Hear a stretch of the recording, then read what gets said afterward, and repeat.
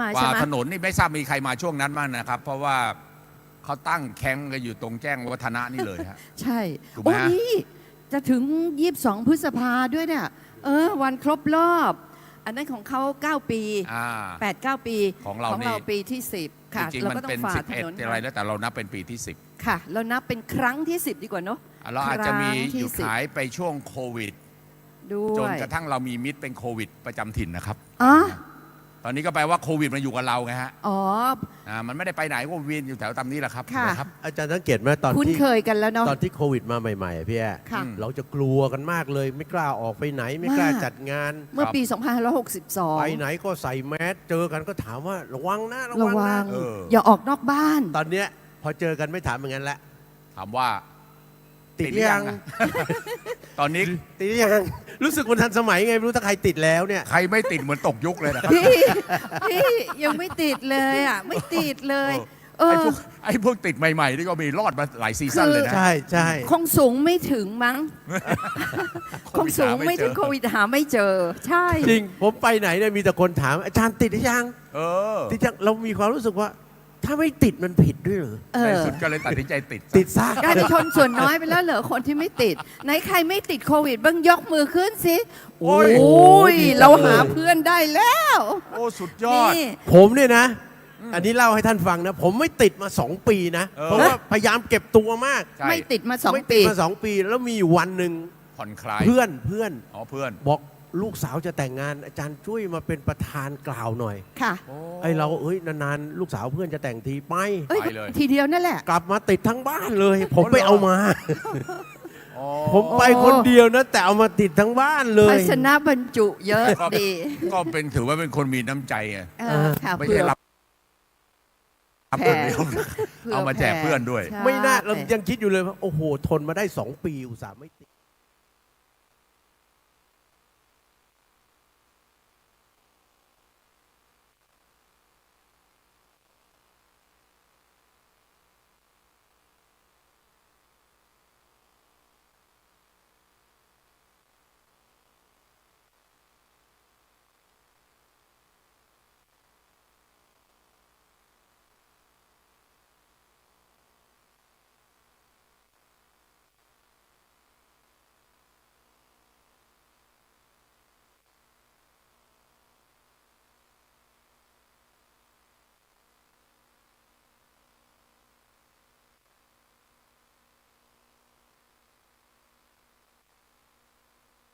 ทำอย่างหนึ่งก็คือว่ามีเทศมีทอล์ก10 ปีที่ผ่านมามันมีความเปลี่ยนแปลง9 ปีที่ผ่านมาเนี่ยนะครับ ท่านก็จะเห็นว่า ครั้ง 9 ครั้งไปแล้วเนี่ยนะครับ ครั้งนี้เป็นครั้งที่ 10เนี่ยท่านถ้าใครมาตลอดก็จะพบว่าเปลี่ยนไป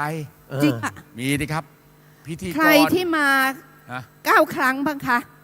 มีไหมฮะครบเลยทั้ง9 ครั้งมีไหมฮะ โอ้มี อ๋อมีนะฮะ 8 ครั้งแล้วคะ มีไหมครับ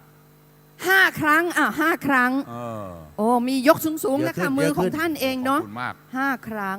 เห็นไหมคะว่ามีอะไรเปลี่ยนแปลงไป ต้อ บ้าง ง ต้องถามไว้ก่อนเพราะว่าในครั้งต่อๆไปไม่แน่ว่าท่านจะจำครั้งได้หรือเปล่านะครับ ผมมานั่งแล้วก็งงเอ๊ะมางานอะไรอย่างนึกไม่ออกพอดีนะค มา รับ งาน ใช่ไหม อะไรแล้วมือไม่พอนับอะไร ที่ เงี้ย บอก นะ ว่าเห็นเปลี่ยนแปลงท่านจะพบว่าเมื่อก่อนนี้โอ้โหเรานะผู้ดำเนินรายการนี่นะครับ เยอะ หน้ากระ เต็ ดาม นเลย ไป นะ ห ค ม รับ ด ครับ ค่ะ จนกระทั่งผู้ดำเนินรายการก็มีล่วงลงไปบ้าง ครับ ก็มีหายไปบ้างนะครับ มีทั้งร่วงมีทั้งโรยฮะ มี อ๋อเหรอคะ ฮะ เหรอคะ ก็คือท่านอาจารย์ผานิช เดี๋ยวมาข้างหน้าที่เวลาเขาพูดถึงโรยอะ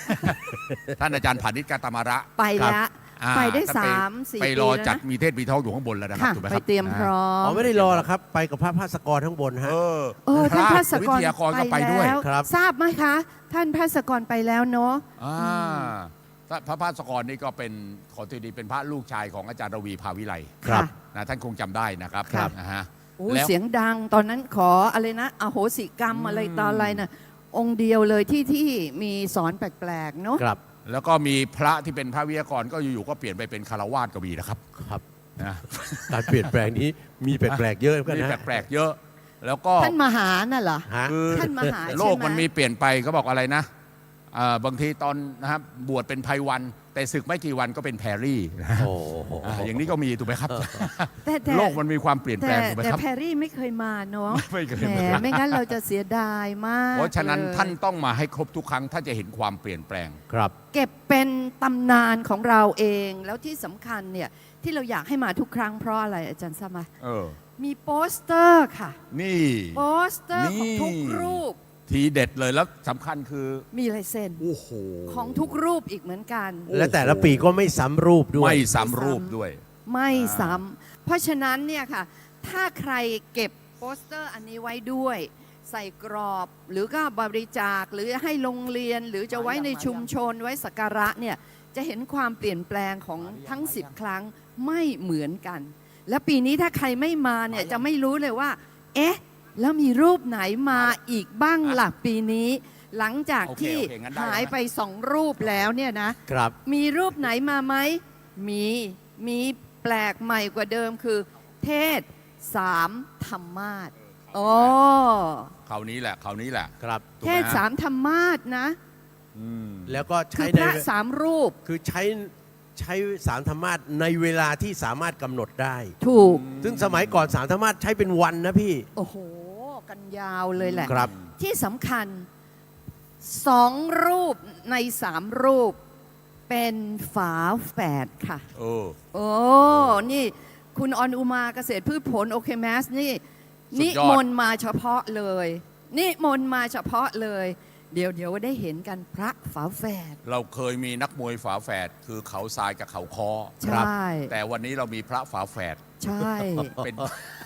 พระอะไรเดี๋ยวก็รู้ เอ้าเราไม่เคยนะ ไม่เคย ไม่เคย มี มี นะ ไม่เคยมี เอามาแล้วสวัสดีค่ะ ปรบมือต้อนรับ สวัสดี คุณ ค่ะ ออนุมาเกษตรพืชผลอีกครั้งครับ ค่ะ ค่ะ นี่เป็นเขาเรียกว่าเป็นแม่งาน อือหือ นะครับ เป็นทุกอย่างของงานนะครับ เป็นแม่ลูก3ด้วยนะ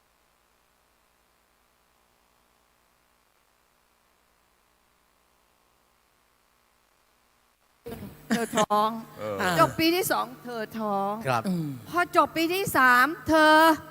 ก็ท้องอีก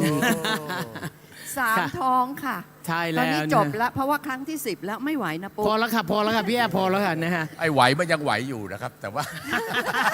แต่พอเถอะครับ พอนะครับพอนะครับนะฮะแต่ว่าวันนี้ต้องบอกเลยนะว่าพวกเราทุกคนที่มาอยู่ที่นี่ถือว่าเป็นโชคดีมากๆเลยนะฮะ โชคดีมาก พี่แอนะฮะอาจารย์เนจนมโอ้โห เราจะมีโอกาสมาฟังธรรมพระ ใช่ครับ 9 รูปนะฮะได้ ใน อ วัน ย่าง เดียว นี้ กันที่เดียวกัน ปุ๊กว่ายากมากนะตัวปุ๊กเอง ยากค่ะ ยังทำไม่ได้เลยนะ ถ้าไม่มีเทศมีทอปุ๊กก็ฟัง ใช่ ไม่ได้ครบขนาดนี้ ห ต ลา อย นหยุด คนนี่ โควิ ช ด อบ ไปเนี่ยเราคิดถึงเลย ก็ไปทำบุญ 9 วัด ใช่ค่ะ แต่ ใช่ มา ไป ที่เซนทรัน เอง เนี่ยเจอพระ 9 รูปนะครับ ถ้า อย่างน้อย มา นะครับ ที่นี่แอร์เย็นฉ่ำมีอาหาร รับทานพร้อมมีห้องน้ำโอ้โห สุดยอด จัดสบายกว่านี้ไม่มีอีกแล้ว นี่แหละคือธรรมสภาบนสวรรค์ยังไงอย่างนั้นเลยค่ะ ค่ะ แล้วก็วันนี้นะคะที่พวกเราได้มาทำบุญกันนะฮะไม่ใช่บุญแค่ฟังธรรมนะคะอาจารย์ทุกท่านเราจะยังได้ทำบุญในหลายอย่างก็คือสังฆทานที่ได้ทำเนี่ยค่ะ ครับ ร่วมกันไปแล้ว ใช่เดี๋ยวเราจะเอาไปที่ 3 จังหวัดชายแดนภาคใต้นะคะ อ๋อครับดี ต่อย อด บุญ เยี่ย กั ม น เล อี ย ก ค่ะ อืม แล้วก็เรายังมีอะไรต่ออะไรให้ท่านได้ร่วมบุญอีกจิปาถะ ค่ะ เยอะแยะไปหมดที่สำคัญเราวิทยากรเนี่ยเราจะมีการเดินไปพบปะประชาชน ถู ด้วย กต้ นะ องเลยครับ เพราะฉะนั้นใครอยู่ที่ไหนยังไม่มาเพื่อนใคร ใครอยากจะบอกบุญใคร รีบโทรศัพท์ ติดต่อส่งไลน์ชวนกันมาเลยค่ะ แล้วก็ที่ไลฟ์ ใช่ Facebook Live ของ OK Mad นะคะ ค่ะ ค่ะ บอกคิวไว้นิดนึงนะครับ ท่านจะได้นั่งอยู่ที่นี่นั่งนานๆ ยาวๆเลย ค่ะ ใช่ นะครับเริ่มจากคิวแรกเลยเนี่ยนะครับหลังจากนี้เนี่ยนะก็จะเปิดฉากด้วยนะครับพระพรหมบัณฑิต โอ้ ใช่ค่ะ นะ พระอาจารย์มาถึงแล้ว อาจารย์ นะ มา คะ ถึงแล้วนะครับ ในช่วงที่2นะครับก็จะเป็นพระธรรมวชิระเมธีนะครับ เจ้าคุณมีชัย ท่านเจ้าคุณมีชัยนะครับ วัดหงส์รัตนารามราชวรวิหารนะครับ เจ้าค่ะอืม แล้วต่อมาในคิวที่3นี่นะครับก็จะเป็นพระธรรมกิติเมธี ค่ะ พระอาจารย์เกษมนะครับวัดราชาธิวาสราชวิหารนะครับ ค่ะ แล้วก็ต่อด้วยเทศสามธรรมาสอย่างที่เราได้คุยไปแล้วนะครับ ช่วงเที่ยงนี่เลยนะคะ ครับ ก็มีนะครับพระมงคลธรรมพานนะครับ วัดเสมียนนารี ใช่ นะ ค่ะ พระครูศรีธรรมประสิทธิ์นะครับ วัดหลักสี่พระอารามหลวง ค่ะ พระครูวิสุทธธรรมประสิทธิ์นะครับ นี่ไง วัดหลักสี่นี่แหละฮะ ที่ว่าแฝด พระคู่ ครับ แฝดพระ แฝ ม ด หา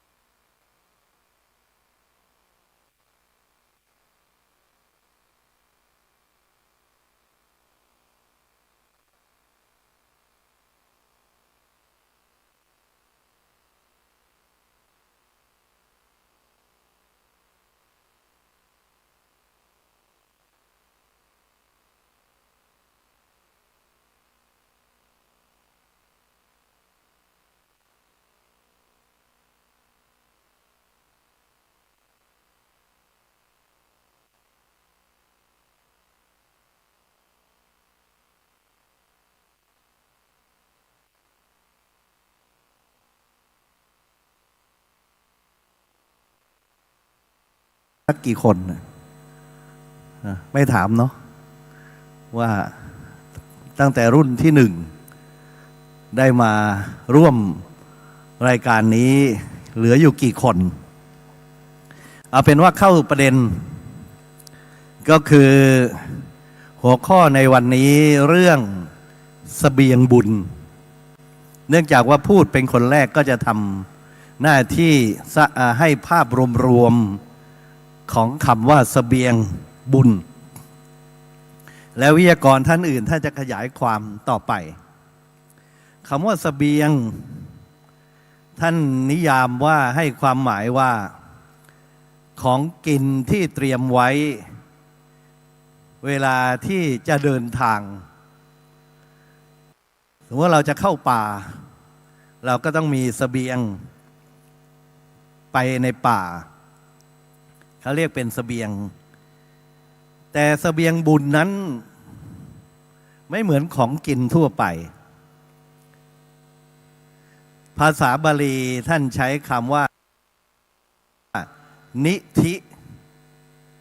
นิธิแปลว่าขุมทรัพย์ปุญญนิธิหรือบุญนิธิในนิธิกันดสูตรพุทธเจ้าเรียกว่าขุมทรัพย์คือบุญเรามา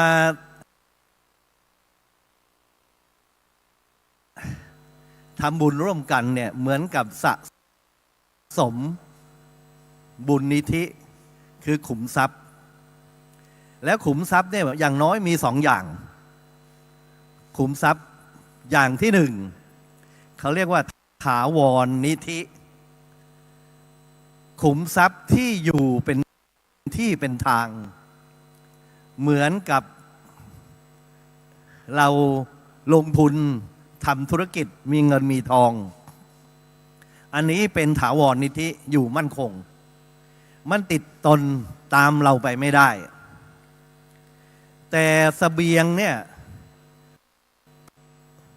อนุคามิโกนิธิแปลว่าเสบียงหรือ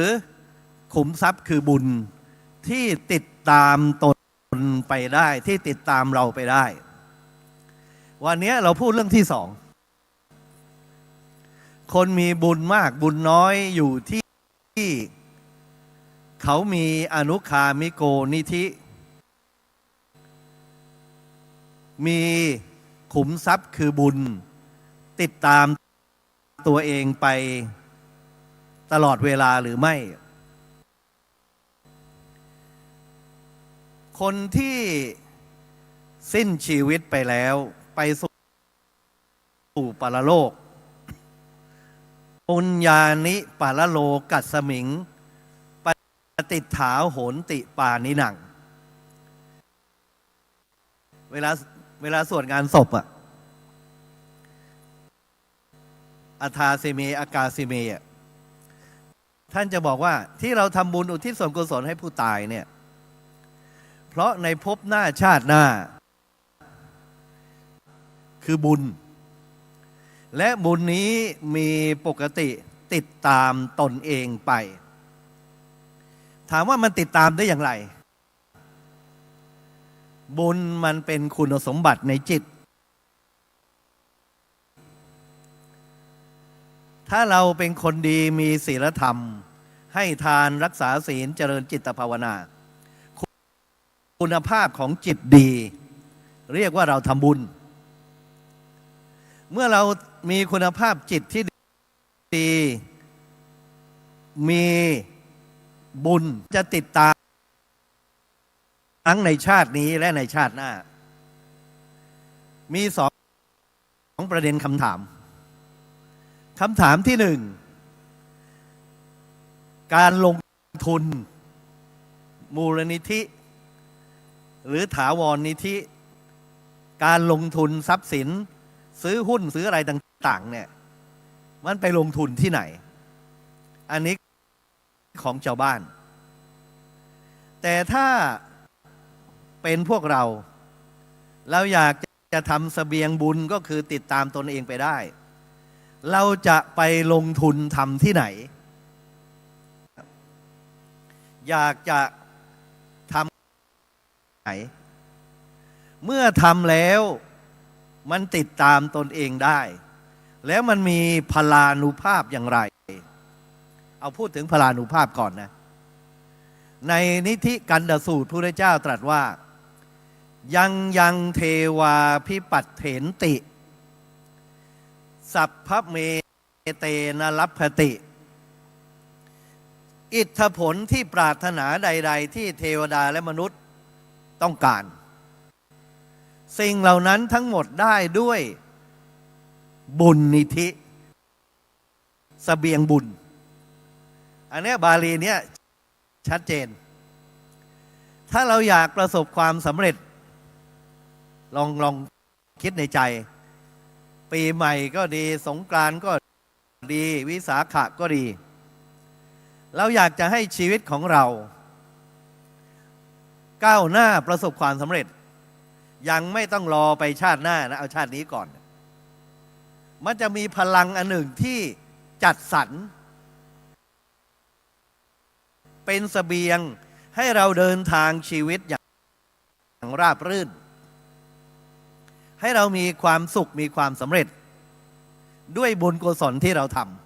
ำดังที่เขากล่าวว่า ยามบุญมาวาสนาช่วย ที่ป่วยก็หายที่นายก็รัก บุญไม่มาวาสนาไม่ช่วย ที่ป่วยก็หนักที่รักก็หน่ายทำอย่างไรจะให้บุญที่เป็นเสบียงเราเนี่ยจัดสรรชีวิต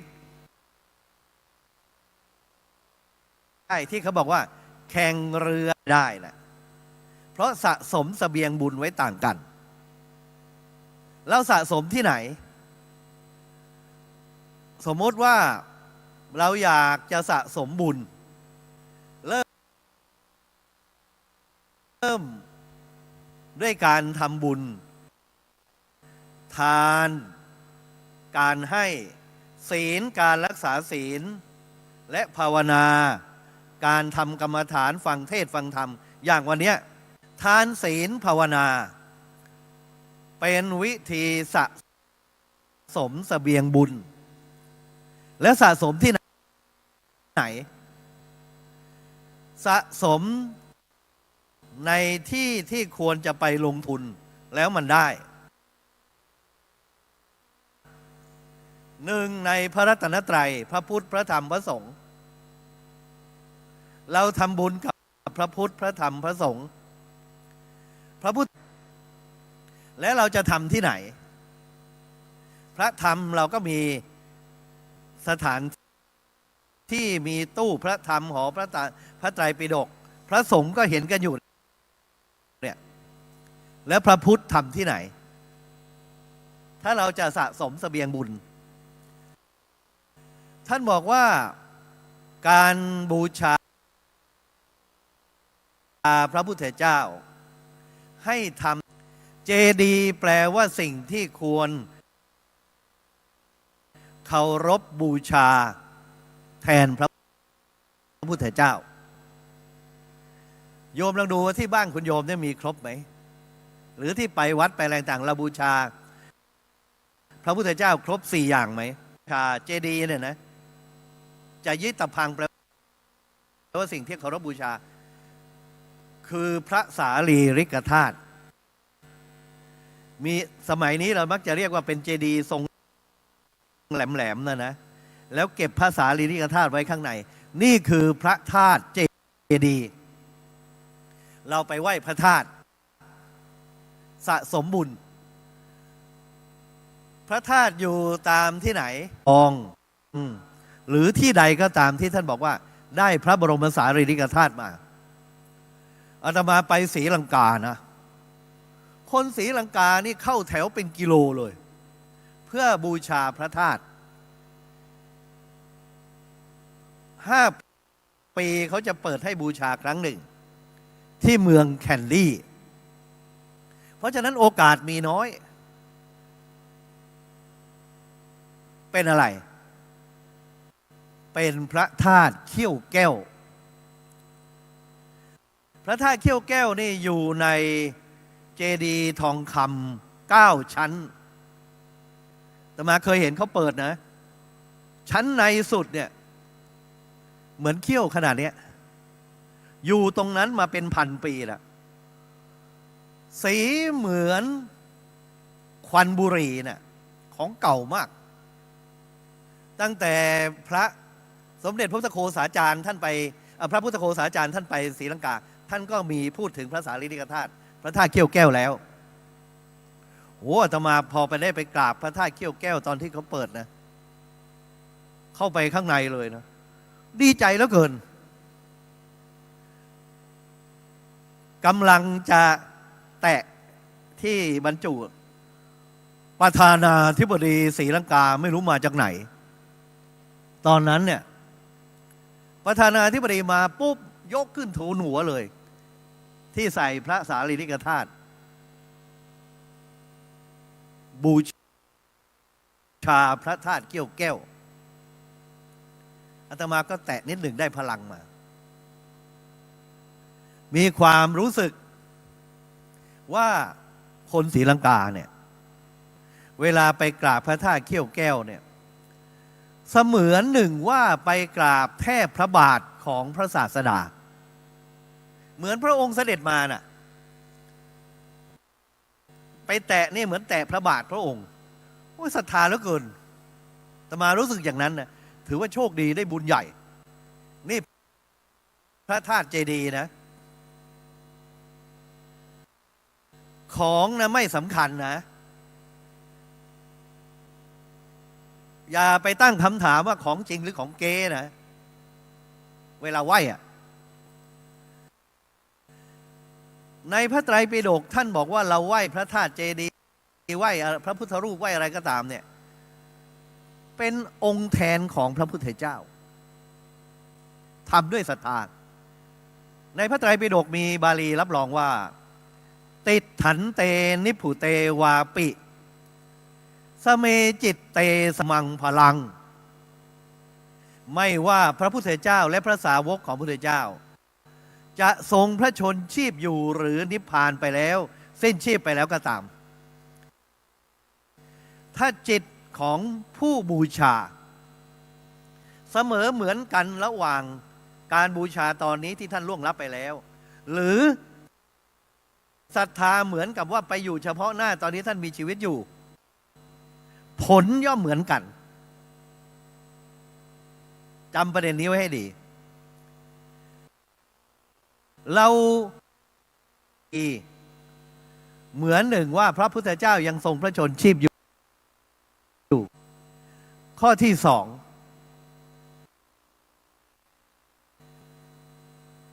นอกจากพระธาตุเจดีย์แล้วยังมีบริโภคเจดีย์ทำไมคนไทยชอบไปอินเดียไปกราบบริโภคเจดีย์แปลว่าสิ่งที่ควรเคารพบูชาคือสิ่งที่พระเจ้าได้ใช้สอยและยังอยู่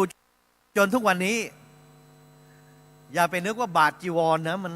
หายไปแล้วอันว่าพระเจ้ายังอยู่พระพุทธเจ้าประทับนั่งใต้ต้นศรีมหาโพธิ์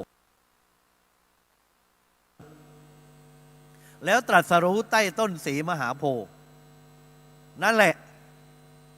จิตเลื่อมใสบริโภคเจดีย์ในศรีลังกามีบริโภคเจดีย์คือต้นศรีมหาโพธิ์อยู่ที่เมืองอนุราธปุระพระนางสังฆมิตาเถรีเอาหน่อโพเอาไปไว้ที่อนุราธศักดิ์สิทธิ์มากไปแล้วทึ่งเลยต้นโพอยู่ได้ตั้ง 2,000 กว่าปีที่สาวัตถีมีต้นโพเรียกว่าอานันทโพพระอานนท์ปลูกไว้ในสมัยพระพุทธเจ้าสิ่งเหล่านี้นะท่านใครโชคดีได้ไปสะสมเสบียง แล้วถ้าไม่มีล่ะ เดี๋ยวนี้ใช้หน่อสีมหาโพธิ์เอามาปลูกที่ประเทศไทย เราเรียกว่าโพลังกาใช่ไหมคือเอาเมล็ดเอาหน่อมาจากอนุราธปุระ เอาโพจากพุทธคยา บางคนไปนั่งรออยู่ใต้ต้นโพนะพุทธคยารอใบมันร่วงใส่มาเก็บมาใหญ่แล้วเอามาอวดอาตมาอีกนะไม่แบ่งแล้วยังจะอวดอีกเนี่ยได้บุญเยอะเห็นไหมอันนี้คือบริโภคเจดีย์แล้วยังมีพระคันธกุฎีอีกที่เขาคิดจะกูดเป็นซากปรักหักพังของกุฏิพุทธเจ้าที่ทรงใช้สอยไปแล้วจาริกแสวงบุญแล้วเกิดศรัทธาปลื้มปีติ ได้บุญกุศลมหาศาลอันที่สามครับหนึ่งธาตุเจดีย์สองบริโภคเจดีย์เช่นต้นศรีมหาโพธิ์สามธรรมเจดีย์พระไตรปิฎก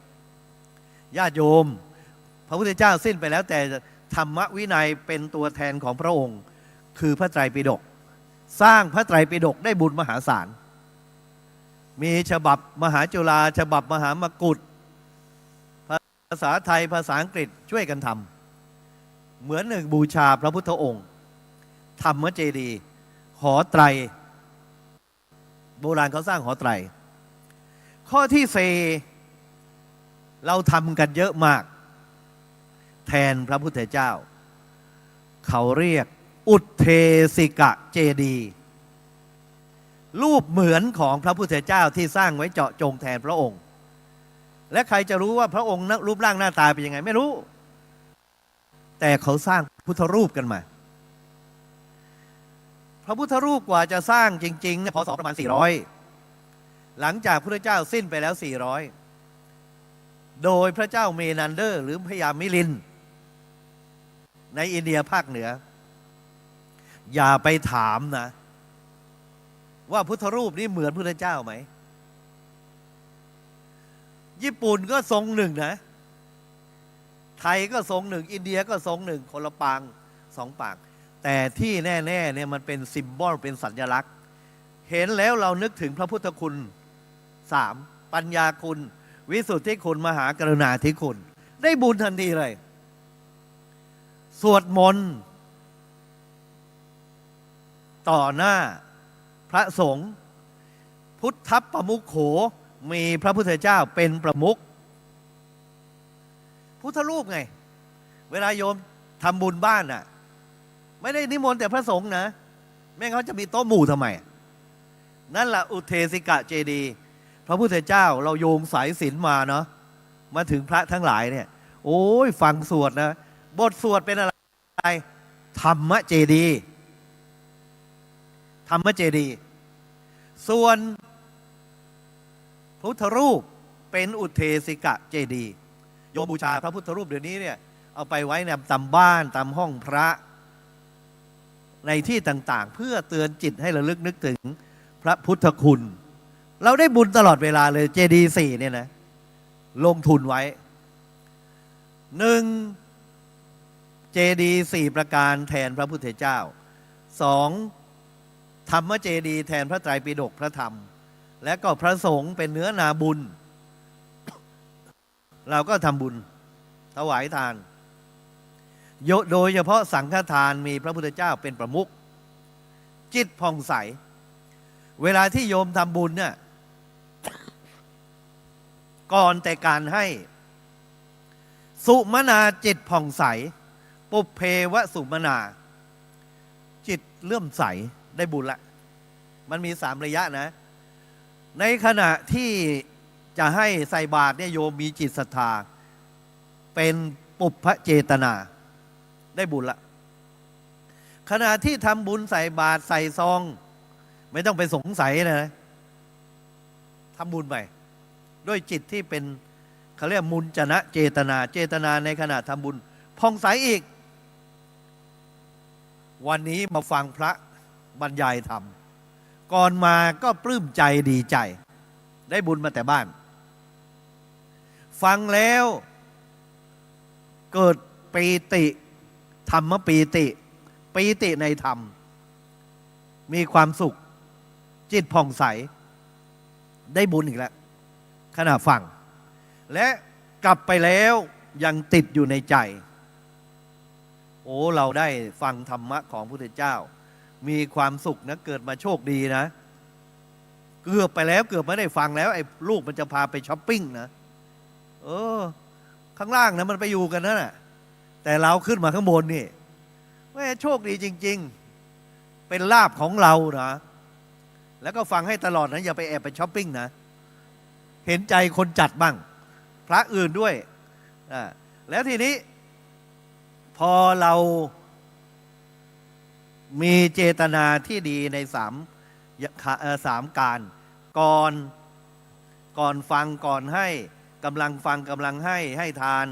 แล้วหลังจากนั้นเนี่ยบุญกุศลมหาศาลแล้วบุญกุศลมหาศาลเนี่ยมันติดตัวเราไปเรียกว่าเสบียงอันนี้ประเด็นสุดท้ายแล้วเสบียงเนี่ยมันอยู่ในจิตเรา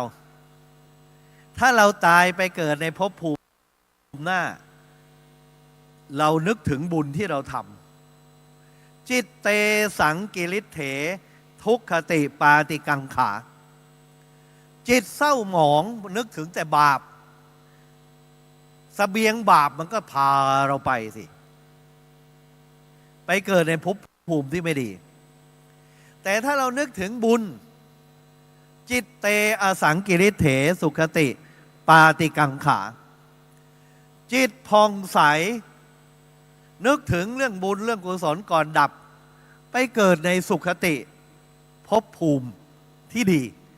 นี่เรียกว่าเสบียงชาติหน้าแต่เวลาท่านพูดถึงสุขติทุกขติเนี่ยมันมีสองความหมายนะโยมสุขติหมายถึงตายไปแล้วไปเกิดในภพภูมิที่ดีกับอีกความหมายหนึ่งเคยได้ยินไหมไปที่ชอบที่ชอบอ่ะตอนยังมีชีวิตอยู่นี่แหละแม้เราจะไปที่ชอบตอนเป็นเนี่ยมันไปเคาะโลงเนี่ยให้ไปที่ชอบจะไปได้ยังไงเพราะฉะนั้นคำว่าสุขติที่ชอบเนี่ยตอนมีชีวิตอยู่ก็ได้สุขติแล้วการที่จะไปที่ชอบเนี่ยแปลว่าได้สิ่งที่เราต้องการได้ลาภได้ยศได้สุขสรรเสริญเนี่ยมาจากเสบียงบุญในชาตินี้แหละเขาเรียกบุญจัดสรรน่ะกำลังป่วยอยู่หาโรงพยาบาลก็ยากอะไรก็ยากแต่บุญจัดสรรน่ะหมอที่เชี่ยวชาญในการผ่าตัดบังเอิญมาเห็นเข้าลูกเราไปพูดกับเขาผ่าตัดให้ฟรีอย่างเงี้ยไม่เรียกว่าบุญจัดสรรแล้วจะเรียกอะไรเพราะทำดีไว้บุญก็ให้ผลในทันตาทีนี้ในสุขติทุกขติเนี่ยท่านมีสองความหมายเขาเรียกว่าคติสุขติไปเกิดในภพภูมิหน้าที่ดีโดยอาศัยเสบียง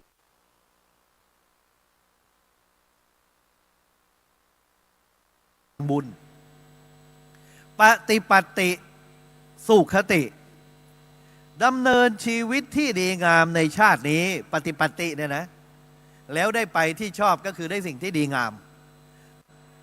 เขาเรียกปฏิปัติสุขติเพราะฉะนั้นและถ้าเราจิตเศร้าหมองปฏิปัติทุกขติก็ไม่ต้องรอชาติหน้าลองทำธุรกิจสีเทาดูสิ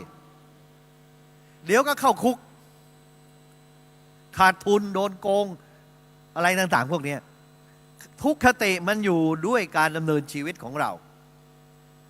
เสบียงบุญคือทำความดีอยู่เสมอบุญจะจัดสรรให้เราทำความดีและดำเนินชีวิตที่ดีงามทีนี้มันได้อานิสงส์อย่างไรอานิสงส์ที่เราทำบุญเนี่ยนอกจากพระรัตนตรัยพระเจดีย์แล้วเราทำบุญอีก5 ที่นะโยมอาจจะนึกไม่ค่อยถึงพระพุทธเจ้าบอกว่าถ้าอยากได้บุญนะเสบียงบุญเนี่ยอย่าไปทำนอกบ้านอย่างเดียวการทำบุญที่ถูกต้องท่านเรียกว่าพระลีที่เรียกว่าพระลีกรรมบวงสรวงเนี่ย ท่านหมายถึงการทำหน้าที่ อยากจะได้บุญท่านทำหน้าที่5ประการแล้วจะได้บุญทั้งเช้าทั้งเย็น ประการที่หนึ่งยาติภลี แปลว่า สงเคราะห์ญาติ เราทำบุญกับญาติเนี่ยได้อานิสงส์ทันที แล้วญาติที่เราจะต้องทำเนี่ยก็คืออะไร พระอรหันต์ในบ้าน ใครล่ะ พระอรหันต์ในบ้านน่ะพ่อแม่เรา ผู้มีพระคุณเรา ครูบาอาจารย์เรานั่นแหละทำเมื่อไรเลี้ยงดูท่านเราได้บุญแล้วนี่คือข้อที่หนึ่งข้อที่สองอติถิภลี ต้อนรับแขก ถ้าเราต้อนรับแขกดีเนี่ยนะคนแปลกหน้าใครต่อใครมาเราต้อนรับด้วยน้ำใจ เราจะได้อานิสงส์บางทีนึกไม่ถึงเลย เรามาเจอกันอย่างนี้นะอย่าไปทำหน้ามุ้ยใส่กันนะมันเป็นโอกาสที่ได้มาเจอทำบุญด้วยกันทำบุญร่วมชาติ ตักบาตรร่วมขัน เก็บดอกไม้ร่วมต้น สร้างกุศลร่วมกัน เพราะฉะนั้นเมื่อเราทำบุญเนี่ยอติถิภลี ปฏิธรรมหน้าที่ต่อแขก คนแปลกหน้า แล้วอานิสงส์เขาเรียกเสบียงบุญมันก็จะตามเรา บางทีเจอในชาตินี้เลย เคยได้ยินไหมล่ะ เมื่อประมาณ100 ปีมาแล้ว ในชนบทในสหรัฐอเมริกา นักศึกษาแพทย์ คนหนึ่งไปทำวิจัยอยู่ในชนบท เดินไปที่นู่นหาร้านอาหารไม่ได้ อเมริกานี่เขาไม่ได้มีขายก๋วยเตี๋ยวขายสตรีทฟู้ดเยอะเหมือนบ้านเรานะ หากินยาก หิวขึ้นมาทำไง ตังมี แต่ไม่รู้จะไปซื้อก๋วยเตี๋ยวกินที่ไหน ประเทศเราดีนะ ทั้งวันทั้งคืนเนี่ยพระอิจฉาเลยแหละ ไม่หยุดเลยกินกันอยู่นั่นแหละเสร็จแล้วนักศึกษาคนนี้นักศึกษาวิชาแพทย์ ไปเดินไปนะหิวเคาะประตูบ้าน ยังไงก็ขอน้ำกินสักแก้วหนึ่งพอเคาะประตูคนที่เปิดมาเป็นหญิงสาวสวย ตกใจเลย ทั้งคนเปิดทั้งคนนักศึกษาเงินพูดไม่ถูก แล้วก็บอกกับสาวคนนั้นบอกขอน้ำดื่มสักแก้วหนึ่งขอน้ำดื่มสักแก้วหนึ่ง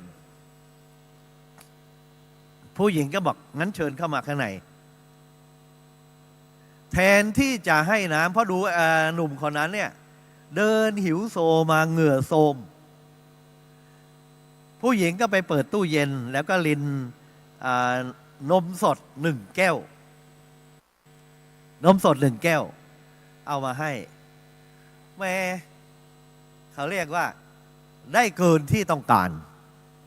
อยากจะได้แค่น้ำดื่มได้นมสด1 แก้ว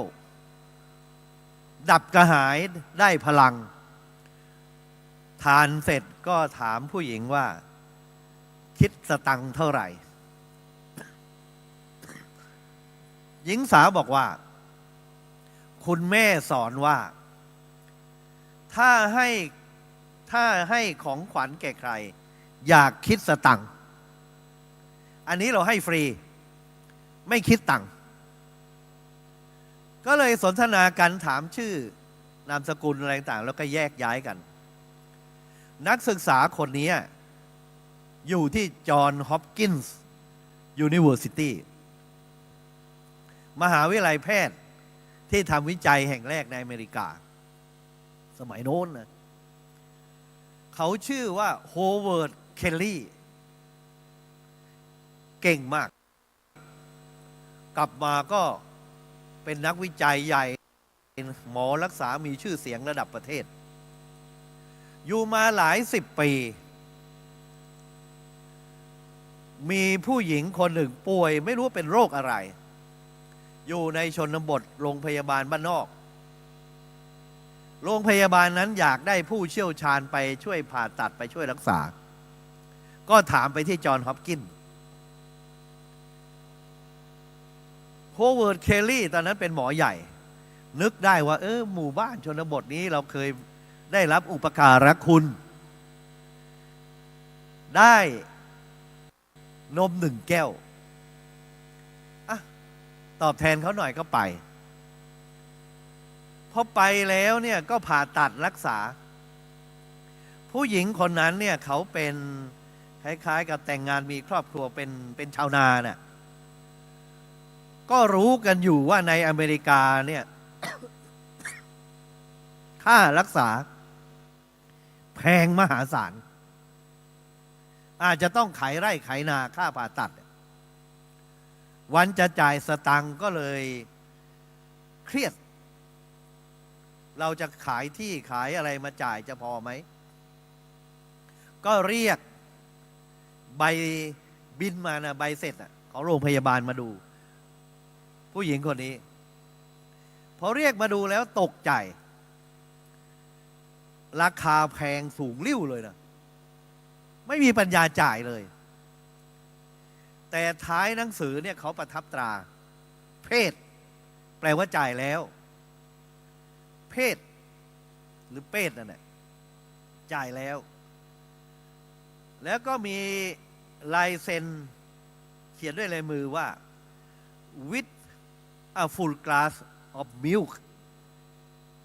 จ่ายแล้วด้วยนม1 แก้ว น้ำตาไหลเลย เพราะผู้หญิงคนนี้ก็คือหญิงสาวในอดีตที่ต้อนรับแขกอย่างดี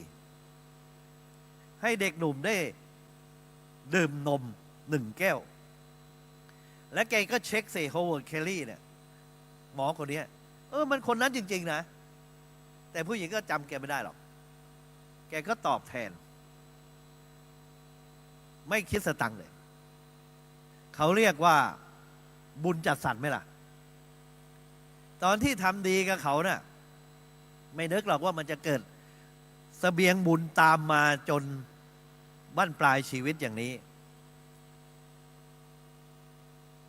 อันบุญกรรมทำไว้กับใครนั้นไม่มีวันลับหายในภายหน้า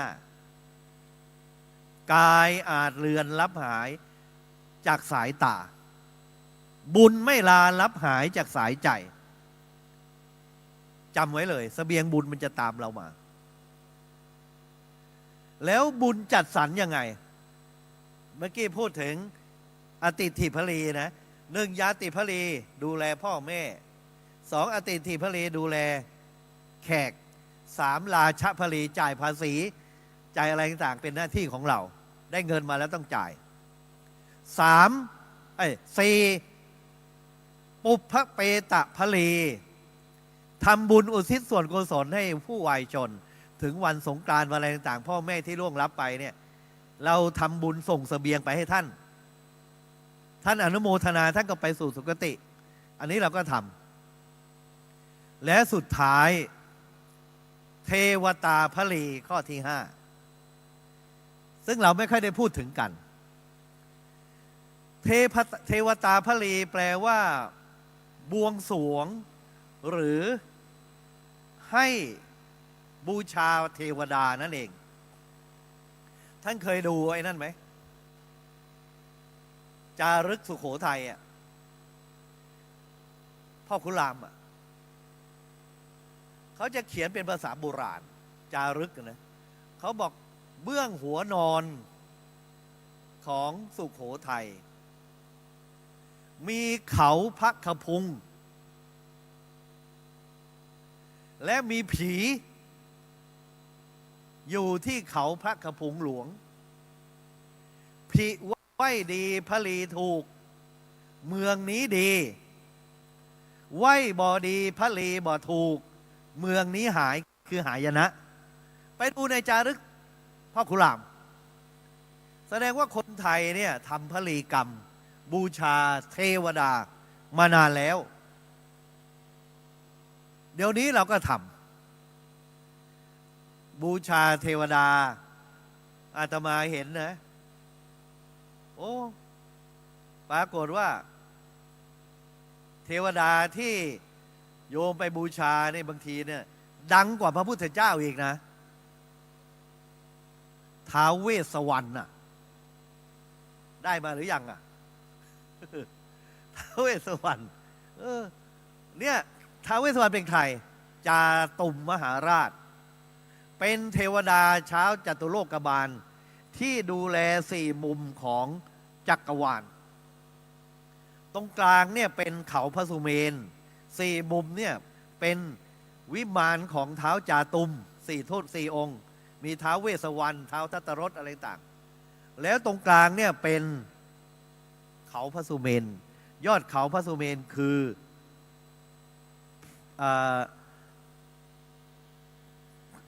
สวรรค์ชั้นดาวดึงส์ก่อนจะไปสวรรค์ชั้นดาวดึงส์พระอินทร์เนี่ยท่านจะต้องผ่านพวกนี้ไปก่อนเพราะฉะนั้นคนโบราณเนี่ยก็จะบูชาท้าวเวสสวรรณซึ่งเป็นต้นนะมีสี่องค์เนี่ยซึ่งรูปร่างหน้าตาเป็นยักษ์ก็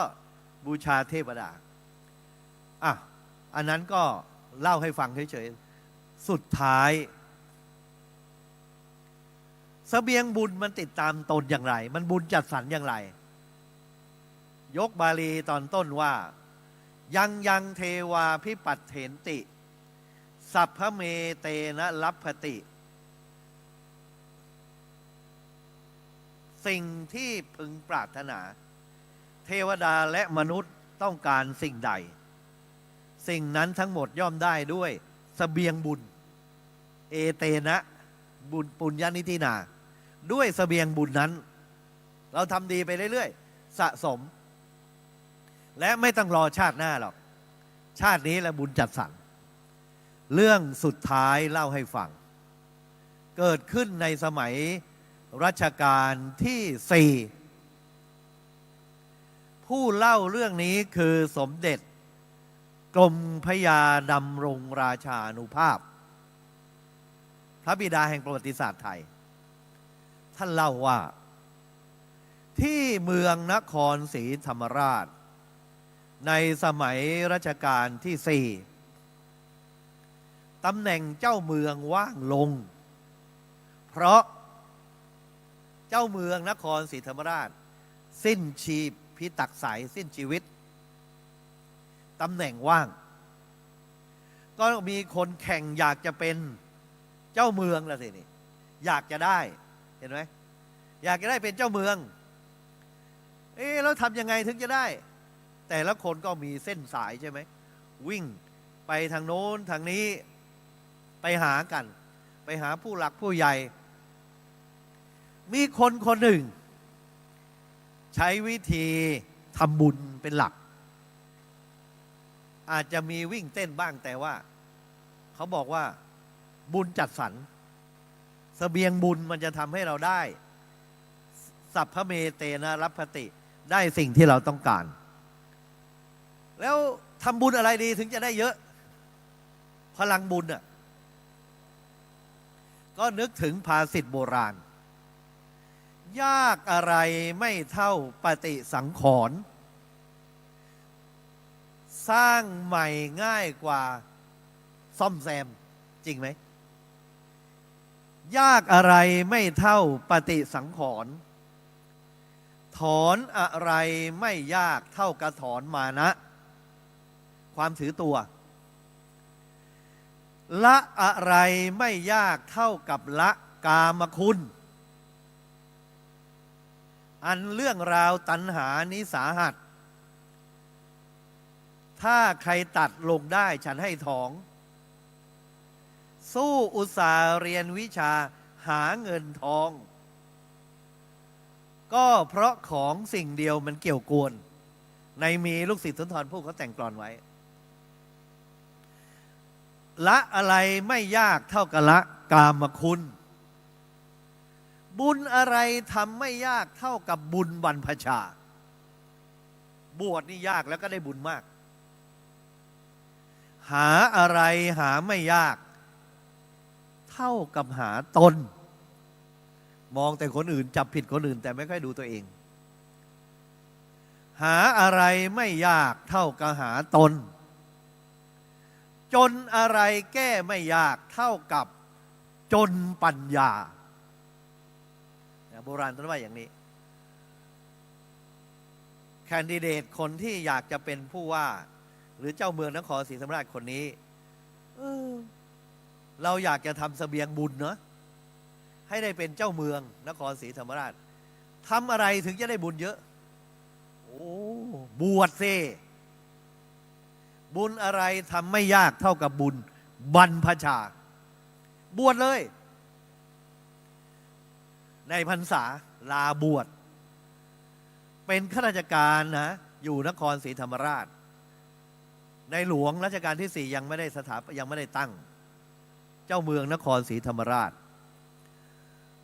ท่านผู้นี้ก็มาบวชที่วัดพิชยยาติการามวัดพระปักใต้สมัยโน้นนะอยู่ติดถนนประชาธิปกฝั่งนี้ก็เป็นวัดประยูนของอาตมาน่ะข้ามไปก็วัดพิชัยญาติวัดอนงค์ท่านก็มาบวชในพรรษาได้บุญเยอะนะเดี๋ยวเราจะได้อานิสงส์ได้เป็นเจ้าเมืองนครศรีธรรมราชเอาจริงเอาจังเหลือเกินเวลาบวชก็ปฏิบัติเคร่งครัดเพื่อให้ได้กุศลผลบุญตอนนอกจากทำวัดสวดมนต์ศึกษาพระธรรมวินัยสวดมนต์ภาวนาศึกษาเล่าเรียนภาคเพียรปฏิบัติก่อนจำวัดทุกคืนต้องนั่งกรรมฐานแล้วก็ไหว้พระโอ้ได้บุญใหญ่ไหมล่ะให้บุญช่วยคือหนึ่งท่านกำลังนั่งกรรมฐานเสร็จเรียบร้อยลุกขึ้นกราบพระพุทธรูปอุเทสิกาเจดีย์อยู่ตรงนี้ท่านก็กราบพระอรหังสัมมาสัมพุทโธภควาพุทธังภควันตังอภิวาเทมินะสวดในใจไม่อยากรบกวนใครพอมิในใจก็กราบก้มกราบพุทธรูปตอนก้มกราบเนี่ยได้ยินเสียงปืนดังเปรี้ยงสนั่นเลยนะลูกปืนถากศีรษะท่านเพราะบังเอิญว่ามันมิพอดีท่านก้มศีรษะลงกราบไอ้โจรที่มันจะมาเก็บท่านไม่ให้ออกไปเป็นผู้ว่าเนี่ยเจ้าเมืองเนี่ยเป็นเป้านิ่งดีจังเลยนะพระเนี่ยนะเก็บซะเลยนะเขาจ้างมาก็เล็งอยู่ใช่ไหมโจรมันไม่รู้นี่ว่าพระกำลังอรหังสัมมาพอเหนี่ยวไกลก็พอดีท่านมิพลาดไปเส้นยาแดงผ่า8นะสมัยนั้นมันยิงทีละนัดนะปืนแก๊ปนะพอเสียงปืนดังคนก็วิ่งมาโจรมันก็หนีไปไล่ไปจนถึงแม่น้ำเจ้าพระยามันก็โดดหนีไปจับไม่ได้นี่ถ้าเกิดว่าพระใหม่นี้ขี้เกียจเหมือนพวกเราบางคนเนาะวันนี้เอาเงี้ยไหวปลกนอนเปรี้ยงเลยนะ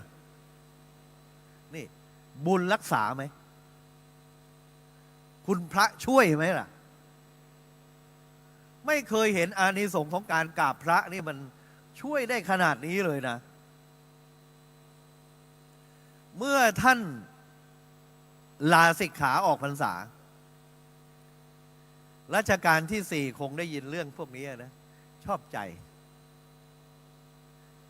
ตั้งท่านเป็นเจ้าเมืองนครศรีธรรมราชตอนที่ท่านมาบวชท่านมีบรรดาศักดิ์เป็นพระเสน่หามนตรีบรรดาศักดิ์เป็นพระชื่อจริงว่าหนูพร้อมแล้วตอนหลังตั้งเป็นเจ้าเมืองนครศรีธรรมราชบรรดาศักดิ์สุดท้ายเป็นเจ้าพระยาสุธรรมมนตรีหนูพร้อมเสบียงบุญจัดสรรนะไม่ธรรมดาจริงๆเพราะฉะนั้นที่เขาบอกว่ายามบุญมากาไก่กลายเป็นหงส์ยามบุญลงหงสาเป็นกาไก่เนี่ยเพราะท่านทำบุญเยอะเกิด คติปฏิปัติปฏิปติสุขติ แล้วบุญกุศลหนุนนำส่ง ฉะนั้นก็ขอให้พวกเราทำบุญให้มากเข้าไว้เสบียงต้องติดตามตนไปได้ เขาเรียกอนุคามิโกนิธิ ส่วนถาวรนิธิเนี่ยเป็นเสบียงแบบเป็นบุญนิธิแบบชาวโลก มันไม่ติดตามตนไป แต่การทำบุญทำกุศลติดตามตนไปในชาตินี้และในชาติหน้า เรียกว่าเสบียงบุญ ก็ขอให้พวกเราได้ตั้งใจทำบุญทำกุศลปลูกไมตรีอย่ารู้ร้าง สร้างกุศลอย่ารู้โรย สุภาษิตพระร่วงทำไปเถอะ เล็กๆน้อยๆเหมือนกับน้ำที่หยดมาทีละหยดย่อมทำตุ่มให้เต็มได้ทันใด คนที่ทำบุญไปเรื่อยๆย่อมเต็มด้วยบุญฉันนั้น สุโขปุญญัสสะอุจจโย การสั่งสมบุญนำสุขมาให้ตามสโลแกนของงานนี้แหละ ก็ขอมีส่วนในการสนับสนุนกิจการนี้ และอนุโมทนาแก่ญาติโยมสาธุชนทุกท่านที่ตั้งใจทำบุญทำกุศลในโอกาสนี้ขออ้างคุณพระศรีรัตนตรัย และบุญกุศลมหาศาลที่ได้บำเพ็ญให้เป็นไป จงมารวมกันเป็นตบะเป็นเดชะเป็นพลวะปัจจัยอำนวยอวยพรให้ทุกท่านทุกคน ประสบสิ่งอันพึงปรารถนาด้วยบุญจัดสรรด้วยเสบียงบุญทุกประการ โดยปราศจากอุปสรรคอันตรายทั้งปวง เจริญยิ่งโดยอายุวันนะสุขพละปฏิภาณธรรมสารสมบัติธนสารสมบัติ ปรารถนาสิ่งใดที่เป็นไปโดยชอบประกอบด้วยธรรม ก็ขอให้ความปรารถนานั้นๆจงพลันสำเร็จจงพลันสำเร็จ ด้วยเสบียงบุญดังพรรณนามาพอสมควร แก่เวลาทุกท่านทุกคนเทิน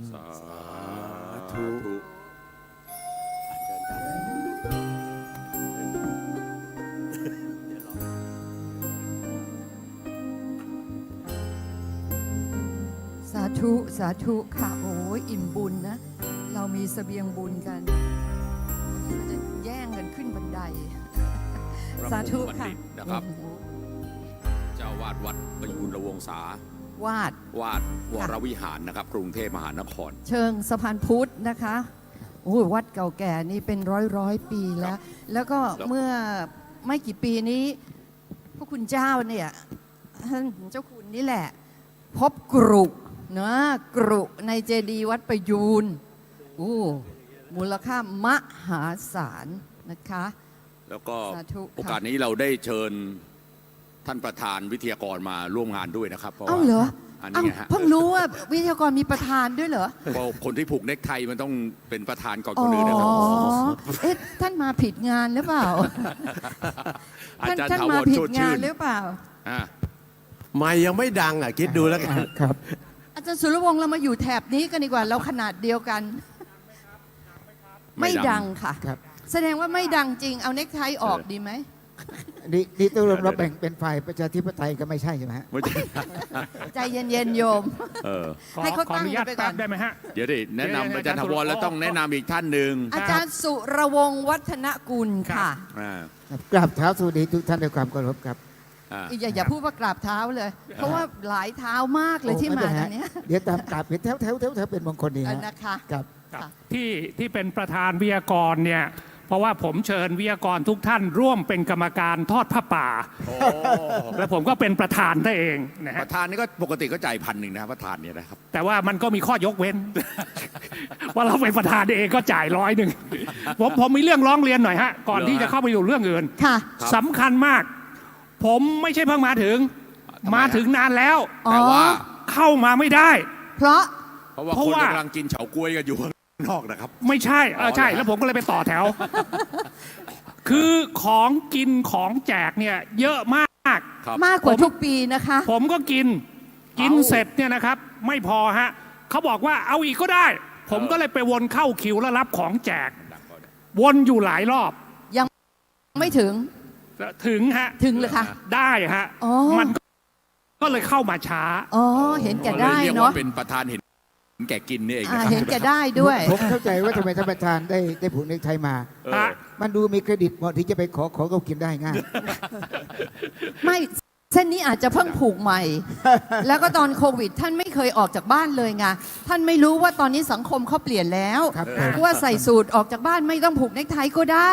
ฮะ ท่านเก็บตัวอยู่ประมาณ3 ปีได้มั้งในบ้าน ครับ คือ โผล่ออกมาโลกเปลี่ยนแล้วค่ะ ขอเรียนให้ทราบว่างานนี้เป็นงานแรกที่อาจารย์ถาวรออกจากบ้านนี่รอมีเทศมีทองนะถ้าไม่จัด ใช่ งานไม่ได้ออกบ้านนะครับ อันนี้เรื่องจริงนะคะที่เราพูดเนี่ยเรื่องจริง เพราะอาจารย์ระวัง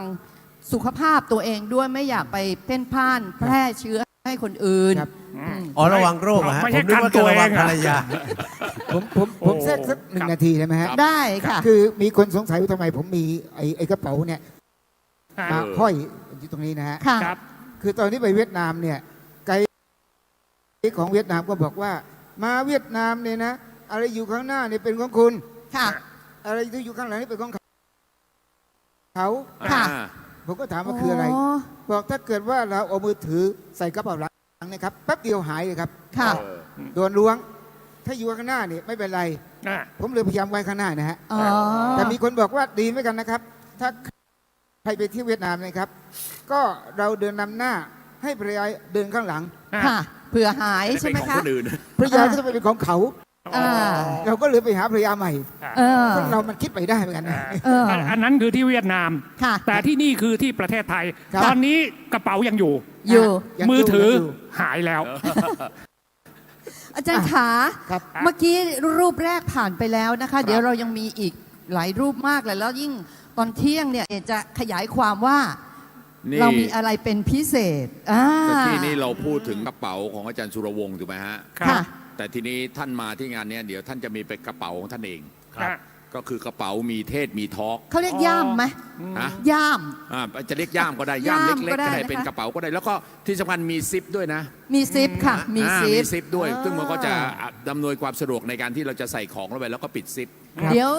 จับ ใช่ไหม จ่ายซื้อของตรงนี้หรือได้ของแจกไปเนี่ยเหมาะเลยใส่ เพราะ เล ว่าย ค่ะ วันนี้เนี่ยจริง ๆ ที่เราจัดมีเทศมีทอล์กเนี่ยนะครับก็เราก็ต้องการระดมเงินรวบรวมเงินบริจาค ใช่ เงินทำบุญเนี่ยนะครับเอาไปช่วยนะครับองค์กรการกุศลนะครับ ซึ่งอันนี้ต้องบอกเลยว่าท่านมีส่วนร่วมนะครับ ที่จะทำบุญกับเรา ก็ถือโอกาสทำบุญแต่ว่าได้ของด้วยนะครับ ค่ะ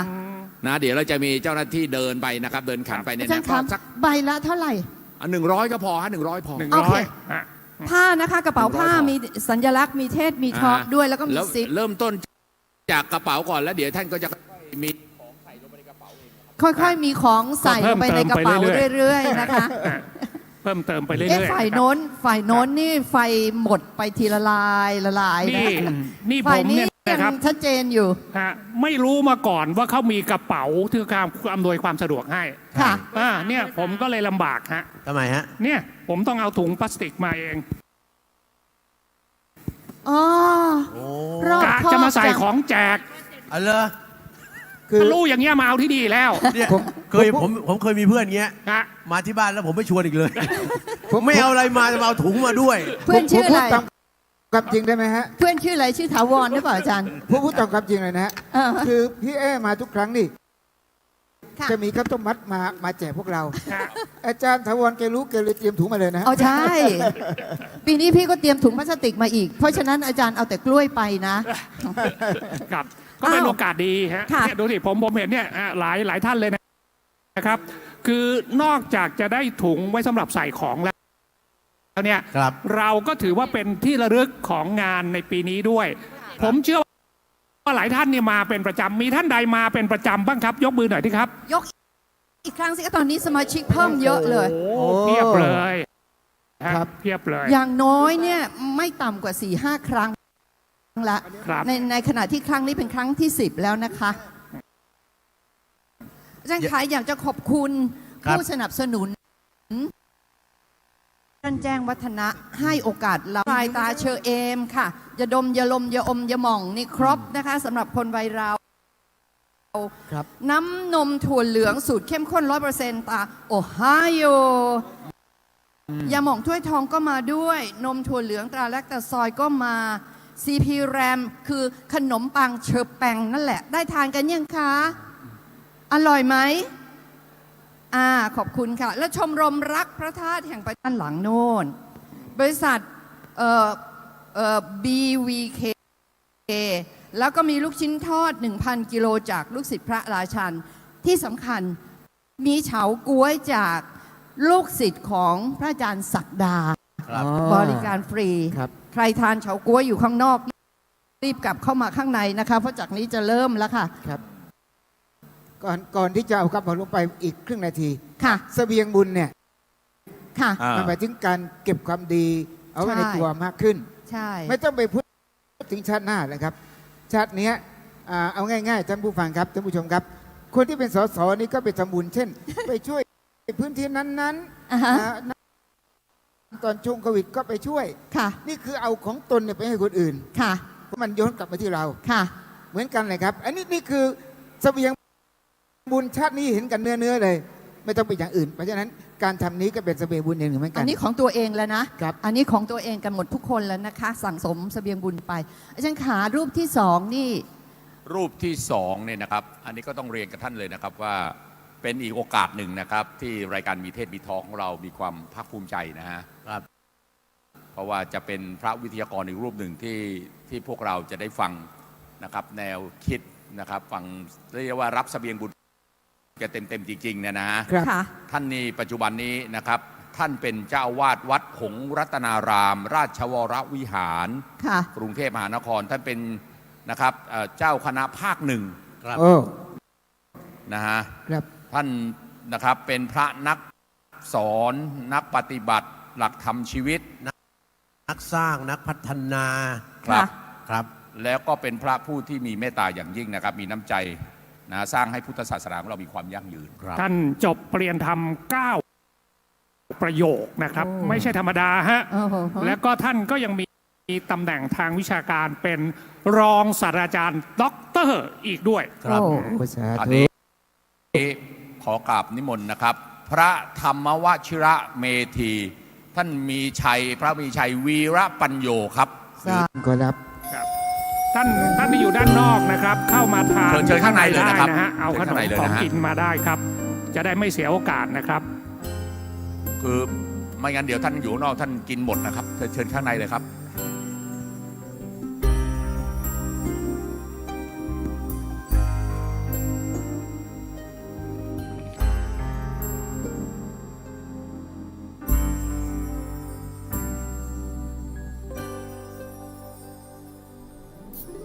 ขอให้เธอเบิกบานกับการรับใช้เพื่อนมนุษย์ ขอให้เธอเบิกบานในธรรม และขอให้เธอเบิกบานกับการรับใช้เพื่อน้อมนำให้พระธรรมชี้ทาง ขอถวายความเคารพและขอโอกาส พระเถรานุเถระในมณฑลพิธีแห่งนี้ ขอความสุขความเจริญในธรรม จงมีแด่บรรดาท่านผู้สนใจในธรรมทุกท่าน อัตมาภาพรู้สึกดีใจในวันนี้ที่ได้มีโอกาสมาสื่อสารธรรมะ ให้ท่านผู้สนใจในธรรมะได้รับรู้รับฟัง แล้วก็ถ้าจะพึงเป็นประโยชน์ ก็น้อมนำไปปฏิบัติด้วย ท่านทั้งหลายถ้าเกิดเอาตัวเราเป็นที่ตั้ง แล้วมองไปสู่คนอื่นเนี่ยมีคำพระท่านกล่าวชวนให้คิดไว้บทหนึ่งว่า จะหาคนที่มันดีไปจนทั่ว จะหาคนที่ชั่วเสียทั้งสิ้น ก่อนดูหมิ่นผู้ใดพัฒนาตัวเราวันนี้อาตมาภาพเนี่ยถือว่ารายการเสบียงบุญของมีเทศมีทอล์กเนี่ย จะสามารถเกิดประโยชน์ได้หลากหลาย แต่หลักๆที่จะยกขึ้นมาในเวลานี้เนี่ยจะมีสัก2-3 ส่วนด้วยกัน ส่วนที่หนึ่งก็คือฟังในวันนี้ชมในวันนี้เพื่อตัวเราเองเพื่อตัวเราเองอย่างไรเพื่อยกระดับจิตอันนี้เป็นสาระสำคัญเพื่อยกระดับจิตให้ดีขึ้นให้สูงขึ้นเมื่อจิตสูงขึ้นดีขึ้นแล้วก็สั่งการมาทางกายแล้วก็ทางวาจากายก็จะดีขึ้นสูงขึ้นวาจาก็จะดีขึ้นสูงขึ้นเพราะฉะนั้นเอาตัวเราเป็นบรรทัดฐานก่อนแล้วมองข้างนอกย้อนมาดูข้างในมองไปข้างนอกแล้วย้อนมาดูข้างในในอดีตคนเกิดมาทุกขาดตกบกพร่องไปบ้างมันพลาดพลั้งมีก้าวหลังที่มั่นใจถ้าก้าวแรกมันพลาดไปมีก้าวใหม่ที่มั่นคงดังนั้นเราเอาตัวเองเป็นตัวตั้งก่อนเพื่อยกระดับตัวเราให้สูงขึ้นดีขึ้นทั้งกายวาจาแล้วก็ใจหากจะมีคำพูดว่าท่านผู้รู้ท่านพูดว่าถ้าจะพัฒนาชาติก็ต้องเริ่มที่คนจะพัฒนาตนก็ต้องเริ่มที่ใจจะพัฒนาอะไรก็ต้องเริ่มที่ตัวเราเองก่อนอาตมาเห็นท่านผู้ชมผู้ฟังเนี่ยโดยเฉพาะตัวเล็กมานั่งอยู่ด้านหน้านี้ด้วยอาตมาพอใจมากดีใจมากเพราะอะไรทราบไหมท่านทั้งหลายเพราะเราต้องสื่อจากตัวเราไปหาเจนเขาด้วยต้องสื่อจากตัวเราไปหาเจนเขาด้วยในทางพระพุทธศาสนายกองค์สมเด็จพระสัมมาสัมพุทธเจ้าเป็นบรรทัดฐานพระองค์มีหลักในการสื่อให้เวไนยนิกรสัตวโลกเนี่ยสรุป3หลักด้วยกัน 1. สอนให้จำ 2. ทำให้ดู 3. อยู่อย่างมีความสุขให้เห็นอันนี้คือสื่อสำคัญที่ผู้ใหญ่ต้องสื่อไปถึงลูกแล้วก็หลานในเจนล่าสุดเราต้องไม่มีช่องว่างในแต่ละชั้นในแต่ละเจนสอนให้จำทำให้ดูอยู่อย่างมีความสุขให้เห็น ท่านผู้ฟังทุกท่านขออนุญาตยกตัวอย่างสักเรื่องหนึ่งอันว่าโดยการฟังนี่แหละพระเถระท่านกล่าวไว้ว่าสำหรับพระนักบรรยายนักเทศน์เนี่ยก็จะต้องรู้ว่าคนฟังเนี่ยมีหลายประเภทท่านบอกไว้ว่าคนฟังเนี่ยมีอยู่5อย่างหลักๆด้วยกัน 1. ฟังเล่น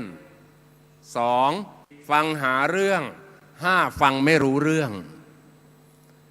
ใน5อย่างนี้โยมลองสะท้อนไปถูตัวเองว่าเราจะเป็นอย่างไหนนะที่พระท่านพูด5อย่างนี้ย้อนนิดนึงขออภัยอาตมาภาพบอกมาตุภูมินิดนึงนะอาตมาเนี่ยเป็นชาวจังหวัดจันทบุรีเรื่องว่าเจ้าแกละประเคนแตงโมขอทำความเข้าใจกับคำว่าประเคนก่อนนะคำว่าประเคนเนี่ยเป็นภาษาภายในของพระพุทธศาสนาคำว่าประเคนเนี่ยก็คือยกนี้แล้วก็ถวายให้พระท่านก็รับลักษณะอย่างเงี้ยเรียกว่าประเคนทีนี้เรื่องมีอยู่ว่าวัดหนึ่งมีหลวงตาอยู่องค์หนึ่งเป็นเจ้าอาวาสท่านอยู่รูปเดียวอยู่ต่างจังหวัดนะอยู่รูปเดียวเพราะเขาก็มีลูกอยู่คนหนึ่งชื่อเจ้าแกละเนี่ยมาอยู่กับหลวงตาก็อบรมสั่งสอนมาตลอดนะสอนในสิ่งที่หลวงตาอยากจะให้รู้ทีนี้วันหนึ่งโยมอุปถัมภ์อุปถากหลวงตาคนหนึ่งแกไปจังหวัดจันทบุรีแล้วกลับมานะแกไปจังหวัดจันทบุรีแล้วก็กลับมาแต่แกไปจังหวัดจันทบุรีเนี่ยท่านทั้งหลายเชื่อไหมว่าจังหวัดจันทบุรีเป็นดินแดนผลไม้ใช่ไหม เป็นดินแดนผลไม้ แต่โยมไปจังหวัดจันทบุรีที่มันยังไม่ถึงตัวใจกลางจังหวัดไปกลางจังหวัดเผอิญวันนั้นเนี่ยโยมไปซื้อแตงโมมาแล้วก็มาหาหลวงตาเจ้าวาดนี่แหละหลวงตาเจ้าวาดออกไปบิณฑบาตเจ้าแกละอยู่วัดคนเดียวโยมผู้หญิงท่านนั้นน่ะก็บอกว่าแกเอ้ยเดี๋ยวป้าฝากแตงโมไว้ถวายหลวงตาด้วยนะป้าจะต้องรีบไปผลปรากฏว่าพอหลวงตากลับมาจากบิณฑบาตแกพายเรือกลับมาจากบิณฑบาตเสร็จเรียบร้อยนะญาติโยมทั้งหลายขึ้นบนกุฏิเจ้าแกละเขาก็อยากจะได้เครดิตนะภาษาปัจจุบันเขาเรียก value added หลวงตาจะได้รักเพิ่มขึ้นชื่นชมเพิ่มขึ้นก็รีบเข้าไปหาหลวงตาแล้วก็บอกหลวงตาครับตอนหลวงตาออกไปบิณฑบาตมีคุณป้าคนหนึ่งครับเขามาหาแล้วก็เอาแตงโมถวายหลวงตาด้วยเห็นเขาว่าพันธุ์เนี่ยเนื้อแดงหวานมากนะครับเขาเรียกพันธุ์จินตลาเนื้อแดงมากหลวงตาบิณฑบาตวันนั้นไม่ได้เลยไม่ได้อาหารเพราะฝนมันตกเห็นว่ามีแตงโมโยมมาฝากก็ดีใจก็เลยบอกแกะว่าแกะเอ้ยเอ็งรีบนะรีบเอาเข้ามาประเคนหลวงตาเลยลูกรีบแกะก็ถือไว้แล้วก็อยู่มาพักหนึ่งหลวงตายังไม่เคยบอกว่าประเคนเขาทำยังไงเจ้าแกะเขาเป็นเด็กก็เลยไม่ทราบแล้วก็เขาก็มายืนหลวงตาก็ชักหิวอารมณ์หงุดหงิดนิดหน่อยประเคนที่ลูกประเคนเจ้าแกะก็ถามหลวงตาครับประเคนเขาทำยังไงครับหลวงตาโมโหก็เลยลุกขึ้นจากตอนแรกนั่งขัดสมาธิลุกขึ้นแล้วก็ฉวยแตงโมจากมือเจ้าแกะนี่แหละแล้วก็ทุ่มไปบนศีรษะเจ้าแกะเปรี้ยงเขาให้ แล้วก็พูดแบบภาษาโบราณนี่ประเคนเขาทำอย่างนี้จากนั้นเจ้าแกะก็จำไปผ่านไปเดือนครึ่งโยมคนเดิมมาแหละคุณป้าแหละไปจันทบุรีแต่ไปที่สวนพอดีแล้วก็ไปซื้อทุเรียนหมอนทองมาลูกนึงตั้งใจจะเอาไปฝากหลวงตาตั้งใจมากจะไปถวายหลวงตาแล้วก็ไปตอนเช้าหลวงตาออกบิณฑบาตพายเรือวันนั้นก็ฝนตกอีกไม่ได้บิณฑบาตก็ฝากเจ้าแกะไว้เหมือนเดิมพอหลวงตาขึ้นมาบนกุฏิปุ๊บ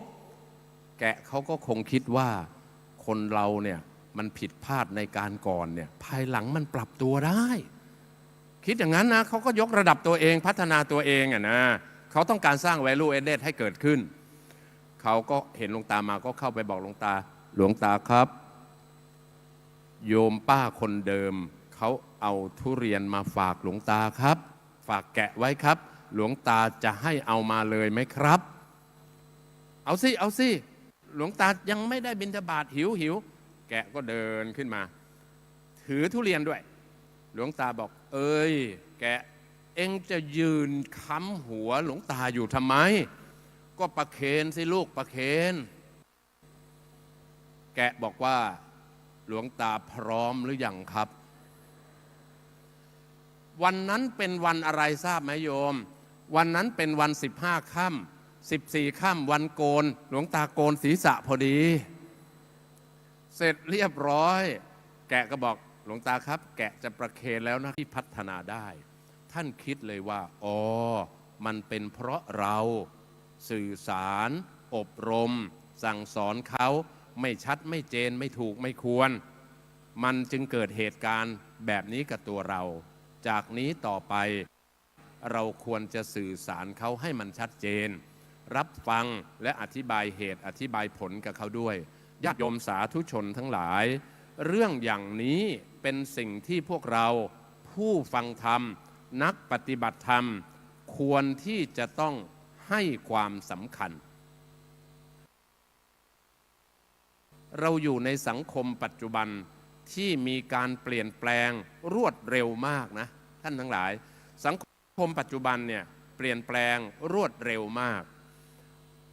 เมื่อก่อนอาตมาภาพอยู่ที่วัดเวลาญาติโยมมาทำบุญอาจจะมาหลายคน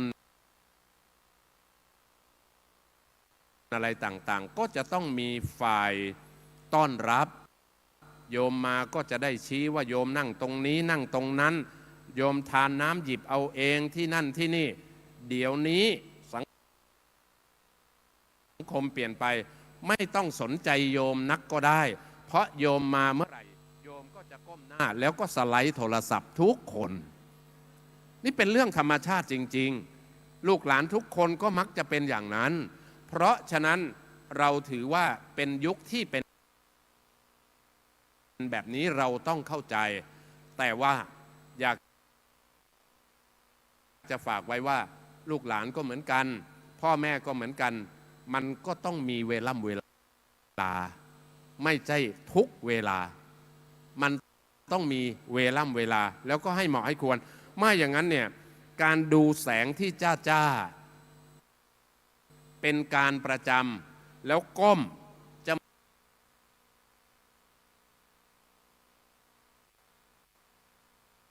มีปัญหาเรื่องเกินประจำจะมีผลต่อการมองเห็นระบบสายตาในระยะยาวถามว่าเรื่องพวกนี้เราต้องใส่ใจไหมต้องใส่ใจเพราะการดูแลสุขภาพเป็นหน้าที่ของเราก่อนไม่ใช่หน้าที่ของแพทย์ต่อเมื่อไม่ไหวมีปัญหาแล้วจึงเป็นหน้าที่ขึ้นในสถานการณ์แบบนี้คำพระท่านสอนว่าเลิกพยศลดมานะละความร้อนถอนความเมาบรรเทาความหลงดำรงสติถ้าการยืนหยัดอยู่บนสถานการณ์ใดๆก็ตามสติสำคัญที่สุดสติสำคัญมากๆท่านทั้งหลายเมื่อเป็นอย่างนี้ถ้าเมื่อไหร่เราขาดสติแย่มากเลยเมื่อไหร่เราไม่มีสติแย่มากเลยแล้วเวลาคนเป็นลมเนี่ยภาษาพูดเขาเรียกว่าอะไรโยมเขาเรียกหมดสติคำว่าหมดสติกับขาดสติต่างกันนะส่วนหมดสติเนี่ยเราไม่รู้ตัว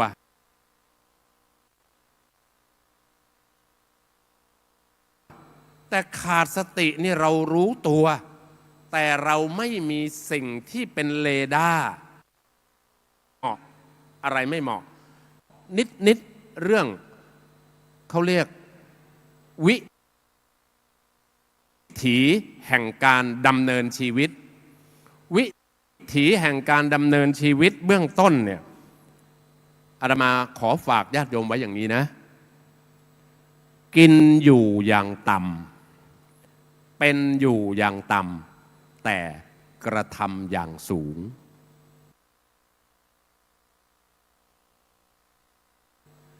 ญาติโยมไม่ทราบว่าญาติโยมพอจำได้ไหมครั้งสั้นๆเนี่ยถ้าอาตมาจะขออนุญาตให้ญาติโยมพูดพร้อมกันได้ไหม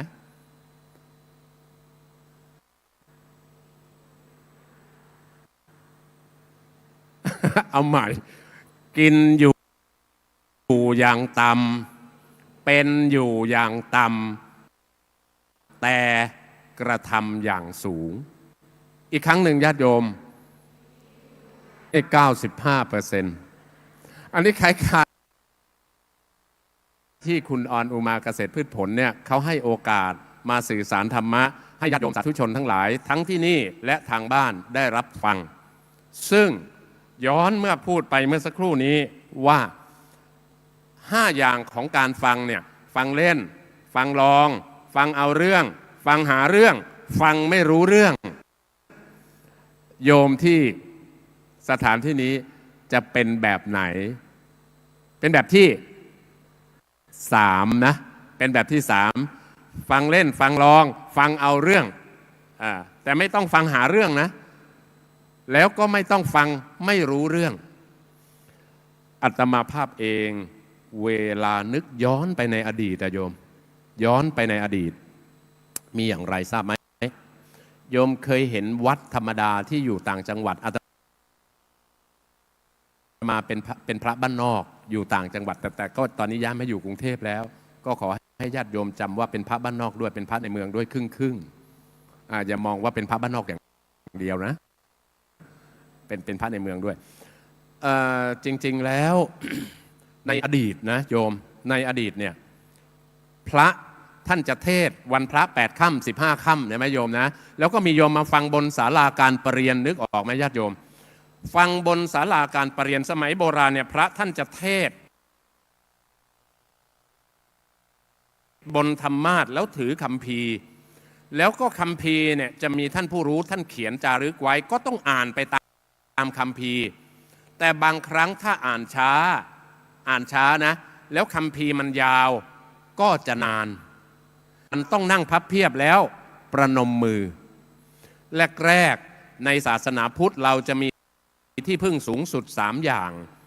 พระพุทธพระธรรมพระสงฆ์แต่ถ้าฟังเทศนานๆมันเมื่อยหลังแล้วหลวงพ่อหลวงตายังไม่จบสักทีโยมก็จะค่อยๆขยับไปใกล้เสาศาลาทีละน้อยทีละน้อยทีละน้อยแล้วให้ฟังได้ยาวหน่อยลักษณะอย่างเนี้ยก็เลยเพิ่มที่พึ่งไปอีกหนึ่งจากพระพุทธพระธรรมพระสงฆ์เพิ่มพระเสาด้วยแล้วก็จะฟังเทศได้นานขึ้นญาติโยมสาธุชนทั้งหลายจริงๆแล้วคนเราควรมีสัก3 คุณด้วยกันควรมีสัก3 คุณด้วยกัน1ถ้าเราเป็นคนที่ต้องเรียนหนังสือหนังหาสิ่งที่ต้องให้ได้คือคุณวุฒิพอออกมาใช้ชีวิตดำเนินชีวิตสิ่งสำคัญที่สุดก็คือคุณธรรมแล้วพอการมีคุณวุฒิมีคุณธรรมแล้วยาวไปตลอดระยะเวลาอันยาวนานเนี่ยสิ่งสำคัญที่สุดที่สังคมต้องการครอบครัวต้องการคือคุณภาพจึงเป็นสิ่งที่ถ้ามีแล้วต้องรักษาไว้ถ้ายังไม่มีต้องสร้างให้มันมีขึ้นและให้เกิดการเติมเต็มคนจะได้สิ่งดีๆมีสีสักขึ้นกับหลักความดี4 สถาน 1. กุศลผลบุญหนุนบันดาล 2. ภาคเพียรสู้การงานทั้งปวง 3. น้ำใจไมตรีมีเพียบพร้อม 4. รู้แจ้งสรรพสิ่งจริงหรือลวงย่อมข้ามห่วงอุปสรรคสู่หลักชัยใน4 อย่างโอ้โหโยมอยากตบมือ ไม่รู้สงสัยโดนใจโยมอยากปรบมือท่านทั้งแล้วก็ตื่นเต้นมีโยมคนหนึ่งเขาก็ถามว่าท่านจะมาเทศใช่ไหมบอกว่าอาจารย์เจริญพรใช่จะมาเทศ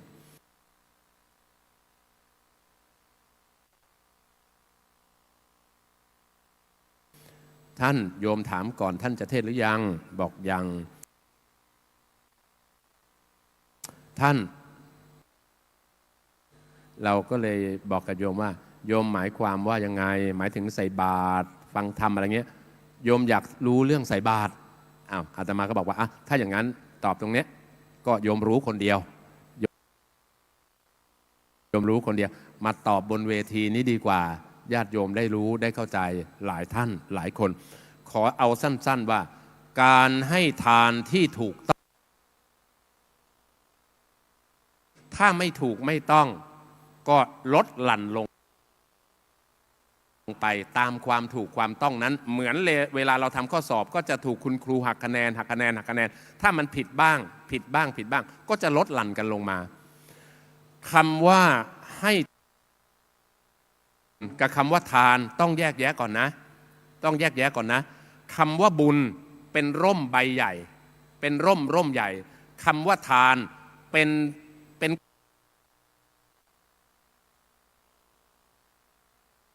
เกรดหนึ่งของร่มนั้นไม่ใช่รวมคำว่าบุญกับค ว่าทานเป็นอันเดียวกันทั้งหมด หมายถึงว่า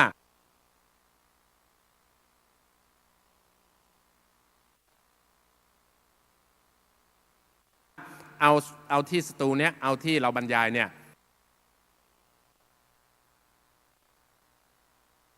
เป็นสถานที่ใหญ่ อันนั้นคือบุญคือให้ทานครั้งใดการให้ทานครั้งนั้นต้องกำจัดมัจฉริยะคือความตระหนี่ออกจากจิตใจได้ ถ้าการให้ทานครั้งนั้น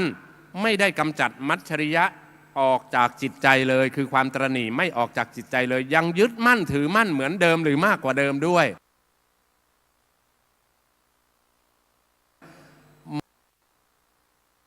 คือผู้ประสงค์จะออกเงินแต่ไม่ประสงค์จะออกนามกับผู้ประสงค์จะออกนามแต่ไม่ประสงค์จะออกเงินมันมีคำพูดสัพพยอกหยอกล้อกันนั่นหมายความว่าการให้ทานที่ถูกต้องท่านสวด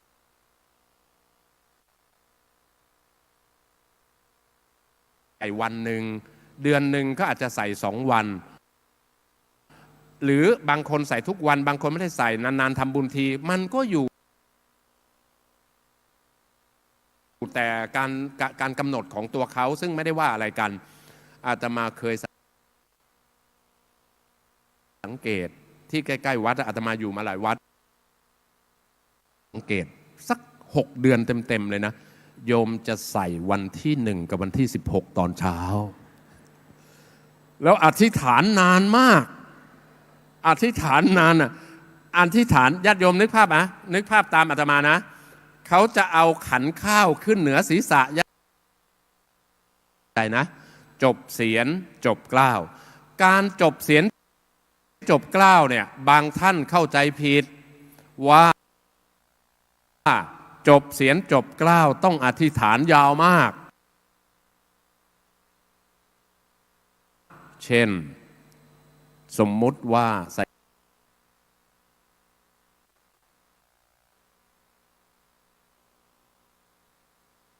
บาตรวันที่1ตอนเช้า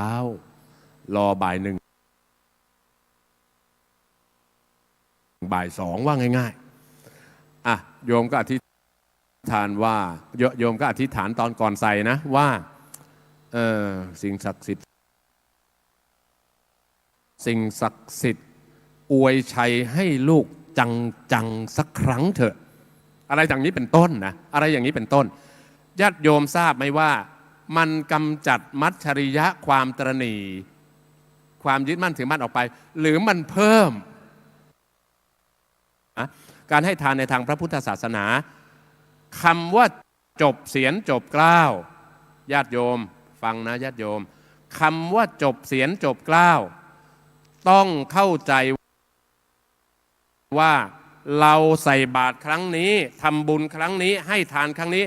ต้องความเป็นเจ้าของแต่เพียงเท่านี้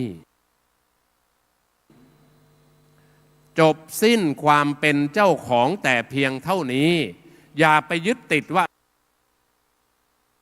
อันนั้นของเราต่างจังหวัดมีโยมคนหนึ่ง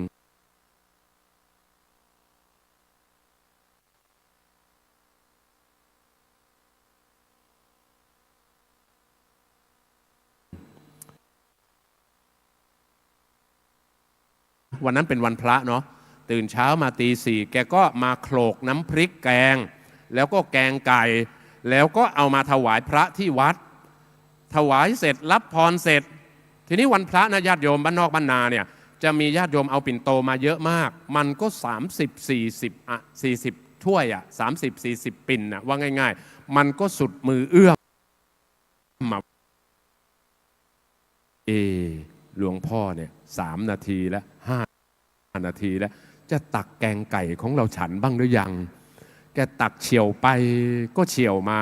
ยังไม่ตักแกงไก่เสียทีเฉี่ยวไปก็เฉี่ยวมาทำให้โยมลุ้นอยู่นั่นแหละในใจหลวงตา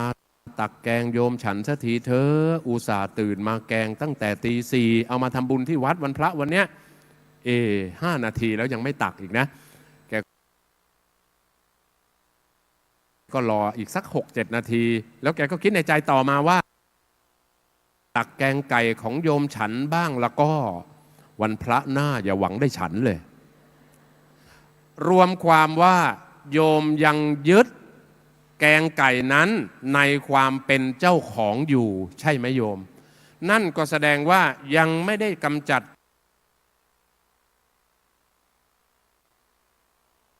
ใจเมื่อเป็นอย่างนี้การให้ทานครั้งนั้นได้อานิสงส์น้อยหรือไม่ได้เลยญาติโยมทั้งหลายอาตมาภาพปรารถนาหรือมะอยู่ในสถานที่นี้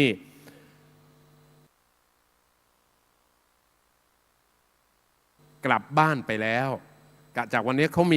มีความท้าทายสูงมากมีครูบาอาจารย์ที่เป็นนักเทศน์นักพูดนักบรรยายหลากหลายมิติหลากหลายรูปแบบหลากรสหลากชาติเนี่ยโยมต้องได้ประโยชน์แล้วเอากลับไปพัฒนาอันดับแรกเลยดีของศักดิ์สิทธิ์เนี่ยทางรายการเขาเตรียมไว้ให้เยอะแต่วันนี้อาตมาอยากจะแจกบนเวทีนี้ญาติโยมจะรับได้ไหมแจกบนเวทีนี้เลยนะแล้วสิ่งนี้สำคัญมากเลยนะจะแจกนี่นะเมตตามหานิยมใครค้าขายนี่เอาไปนี่ค้าขายดีมีกำไรเลยนะเมตตามหานิยมที่อาตมาจะกล่าวในวันนี้มี4 ข้อญาติโยมจำให้ดีจำให้ได้แล้วนำไปปฏิบัติ4 ข้อนะ 1. โอบอ้อมอารีซ้ำอีกครั้งนะ1. โอบอ้อมอารี 2. ทางอาตมาขออนุญาตพูดอีกครั้งหนึ่งโอบอ้อมอารี วจีไพเราะสงเคราะห์ทุกคนวางตน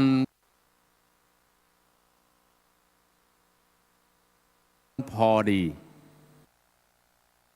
น้อย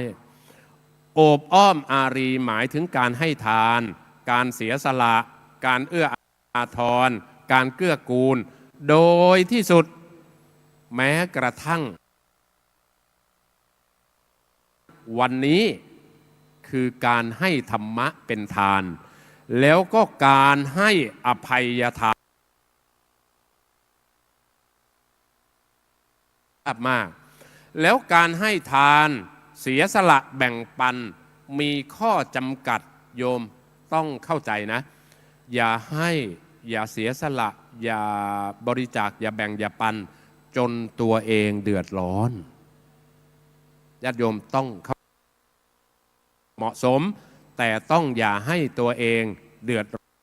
ร้อนนั้นคือสาระสำคัญของการให้ทานแล้วให้แล้วต้องจบนะโยมให้แล้วต้องจบไม่ใช่เอาไปให้คนนั้นแล้วเอาของมาถวายพระแล้วแต่พอพระเอาไปให้สามเณรถึงถวายท่านเอาไปให้คนอื่นได้ยังไงเนี่ยแบบนี้แสดงว่าไม่จบก็ไม่ได้บุญหรือได้น้อยจริงๆให้ญาติโยมให้ความสำคัญกับกรณีเช่นนี้อันนี้ข้อที่1คนตกทุกข์ได้ยากเห็นคนประสบอุทกภัยวาตภัยอัคคีภัยช่วยแรงได้เราไม่มีเงินก็ช่วยแรง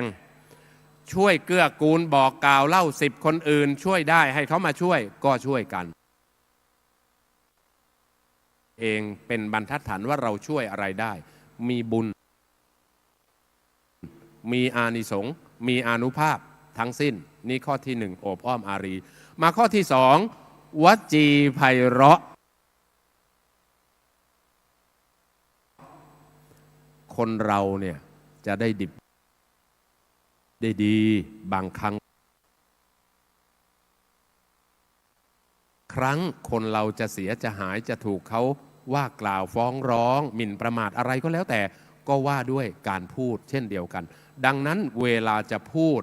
ต้องมีสติสัมปชัญญะกำกับสติใช้เอาไว้ไตร่ตรองคิดหนักพูดญาติโยมทำความเข้าใจนะสติเอาไว้กลั่นกรองก่อนพูดสัมปชัญญะเอาไว้กำกับขณะพูดสัมปชัญญะแปลว่ารู้ตัวในขณะพูดเรารู้ตัวอย่างเนี้ยจะไม่เกิดความเสียหายท่านประพันธ์ไว้ว่า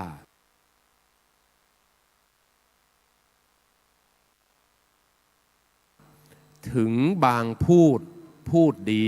เป็นสีสักมีคนรักรสถ้อยอร่อยจิตถึงพูดชั่วตัวตายความจริงเป็นได้ทุกครั้งไหมต้องระวังความจริงนะเอายกตัวอย่างง่ายๆตัวอย่างง่ายๆสมมุติว่าเราอย่างพระแล้วกันเอาตัวอาตมาเองนะตัวอาตมาเองมีญาติโยมเนี่ยวันก่อนเขาก็มาแล้วก็ไปเจอเขา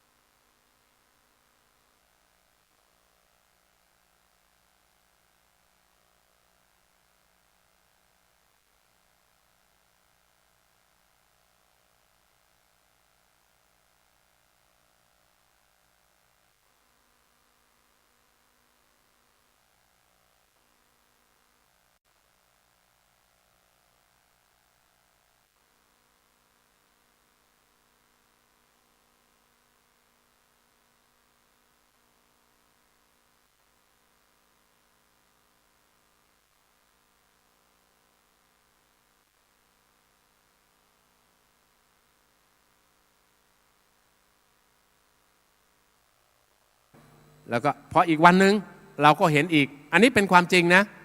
เขาไปกับโยมคนหนึ่งอะไรเงี้ยนะเป็นโยมสุภาพสตรีแต่อีกกรณีหนึ่งโอ้เธอเห็นว่าลูกคนเล็กถูกจับเหรอ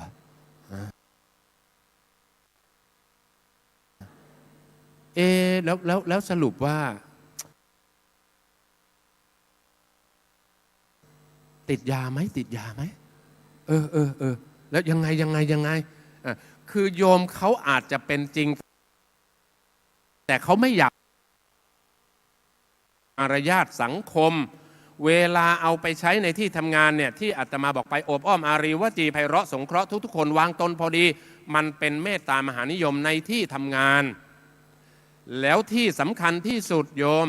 นอกจากพูดที่น่า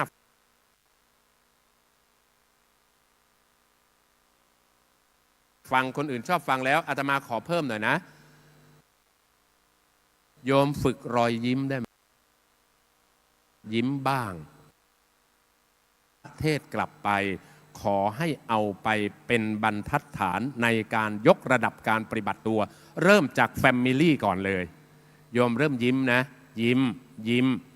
หันหน้ายิ้มคนข้างๆซึ่งกันและกันจนถึง2 ทุ่มวันนี้รายการเสบียงบุญเลิก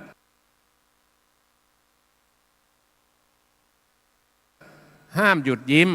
จนเป็นนิสัยใจสดชื่น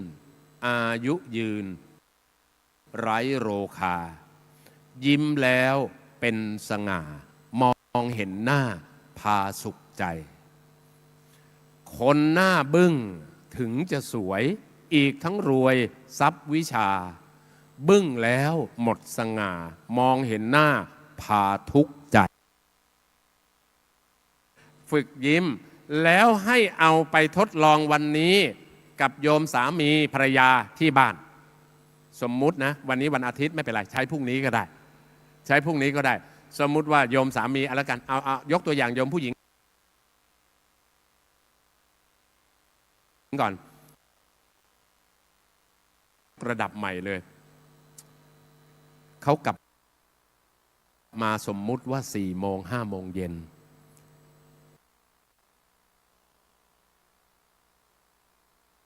เราก็อยู่ที่ประตูหน้าบ้านเนาะ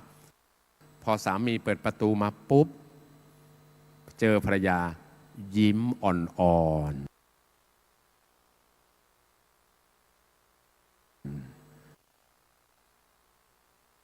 เสร็จเรียบร้อยเอาวจีไพเราะมาถ้าจะแล้วแต่สุดแล้วแต่ญาติโยมจะเรียกกันนะ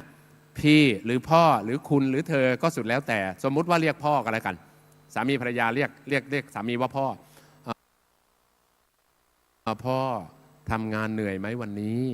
พ่อนั่งก่อนนะอันนี้วจีไพเราะนะพ่อนั่งก่อนซึ่งตอนนั้นภรรยาเรามันไม่เคยเป็นแบบนี้มาก่อนนะนี่ไปไหนมาทำไมเปลี่ยนได้ขนาดนี้เดี๋ยวค่อยเฉลยว่าจริงๆภรรยามาชมเทศแอนทอล์กแล้วสามีคือจะงงมากเลยเสร็จเรียบร้อยญาติโยมก็บอกว่าพ่อ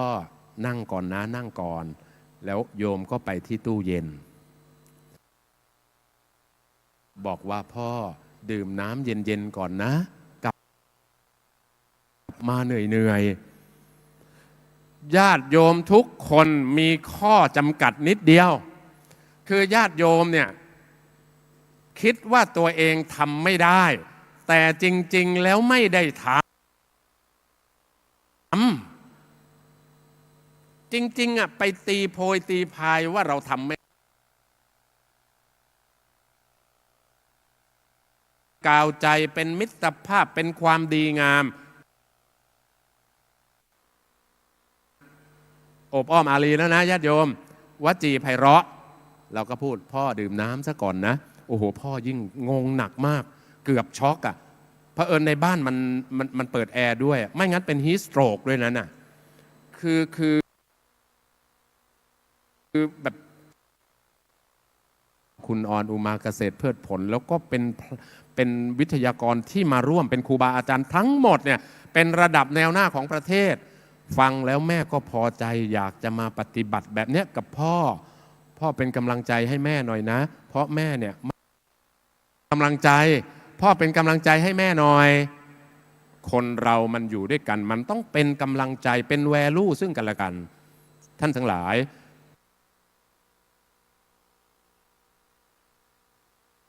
อบอ้อมอารีวจีไพเราะสงเคราะห์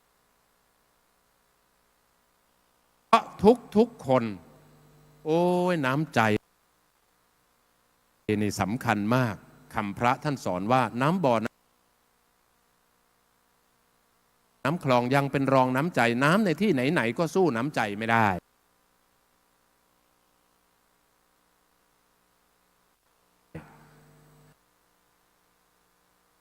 น้ำใจก่อนแล้วกันญาติโยมเคยได้ยินคำนี้ไหมวันนี้ขอเฉลยศีลธรรมคุณธรรมจริยธรรมญาติโยมว่ามันคล้ายๆกันแต่มันไม่เหมือนกันซะทีเดียว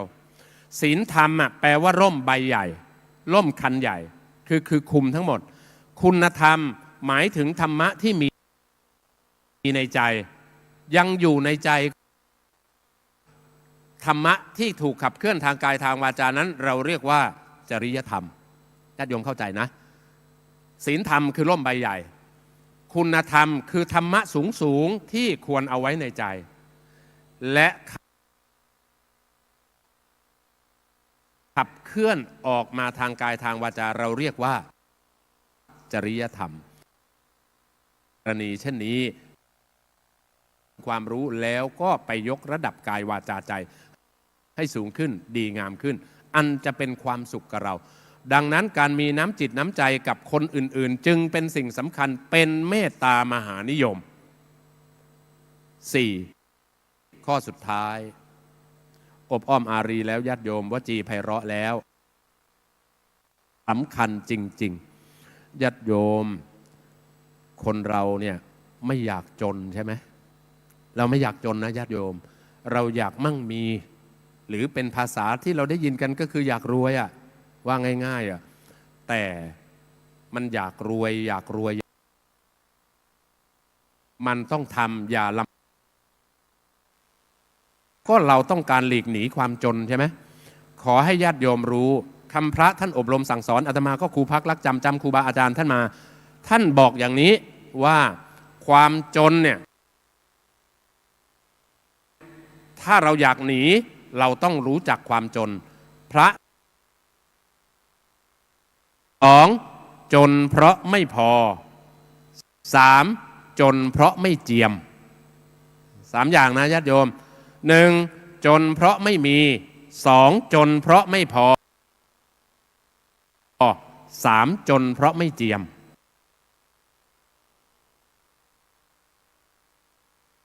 มีแก้ไขได้แก้ไขด้วยอะไรแก้ไขด้วยวิริยะอุตสาหะขยันหมั่นเพียรหลังสู้ฟ้าหน้าสู้ดินมุมานะทำการทำงานไม่เห็นแก่เหน็ดแก่เหนื่อยมีน้ำ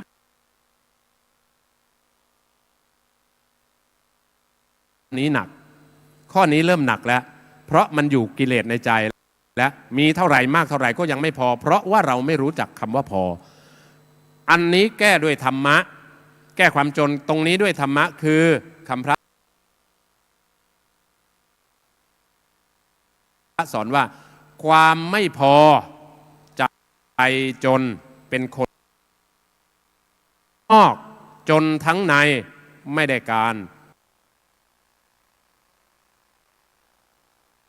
จงคิดอ่านแก้จนเป็นคนพอคำพระคำโบราณเขามี2คำผูกกันนะจริงๆภาษาไทยเป็นภาษาคำโดดเช่นคำว่าน้ำคำหนึ่งเป็นภาษาไทย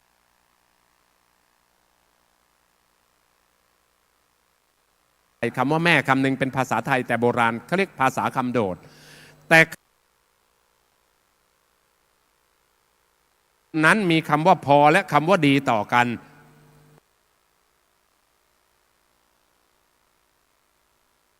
ความหมายคือพอดีถ้าพอดีแล้วจะมีความสุขจะไม่อยู่ร้อนนอนทุกข์ขอให้โยมเสาะแสวงหาความพอดีในชีวิตแล้วความพอดีของแต่ละคนไม่เหมือนกันนะญาติโยมความพอดีของแต่ละคนไม่เหมือนกัน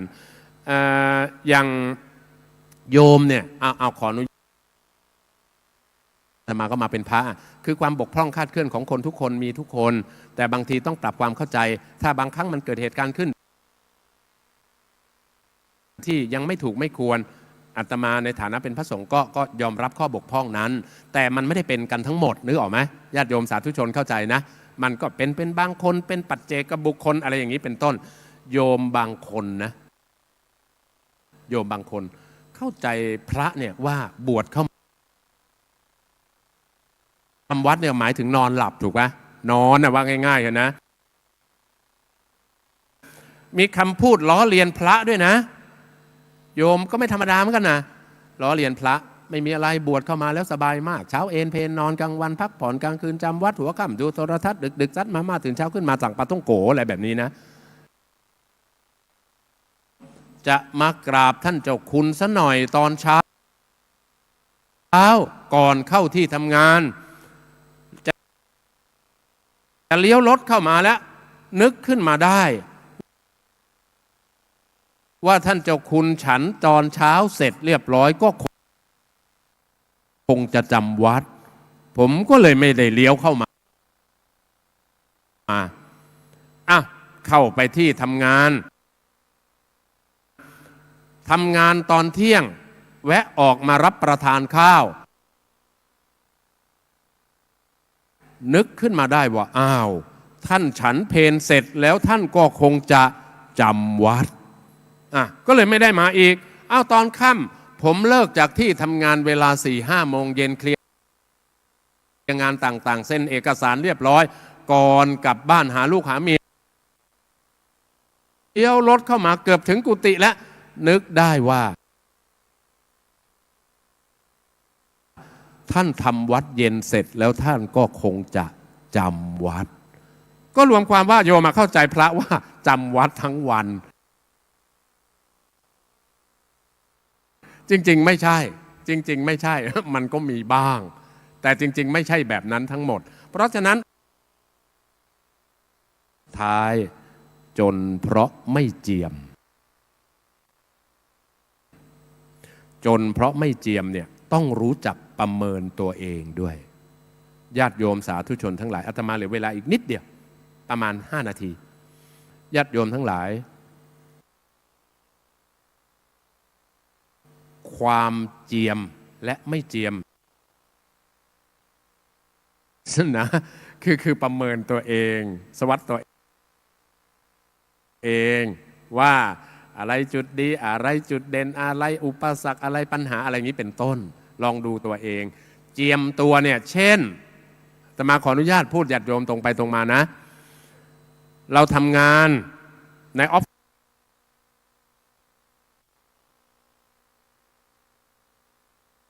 เดิมอยู่เลยทำไมข้างบ้านเขาออกป้ายแด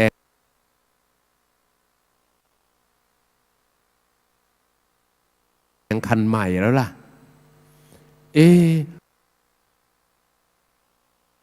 ของเรายังผ่อนเพิ่งได้แค่3 ปีนะลึกแล้วอยู่อีก8 ปีเราก็เห็นเขาออกมาใหม่เราก็ไปเหมาะสมไหมทำแล้วเป็นทุกข์เพิ่มขึ้นไหมนี่เป็นข้อที่1ข้อที่2เอาง่ายๆสถานการณ์ปัจจุบันไม่ได้คือโทรศัพท์เราก็ใช้โนเกีย3310มาเป็นเวลานานอะไรกันนะแล้ว Apple เขาก็มีซีรีส์ของเขายาวมาตลอดระยะเวลาปัจจุบันนี้มาถึง iPhone 14 สมมุติอย่างนี้นะสมมุติอย่างนี้นะไอ้เราก็ยังใช้แบบเก่าอยู่เลยไม่ได้การละเงินเดือนเราก็นิดเดียวแต่เราก็พยายามไปซื้อพอร์ตอาจไม่เหมือนกันทุกคนแต่ถ้าทำตามเขาแล้วมันเป็นทุกข์อย่าทำอันนี้เรียกว่าต้องเจียมถ้าเรา1แก้จนเพราะไม่มี2แก้จนเพราะไม่พอ3แก้จนเพราะไม่เจียมได้กว่าความทุกข์ก่อนจบญาติโยมสาธุชนทั้งหลายอาตมาอยากฝากเหมือนกับปรัชญาชีวิตที่ครูบาอาจารย์ท่านฝากไว้ข้ามคืออะไรคนจะเจริญก้าวหน้ากับคนจะถอยหลังมีความเหลื่อมล้ำหรือต่างกันในวิธีคิดเล็กน้อยคือทั้งญาติโยมตั้งใจฟังนะจะสำเร็จตัวเองให้รู้จักมองไกลใจกว้างใฝ่สูงคำว่าใฝ่สูงของอาตมาหมายถึงใฝ่ความสำเร็จบรรลุเป้าหมายใฝ่สูงแล้วให้หลีกเลี่ยงสุดคือตรงกันข้ามมองใกล้ใจแคบใฝ่ต่ำอันนี้พูดแบบธรรมดานะมองใกล้อย่างหนึ่งว่ามองใกล้ใจแคบไฟต่ำแต่แบบนี้เพื่อให้มันอินเนอร์หน่อยญาติโยมสาธุชนทั้งหลายอาตมาภาพได้บรรยายได้สื่อสารธรรมะตามสมควรแก่กำลังสติปัญญาให้ลง10 โมงครึ่งเหลือนาทีหนึ่งแต่ ในที่นี้นาฬิกาของแต่ละคนอาจจะเซตมาไม่เท่ากันนะ บางคง31บางคน29เขาอาจจะมา29 10 โมง 29ญาติโยมมีใครอยากถามธรรมะสื่อสารธรรมะอะไรไหมถ้าอยากได้นะอยากทำบุญได้มากเราก็ถามได้นี้เป็นต้นเจริญพรดีใจมากเลยอันนี้ก็เป็นคนรุ่นใหม่ดีใจมาก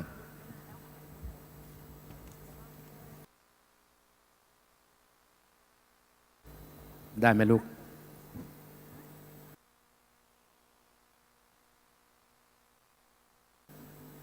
พระนักเทศกลัวมากนะ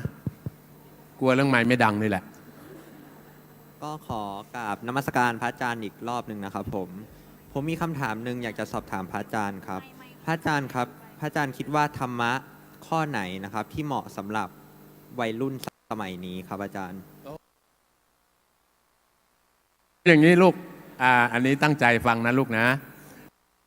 จริงๆธรรมะดีหมดธรรมะเนี่ยดีทุกอย่างแต่ธรรมะที่เอาใช้ติดตัวทุกเวลาทุกนาทีมีสองส่วนคือ1สติแปลว่าความระลึกได้2ยกตัวอย่างให้ฟังเมื่อประมาณก่อนโควิดเกิดขึ้นเนี่ยก่อนโควิดมันจะในประเทศไทยด้วยนะลูกมีเหมือนกับเป็นสถานที่ใหญ่ไม่ใช่ห้างแต่เป็นสถานที่ที่รวมคนเยอะมากแล้ววันนั้นเกิดไฟไหม้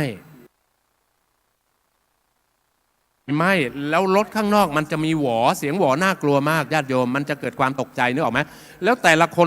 เนี่ยจะต้องวิ่งแล้วเบียดเสียดหา exit กันนึกออกไหมหา exit หาทางหนีไฟหาทางออกเยอะแยะมากมายแล้วออกไม่ได้สักคนเพราะเบียดกันขออภัยนะพูดไม่สุภาพมึงก็จะออกกูก็จะออกจะไปให้ถึงประตูนั้นให้ตายเวลานั้นเนี่ยดาราคนนี้เป็นวัยรุ่นเนี่ยเป็นผู้หญิงด้วยเขาโพสต์ออกมาว่าในเวลานั้นเขายืนนิ่งสำรวมใช้สติกำหนดตัวเองแล้วคนเบียดกันร้องโวยวายวีดว้ายกันทั้งหมดในที่นั้นน่ะเขายืนนิ่งอยู่จบอยู่ที่นั่นแล้วควันควายนึกออกไหมลูกฟันไฟถ้าอยู่นานๆเข้าจะคอกเราถูกไหมแล้วจะหายใจไม่ออกมีผลทางระบบการเดินเดินหายใจเราก็จะสลบในที่นั้นแล้วถ้าไฟลามมาเราก็เสียชีวิตเพราะฉะนั้นสติสัมปชัญญะสำคัญที่สุดอันนี้หลวงพ่อพระอาจารย์ถ้าหลวงพ่อจะแก่ไปถ้าพระอาจารย์เนี่ยดีใจมากที่ลูกหลานถามอย่างนี้นี่ข้อที่หนึ่งข้อที่สองเมื่อส่งมาให้ดูกฎหมายนะออกกฎหมายให้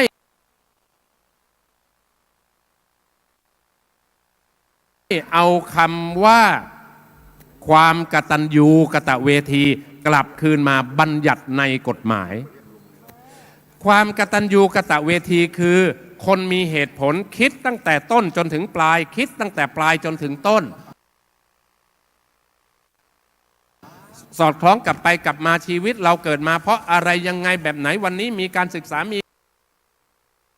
เอาคำนี้ขึ้นมาพูดเพราะเราคิดเฉพาะ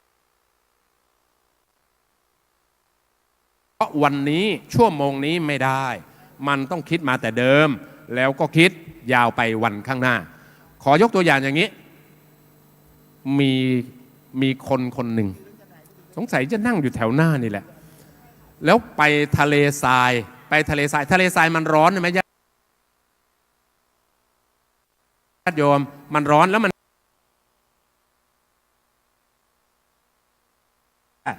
มันเป็นร้านเล็กๆอ่ะนึกออกไหมนึกถึงหนังคาวบอยไหมญาติโยมหนังคาวบอยมันยังร้านใหญ่แต่มันต้องมีหมวกคลุมมันต้องมีอันนู้นอันนี้อันนั้นเป็นคาวบอยนะแต่ไอ้ร้านเนี้ยมันไม่มีอะไรขายเลยร้านเล็กๆนอกจากขนมเปี๊ยะผลปรากฏว่า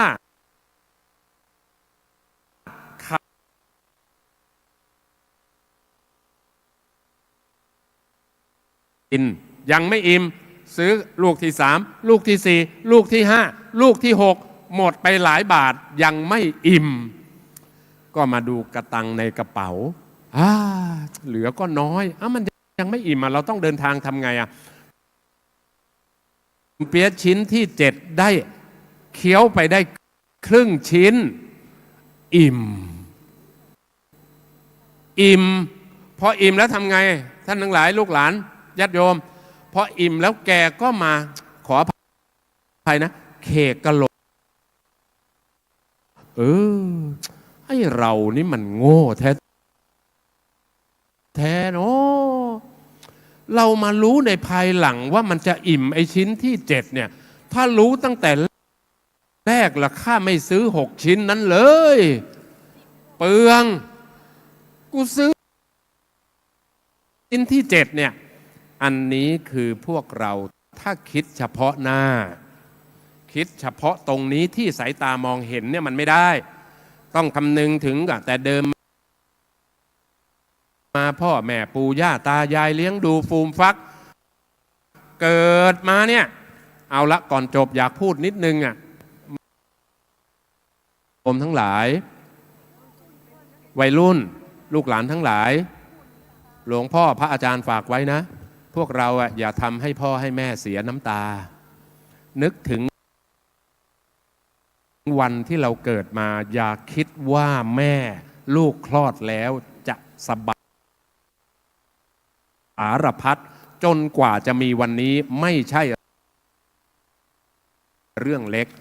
ทดสอบก็ได้อาจารย์เนี่ยเอาละวันนี้ถือมาด้วยจะขอโชว์สักหน่อยอันนี้ย่ามพระนะลูกนะย่ามพระนะถ้าอยากรู้ว่าแม่อุ้มท้องเอาไปคล้องห้ามถอดออกตั้งแต่วันนี้จนครบ9 เดือนอาบน้ำเข้าห้องน้ำอะไรต่างๆห้ามถอดออกแล้วแต่ละวันเอาหินใส่เม็ดหนึ่งแต่ละวันเอาหินใส่เม็ดหนึ่งจนครบ9 เดือนแล้วจะได้รู้ว่าตอนขอให้รู้อย่างนั้นเพราะฉะนั้นครูบาอาจารย์ท่านจึงสอนว่าอย่าทำให้พ่อให้แม่น้ำตาไหลนะทำให้ท่านภาคภูมิใจท่านบอกว่าหยาดน้ำนมแม่ที่หลั่งไหล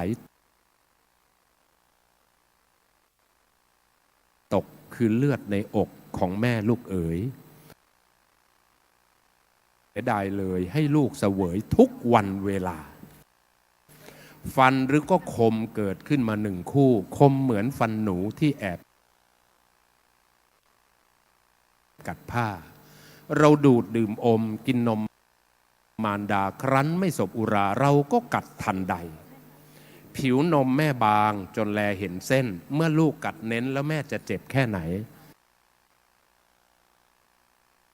กระดุ้งสุดกายเมื่อลูกกัดกินจนนมของแม่เป็นแผลเป็นเผือดหลั่งออกเป็นเลือดไห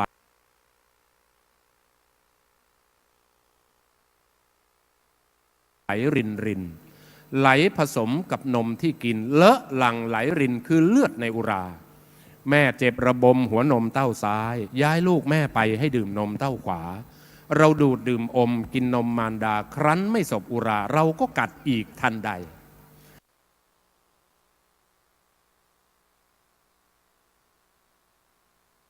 บางครั้งแม่ตนให้สมกับแม่รักเอ่ยอาตมาภาพบรรยายมาพอสมควรแก่เวลาในท้ายที่สุดนี้ขออำนวยพร โดยอ้างอิงเอากุศลบุญญาราศีคุณงามความดีที่เราท่านทั้งหลายได้บำเพ็ญให้เป็นไป และอานุภาพแห่งภาษีรัตนตรัยทางบ้าน ขอให้ท่านทั้งหลายแคล้วคลาดปลอดภัยจากอุปัตถวันตรายทั้งหลายทั้งปวง ร่มเย็นเป็นสุขเจริญรุ่งเรืองในหลักธรรมคำสอนขององค์สมเด็จพระสัมมาสัมพุทธเจ้าจำเริญด้วยอายุวันนะสุขทุกคนเถิดสาธุ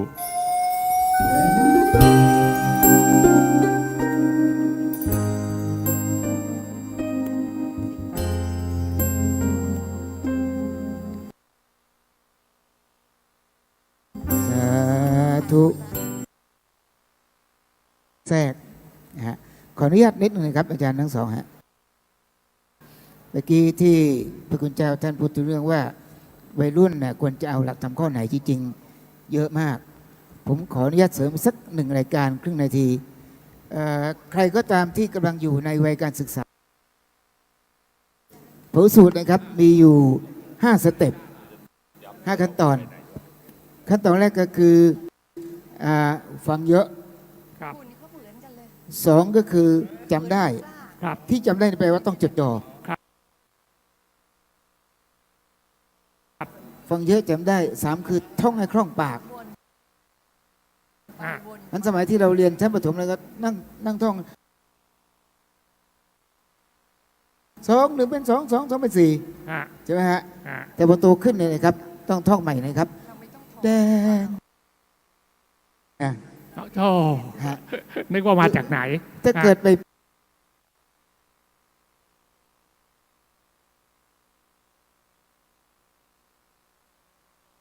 ละเมอนะครับ เป็นแจ๋วเนี่ยอันนี้มีปัญหาเยอะ อ๋อ เดี๋ยว ความ ผิด จำคลาดเคลื่อน ครับ นะฮะตรง1คือฟังเยอะ 2 จำได้ 3 ท่องให้คล่องปาก 4 นึกเป็นภาพให้เห็นจนขึ้นใจจำจนขึ้นใจ ครับ ทั้ง 4 ประการนี้นะครับ ทั้งหลายครับขบให้แตกด้วยหลักวิชา ครับ โอ้ อ่ะผมขออนุญาตฮะ ค่ะ ชอบมากเลยคำถามเมื่อสักครู่เนี้ย ค่ะ ที่ว่าเป็นธรรมะสำหรับวัยรุ่นเนี่ย ไม่ทราบท่านไหนถามฮะ ยังอยู่ไหมครับ โอ้เป็นคำถามที่ นี่ เป็นคำถาม วัยรุ่น ที่ดี มาก มาก เพราะเหมาะกับทุกท่านในห้องนี้ อ่าฮะ ธรรมะสำหรับวัยรุ่น แหม เหมาะกับทุก สอสอ เลี้ยวเรื่อยเลย คือ คนนี้นี่เลี้ยวเรื่อยเลยอาจารย์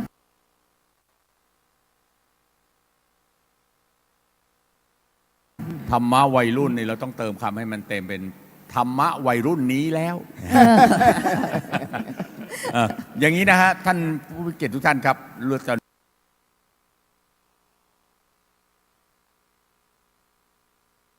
นี้จะมีเจ้าหน้าที่เนี่ยนะ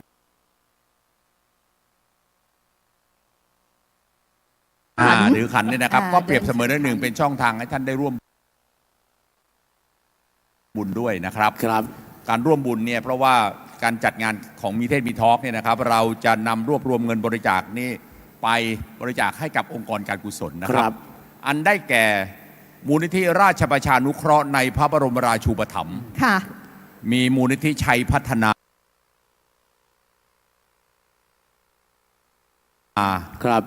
สูงเราก็ได้รวบรวมเงินตัวนี้นะครับ เราไม่หักค่าใช้จ่ายด้วยนะอาจารย์ ใช่ครับ เราไม่หักค่าใช้จ่ายนะคะ ท่านบริจาคมาอย่างไรด้วยวัตถุประสงค์ต่างๆ หรือของที่เรานำมาเผยแพร่กันแล้วท่านร่วมบุญเนี่ยทุกสตังค์ค่ะ ร่วมสมทบเป็นทุน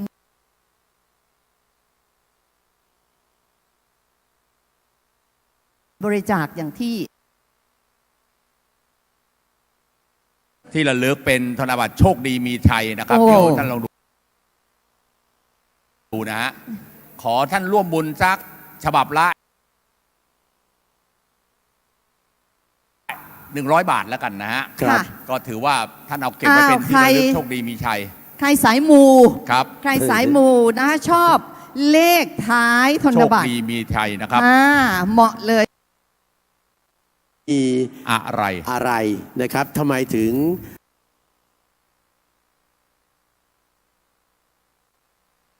ให้ท่านทำบุญ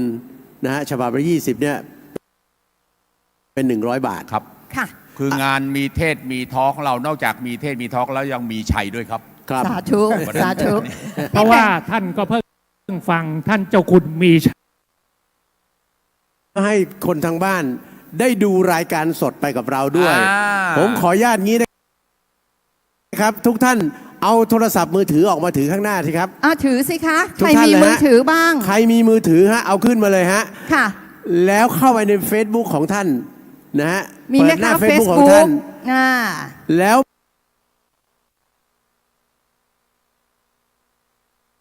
้วก็แมส เข้าไปใน Facebook นี่แต่ต้องกดตัวเสิร์ชหน่อยนะฮะไอ้ ครับ ที่ ตัว มันก็ ตัว ได้เป็น หาก ล้อง ค้นหา เป็นแว่นขยายอะ เป็ ฮะ นแว่นขยายอะนะ ค้น ฮะ หาหรือแว่นขยายกดก่อนนะคะ แล้วพิมพ์ภาษาอังกฤษคำว่าโอเคก่อน ภาษา แล้วเว้น ไทย วรรค ภาษาไทยได้ไหมอาจารย์ ไม่ได้ ใช้ ฮะ อ๋อ ใช้ ต้องภาษาอังกฤษ นะเขาเปิดเป็นแฟนเพจเป็นภาษาอังกฤษ คือ ครับ ภาษาอัง พอก ฤษ พิมพ์คำว่าโอเคเนี่ยก็จะขึ้น ขึ้นเลย โอเคแมสมาเลยครับ ค่ะ ฮะ กดนะคะ แล้วเดี๋ยวท่านจะเห็นปาฏิหาริย์ อ่า ภาพที่ปรากฏ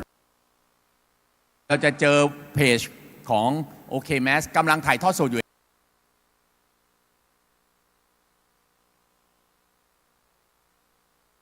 เห็นไหมฮะ ครับ นี่แหละค่ะ มีพวก เห็นไหมฮะ เราอยู่นี่แหละ เราคลิกเข้าไปเลยในเพจนั้นเลยครับ ครับ แล้วก็ไปกดภาษาไทยคำว่าแชร์ฮะ แช หรือ ร์ ว่าเอาเครื่องหมายนี้ก็ได้ฮะที่มันเป็นรูปแบบอะไรนะเหมือน ลูกศรชี้ไป ลูกศรโค้งๆอะ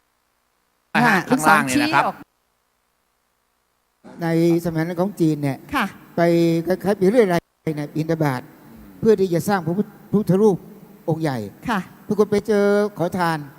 เขาก็ให้เหรียญไปสัก2-3 เหรียญได้ ค่ะ พระท่านเททิ้งไม่เอา อ้าว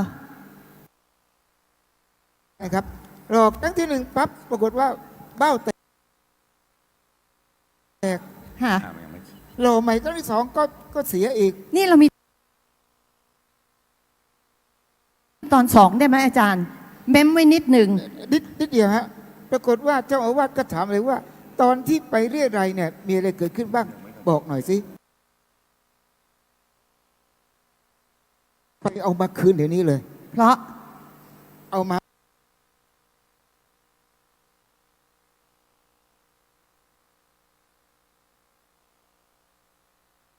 ลงหลอมใหม่ อ๋อ พอหลอมครั้งที่ 3นะครับ ปรากฏเบ้าไม่แตกครับ อ๋อ บอกแปลกมากไปที่อังสาย ปาฏิหาริย์อ้า ผ ว ม อาจารย์เสน่ ผม ห์ เข้าแฟร์จะทำ อา ไง จารย์ ต่อ เส ครั น่ บ ห์กับอาจารย์พนม กด ต่ ลู อ กศรนะครับ ภาพพวกเราบน เห็นไหมฮะ จอ ทีนี้ นะคะ พอท่านแชร์ไปเสร็จปั๊บเนี่ยคนที่อยู่ใน Facebook ที่เป็นผู้ติดตามท่านอะไรต่างๆเนี่ยเขาจะรู้ด้วยนะครับ เขาจะเห็นด้วย แล้ว เลย ก็ ใน เขา ราย ก็ การ สามารถ นี้ จะเปิดดูการถ่ายทอดสดของเราไปได้ด้วยนะครับ แล้วก็ ถือ ช ว่า วน ท่าน กัน เป็น มา สะพานบุญให้กับเพื่อนนะครับ ค่ะ นะ หกโมง ประ เย็ มาณ น สักทุ่มหนึ่งเป็นอย่างน้อยนะ ทุ่ม เท่า ห ที่ นึ่ง ดูนะครับ ทุ่มหนึ่ง นะ ยังมีอีกหลายรูปค่ะที่จะเทศน์พระอาจารย์ศักดาก็มา ท่านเจ้าคุณพระพยอมก็มา แล้วพระครูประหลัดราชันก็มา แล้วเดี๋ยวจะมีเทศน์3 ธรรมาสแต่ว่าก่อนจะถึงนั้นตอนนี้ เรา เป็น มีนิดนึงนะฮะ อันนี้ ค่ะ ต้องบอกไว้ก่อน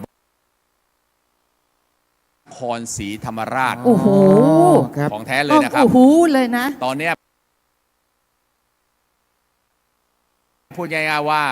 นครศรีธรรมราชเนี่ยเป็นก็เรียกอะไรนะ เป็นที่หมายปองเลยหลายคนอยากจะไปที่นั่นนะ ใช่ ฮะ เป็นที่เรื่องลือเลยครับโอ้โห เรื่อง นโม ลือเลย ครับคุณเล่นโม ถูกไหมฮะ แล้วก็จะมีหนังสือมีอะไรที่แนบไปด้วย เดี๋ยวไว้ในช่วงท้ายในช่วงนี้นะ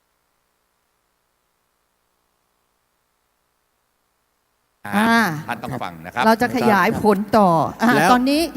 เชิญนะพี่แอร์ฮะเชิญนะเพราะว่าเหรียญนี้เราได้มาจากพระคุณเจ้าที่จะเทศน์ดังต่อไปนี้ฮะ ถูกต้อง อ๋อ ครับ แล้วก็กลับนิมนต์เลยแล้วกันนะครับ ค่ะ ในรูปต่อไปนะครับ ขออนุญาต พี่แอร์ เว ฮะ ที ค่ะ ท่านเป็นผู้ช่วยเจ้าอาวาสวัดราชาธิวาสราชวิหารนะครับ ค่ะ เป็นที่ปรึกษาเจ้าคณะภาค 16 17 18 อันได้แก่นครศรีธรรมราชสุราษฎร์ธานีชุมพรภูเก็ตตรังกระบี่พังงาระนองสงขลาพัทลุง ศาสนาแห่งประเทศไทย ท่านเป็นนักบรรยายธรรมทั้งสถานีวิทยุกระจายเสียง AM นะครับ1350 1350 นะครับนะเวลา3 ทุ่มถึง 4 ทุ่มนะครับ แล้วก็ทางสถานีโทรทัศน์ยังเป็นภาควิทยากรอบรมธรรมทูตนะครับ สังฆาธิการ และที่แปลกไปก็คือทราบมาว่า แนวทางที่จะมีเทศนาธรรมจากพระคุณเจ้าเนี่ยท่านจะเปิดโอกาสให้สาธุชนที่กำลังข้องใจ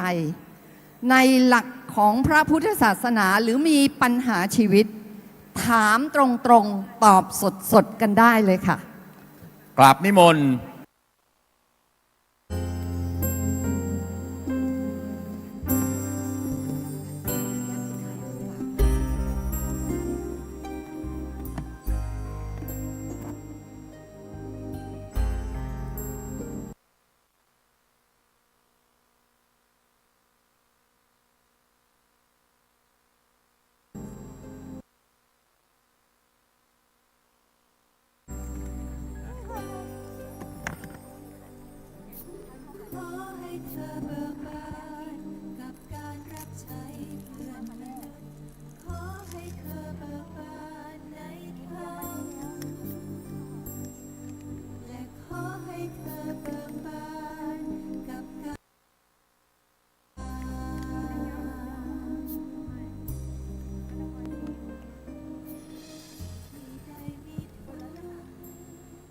ฮัลโหลขอโอกาสพระเถรานุเถระบรรดาแฟนๆมีเทศมีทอล์กทุกท่าน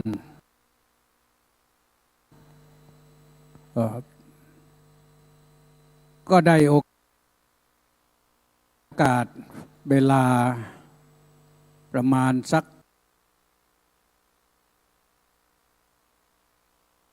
40 กว่านาที45 นาที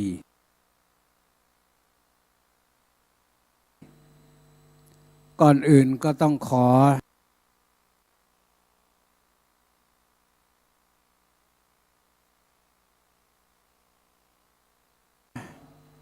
แจ้งให้ทราบสิ่งที่ติดไม้ติดมือมาวันนี้ที่บรรดาครูบาอาจารย์ได้บอกไปแล้วตะกี้ก็คือเหรียญนะโมเหรียญนี้เขาทำขึ้นเมื่อประมาณ1,000 กว่าปีแล้วต้นแบบนะเพื่อป้องกันพยันตรายทั้งหลายทั้งปวงแต่อาตมาภาพเองก็เลือดเนื้อเชื้อไขนครศรีธรรมราชก็ได้ถวายมาเพื่อแจกญาติแจกโยมจำนวน2 กล่องหนึ่งนั้นหมดไปแล้วอีกกล่องหนึ่งก็นำมาเป็นของขวัญของฝากที่นี่เนื่องจากว่าตอนนี้มันมีพยันตรายเยอะแยะเทศมีทอกปีหน้านะ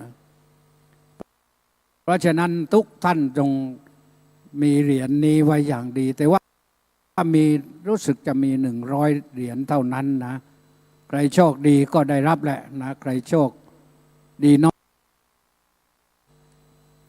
อีกอย่างหนึ่งเป็นหนังสือเล่มนี้คิดมาประมาณสัก30 ปีว่าจะรังสรรค์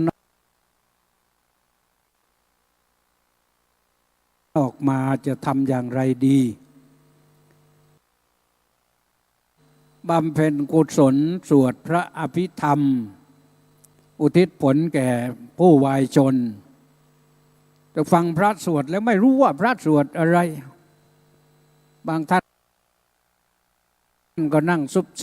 ซิบกันบางท่านก็นั่งเงียบ ก็ได้บุญกันทั้งนั้น ก็เลยดังสรรขึ้นมาเล่มหนึ่ง ตั้งชื่อว่าฟังสวดพระอภิธรรม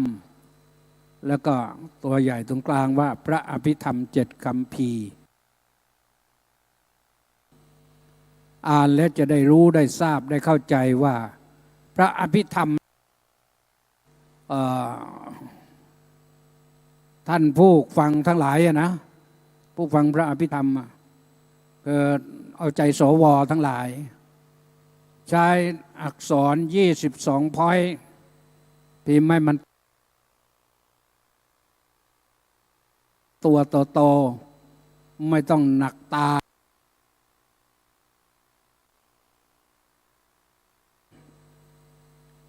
อีกอย่างหนึ่งอันนี้มี40 เล่มนะเขาทำมอละ40 เล่มรู้สึกจะหมดแล้วพิมพ์มา2 วันแจกพรึบเดียวหายวับไปกับตาหมดแล้วเหลือห่อหนึ่งก็เอามาฝากที่นี่ชื่อว่า2 กันเทศธรรมจารีกถาและสัจจิตตปริโยทปนกถาเทศเมื่อวันมาฆบูชาที่ผ่านมาสัจจิตตปริโยทปนกถาไทยในภาคเช้าวันมาฆบูชาที่ผ่านมาแล้วก็ธรรมจารีกถานั้นเทศหน้าพระที่นั่งในพระที่นั่งอมรินทร์วินิจฉัยก็เมื่อเทศ2 กันในวันเดียวกันเรื่องมาฆบูชาแต่ไม่เหมือนกัน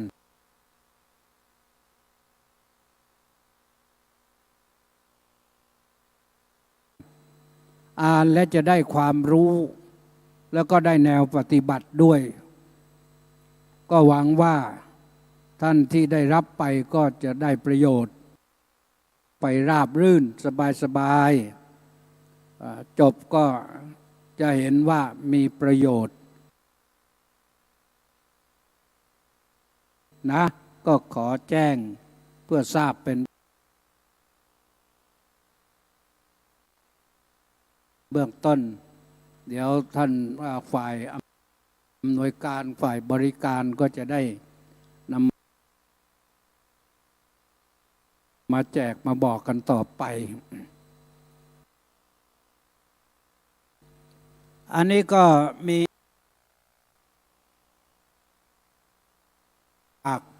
เพื่อแจกญาติโยมด้วยแต่อันนี้ไม่ทราบว่าให้แจกที่นี่หรือแจกที่ไหนเป็น3 เล่มนะก็เป็นหนังสือที่หนาๆน่าจะแจกท่านผู้สนใจความรู้ลึกๆมีคู่มือเตรียมสอบความรู้อะไรเนี่ยความรู้ความสามารถทั่วไปก็คงจะพาไปแจกนักการศึกษานี้นะเขียนโดยอาจารย์จิรพาสชยานนท์เอาละท่านสาธุชนทั้งหลายเวลาก็มีจำกัดนะทีนี้ตัวเลขข้างหน้าจอนี่ไม่เลื่อนยังเหลือ45 นาทีคงจะพูดได้ไปถึง6 โมงเย็นเหลือ45 นาทีอยู่รอบนี้นี่เป็นรอบถามมาต่อไปญาติโยมมีอะไรจะถามบ้างก็เตรียมคำถามคนหนุ่มคนสาวคนสวไม่ใช่คนเฒ่าคนแก่นะเดี๋ยวนี้ก็จะเติมเต็มที่นั่งฟังเมื่อเช้านะท่านเจ้าคุณพระพรหมบัณฑิตตอบปัญหาไปแล้วท่านก็ตอบดีทั้งหมดดีมากด้วยอาตมามานั่งฟังก็ได้ความรู้ด้วยเรื่องบุญญาณิธิท่านก็ว่าไปแล้ว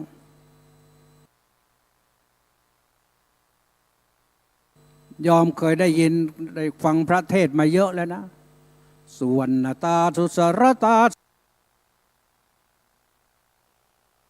สุสันธานังสุรูปตาอธิปัจจังปริวารโรสับบะเมเตนะลัพพตินั่นเรียกว่าคาถาหนึ่งสุวรรณเสียงไพเราะ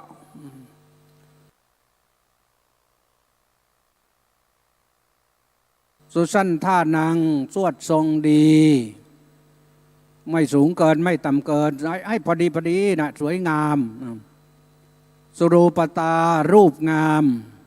เกิดกี่ภพกี่ชาติก็รูปงามขาหักแข้งหักเย็บไม่ดีก็ขึ้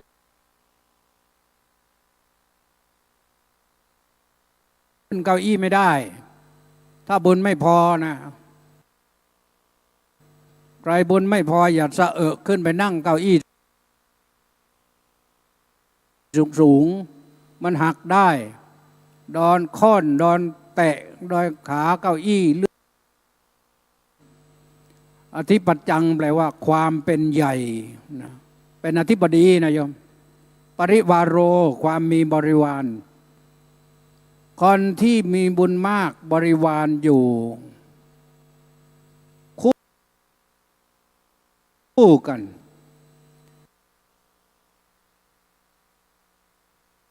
เห็นว่าคนนี้เก่งอย่างนั้นอย่างนี้เข้าไปพี่นอบพิกเทาประคบประหงมอย่างดีแต่สักพักหนึ่งก็หายหน้าหายตาหายจ้อยไปก็เลยหมดเพราะหมดบุญนั่นแหละนะไม่ใช่อื่นเพราะหมดบุญเก่งแต่อายุจะไม่ยืนเก่งจะไม่นานหมดสภาพไปอีกอย่างหนึ่งที่ท่านกล่าวไปถึงสังเวชนียสถานว่าที่เราไปไหว้กันที่สังเวชนียสถานน่ะเติมเต็มของท่านปรินิพพานสูตรพระพุทธเจ้าตรัสถึงการไปนมัสการสังเวชนียสถาน4 ตำบลมหาปรินิพพานสูตรก็พระไตรปิฎกเล่ม10นะสูตรที่เท่าไหร่สูตรที่3นะมหาปรินิพพานสูตรอาหินดันสตาปสันนจิตตาเตกาลังกริสันติกายัสสะเพดาปรมมรณาสุขติงสักขังโลกังอุปปัชชิสันติดูก่อนอานนท์พุทธบริษัททั้ง4ละได้เหล่าหนึ่งคือภิกษุภิกษุณีอุบาสกอุบาสิกาท่องเที่ยวคนเหล่านั้น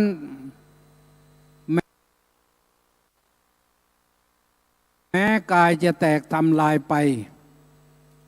เขาจะเข้าถึงสุคติโลกสวรรค์แน่นอนสุคติคือได้กลับมาเป็นมนุษย์อีกนี่อธิบายตามหลักอภิธรรมนะว่าคำว่าสุคติ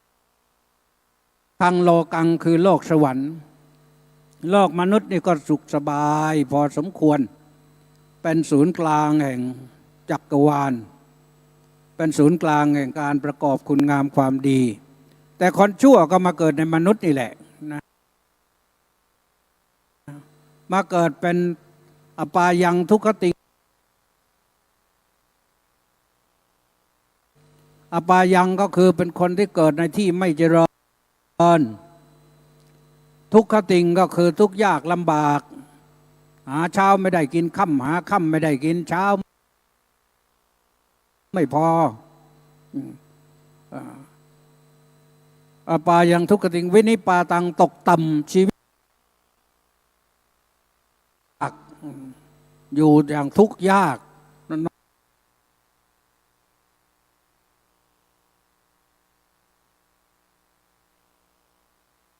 นรกในมนุษย์นะแต่นรกที่จริงก็คือจริงก็นรกที่ ทุกข์ทรมานก็ลำบากอยู่ก็มีจริง แต่นี่พูดถึงนรกในมนุษย์ก็ไปถ้าได้ไปนมัสการสังเวชนียสถานเนี่ยก็จะได้เข้าถึงสุคติโลกสวรรค์เข้าถึงสุคติคือโลกมนุษย์เราได้ประกอบคุณงามความดีทำบุญกุศลต่อไปสักคังโลกังก็คือไปสู่สวรรค์โลกสวรรค์โลกสวรรค์นี่สวรรค์ชั้นจาตุมหาราชก็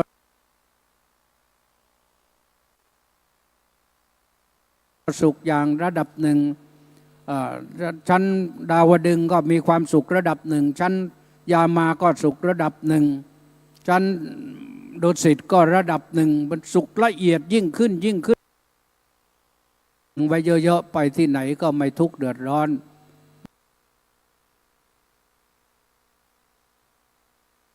ไม่ได้รับความลำบากแน่นอน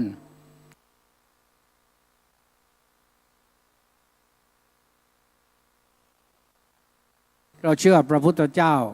ดีกว่าเชื่อคนอื่น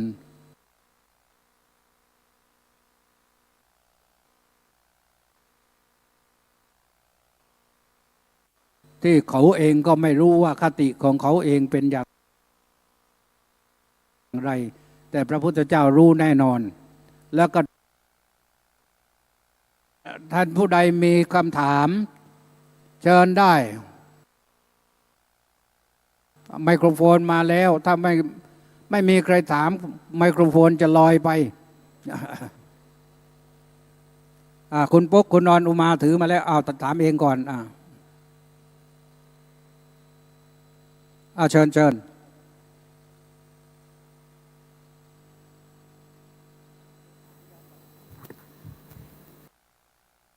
เลยไฟแบตเตอรี่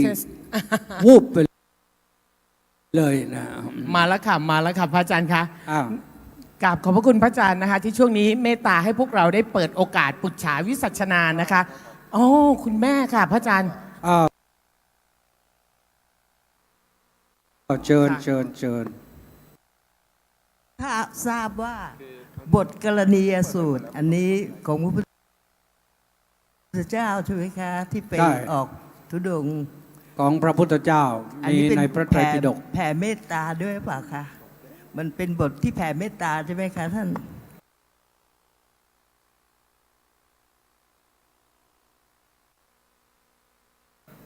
สวดแผ่เมตตาก็ได้อยู่ที่จริงถ้าจำได้นะก็ดีนะกรณีมยาวหน่อยถ้าโยมสวดเป็นทำนองก็ยิ่งดีนะกรณยมัทธากุสเลนายันตังสันตังปดังอภิสเมจาขอบคุณค่ะสกโกอุชูจัตสุหุชูจัตสุวโจจัตสะมุโดอนาติมานีโดยจัตสุปโรจะอปกิจโจจัตสเลวกวุติระสวดเร็วๆอย่างนั้นก็ได้ทำให้จิตสงบแล้วรับประกันได้ว่าพยันตรายอื่นใดไม่มารบกวนน่ะเชิญคำถามต่อไปค่ะท่านไปอยู่นั้นปุ๊กขอสักข้อหนึ่งนะคะพระอาจารย์คะพระอาจารย์คะถ้าเกิดสมมุติเนี่ยเราได้ยินข่าวนะคะแก๊งคอร์เซ็นเตอร์จะโทรมาหลอกบางคนก็เผลอเชื่อเข้าไปนะคะพระอาจารย์มีคาถาไหนหรือมีหลักธรรมะไหนช่วยป้องกันแก๊งคอร์เซ็นเตอร์ได้บ้างไหมเจ้าค่ะพระอาจารย์ครับมีสติสัมปชัญญะอย่าประมาทแล้วมีปัญญาอย่าไปเชื่อคนง่ายๆเชื่อเราเองดีกว่าเราสามารถที่จะทำเงินได้เป็น20 ล้าน30 ล้านแล้วทำไปทำมาโดนให้คอร์เซ็นเตอร์ผีแข็งไว้โยมมีสติว่าไม่มีใครหรอก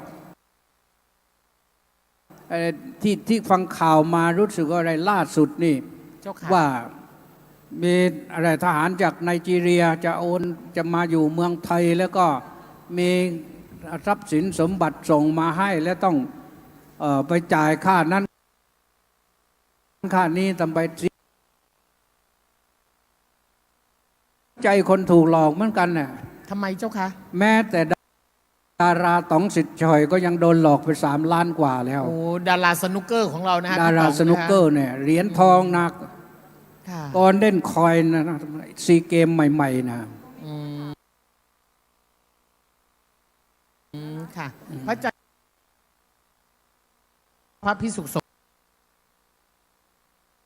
มีพระขาดสติเหมือนกันนะแต่ท่านไม่บอก นะคะฉะนั้นต้องมีสติกันทั่วๆนะคะ ถึงจะป้องกันมิจฉาชีพแก๊งคอร์เซนเตอร์ได้นะคะใครมีคำถามยกมือได้เลยนะคะเดี๋ยวโอ้โหวิ่งเลยค่ะปุ๊กก่อนนะทางนู้นฝนจำไว้นะน้องฝนเอาไมค์ไปให้ทางนู้นหน่อย เชิญเลยค่ะคุณ ทุกที่ทุกสถานในการทุกเมื่อเชิญ กราบนมัสการพระคุณเจ้าค่ะอยากจะสอบถามค่ะคาถาชินบัญชรเนี่ย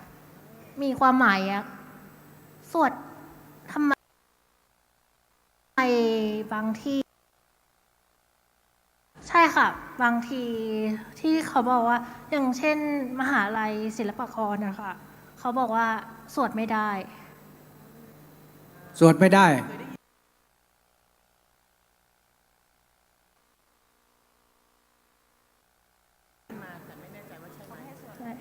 เป็นเพราะอะไรสวดไม่ได้ เหมือนสวดไล่เขาเป็น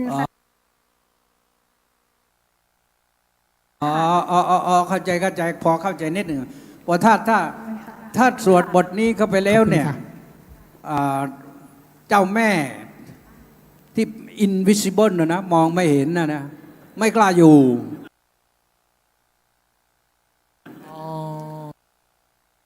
แต่เมตตาพระพุทธเจ้าบอกว่าถ้าสวดกรณีแล้วเราทำความเป็นมิตรกับทุกคนทั้งที่มองเห็นและมองไม่เห็นเพราะฉะนั้นเราไม่ได้ไปให้ร้ายเราไม่ได้ไปสาปไปแช่งไปขับไล่ไสส่งเขาเนี่ย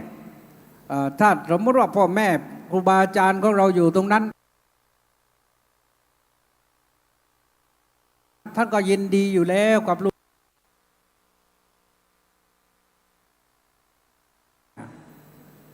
แต่ถ้าคาถานะถ้าเป็นคาถาของแบบอะไรของโหราจารย์อะไรต่างๆคา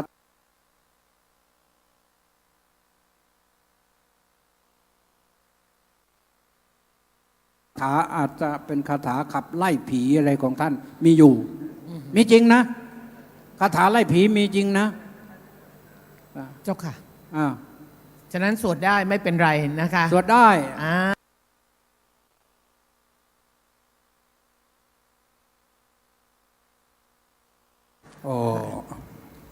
นั่งสมาธิถ้าจิตใจวอกแวกเดินเสียก่อนก็ได้เดินจงกรมเดินไปเดินมาเดินไปเดินมาใช้ระยะทางประมาณสัก10 เมตรถึง15 แล้วมานั่งตรงนั้นจิตจะสงบลงง่ายๆทำสบายๆอยู่ในอิริยาบถ4นะนั่งก็ได้เดินก็ได้ยืนก็ได้นอนก็ได้สมาธิแต่ถ้านอนสมาธินี่หลับเร็วอาตมาภาพตอนบวชพรรษาแรกนะพอนอนแล้วเนี่ยปรากฏว่านอนไม่หลับเหตุที่นอนไม่หลับเพราะว่าพระใหม่นี่ยังตรวจอะไรไม่ถูกเขาก็นิมนต์ไปพิจารณาผ้าบางสกุลปากหีบในต่างจังหวัดภูธรนั่นบางสกุลแล้วศพในภูธรสมัยนั้นนะคำว่าสมัยนั้นมานานแล้วอันนี้อยากจะบอกว่าบวชมานานแล้วเหมือนกันนะ ปรากฏว่าศพน่ะเป็นศพผู้หญิงนะแต่ตาก็ถลึงขึ้นมาลิ้นก็โผล่ขึ้นมาแล้วก็ท้องก็อืดขึ้นมาแล้วกลิ่นนี่โอ้โห จากบ้านก็ตั้งศพที่บ้านด้วยนะแต่พอไปถึงป่าช้าเขาเปิด แล้วก็เอาผ้าไปวางเข้าปากหีบแล้วก็ให้พระไปพิจารณาผ้าบางสกุลพระต้องยืนจ้องดูศพด้วยนะแต่นี่เป็นพิจารณาดูบางทีจะบอกว่าอนิจจาวัฏสังขาราราค้างเลยอุปาทวยธรรมิโนพูดไปไม่ออกอ่ะกลิ่นมันเข้าจมูกในที่สุดก็ต้องทำให้จนจบไปแหละจบแล้วก็กลับมาวัดก็ต้องแช่เป็นวันนะเป็นวันเป็นคืนแช่แล้วก็แช่อีกถึงจะเอามาห่มได้สุดท้ายก็นะพอนอนเนี่ยมันหลับตาเห็นแต่ศพมาแหละพอหลับตาเห็นศพทำไงก็สวดนะโมก็สวดไปสวดจบขึ้นใหม่จบขึ้นใหม่จบขึ้นใหม่ปรากฏว่าพอสักพักหนึ่งนะโมยังเป็นได้ทั้ง10จบเลยจิตเป็นสมาธิแนบแน่นแน่วแน่หลับพลอยเลยนะมันเข้าเป็นได้ที่นิยมนั่งเนี่ย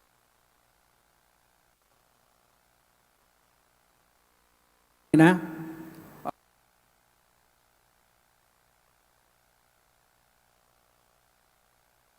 นี่แหละโยมไม่ต้องไปไหนศีลห้าคือศีลองค์คุณของ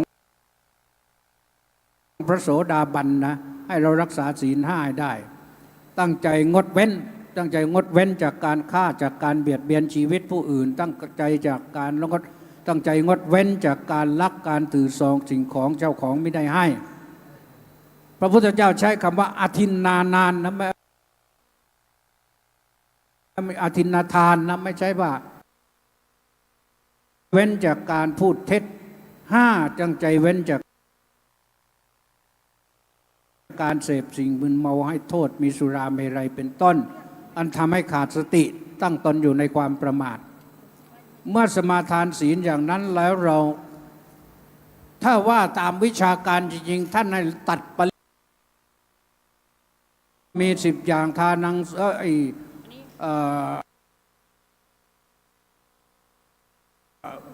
เอาขึ้นอะไรแล้ว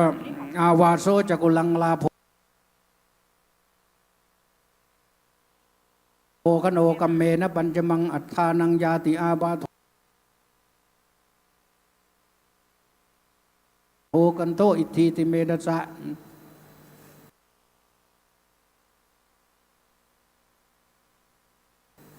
คำหนึ่งถึงที่อยู่คิดถึงที่อยู่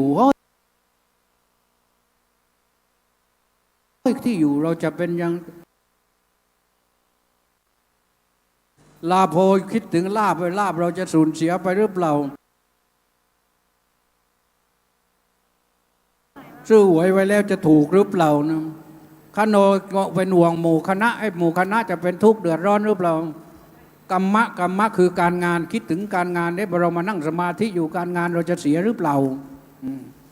อัฏฐานังการเดินทางเรามานั่งสมาธิอยู่อย่างนี้พรุ่งนี้เราจะเดินทางแล้วมันจะขัดข้องหรือเปล่ายาติคิดถึงหมู่ญาติวงศาคณาญาติแล้วก็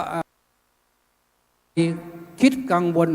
เมื่อเราจะเอาสมาธิก็คิดถึงสมาธิไม่รู้จะทำอย่างไรก็มีวิธีอยู่2วิธีที่ง่ายๆนะ1อานาปานสตินั่งสมาธินี่กำหนดลมหายใจเข้าหายใจออกของเราที่จมูกนี่เอาสติมาผูกมัดจิตเราของข้างของเราหายใจเข้าก็รู้หายใจออกก็รู้หายใจเข้ายาวก็รู้หายใจออกยาวก็รู้หายใจเข้าสั้นก็รู้หายใจออกสั้นก็รู้กำหนดรู้อยู่ตรงนี้แหละให้มันเป็นคลื่นไปจนกระทั่งว่าตามลมได้หมด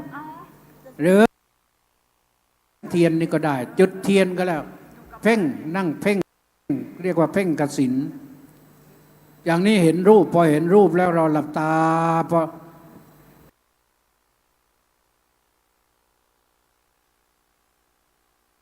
พอเห็นไฟชัด เราก็หลับตาดูว่าไฟปรากฏในตาหรือเปล่า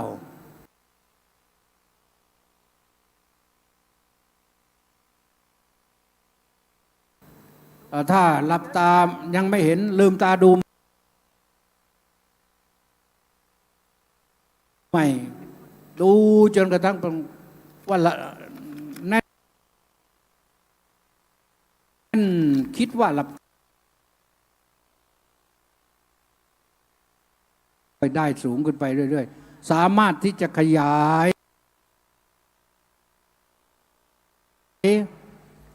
ไฟนั้นให้ใหญ่ขึ้นได้ให้เล็กลงได้เรียกว่าเกิดอุคานิมิตขึ้นมาแล้วจิตของเราก็จะค่อยๆสงบอยู่กับตรงนั้นเรียกว่าเป็นเอกคตาอยู่กับตรงนั้นแหละนะอันนั้นจะทำให้เราสงบได้สวดทุกวันปิ สวด โส ไม่ได้ ค่ะ อยู่ๆก็สวดไม่ได้ไม่อยากสวดเลยครับพี่ คือจิตไม่อยากสวดนะเจ้าค่ะ อยู่ๆจิตก็ไม่อยากสวดนะครับพระอาจารย์ เกิดเบื่อหน่ายเอื้อมระอา เพราะ ไม่อยากสวด ความเมตตาเจ้าค่ะ ถ้าโยม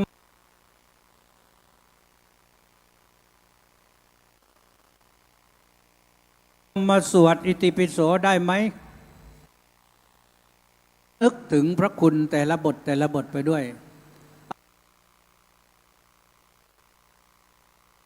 อรหังคือพระสัมมาสัมพุทธเจ้า เจ้าค่ะ ผู้เป็นพระอรหันต์คือผู้ไกลจากความชั่วทุกอย่าง เจ้าค่ะ สัมมาสัมพุทโธทรงค้นหาความรู้เอง เราก็ค้นหาความรู้ในจิตใจของเราที่เรายังมันเบื่อก็เพราะว่าเรารู้ไม่แจ้งรู้ไม่จริงเรารู้จริงนั้นต้องรู้ว่าสัจธรรมเนี่ยซึ่งมีอยู่สองระดับเนี่ยหรือสองภาคเนี่ยสัจธรรมที่เป็นอะไรเป็นจริงแท้นิโรธมรรคนี่มันมีมาตั้งแต่ก่อนพุทธกาลมาถึงยุคพุทธกาลพระพุทธเจ้าค้นพบแล้วก็มาถึงปัจจุบันก็ยังมีสัจธรรม4อย่างนี้อยู่นั่นแหละไม่มีใครค้นพบที่เหนือกว่านี้พระพุทธเจ้าใช้ความเพียรพยายามทำงานวิจัยมา6 ปีต้องการจะรู้เรื่องนี้เมื่อรู้แล้วก็เอามาให้เราสวดก็ทำตัวเราให้สบายๆอาบน้ำอาบท่าให้เรียบร้อยแล้วมานั่งสวดกายก็สงบใจก็จะสงบด้วยและเราสวดก็จะสวดอย่างมีความสุขนะวิชชาสุขโตสุขโตนี่แปลว่าไปดีไปไหนก็ไปอย่างดีแล้วก็กล่าวคำที่โลกมี3 โลกนะสัตว์โลกส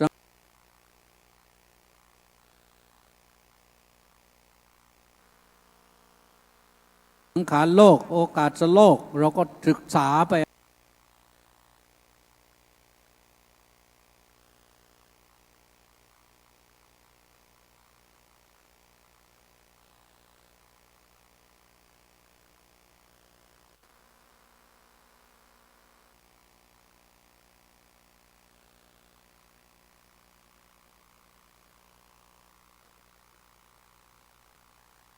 รู้เนี่ยนี่พระพุทธเจ้ารู้อย่างนี้อนุตตรปุริสธรรมสารถิพระพุทธเจ้าเป็นครูของเทวดาและมนุษย์ก็เป็นผู้ฝึกตื่นตัวตื่นตาตื่นใจตื่นด้วยสติ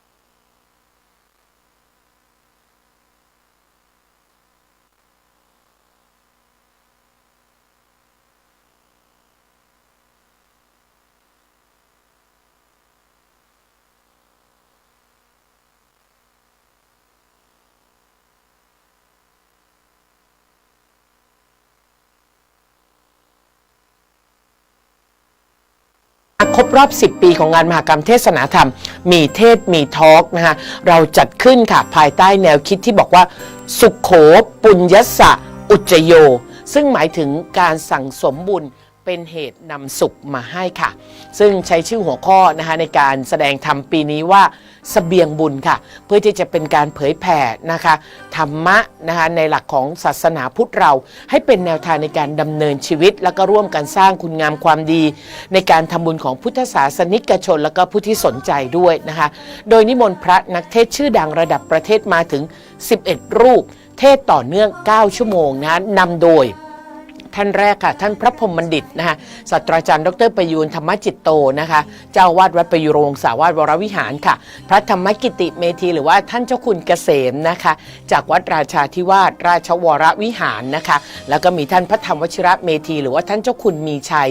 จากวัดหงส์รัตนารามนะคะท่านพระราชธรรมนิเทศหรือว่าเจ้าคุณพยอมจากวัดสวนแก้วค่ะท่านพระครูวินัยธรกิติศักดิ์โกตมะสิทธิโสหรือท่านส.ศรียวนจากวัดพระเชตุพนวิมลมังคลารามนะคะพระสุทธีวชิรปฏิภาณนะคะหรือว่าท่านเจ้าคุณพระมหาวีรพลนะคะจากวัดพระเชตุพนวิมลมังคลารามเช่นเดียวกันค่ะท่านพระครูสังฆรักษ์ศักดาสุนทโรจากวัดธรรมพิมุขจังหวัดตราดค่ะพระครูวาทีพัชรโสพลนะคะหรือว่าพระอาจารย์ราชันยอดนักแหล่จากวัดมหาธาตุพระอารามหลวงจังหวัดเพชรบูรณ์ค่ะพร้อมด้วยท่านพระมงคลธรรมพานนะคะหรือว่าท่านเจ้าคุณมงคลจากวัดเสมียนนารีพระอารามหลวงนะคะท่านพระครูวิสุทธธรรมประสิทธิ์นะคะหรือว่าพระมหาศิลป์นะคะพร้อมด้วยท่านพระครูศรีธรรมประสิทธิ์นะคะหรือพระมหาสมนะคะทั้งสองรูปนี้เป็นพระคู่แฝดนะคะจากวัดหลักศรีพระอารามหลวงค่ะทั้งหมด11รูปที่จะมาแสดงธรรมต่อเนื่อง9ชั่วโมงนะคะซึ่งไฮไลท์ภายในงานปีนี้นะคะท่านผู้ชมทุกท่านก็จะเป็นการเทศน์มหาชาติพระเวสสันดรชาดกประยุกต์3ธรรมาสนะคะโดยพระฝาแฝดพร้อมด้วยท่านเจ้าคุณมงคลนะคะรวมเป็นเทศ3ธรรมาสนั่นเองค่ะแล้วก็มีกิจกรรมแสดงกตัญญูตาต่อบิดามารดาโดยท่านพระอาจารย์ศักดาสุนทโรด้วยนะคะสำหรับผู้ที่มาร่วมงานในช่วงเช้านะคะก็จะได้รับมอบพระธาตุจากชมรมรักพระธาตุแห่งประเทศไทยไว้ไปสักการะบูชานะคะรับมอบหนังสือสวดมนต์พร้อมของที่ระลึกนะคะจากทางงานมีเทศมีทอล์กของเราพร้อมทั้งเปิดให้พี่น้องประชาชนร่วมเป็นเจ้าภาพนะคะในการถวายสังฆทานให้กับพระภิกษุสงฆ์ทั้งหมด72รูปนะคะในช่วงของการเจริญพระพุทธมนต์ช่วงเช้าด้วยค่ะ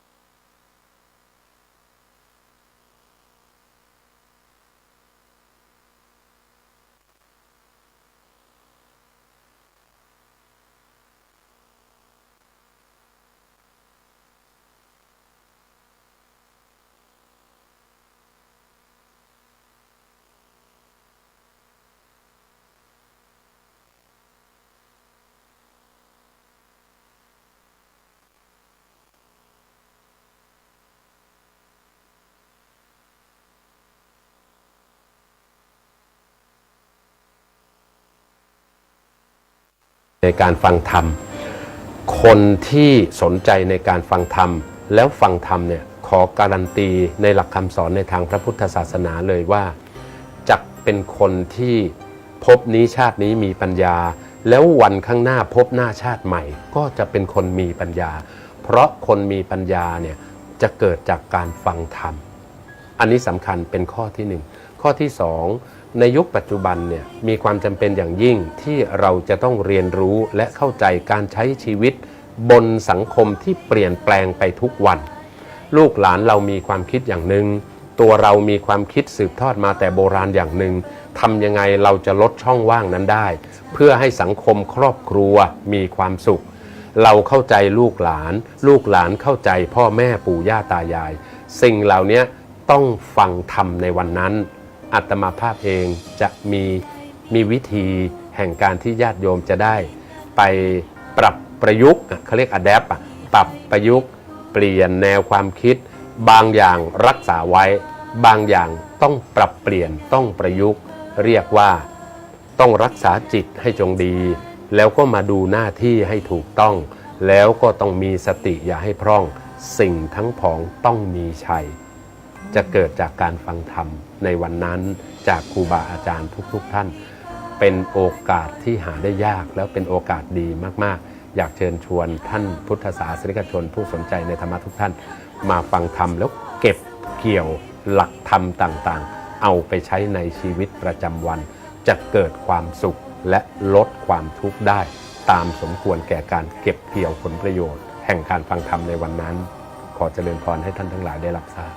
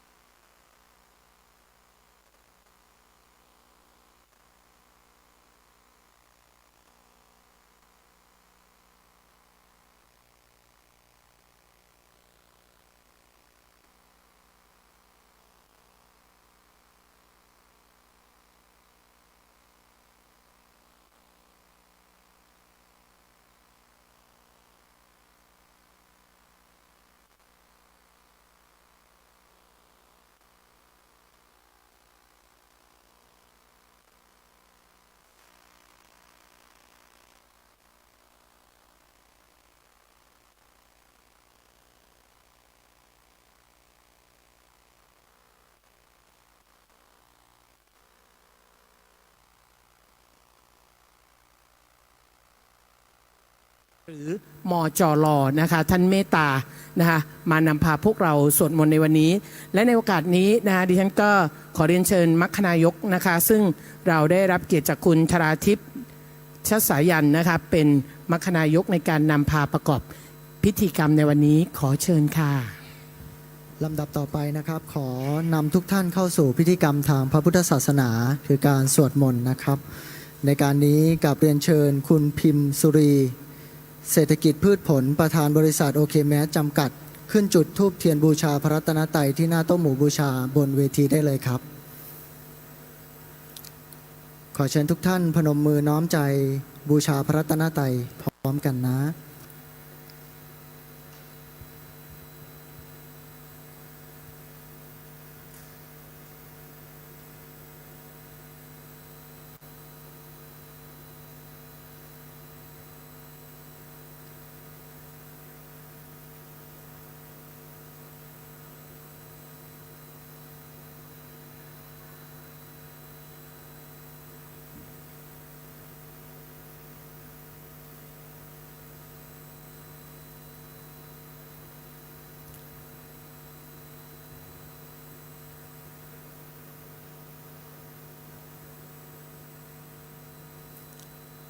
ขอเชิญทุกท่านกล่าวคำบูชาพระรัตนตรัยโดยพร้อมกัน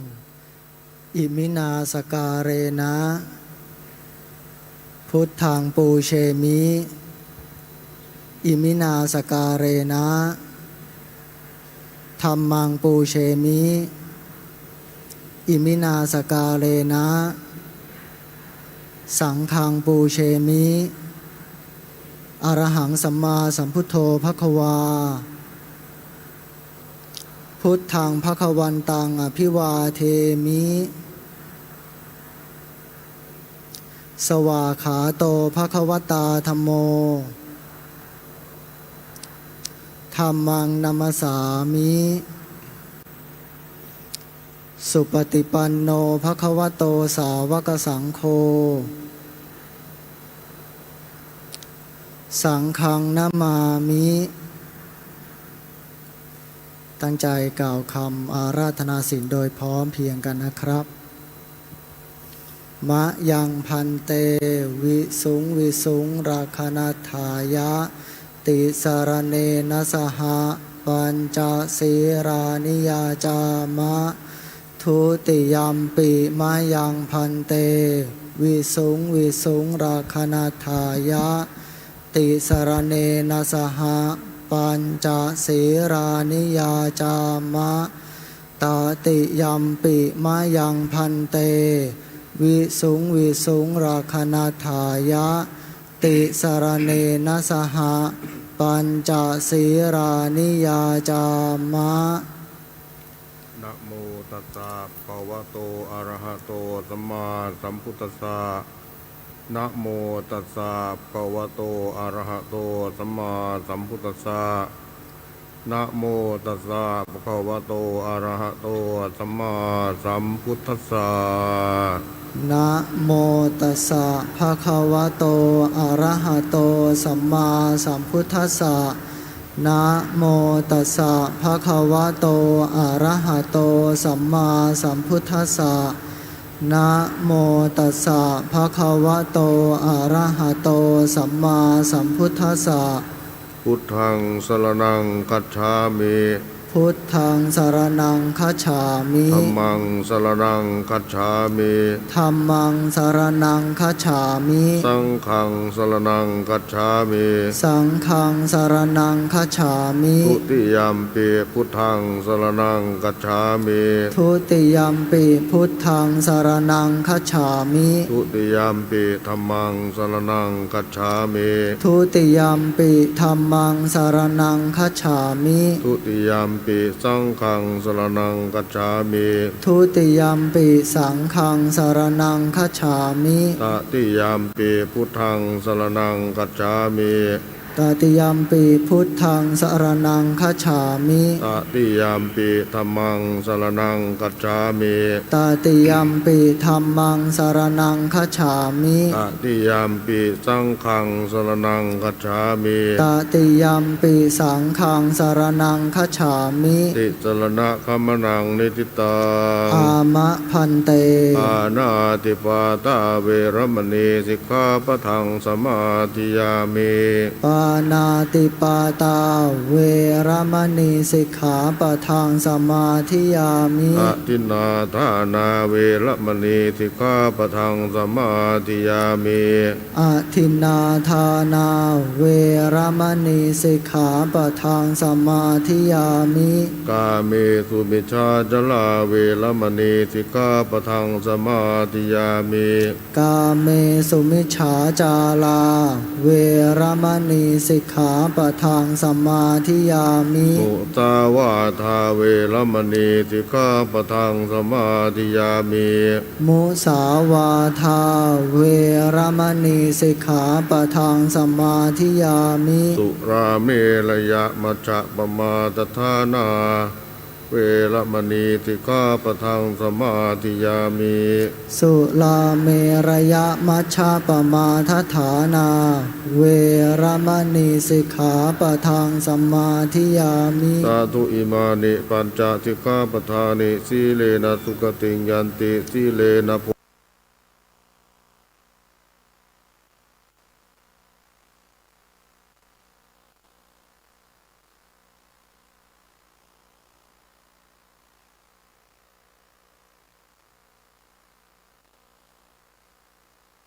ปูเรนติสาครังเป็นต้น พระเจ้าพิมพิสารก็พรึบเดียวพวกผีพวกเปรตเหล่านั้นน่ะที่ทุกข์ยากลำบากกระผอมโซพุงโรก้นปอดอะไรต่างๆนะผิวพรรณเปล่งปลั่งขึ้นพรึบเลยมันบุญยฤทธิ์นะที่จริงพวกเปรตเหล่านั้นก็มีบุญอยู่แล้ว แต่ว่ามีกรรมมาบังอยู่ เจ้าค่ะ ก็เลยทุกข์ยากลำบากมา ค่ะ ไอ้เสื้อผ้าเครื่องนุ่งห่มที่มาเกลือกรังไปด้วยน้ำเลือดน้ำหนองกลายเป็นผ้าทิพย์ห่อหุ้มกายเริ่มเดียวจบเอวังก็มีด้วยประการชนี สาธุ หมดเวลานโยมนะ ขอข้อสุดท้ายสักนิดหนึ่งค่ะพระอาจาร เอา ย์ ยังมีเหรอ นิดเดียวค่ะ คือด้านนอกเนี่ยเราเห็นว่ามีการเตรียมข้าวสารแล้วก็วุ้นเส้นเพื่อให้ญาติโยมที่มาวันนี้ได้ทำบุญเพื่อที่จะนำไปถวายให้กับพระ3จังหวัดชายแดนใต้ ในฐานะที่พระอาจารย์เป็นประธานศูนย์พิทักษ์พระพุทธศาสนาชายแดนใต้เนี่ยนะคะพระอาจารย์คะศูนย์พิทักษ์พระพุทธศาสนาแห่งประเทศไทย พระสงฆ์ที่ชายแดนใต้ทำไมเราจึงต้องรวมพลังช่วยเหลือท่านพระอาจารย์ตอบสักนิดหนึ่งได้ไหมครับญาติโยมที่นี่จะ ก็ ได้เข้า ยืน ใจ ยั กัน น สั้น ว่า ๆ ข้าวสาร ครับ ที่ยอมบริจาคไปทุกมันเป็นข้าวสารและเป็นเม็ดนะ เป็นเม็ดแล้วเอามาอยู่ในถุง ถ้า ครับพระอา ถ้า จารย์ ถ้าเป็นข้าวที่ ที่ยังอยู่ที่รวงก็เป็นเมล็ด อันนี้เป็นเม็ดค่ะ เป็ อยู่ใน เม็ด ถุ แล้ว งค่ะ ปลูกไม่ขึ้นแล้ว ค่ะ ก็บอกว่าถ้าปลูกไม่ขึ้นแล้วเป็นเม็ด เช่นเม็ดฝนไม่ใช่เมล็ดฝน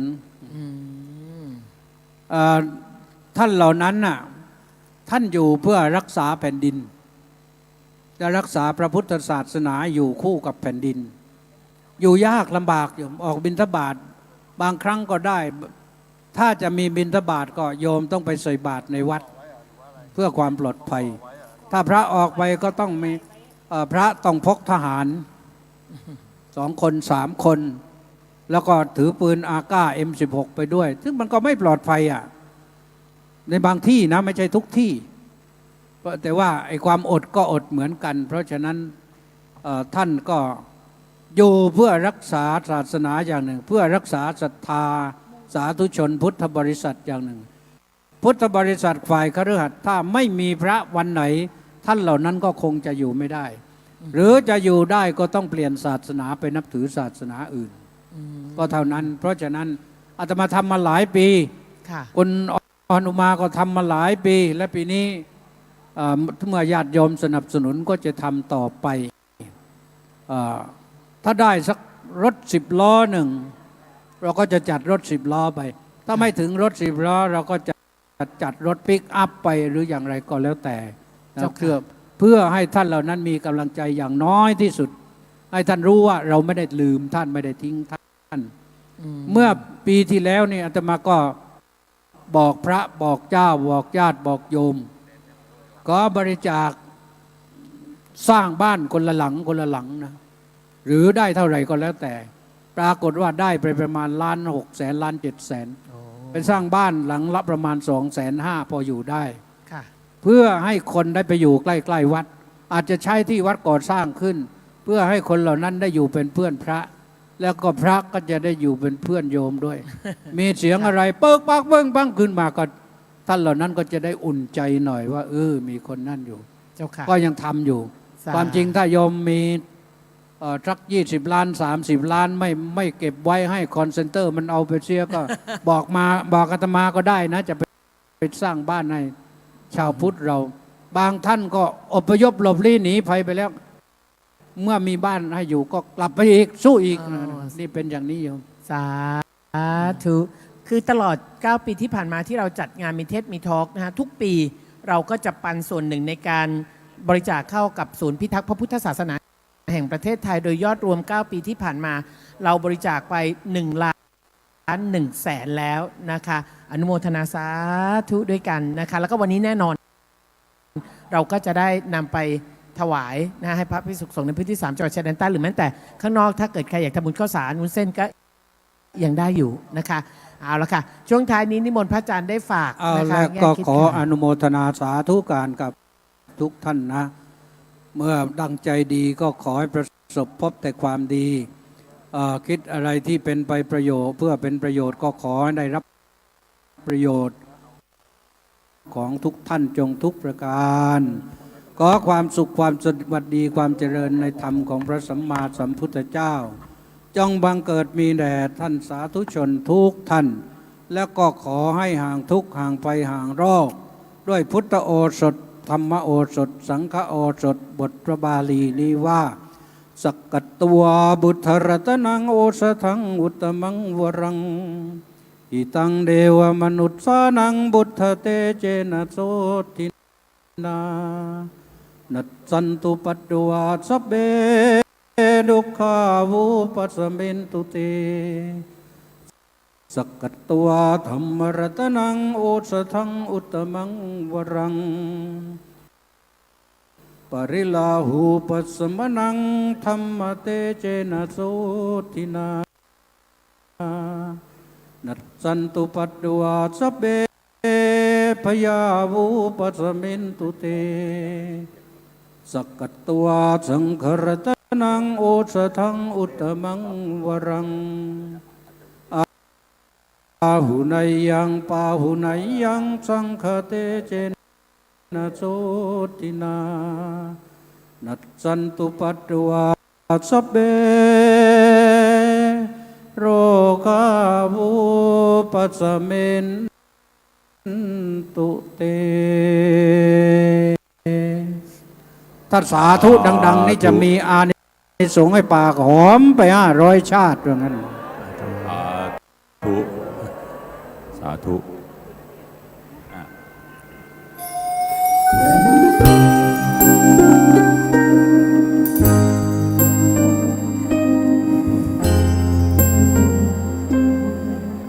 วันนี้พระอาจารย์เกษมมีเหรียญมาด้วยนะครับ ครับ คือเหรียญนโมจากวัดมหาธาตุจังหวัดนครศรีธรรมราชนะครับ เห็นไหมฮะซึ่งอันนี้ต้องมีอยู่จำนวนจำกัดมีอยู่เท่านี้แหละครับ อาจารย์ถือฮะ นี่นะฮะที่เห็นอยู่นี่นะครับ นี่คือเหรียญนโมนะครับ แล้วก็เป็นเหรียญที่มีอยู่จำนวนจำกัดด้วยนะครับ เดี๋ยวถ้าใครได้ร่วมทำบุญเนี่ยนะท่านก็รับเหรียญแล้วก็เดี๋ยวเรามีหนังสือคู่ไปด้วยนะครับ มีหนังสือคู่ไปด้วยก็ถือว่าเป็นมงคลด้วยนะครับนะ เราจะให้ทำบุญสักเท่าไหร่ดีอาจารย์ เอา100แล้วกัน ดีฮะ นะฮะ เพราะว่าทุกท่านจะได้สิ่งที่เป็นวัตถุมงคลกลับบ้านด้วย 100 บาทนะครับแล้วหมดเลยนะครับ ถ้าเกิดใครไม่นั่นก็ไม่มีเหลือนะครับ กรุณาเข้าแถวนะครับ กรุณาเข้าแถวนะครับ คิวนิดนึงครับ คิวนิดนึง เพราะว่ามีเท่านี้จริง ครับ ๆท่านน่ารู้ใช่ไหมฮะว่าพระธาตุที่นครศรีธรรมราชเนี่ยนะครับ โอ้ดังมาหลายยุคหลายสมัยฮะแล้วก็ของที่ปลูกเสกที่นั่นส่วนใหญ่จะเป็นวัตถุมงคลที่ใครๆก็อยากได้ ครับคือเมืองนครเนี่ยต้องบอกเลยนะครับว่าทุกคนอยากไปนะที่นั่นเนี่ยอย่างพระธาตุอย่างองค์จตุคามรามเทพเนี่ยนะก็ต้องที่นครศรีธรรมราชถูกไหมครับ ครับ แล้วตอนหลังนี่ยังมีไอ้ไข่อีกนะ โอ้โห ไอ้ไข่นี่ผู้ที่ต้องการโชคลาภนี่โอ้โหนะสุดๆเลยนะครับ โดยเฉพาะเรื่องค้าขายเนี่ยนะ เรื่องค้าขาย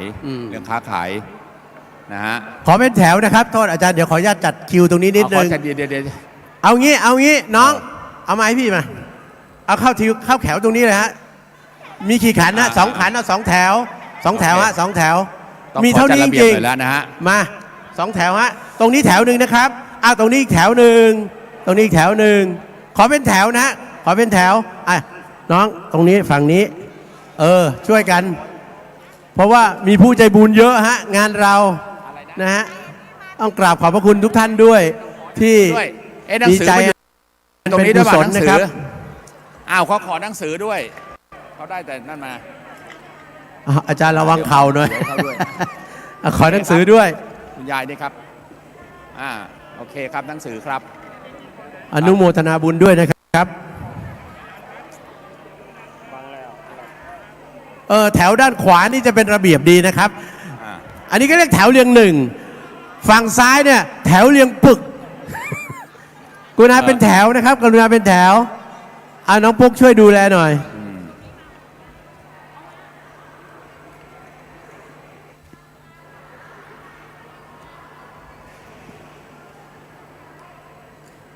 พอไหม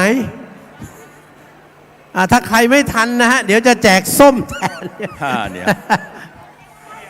โอ้นายดูนะครับคือจริงๆมีเทพมีทอล์กของเราเนี่ยนะครับธรรมดาในทุกครั้งตั้งแต่เมื่อก่อนนี้ เรามีเดินทางไปจัดในต่างจังหวัดด้วยครับอย่างเช่นภาคเหนือเนี่ยนะครับเราก็จะจัดที่จังหวัดเชียงใหม่เป็นแถวไว้นะครับเป็นแถวไว้นะครับถ้าเป็นภาคอีสานหรือภาคตะวันออกเฉียงเหนือเนี่ยก็จะจัดที่จังหวัดอุดรธานี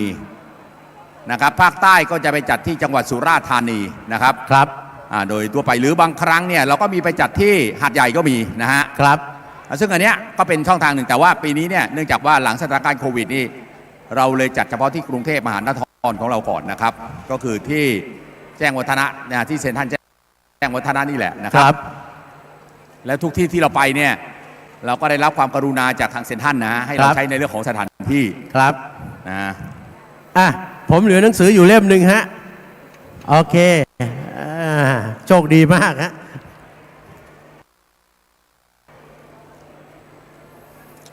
เดี๋ยวถ้าหนังสือหมดก็เหลือแต่เหรียญนโมนะครับครับ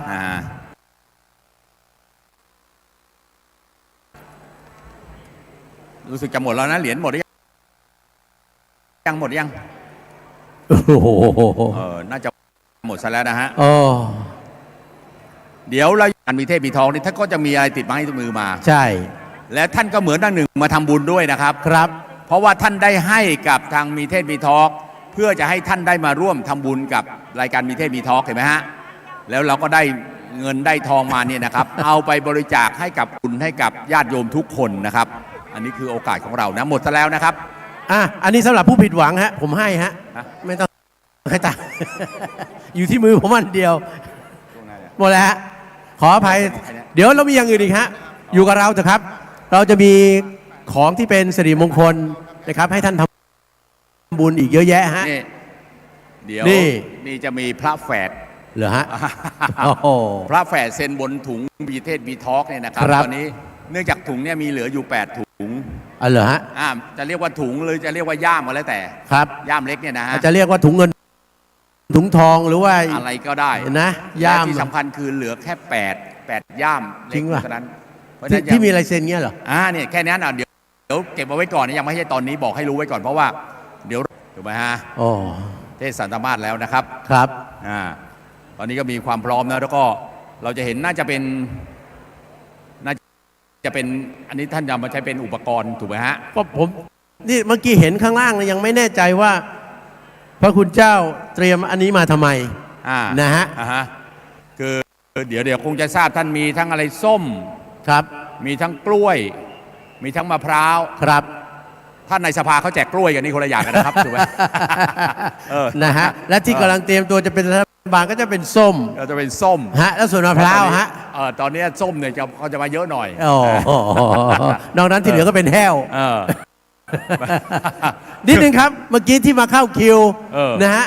ท่านได้ส่งแว่นไว้ให้เราด้วยนะครับ ท่านใดทำแว่นหล่นไว้ฮะ ปัญหาคือท่านจะเห็นไหมล่ะครับ ตอนนี้แว่นมาอยู่กับเราแล้วเนี่ยครับ ท่านใดทำแว่นหล่นไว้ฮะ ท่านลองคำแว่นตัวเองดีครับ สวยด้วยนะฮะใครเป็นเจ้าของแว่นนะนิมนต์นะฮะมารับไปเลยครับ โอ้โหเจอคิวนะฮะจริงๆบรรยากาศก็คึกคักดีนะครับเป็นท่านอย่าอารมณ์เสียนะฮะเพราะว่าเวลาได้บ้างไม่ได้บ้างไม่เป็นไรแล้วครับ เราพยายามทำบุญแล้ว เดี๋ยวรอช่วงต่อไปฮะก็มีโอกาสให้ท่านทำบุญนะไม่ต้องกังวลครับ ไม่ทราบท่านแชร์สำเร็จไหมฮะ Facebook ที่เป็นแฟนเพจของ OK Mass นะครับครับเป็นไงนะฮะผมดูรู้สึกคนดูเยอะขึ้นมาเลยนะตอนนี้นะ อาจารย์สังเกตไหมว่า ผมเคยได้รับรู้มาว่า เวลาคนทำบุญแล้วเรายกมือกล่าวคำว่าสาธุเราก็ได้บุญแล้วนะเพราะฉะนั้นพอเราแชร์ให้คนได้ฟังธรรมด้วยเนี่ยเท่านี้ก็ได้บุญแล้วนะฮะในเบื้องต้นครับครับช่วงต่อไปนี้จะเป็นช่วงสำคัญครับเพราะว่าเทศสัมธรรมาสเนี่ยนะครับเป็นเทศที่ ผมจะต้องทำเสียงแบบอาจารย์ เป็นเทศที่มีการเปลี่ยนแปลงเพราะธรรมดาเนี่ยครับเราจะเป็นการเทศเฉพาะสองธรรมาสครับคือปุจฉากับวิสัชนาเท่านั้นใช่แต่คราวนี้เรามีธรรมาสที่3เรียกว่ามีพระตัวกลางมาร่วมด้วยโอ้ ถูกไหม ไม่ใช่มือที่3ไม่ใช่มือที่3นะครับแต่ว่าถ้าเป็นรูปแบบกันเขาเรียกอะไรนะรูปแบบการหาเสียงก็จะเป็นแบบพระดีเบตก็ได้นะอ๋อเหรอจะมีแสดงความคิดความเห็นนะครับก็คือเป็นการแสดงมุมมองนะครับอันนี้เป็นมิติใหม่ของรายการมีเทศมีทอล์กเรานะครับ3ธรรมาสด้วยกันนะครับคือแต่เดิมเนี่ยที่เราไม่จัดเนี่ยอาจารย์เรียนนิดนึงว่าแต่เดิมที่เราไม่จัดรูปแบบเนี่ยเพราะใช้เวลาเยอะมากใช่แต่ตั้งแต่เรามี TikTok เนี่ยที่สามารถทำเรื่องใหญ่ๆเยอะๆให้เข้าใจได้ภายใน 2-3 นาทีได้เนี่ยพระยุคใหม่ก็สามารถปฏิรูปการเทศนะปฏิวัติการเทศให้เหมาะกับเวลาอันจำกัดได้และเดี๋ยวเนี่ยพระศักดานี่โฆษณาไว้ก่อนล่วงหน้าเลยพระศักดานี่ท่านพลาดไม่ได้เลยนะยอดเลยเรียกว่าจิบอะไรจากข้างทางเนี่ยสามารถได้หมดเปรียบเปรยกับธรรมะได้หมดไม่ธรรมดานะครับวันนี้อย่างที่บอกแล้วเรามีพระฝาแฝดด้วยนะครับโดยเริ่มต้นนี้ก่อนนะครับพระฝาแฝดนี่นะฮะก็คือพระครูศรีธรรมประสิทธิ์กับพระครูวิสุทธธรรมประสิทธิ์นี่เสมอกันในเชิงธรรมะด้วยนะครับเป็นแฝดที่เสมอกันในเชิงธรรมะด้วยแล้วอยู่วัดเดียวกันก็คือวัดนาหลัก4พระอารามหลวงนะครับก็จะรู้จักกันในนาม2อย่างก็คือพระมหาศิลป์กับพระมหาสมนะฮะแต่องค์ไหนเป็นศิลป์องค์ไหนเป็นสมเดี๋ยวท่านต้องสังเกตเอาเองนะครับผมก็ไม่ค่อยแน่ใจเหมือนกันนะครับพระธรรมกถึกนะครับเทศมหาชาติประยุกต์เป็นพระคู่แฝดหนึ่งเดียวในประเทศไทยครับนะอันนี้สำคัญนะฮะโดยมีพระ ตัวกลางในการนะฮะทำมหากรรมในเรื่องของสามธรรมาสนี่นะครับ ก็ท่านเป็นนะครับผู้ช่วยเจ้าอาวาสวัดเสมียนนารีพระอารามหลวงเช่นกันนะครับกรุงเทพมหานคร เป็นพระนักเทศน์มหาชาติทำนองหลวง เป็นพระครูสอนเทศน์มหาชาติที่มีชื่อเสียงนะครับ ก็พูดง่ายๆว่าเป็นพระผู้มีเสียงกังวานขับขานแหล่เป็นมงคลแผ่แก่ผู้ฟังต่างสรรเสริญธรรมะสื่อปฏิปทาพาดำเนินพานคนเพลินสมเจตเวชสันดรก็คือพระมงคลธรรมพานผู้ช่วยเจ้าวาดวัดเสมียนนารีครับโอกาสนี้ขอกราบนิมนต์ครับทั้ง3รูปนะครับขึ้นบนเวทีนะครับกับ3ธรรมาสมีเทศมีทอล์กในวันนี้ครับอาจารย์นะเมื่อกี้ที่อาจารย์บอกว่าพระแฝดนี่ชื่ออะไรนะชื่อสั้นๆคือมหาศิลป์กับพระมหาสมครับ ศิลป์กับสมครับศิลป์กับสมท่านบอกกับเจ้าหน้าที่มาว่า หลังจากเทศเสร็จท่านจะถามว่าองค์ไหนชื่อศิลป์องค์ไหนคือสมแล้วถ้าท่านใดตอบถูกพระคุณเจ้ามีรางวัลให้นะโอ้นี่แฝดจริงๆด้วยนะครับท่านดูสิครับสาธุสาธุค่ะแฝดจริงๆด้วยครับแต่ที่รู้ๆหน้าตาดีทั้งคู่ท่านต้องเดาเองเวลาที่ท่านรับนิมนต์ไปไม่แน่ใจองค์ไหนไปด้วยนะครับทำเป็นเขาทรายเขาคอไม่ได้กราบนิมนต์ครับคุณเจ้าครับอาจารย์ขาท่านสาธุชนคะได้กราบเรียนปรึกษาพระอาจารย์ทั้ง3รูปแล้วท่านจะมาเทศ3ธรรมาสและตามประเพณีปฏิบัติเนี่ยนะคะจะต้องมีการอาราธนาธรรมเพราะท่านถือใบลานด้วยก็เลยมาช่วยกันสวดอาราธนาธรรมเชิญพรหมมาฟังธรรมด้วยนะคะท่านสาธุชนพร้อมนะคะใครที่อาราธนาธรรมได้เนี่ยพร้อมๆกันเลยนะคะ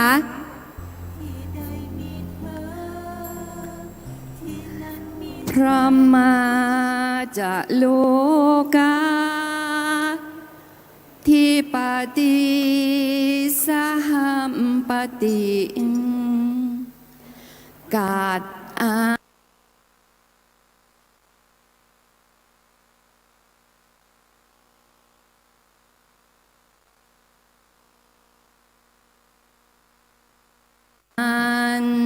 ชาลีอันทิวารังอาญาจะถาสันติทาสัทธาปารักขาชาติกาเทเสมังปาชา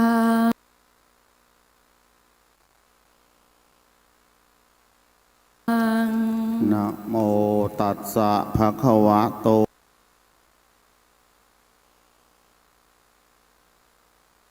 อะระหะโตสัมมาสัมพุทธัสสะนะโมตัสสะภะคะวะโตอะระหะโตสัมมาสัมพุทธัสสะนะโ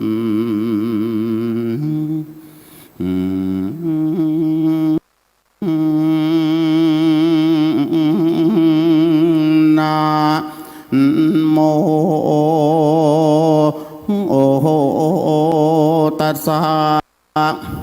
ภะคะวะโตอะระหะโตสัมมาสัมพุทธัสสะกถิตมัคคี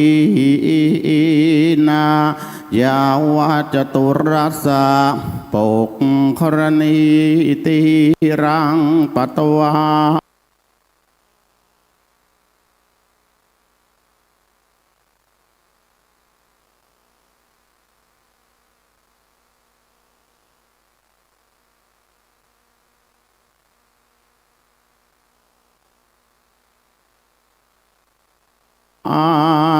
จินเต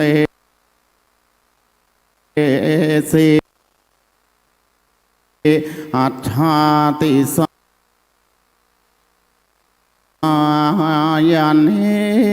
อิธานิมัตถิอรัญญโตอังคมิสติมาตุคามโอหินามาธ านัสสะอันตรายากะโร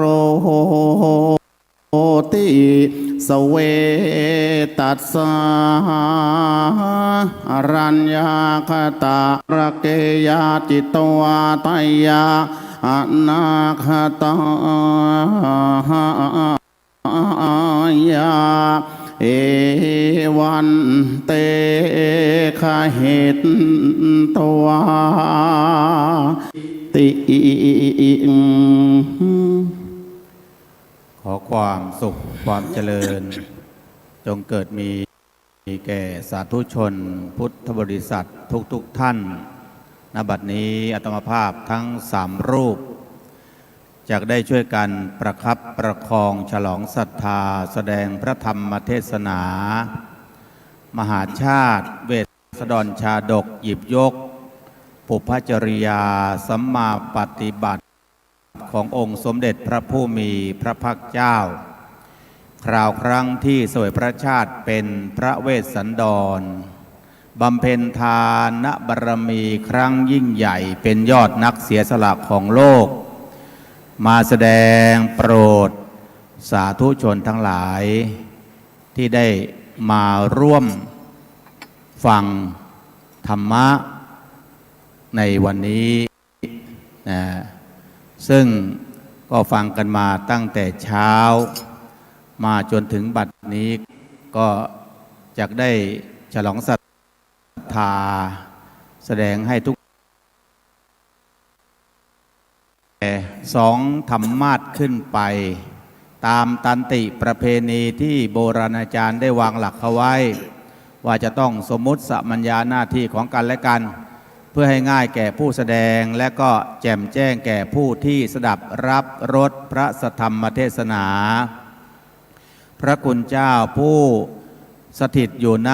ธรรมาสน์กลางมีราชทินามปรากฏตามสัญญบัตรพัดยศว่าท่านอาจารย์เจ้าคุณพระมงคลธรรมพานผู้ช่วยเจ้าวาดวัดเสม็นนารีพระอารามหลวงเขตจตุจักรกรุงเทพมหานครท่านอาจารย์เจ้าคุณพระมงคลธรรมพานรูปนี้ก็เป็นพระนักเทศน์มหาชาติที่มีซุ้มเสียงไพเราะงานเทศน์มหาชาติเฉลิมพระเกียรติเจ้าฟ้าเจ้าแผ่นดินก็ได้รับอาราธนาไปเทศเป็นประจำทุกปีเทศหน้าพระที่นั่งก็หลายครั้งด้วยกันวันนี้ได้มาแสดงโปรดโยมญาติทั้งหลายก็คงที่จะไม่ผิดหวังในการฟังวันนี้อย่างแน่นอนขอสมมติสมัญญาหน้าที่ให้ท่านอาจารย์เจ้าคุณพระมงคลธรรมพานรับตำแหน่งแห่งหน้าที่ของนางเอกคือพระนางมัตสีส่วนพระคุณเจ้าอีกรูปหนึ่งถัดจากธรรมาสน์กลางไป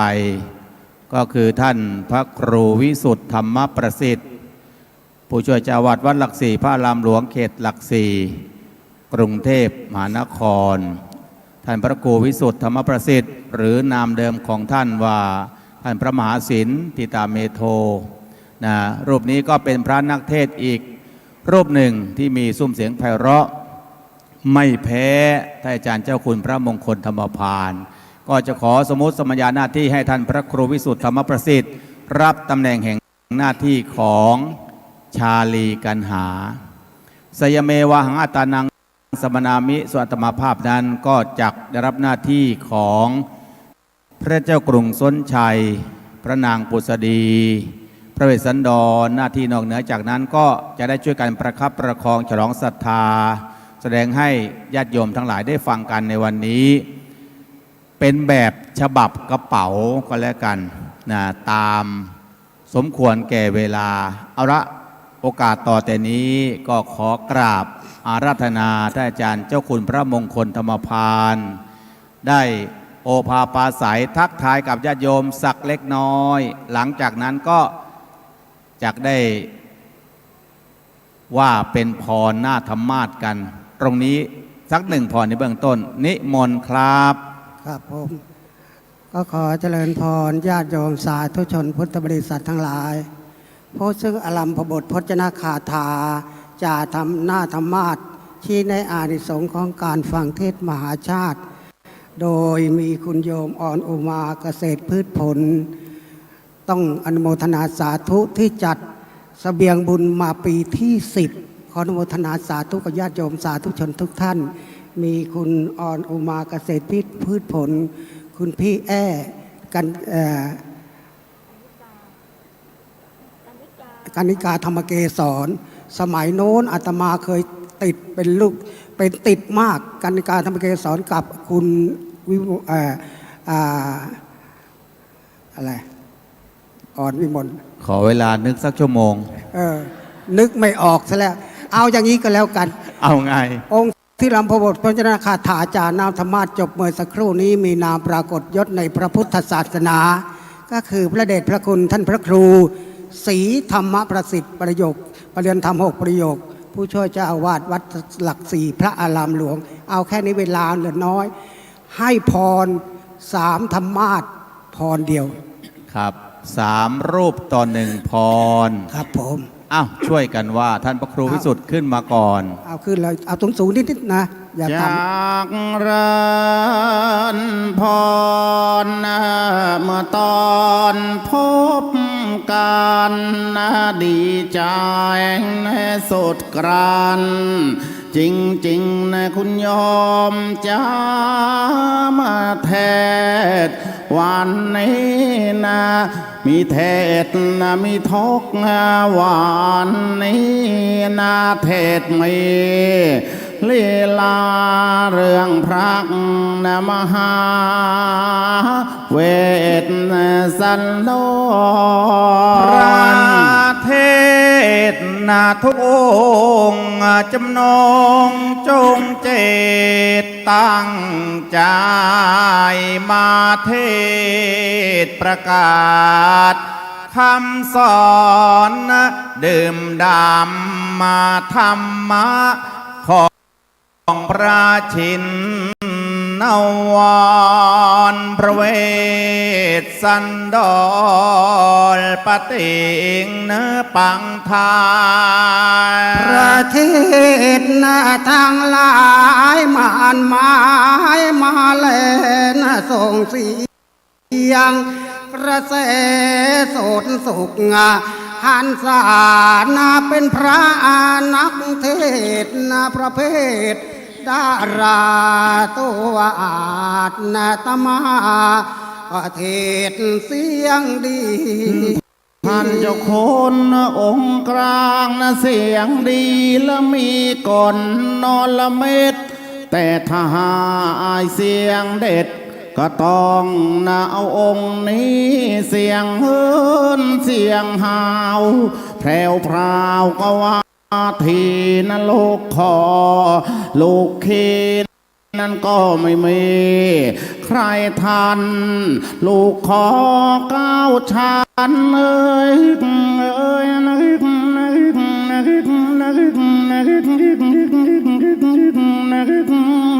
ลูกขอนะก้าวชันหรือลันก่อนโชว์ที่ฉันได้มาร้องโหนอละเบือหรือลานนิมนต์ให้มาโชว์เสียงโหพรังชัน9 ชั้น10 ชั้นประชันโนลีลาประเทศและโชว์ประเทศและโชว์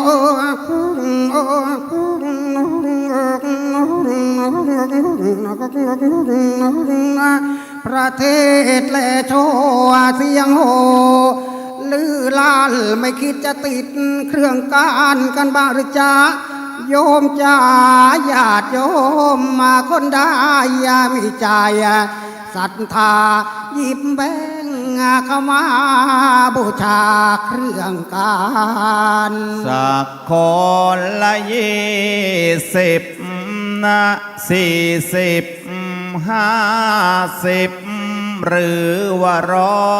100ตามแต่งศรัทธาของโยมที่มาฟังเทศทุกท่านจะอำนวยพรเมื่อตอนพบกันให้โยมทุกท่าน แต่ความเจริญ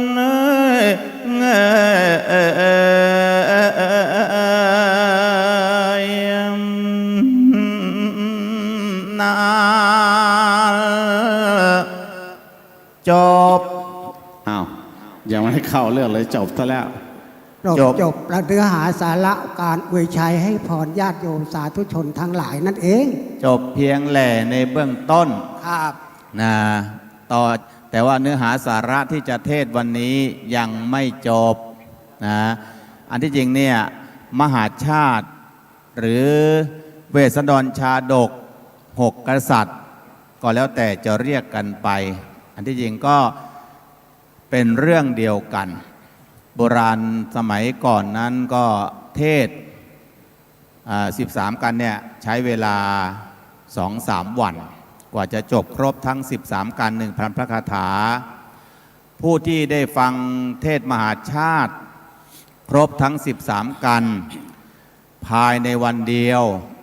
ท่านกล่าวไว้ว่าจะได้รับอานิสงส์ถึง5 ประการหนึ่งนั้นจะได้เกิดทันศาสนาพระศรีอาน2จะไม่ตกนรก3จะได้ขึ้นสวรรค์4จะได้เกิดเป็นมนุษย์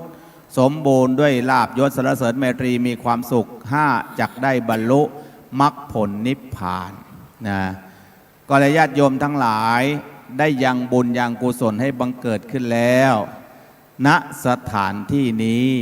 ถือว่าโยมได้สร้างเสบียงบุญให้บังเกิดขึ้นแก่ตนเอง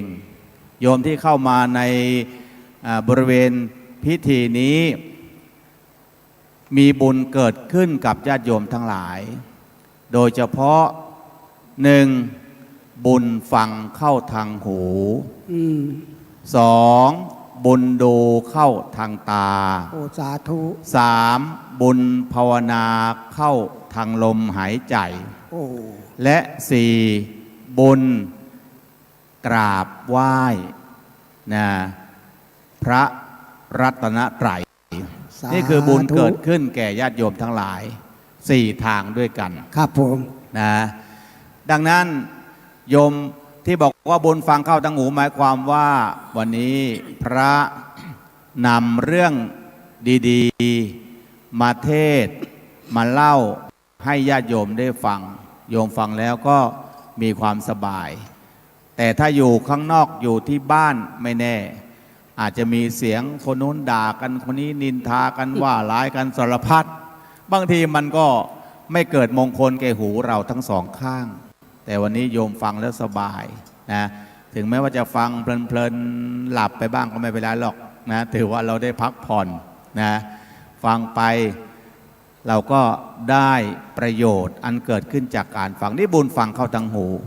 นะ2บุญดูเข้าทางตาญาติโยมทั้งหลายบริเวณในพิธีนี้เห็นสิ่งที่ดีๆเป็นบุญทางนั้นนะตาเราได้มองสิ่งที่ดีนะก็เป็นบุญเกิดเป็นบุญเข้าทางตาทั้ง2 ข้างนะและ3บุญภาวนาเข้าทลมหายใจโยมหายใจเข้าหายใจออกนะในระหว่างที่ฟังเทศก็เกิดเป็นบุญเป็นกุศลนะและก็บุญคือการกราบไหว้พระรัตนตรัยนี่ญาติโยมทุกคนก็ประพฤติปฏิบัติกันอยู่เป็นประจำอยู่แล้วอันนี้จึงถือว่าเป็นเสบียงบุญที่เกิดขึ้นแก่ญาติโยมทั้งหลายโดยตลอดนะในระหว่างที่อยู่ณสถานที่นี้เอาละเพื่อไม่ให้เป็นการเสียเวลาธรรมภาพจะได้สำเนาคราวพระธรรมเทศนาเล่าเรื่องแล้วก็ร้องแหล่ปฏิปต่อเนื้อหาสาระให้ญาติโยมได้ฟังกันดังที่บอกแล้วในเบื้องต้นว่าวันนี้เราเทศกันแบบประยุกต์นะเพื่อประหยัดเวลาและก็ให้เกิดประโยชน์แก่ญาติโยมทั้งหลายมหาชาติมีทั้งหมด13 กัน 1,000 พระคาถาการที่1เรียกว่าทศพร19 พระคาถา2หิมพานต์134 พระคาถา3ทานกัน209 พระคาถา4วรรณประเวท57 พระคาถา5ชูชก79 พระคาถา6จุลพล35 พระคาถา 7 มหาพล 80 พระคาถา 8 กุมาร 101 พระคาถา 9 มัตสี 90 พระคาถา 10 สักบับ 43 พระคาถา 11 มหาราช 69 พระคาถา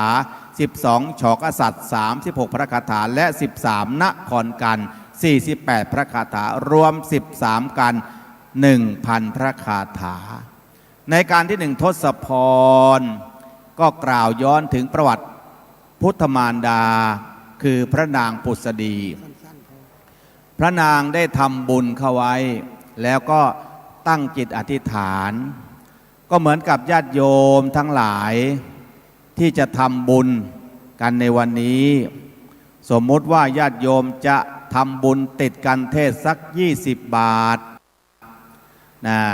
หรือ50 บาท100 บาทตามแต่ศรัทธาเงินทุกบาททุกสตางค์ที่ญาติโยมทั้งหลายได้กระทำมาก็จะได้ร่วมเป็นทุน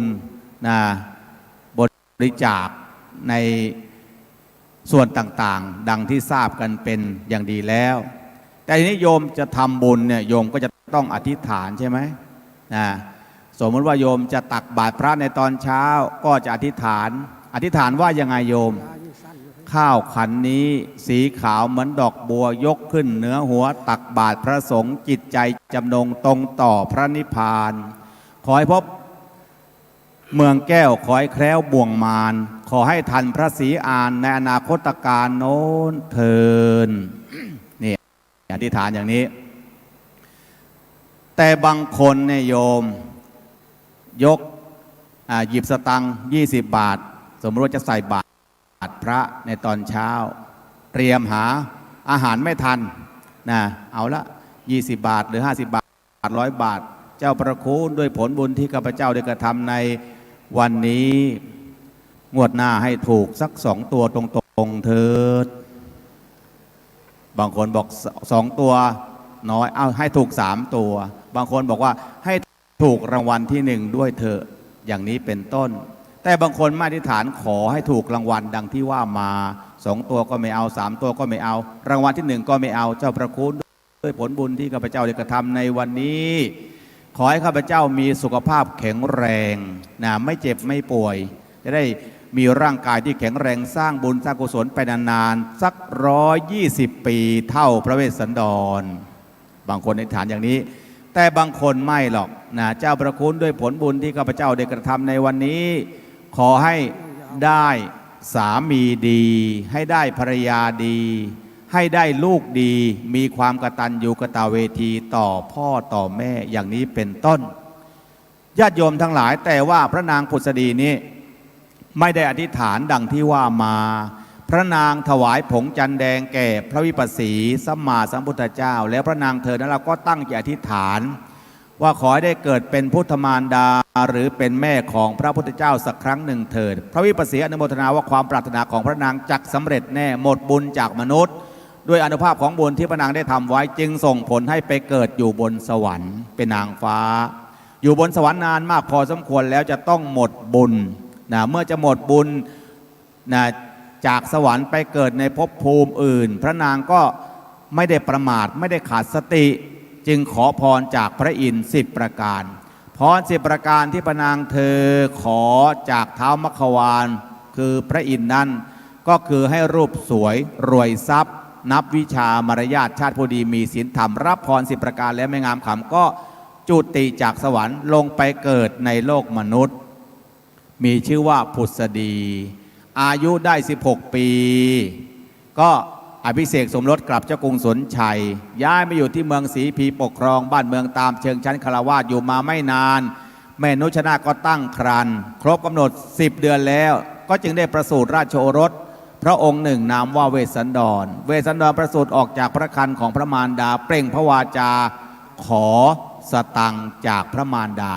พระมารดาให้ทรัพย์ 1,000 ตำลึงพระองค์ท่านก็บริจาคจนหมดเกลี้ยงเจริญวัยใหญ่ชนะสาโตมาโดยลำดับมีอายุได้16 ปีเรียนจบศิลปะ18 ปริญญาแต่งงานกับมัตสีได้ลูกชายคนหนึ่งชื่อชาลีได้ลูกหญิงคนหนึ่งชื่อว่ากันหาเวสสันดรครนครศรีพีสืบต่อจากพระราชบิดาประชาชนนั้นหนาก็อยู่กันมาด้วยความผาสุกเมืองศรีพีมีสุขแต่ว่าเมืองกลิครัตเกิดความทุกข์เขาอยากหมากแพงฝนแล้วไม่ตกต้องตามฤดูกาลเขาก็เลยส่งพราหมณ์8 นายมาขอช้าง พระเวสสันดรให้ช้างไปจนกระทั่งเกิดปัญหา ประชาชนทั้งหลายบางส่วนมาทูลฟ้องให้เจ้ากรุงสนชัยในประเทศเวสสันดรได้ออกจากนครศรีพีเอาเถอะเมื่อจะออกจากนครศรีพีไปแล้วก็ไม่ได้เศร้าโศกเทวไทยเลยขอผ่อนผันสัก2 ราตรีไปจัดแจงแบ่งทรัพย์ให้อยู่ในจำนวนที่เหมาะที่ควรประการที่สำคัญได้บริจาคทานครั้งยิ่งใหญ่7 สิ่งละ700ช้าง700เชือกม้า700เชือกรถ700คันขนม700ตัวทาสชาย700คนทาสหญิง700คนนางสนมอีก700คนเมื่อบริจาคทาน7 สิ่งเสร็จสิ้นเรียบร้อยแล้วพระเวสสันดรพระนางมัตสีชาลีกันหาก็พากันไปถวายบังคมลาพระเจ้ากรุงสนชัยเดินทางออกจากเมืองศรีพีเพื่อไปบวชเป็นฤาษีณที่เขาวงกฏตรงนี้ก็มีแหล่นะจะเลยไปไม่ได้เรียกว่าแหล่สีกษัตริย์เดินดงแกกนาเป็นนะ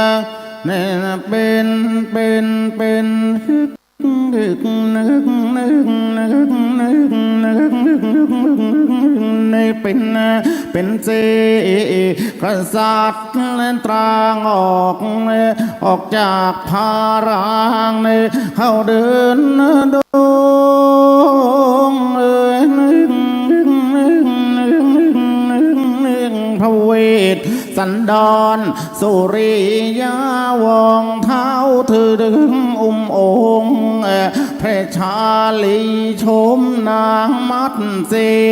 สีกันระยาวแก้วการหากุมารีว่าตามเสด็จพระสามีแล้วเดินจอละลีเข้าในพรายที่พาก่อน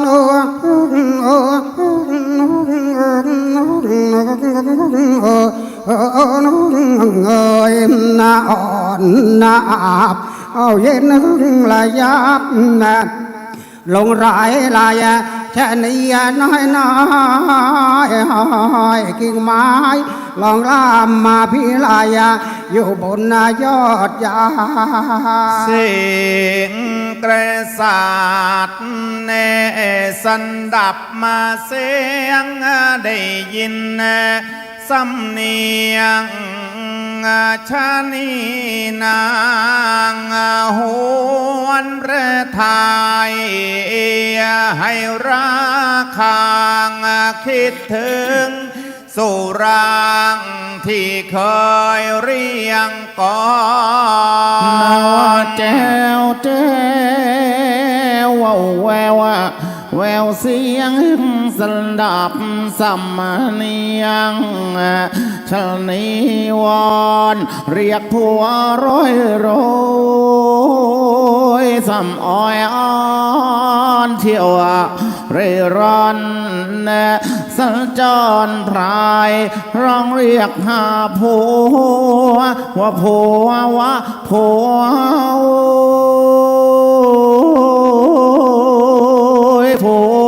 ทำไมไม่วอยให้เมียเชิญจ้าว่านอนแน่ลิงข้างบางมาน้าลิงลมมาบางลอยกลิ้งกลม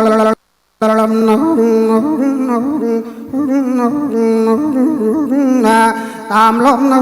ดาพายขึ้นต้นตะโก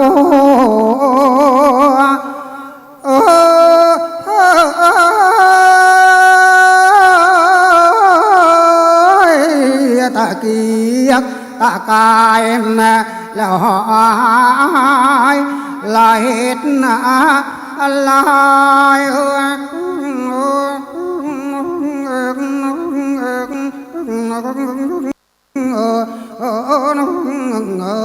เหมือนเราทั้งเสียงแน่มาเดินปลาย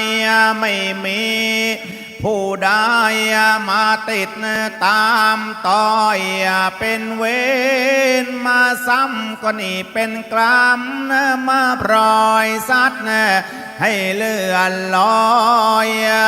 จากพารัง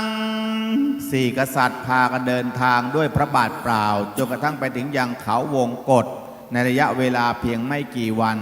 พบบรรณศาลาสองหลังที่ท้าววิสุกรรมได้เนรมิตไว้ให้พระศดรก็อธิษฐานเพศโดยการบวชเป็นฤาษีมัตสีก็บวชเป็นดาปาสินีชาลีกันหาก็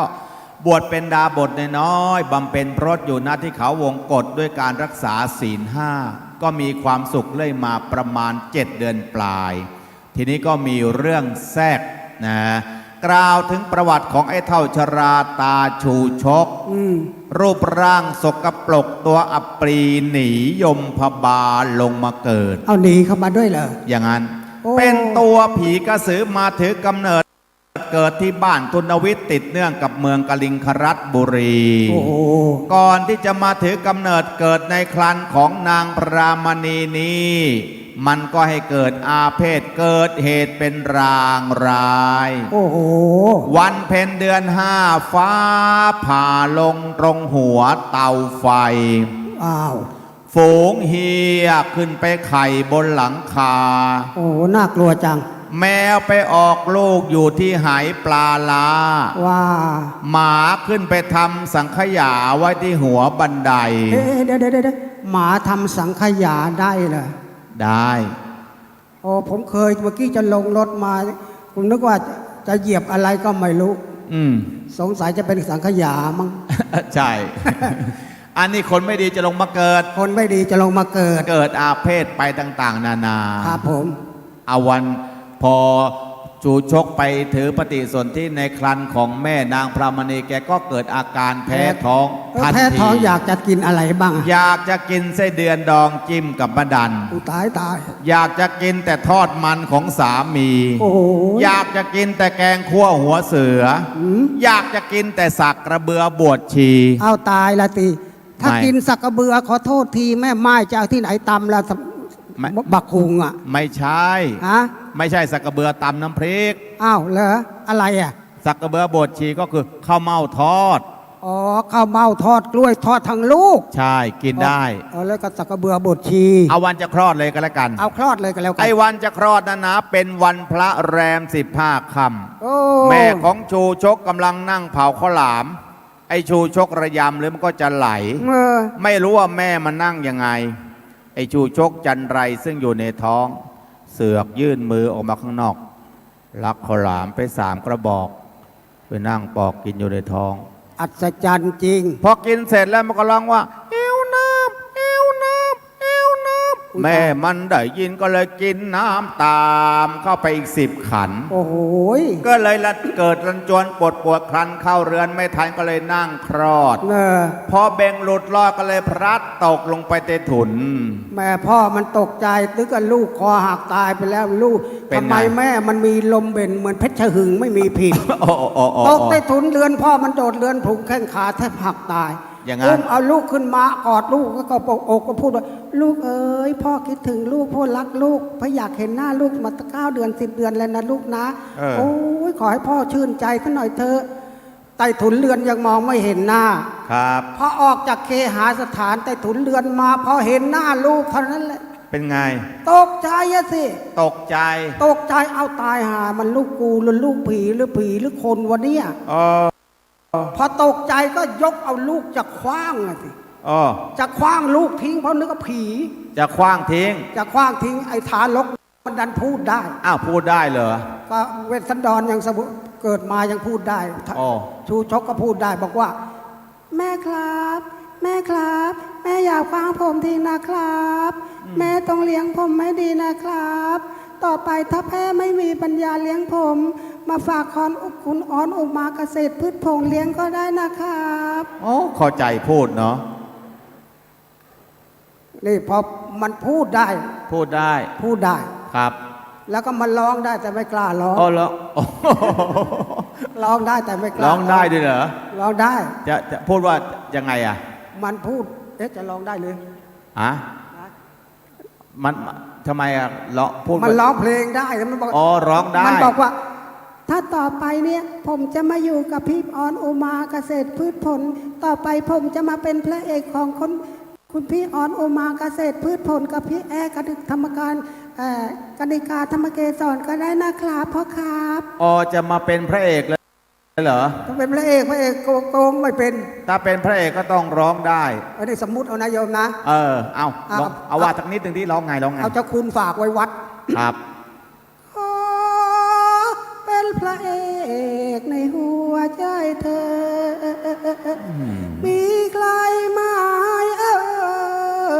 จะติดเงินให้พระที่บ้านติดเงินสักนิดใช่คิดเหินห่างติดเงินให้พระนี่บ้างใครติดสตางค์จะขอบคุณแม่เรียกว่าอย่างนี้แหละฉันว่าแทนนะฉันชูชก อ้าวเกิดมาแล้ววาสนาชะตาแรงพ่อแม่ก็ตายหมด จะพึ่งญาติพวกพ้องพี่น้องกี่โคตรพากันหนีตายหมดเกลี้ยงไปแล้วไม่รู้จะพึ่งใครก็เลยต้องพึ่งกะลา ยึดอาชีพขอทานหรือไง ขอทานเขากิน นั่น อ้าวตรงนี้สาธิตถึงชูชกขอทานสักนิดหนึ่งกันแล้วกัน โรบคือเท้าชราง ตุ้มมาตุ้มมาตุ้มทองตุ้มทองตุ้มปะตุ้มบะตุ้มบะตุ้มทองตุ้มทอง ดวตาชูทกตัวแกนนี้กระสันอยู่งานงกแม่ยาจกละเข็นใจ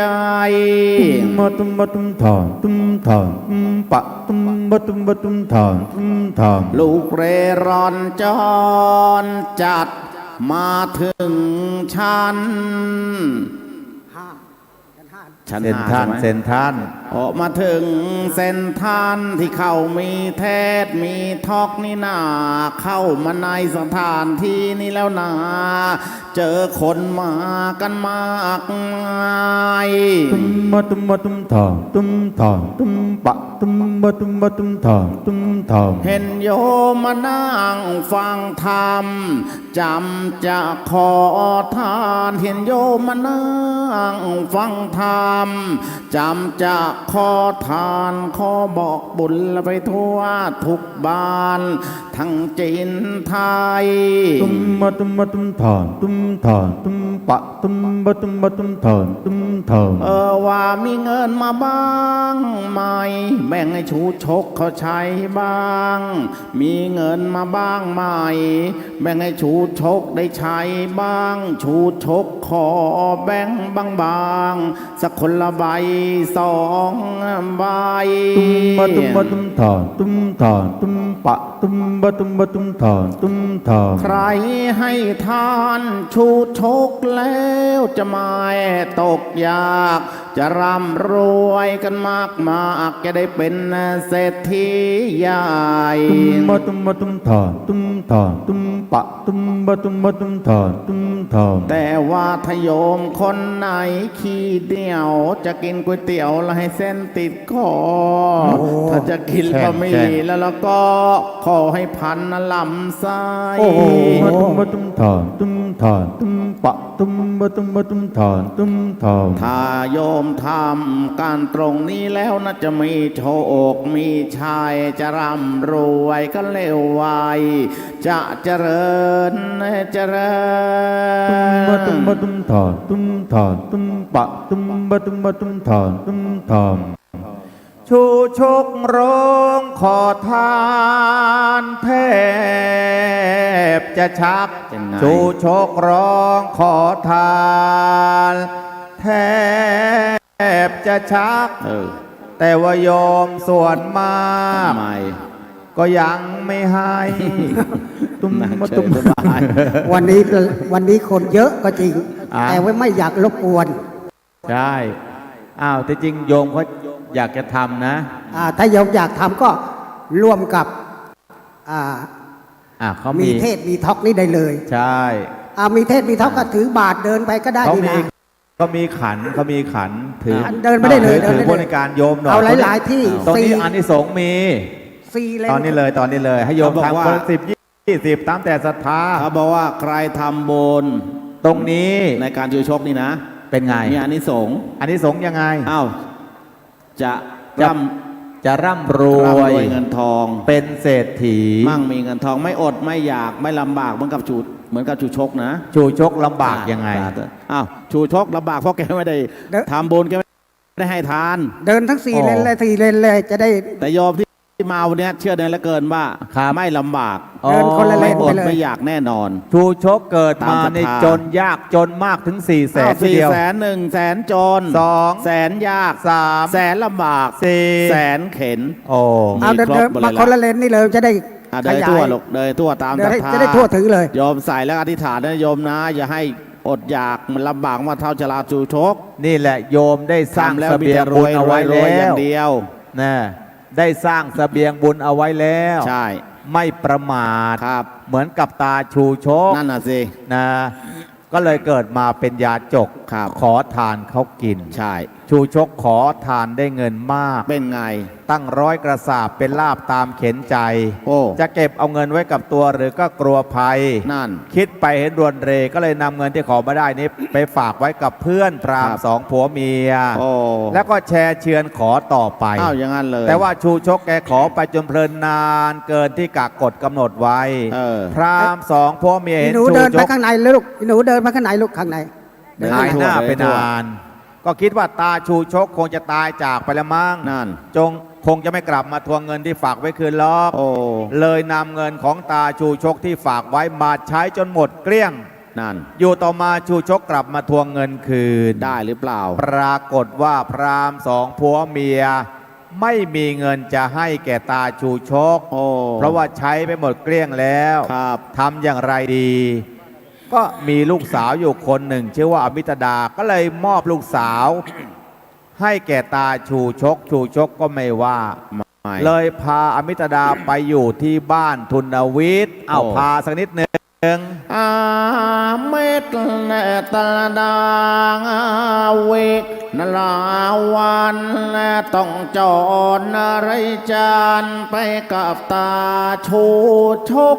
ลาในจิตสะท้อนโอ้กังอ่อนอกและเป็นน้ำตาไหลตกซึมกระสี นางเหลียวโดมซึ่งเคหางยิ่งอะไรต้องจากไปโดยจำเป็นนี่แทบชีวิตนางจะปลิดกระเด็นละว่านางหยุดคำเมนเฝ้ายืนมอง พองผ่านกายเอ้ยพางผ่านกายออกนอกประตูว่านางเลี้ยวดูมาถึงข่าวของตัวจากไปนอใครจะคลองเสียได้ห้องจะมองร่า ยิ่งแลก็ยิ่งลับมาไปนับปีนับตังแต่นี้คงจะไม่ได้มั้งว่าอกเอ้ยว่าอกอาต้องมากินน้ำตาด้วยเสียตัว ต้องไปปลนนิบาตให้คนแก่นับวันแต่จะมองมัวมาได้เอาละตาเท้าชาติชั่วมันแสนจะโมเสียเต็มที เหมือนหนึ่งตาเหมือนหนึ่งหลับตานอกกินข้าวมาได้เอาไอ้เท้าอับปรีถ้าหากว่าโจรเอ้ยลงคนเปียถ้าแม้นว่ามีคงมิได้โชค ต้องไปใช้หนี่แทนคุณของพ่อแม่ มันยากแท้สุดที่จะตรอมต้องจำใจฝืนทนคืนคมและมันไม่น่าจะชมละให้แสนชิงช่าง นี่นางครวนครา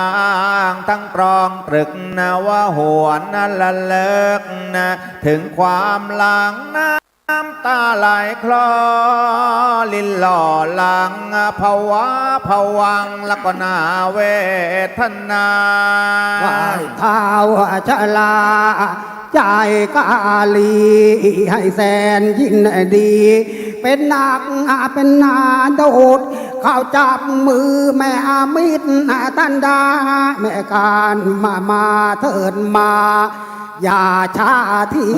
ไปอยู่กับพี่เถิดนะแม่เนื้อหอมพี่จักและท่านนอหอมแม่เนื้อที่แล้วเท้าชลาใจกาลีออกเดินรีแล้วจึงนำหนทางชูชกพาอมิตดาไปอยู่ที่บ้านทุนวิทย์ให้อยู่ในฐานะที่เป็นภรรยาอมิตดาเป็นลูกกตัญญูกตเวทีต่อพ่อต่อแม่ ก็ปฏิบัติหน้าที่ของภรรยาอย่างดีเยี่ยมเข้าตำน้ำตักฟืนต่อหักหาจนนางพรามณีทั้งหลายในหมู่บ้านนั้นอิจฉาตาร้อนปรึกษาหารือกันแล้วก็ไปตบตีด่าว่าอมิตดาที่ท่าน้ำอมิตดาทนไม่ได้ร้องไห้บอกกับชูชกให้ไปขอชาลีกันหาชูชกออกจากบ้านไปพบพรานเจตบุตรในการจุลพลที่6พรานเจตบุตรชี้ทางตาชูชกก็ดันด้นออกจากป่าเล็กไปเข้าสู่ป่าใหญ่ในการมหาพลที่780พระคาถาไปพบกับอจุตฤาษีก็โกหกว่าตนเคยประพฤติธรรมกับพระเวสสันดรพระองค์ท่านจากมานานแล้วคิดถึงพระองค์ท่านคิดถึงจึงมาเยี่ยมหาถ้าไม่รักไม่ใคร่ก็คงที่จะไม่ไปไม่มาครั้งนี้ไม่ปรารถนาที่จะมารบกวนพระองค์ท่านหรอกแต่อยากจะมาสนทนาธรรมกับพระองค์ท่านนะได้ใจความสารธรรมที่พระองค์ท่านแนะนำแล้วก็จะไม่อยู่จะกลับเลยฤาษีหลงเชื่อจึงให้ชูชกพักไป1 คืนรุ่งเช้าก็ไปชี้ทางนะแต่ก่อนที่ฤาษีจะชี้ทางก็ชี้ให้ตาชูชกชมนกชมไม้ชมป่าชมเขาเอาตรงนี้ก็มีแหล่ที่จะเลยไปไม่ได้นั่นก็คือแหล่พาชมนกชมไม้บางโยคีมุนีนาฏภาคที่ชาติชื่อโชดชกออกจากกูดิงที่ป่ารกพาชมหมูนกเล่นเล่นนาดูว่าวส่งเสียงแว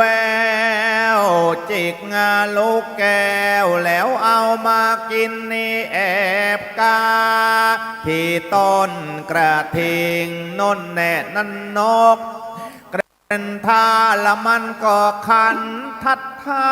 ละอยู่บนต้นกระทิ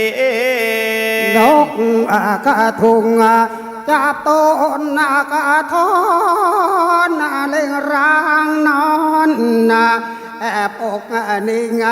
ที่ต้นกระทุงนั่นต้นกระทิงนกกระทุงก็ชิงลายนกนึงกระทาไอ้นกนางเผาบินมาจับที่กอพงโนนนกเงือกดองเที่ยวหาแมงดา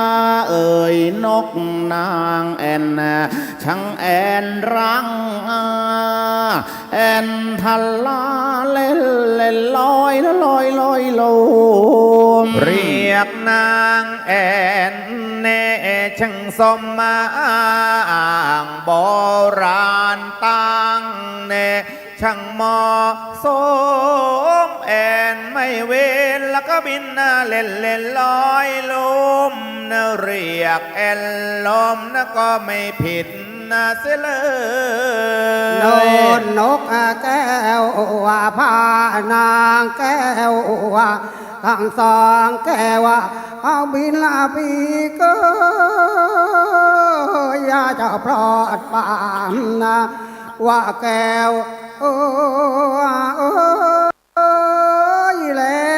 ก็เลยจีเกตกิน นาที่ต้นเกตนนว่านกแก้วทั้งสองแก้วก็บอยบินละมาจับกิ่งเกตนะแล้วก็จิกโลกกินพอบ่ายก็บินขึ้นรังบน ตาชูชกเดินทางออกจากป่าใหญ่ มุ่งหน้าไปขอชาลีกันหาโอรสธิดาของพระเวสสันดร พอเดินทางไปใกล้จะถึงอาสมของพระเวสสันดรแต่ว่าเย็นลงเสียก่อนชูชกฉลาด รอบคอบว่าถ้าเราผลีผลามเข้าไปขอชาลีกันหาตอนนี้ ไหนเลยพระนางมัตสีผู้เป็นแม่เธอจะยอมยกลูกทั้งสองให้แก่คนอื่นไปเพราะความรักของแม่นั้นยิ่งใหญ่ไพศาลเขาบอกว่ารักอื่นหมื่นแสนแม้นมาดญาติมิตรรักเพื่อนสนิทคู่มั่นคนหมายไม่เหมือนรักของแม่ตั้งแต่เกิดมาเป็นกายจวบจนวันตายไม่เคยคลายคืนโบราณท่านร่ำไว้เป็นตำราว่า3 วันจากมาคู่รักเรายังกลายเป็นอื่นแต่รักของแม่นี้เป็นรักที่จีรังรักยั่งยาวยืนไม่มีวันเป็นอื่นกระทั่งวันตายดวงตะวันจันดาวถึงคราวอาดูลล่วงลับดับสูญจากฟ้าหายถ้ากายแม่ยังไม่ดับลงวิววับวอดวายแล้วอย่าพึงหมายว่าแม่นั้นท่านจะเมินหน้ามนแม่ทุกคนไม่เคยลืมลูกมีแต่ลูกบางคนเท่านั้นแหละที่จะลืมแม่ลูกบางคนเนี่ยทิ้งพ่อทิ้งแม่ได้แต่ว่าทิ้งความชั่วความเลวของตัวเองไม่ได้ลูกบางคนทิ้งพ่อทิ้งแม่ได้แต่ว่าทิ้งเพื่อนชั่วไม่ได้ลูกบางคนทิ้งพ่อทิ้งแม่ได้แต่ว่าทิ้งยาเสพติดไม่ได้พระนางมัตสีเป็นแม่มีความรักต่อลูกประดุจดังแก้วตาดวงใจรับรองว่าไม่ให้หรอกนะรอไว้พรุ่งนี้ดีกว่าให้มัตสีไปหาผลไม้อยู่แต่พระเวสสันดรและชาลีกันหาตามลำพังเราก็จากได้เข้าขอก็จะได้สมดังใจหมายคิดแล้วตาชูชกก็หาที่นอนใกล้ๆอาสมนั่นเองณราตรีนั้นพระนางมัตสีเข้าสู่ที่บรรทมทรงบรรทมหลับฝันไปว่ามีผู้ชายร่างกายกำยำดำล่ำสันมีมือถือมีดเข้ามาถึงถีบทวารตึงทำลายลู่ถมทับร่างของพระนางเอามีดตัดแขนซ้ายขวาล้วงชำแหละแหวะเอาดวงตาและดวงใจทั้งสองข้างควักเอาดวงตาทั้งสองข้างและดวงหัตถ์ของพระนางออกไปพระนางมัตสีตกพระทัยต้องตื่นขึ้นมารูปไร้กายายังปรากฏกำหนดว่าเป็นความฝันแต่ว่าฝันร้ายจะให้ใครหนอเป็นโหราช่วยทำนายความฝันได้ก็ไม่มีใครแล้วนอกจากพระเวสสันดรเพียงพระองค์เดียวเท่านั้นพระนางมัตสีก็จึงยุรยาตราไปยังอาสมของพระเวสสันดรเล่าความฝันตั้งแต่ต้นจนอวสานพระเวสสันดรทรงทราบด้วยพระอนุมานปัญญาบารเมศว่าพรุ่งนี้จะต้องมีเหตุด้วยปฏิกาแกจกเห็นใจจะมาขอลูกทั้งสองไปจึงทำนายความฝันให้มัตสีได้ฟังว่าฝันครั้งนี้ไม่มีอะไรหรอกเมื่อก่อนมัตสีเคยอยู่สุขสบายในพระราชวังแต่ว่าบัดนี้มาอยู่ที่เขาวงกฏลำบากนะทำให้ฝันร้ายไปต่างๆนานาอย่าตกสะดุ้งพระทัยไปยายมีเลยนะกลับไปยังพระกันทักดีโดยสำราญเถิดพระนางมัตสีถวายบังคมลากลับไปยังอาสมของพระนางปลุกชาลีกันหาให้ตื่นจากบรรทมแล้วก็พาลูกแก้วทั้งสองมาฝากไว้กับพระเวสสันดรพระนางก็คว้าหาบขึ้นใส่พระอังสาบทจรมุ่งหน้าไปหาปลาผลไม้เพื่อมาเลี้ยงทั้ง3กษัตริย์สืบต่อไปตาชูชกตื่นขึ้นมามองดูตะวันว่าสายแล้วเวลานี้มัตสีคงไปหาผลไม้แล้วเป็นแน่แท้จึงมุ่งตรงเข้าไปสู่ยังอาสมของพระเวสสันดรเพื่อขอชาลีกันหาตรงนี้ก็จะว่าแหล่เทียบเนื้อจับเอาตรงที่ตาชูชกขอ2 กุมารจะกล่าวความในไปตามมาลีมีในคำพีกันกุมารกล่าวถึงโชชกในเท้าสาทานจะเข้ากราบกรานกับองค์พระเวสสันดรว่าแล้วโอเท้าเข้าอัน ชูลียกมือขึ้นเร็วรีประนมก่อนให้เท่าทูลคอนส่องบังอ่อนจึงกล่าวสุนทรแด่เท้าไทยว่าข้าแต่องค์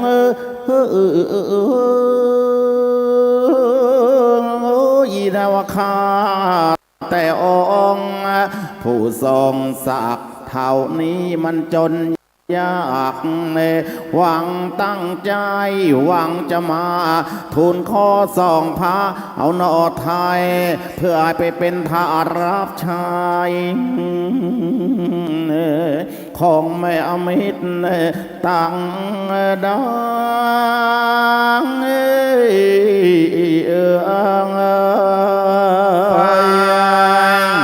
พระเวทนาวิเศษโสดพระมายวิโมทในภายหน้าไม่หวั่นไหวนายอุราเมื่อได้ฟังว่าจำนิทาวสาทานจึงผ่านแปรแลโดโบทนี่หายสิ้นโสดว่านายสงสารก่อนนายมโนหวังพระโพธิญาณจึงโปรดประทานบทหญิงชายทั้งโยกกับพ่อเจ้าก็ต้องตายพ่อจึงยกลูกไปให้เป็นทาน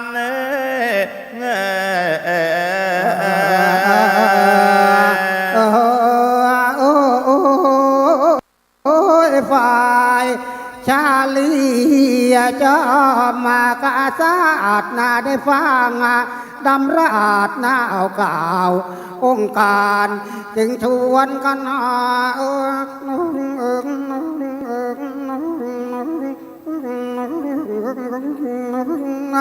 เอาหนีมาพรานวิ่งละลนละลานเอาลงสาบัวอาบุตรสะบงมาบังเกสีแล้วเอาวารีเอาบางตัว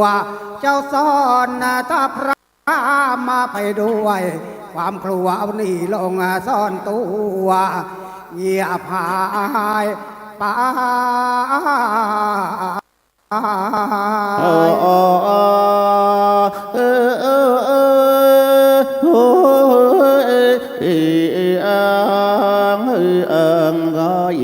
เอาฝ่ายตะชูชกแกเหลียวแลมาเห็นสองนัดดามันหลบหนีหายจึงตัดพอเป็นข้ออภิปรายก็นี่มันเหตุฉะนั้นไม่เหมือนเขาเลยที่คำชาวโลกเขาลือกันมาแต่ก่อนว่าองค์พระเวสสันดรนั้นเป็นคนซื่อประธานหาทีเสียจนมีเชอผู้คนเขาเรื่องลือกันโน้นายทางทานแต่มาบัดนี้เอ่ย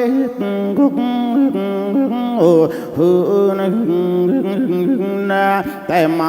บัดนี้มาเป็นก็จะนายมาเปลี่ยนพระไทยว่าทำให้หานไอ้ครานจะประธานบทเอาสดส่องสารจะโปรดประธานดูสิยังมาห่วงใยคลันเราจะเอาเข้าว่าจริงยังกลับมานิ่งมาพลัดมายุกให้ลูกลักมันหลบหนีหายมาทำเช่นนี้แล้วมันจะดีกันก็ที่นายใครจะเชื่อท่านได้กันละเอาพระเวทสารนาโดน ชูช ชกมาขอชาลีกันหาโอรสธิดาของพระเวสสันดร พระองค์ท่านทรงประทานให้ด้วยปรารถนาที่จะสำเร็จพระโพธิญาณ เมื่อประทานชาลีกันหาแก่ตาชูชก ชาลีกันหาได้ฟัง พ่อคุยกับพราหมณ์ชูชกว่าได้มอบตนทั้งสองให้แก่พราหมณ์แล้ว ก็จึงพากันถอยหลังลงไปซ่อนตัวอยู่ในสระโบกธรณี ตาชูชกหันมาไม่พบสองกุมารก็ตัดพ้อต่อว่าพระราษฎรต่างๆนานาหาว่าเป็นนักบวชใจคดเป็นนักพรตเจ้าเล่ห์ปากกับใจไม่ตรงกัน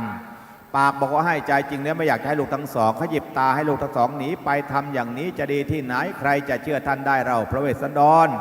พระเวสสันดรได้ฟังชูชกตัดพ้อเช่นนั้นพระองค์ท่านก็จะได้ออกติดตามหาลูกทั้งสองจนกระทั่งไปพบรอยเท้าของชาลีกันหาที่ขอบสระโบกธรณีมีแต่รอยเท้าขึ้นจากสระไม่มีรอยเท้าลงสระเลยแม้แต่รอยเดียวชาลีกันหาลูกทั้งสองของพ่อเป็นเด็กฉลาดแต่ว่าขาดเฉลียวคิดจะหลอกพ่อขึ้นจากสระไปแล้วมีที่ไหนคนไม่ลงไปสู่สระจะขึ้นมาเพียงอย่างเดียวเป็นไปไม่ได้ลูกทั้งสองของพ่อต้องซ่อนอยู่ในสระนี้เป็นแน่แท้ครั้นจะตรัสเรียกว่าชาลีกันหาขึ้นมาเถอะเดี๋ยวพราหมณ์ก็จะคอยนานก็จะไม่สมศักดิ์ศรีจึงได้ตรัสเรียกชาลีกันหาโดยอุปมาว่าลูกทั้งสองนั้นเป็นเหมือนหนึ่งสำเภาทองยานนาวาที่จะนำพาสรรพสัตว์ทั้งหลายลอยล่องไปให้พ้นจากห่วงแห่งวัฏสงสารได้แลที่จะว่าต่อไปนี้เรียกว่าแลยานาวา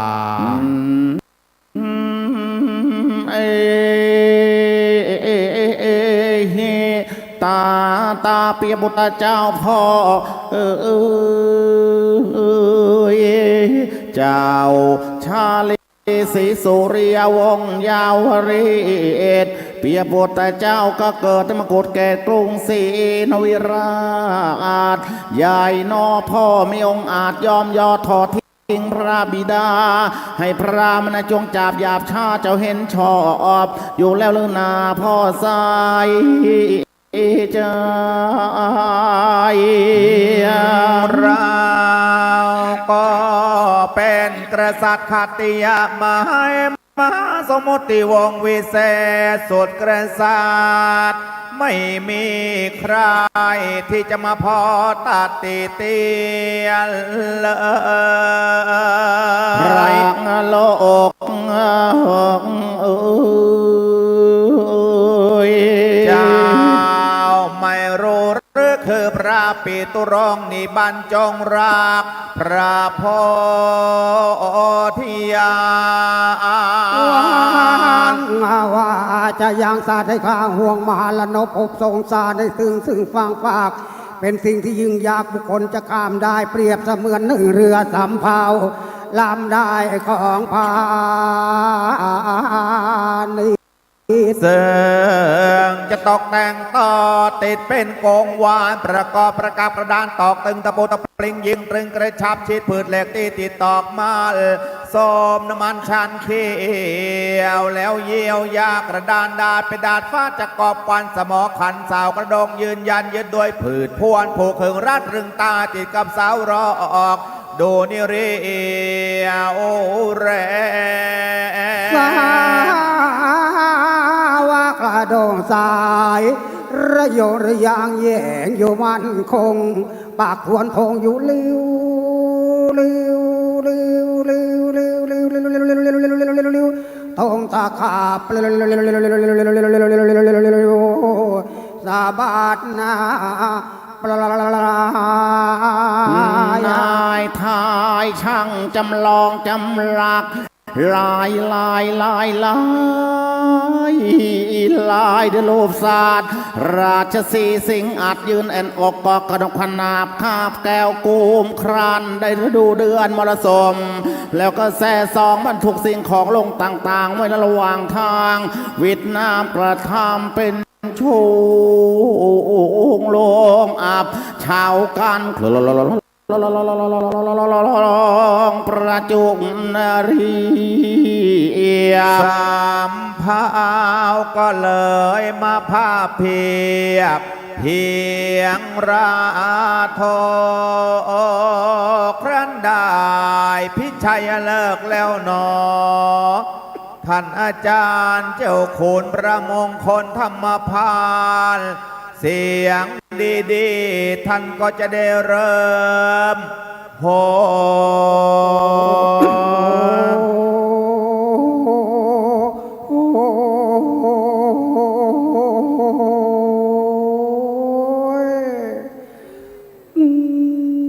สำเภาจะออกจากท่านาวาจะออกสู่ทะเลหลวง ก็จะต้องโหเอาเลิกเอาชัย โหที่มีหลายอย่างนะ ยังไงครับ 3 อ๋อ 5 7 9 งวดหน้าไง ถ้าไม่ใช่3ก็คือโห3 ชั้นคือพระพุทธพระธรรมพระสงฆ์ 5ก็ศีล 5หรือเบญจศีล อ๋อ ถ้า9ก็มรรค4ผล เจ็ด 7ก็โพชฌงค์ โพชฌงค์เจ็ดนะ 7แล้วก็ถ้า9ก็มรรค4ผล 4 นิพพานอีก1 โล เลือก กุต เอา ตละเก้า ครับ 3 5 7 9 ฟรี อ๋อ 3 5 7ฟรีแต่ถ้าจะ9ชั้นนะคิดชั้นละ10 บาท ฮะ ค่าครูคิดชั้นละ10 บาท อ๋อ 9 ชั้น 90 ภาษีมูลค่าเพิ่มอีก10เงินทอนไม่มีเอา100 แล้วก็พี่ออนอุมาเกษตรพืชผลเอาลูกศิษย์มาเดิน รับศรัทธาสายทานศรัทธาญา บู ติโย ชาม ครูนี่นะ บูชาครู โอ้สำคัญ ครูเขาสั่งมานี่ ครูเขาสั่งมาทั้งนั้นโหไม่ได้ ใช่ เอาลองแซมเปิลก่อนนะ อ้าวครับนิมนต์ เมื่อกี้กี่ชั้นแล้วอะ เพิ่งชั้นเดียว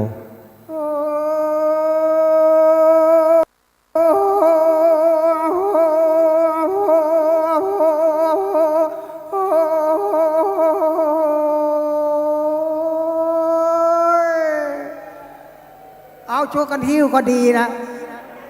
2 ชั้น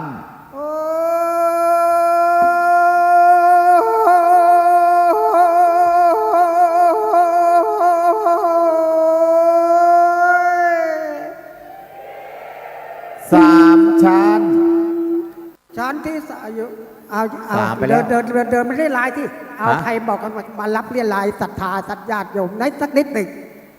อ๋อ ชั้นที่3ที่4รวมกันละโยม อ้าว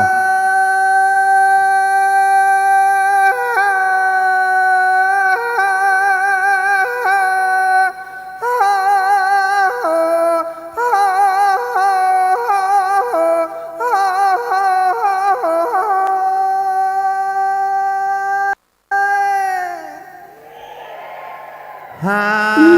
ชั้น ชั้นที่5แล้วนะโยม7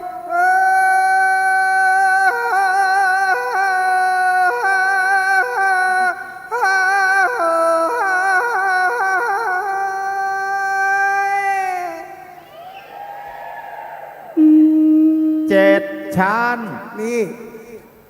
เมื่อก่อนที่เขาบอกโห9 ชั้นเนี่ยเพลงเขายังพูดเลยนะผมไม่ว่าผมว่าตามเพลงนะ ว่าไง เขาบอกว่าจะใส่ก็ใส่มาเลย นะ โยมเอ๋ยไม่ต้องมาบอก นั่น จะใส่ยามหรือว่าใส่ขันโยมเอ๋ยโยมฉันไม่ต้องมาบอก นะ จะใส่ก็ใส่กันเสีย จะใส่ก็ใส่กันเสีย ใส่กันทั้งผัวทั้งเมียแล้วพระไม่เสียใจหรอก เขาว่าอย่างนั้น ไม่เสียใจ ไม่เสียใจทำบุญด้วย ทั้ง กัน เอา เอาชั้นที่6ที่7รวมไปเลยชั้นที่6ที่7ละโยม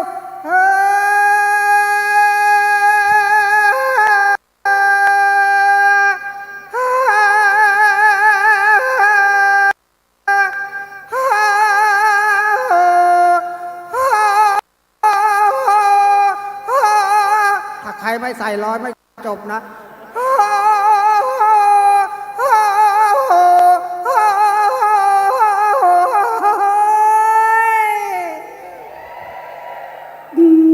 7 ชั้นแล้ว ชั้นที่7โยม ทำบุญกันเข้าเสบียงบุญนะโยมนะ ใช่ เอาไว้เป็นทุนปีหน้าเพื่อจะจัดเสบียงบุญปีที่11ชั้นที่9แล้วชั้นที่8เต็มแล้วนะโยม อ้าวเต็มที่ นี่โหลืมอายุ อะไรอ่ะ แล้วนะ ว่าไง โหลืมอายุ ฮะ จะเป็นลมเอาสิ มาเดี๋ยวเท่าไหร่แล้วเนี่ย เลข7แล้ว ฮะ 70 แล้ว ผมนึกว่า50 ดูหน้าแล้วไม่น่าถึง คือบวชมานาน ฮะ ไม่เคยผ่านว่าเคยเอาอย่างเงี้ย อ่า ดูดนมแม่มาครั้งเดียวในชีวิต โอ้ ผมไม่เคยผ่านเลยก็ สาธุสาธุ ปี หา นี้ ยากหายาก 70 ปีนี้สมบูรณ์ 70 แล้ว ใกล้แล้ว เอาใกล้ไหนอ่ะ ใกล้เมนเหรอ เอาใกล้จะ71ก็ปีนี้ อ๋อ 70เต็มปีหน้าก็71 อ๋อ ครับ เอ้า ผมยัง เอา แข็งแรงยังแข็งแรงยังเทศได้อีกนาน เอาชั้นที่ 9 นะจะประ เอ้า พูน เก้า สา ชั้นสุดท้าย สาธุขอ เว ให้ ลา บุญ เหลืออีก10 นาทีแล้วนะ อ้าวขอบุญบารมีที่คุณออนอุมาเกษตรพืชผลและพี่กติกาธรรมเกศรและคณะโฆษกเสียงทองทั้งหมดมีแต่ความสุขความเจริญ ชั้นที่ 9 สุดท้าย สุดท้าย สุดเสียงสั่ง ลืมอายุตัวเอง ครับ ชั้นที่ 9ละละโยมเฮ้อเฮ้อ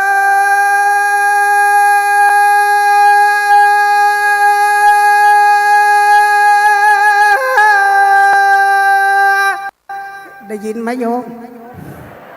โอ้โหระเบิดไปแล้วมั้ง ไม่ใช่ ฉันก็หูอื้อแล้ว ถ้าอาจารย์เจ้าคุณ ครับผม ผมสังเกตดูนะ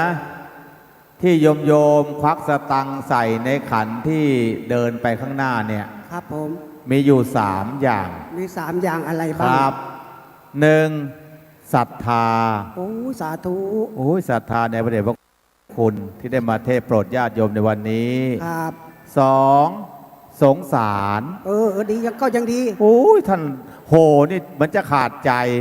แทบจะมรณภาพไปหน้าในคาธมาศนี่แหละ สงสารเอาเถอะใส่ไปทั้ง20 บาทสงสารท่าน โอ้ นะ และอ๋อ 3 เดี๋ยวจัน พระเดชพระคุณ ครับผม อย่างที่3นี่นะครับ ลำคาญ อ้าว ให้ไปจะจบไปไว้หน่อย โอ้ยเอาเหลืออีก10 นาที ไม่ลำคาญแล้วไม่ลำคาญ เดินไปรอบๆ ศรัทธาเอ้า ชั้น อาจารย์ ที่ 9 สุดท้ายนะโยมนะ โยมอนุมาเดินแล้วอาจารย์พนมเดินแล้วเอาทีนี้บอกชั้นสุดท้ายโหให้สุดเสียงสั่ง9มีแต่ความเจริญก้าวหน้า คิดถึงพ่อแก้วแม่แก้วคอยนะ ทำไมอ่ะ เอาคิดถึงพระพุทธรัตนะธรรมรัตนะ โอ้ บุญจะเกิดบุญกุศลมันจะได้เกิด ครับผมชื่นใจ ชั้นที่สุดท้ายชั้นที่ 9ละโยม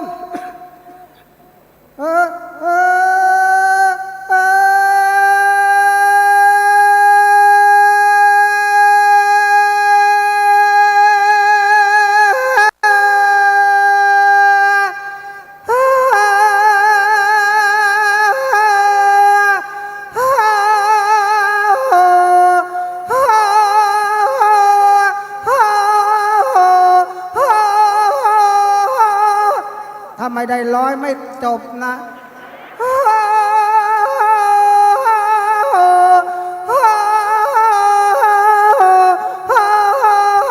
คืนไม่จบเจ็บคอสิ เอา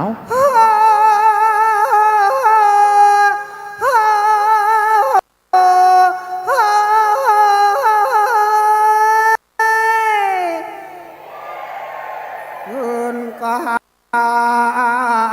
วลา ยิงปืนปักตาเสียงพังผึ่งตึงต่างคนกรานยินสะพรังอยู่พร้อมเพรียงสองสาบสำเนียงเสียงเฮโลโฮเฮลา ข้าวชุดคลาสายสมาธิมาลอยอยู่ช้างบกคงอยู่ควางขวาวแล้วก็แกว่งควัดพอพระพายชายพัดตีบายหน้าโบ ลาตาและต้นหนก็มุมมองตั้งเข้ม2 กล้องสลัด โดยกำหนดขนาดคะเนหมา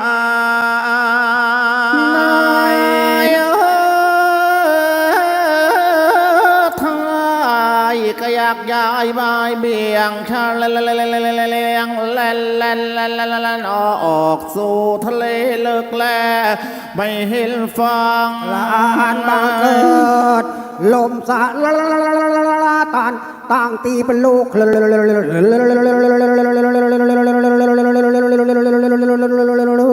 ะโยกนะสาวกระโดงหักกระเด้งกระดานแตกคลื่นใหญ่โยนกระทบกระแทกกระทั่งแผ่พังพัง สามเผ่าก็เลยมาอับปางลงในถ้ำกลางทะเลหลวงฝูงมนุษย์ทั้งปวงไม่ล้อเหลือล้วนเป็นเหยื่อแก่เต่าพระด้วยเป็นโลกียะนาว่าไม่จิรังเลยเจ้าทั้งสองอย่านิ่งนานอยู่ใยในสาสีจงขึ้นมาช่วยพระบิดายกยอดเปรียบุตรทานบารมี แต่ในกระบัดเดียวนี้ เธอชาลีกันหาเมื่อได้ฟังพระราชบิดาบัตรัสเรียกเช่นนั้นก็จึงได้พากันขึ้นมาจากสระโบกกรณีกอดพระบาทซ้ายขวาร่ำให้องค์พระนอทายเวสสันดรจึงได้สละสองบังอ่อนให้แก่ตาชูโชคแล้วก็หลั่งน้ำทักษิณทกให้ตกลงเหนือมือพราหมณ์เท่าชราตาชูชกได้รับพระราชทานสองกุมารแล้วก็ตีต้อนสองกุมารจนล่วงลับประตูป่ามัตสีไปหาผลไม้กลับมาไม่พบลูกทั้งสองก็แปลกพระไทยทูลถามพระเวสสันดรกลับไม่บอกความจริงมัตสีน้องหญิงก็ออกติดตามหาลูกตามหาเท่าใดก็ไม่พบเสสังมาถึงหน้าอาสมจะเอ่ยปากถามพระเวสสันดรอีกสักครั้งหนึ่งว่าชาลีกนาหายไปไหนก็ถึงแก่การสลบลงตรงนี้นิมนต์ท่านอาจารย์เจ้าคุณว่ามัตสีสลบเนื้อในสักนิดหนึ่งเนาะครับเอาไม่เอานิดนึงเหรอครับสลบเลยนะเอาเนื้อในเลยมัตสีสลบสั้นๆเพราะหมดเวลาแล้วป่ะ หมดเวลาแล้วนะพระจะสลบโยมมัตสีไม่สลบหรอกพระจะสลบไม่ทันแล้วหมดเวลาแล้วโยมพอมัตสีสลบแน่นิ่งไม่ไหวติงพระกายาพระเวสสันดรก็ปฐมพยาบาลจนมัตสีฟื้นได้สติคืนมาดังเก่าแล้วก็ถามหาลูกทั้งสองพระเวสสันดรก็บอกความจริงว่าได้ให้แก่ตาชูชกไปแล้วเพื่อหวังที่จะสำเร็จพระโพธิญาณมัตสีไม่โกรธกลับยินดีและอนุโมทนาในปิยปุตตทานบารมีเทวดาก็แซ่ซองสรรเสริญก็พอเป็นสังเขปนโยมนะในส่วนนี้เรื่องเวสสันดรนั้นความยาวมากนะก็เท่าที่เวลาที่กำหนดให้ก็เป็นอันว่าเราท่านทั้งหลายมาฟังในส่วนของมาชาติวันนี้สิ่งที่ญาติโยมทั้งหลายจะได้ก็คือสาระตรงนี้ฝากญาติโยมไว้เป็นข้อคิดคือความเข้าใจ4ข้อ1เข้าใจขอ2เข้าใจให้3เข้าใจใช้4เข้าใจซึ่งกันและกันอาตมาภาพทั้ง3ในนามของพระสงฆ์ในทางพระศาสนาขออนุโมทนากับสาธุชนทั้งหลายที่ได้เสียสละเวลาพร้อมทั้งเสียสละจตุปัจจัยร่วมเป็นเสบียงบุญกันในวันนี้ขอให้ทุกท่านจงประสบแต่ความสุขปราศจากการอยู่ร้อนนอนทุกข์เจริญด้วยอายุวันนะสุขภละปฏิภาณธนสารสมบัติธรรมสารสมบัติจงทุกประการดังอาตมาภาพทั้ง3ได้ช่วยกันประคับประคองฉลองศรัทธาแสดงพระธรรมเทศนามหาชาติเวทรอนชาดกมาพอสมควรแก่การเวลาเพียงเท่านี้เอวังก็มีด้วยประการฉะนี้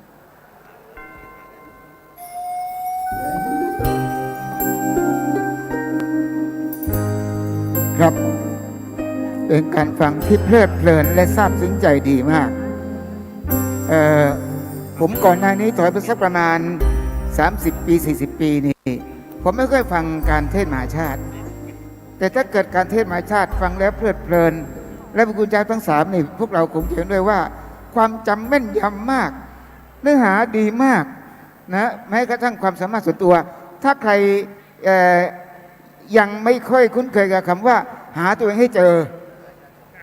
ให้ดูพระคุณเจ้าทั้ง3รูปว่าท่านหาตัวเองเจอว่าท่านเนี่ยมีทักษะด้านไหนซึ่งอยากให้พวกเราสาธุดังๆพร้อมกันอีกครั้งนะครับ1 2 3สาธุสุดยอดมากเลยครับ ระคุณเจ้าครับ สาธุครับ โอ้ ผมฟังทำเสร็จแล้วเนี่ยมีข้อสงสัยครับอาจารย์ ครับ สงสัยว่าพวกเนี้ยพวกเราเอาไปได้บ้างไหมฮะ ผมกำลังจะบอกว่าอาจารย์พูดไปเรื่อยๆผมจะไปสัก1 เครือก่อน เพื่อจะไปเป็นมงคลที่บ้านครับ อันที่จริงเหล่านี้นี่ก็น่าจะให้ได้บุญนะอาจารย์ ครับ เส้นใครเอาเป็น1 ลูกเนี่ยต้องถามก่อนว่าควรจะตะมุนเท่าไหร่หรือไม่ยังไง นะ ก็น่าสนใจอยู่ ก็อนุโมทนากับทุกท่านนะครับ เห็นว่าได้มีการเดินถือขันและทุกท่านก็ร่วมบุญด้วยกันเป็นรอบนะครับ ก็รู้สึกว่าขาประจำรายการเนี่ยน่าจะมาเยอะนะฮะเพราะผมเห็นมีหลายท่านทำบุญครั้งละ 20 บาท คือเตรียมแบงค์ปลีกมาเลยนะครับ แสดงว่ารู้แก้ว ก็แม่อาจารย์กว่าจะได้ตังมามันก็หายากนะมีสิ่งต้องพึงบรรจบไปครบบาทนะอย่าให้ขาดสิ่งของต้องประสงค์ มีน้อยใช้น้อยค่อย บรรจง อย่าจ่ายลงให้มากจะยากนาน เพราะฉะนั้นกว่าจะได้สักบาทนึงก็นานอยู่นะมัน20 บาทนี่ก็เก็บไว้นานกว่าจะได้20 บาทจะยังมาให้อีกนี่คิดดูสิโอเคไหมล่ะโอเคอยู่แล้ว แต่ผมเห็นนะ ท่านที่ใส่ 20 เนี่ยจริง ๆ ท่านแรกมาเป็นปึกเบิ่มเลย อันนี้คงกะเดี๋ยวทิ้งทวน ครับ เดี๋ยวทิ้งทวน โอ้สาธุไม่ใช่ทิ้งทวนนะทิ้งเงินทิ้งเงินลงในขัน ตอนนี้นี่กล้วยส้มอะไรนี่พร้อมแจกนะคะ พร้อมแจก แจก ค่ะ ใช่ไหมครับ แล้วแจกยังไงนะฮะ แจกฟรีเลยใช่ไหมฮะ เดินออกมารับบ ริเวณด้านข้าง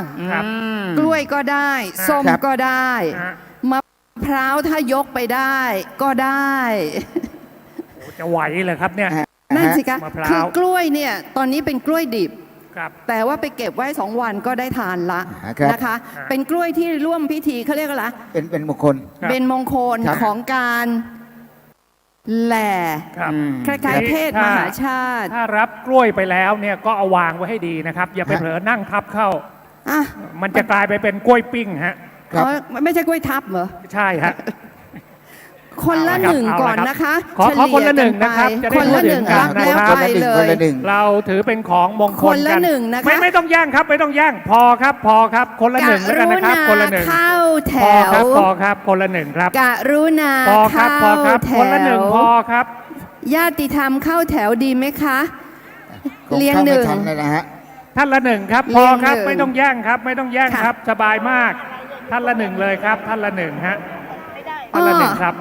พอกระมังว่างกรุณาใส่เงินบริจาคให้ด้วยก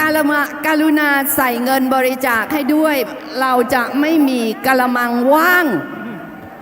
นะคะหยอดลงมาได้เลย20 30 10 บาทใส่มาได้เลยร่วมติดกันเทศกัน ยังมีครับยังมีครับ ตามอัธยาศัยกระมังอยู่นี่นะคะกระมังอยู่นี่นะคะใส่กระมังมาเลยตอนนี้แนะนำสมาชิกแนะนำสมาชิก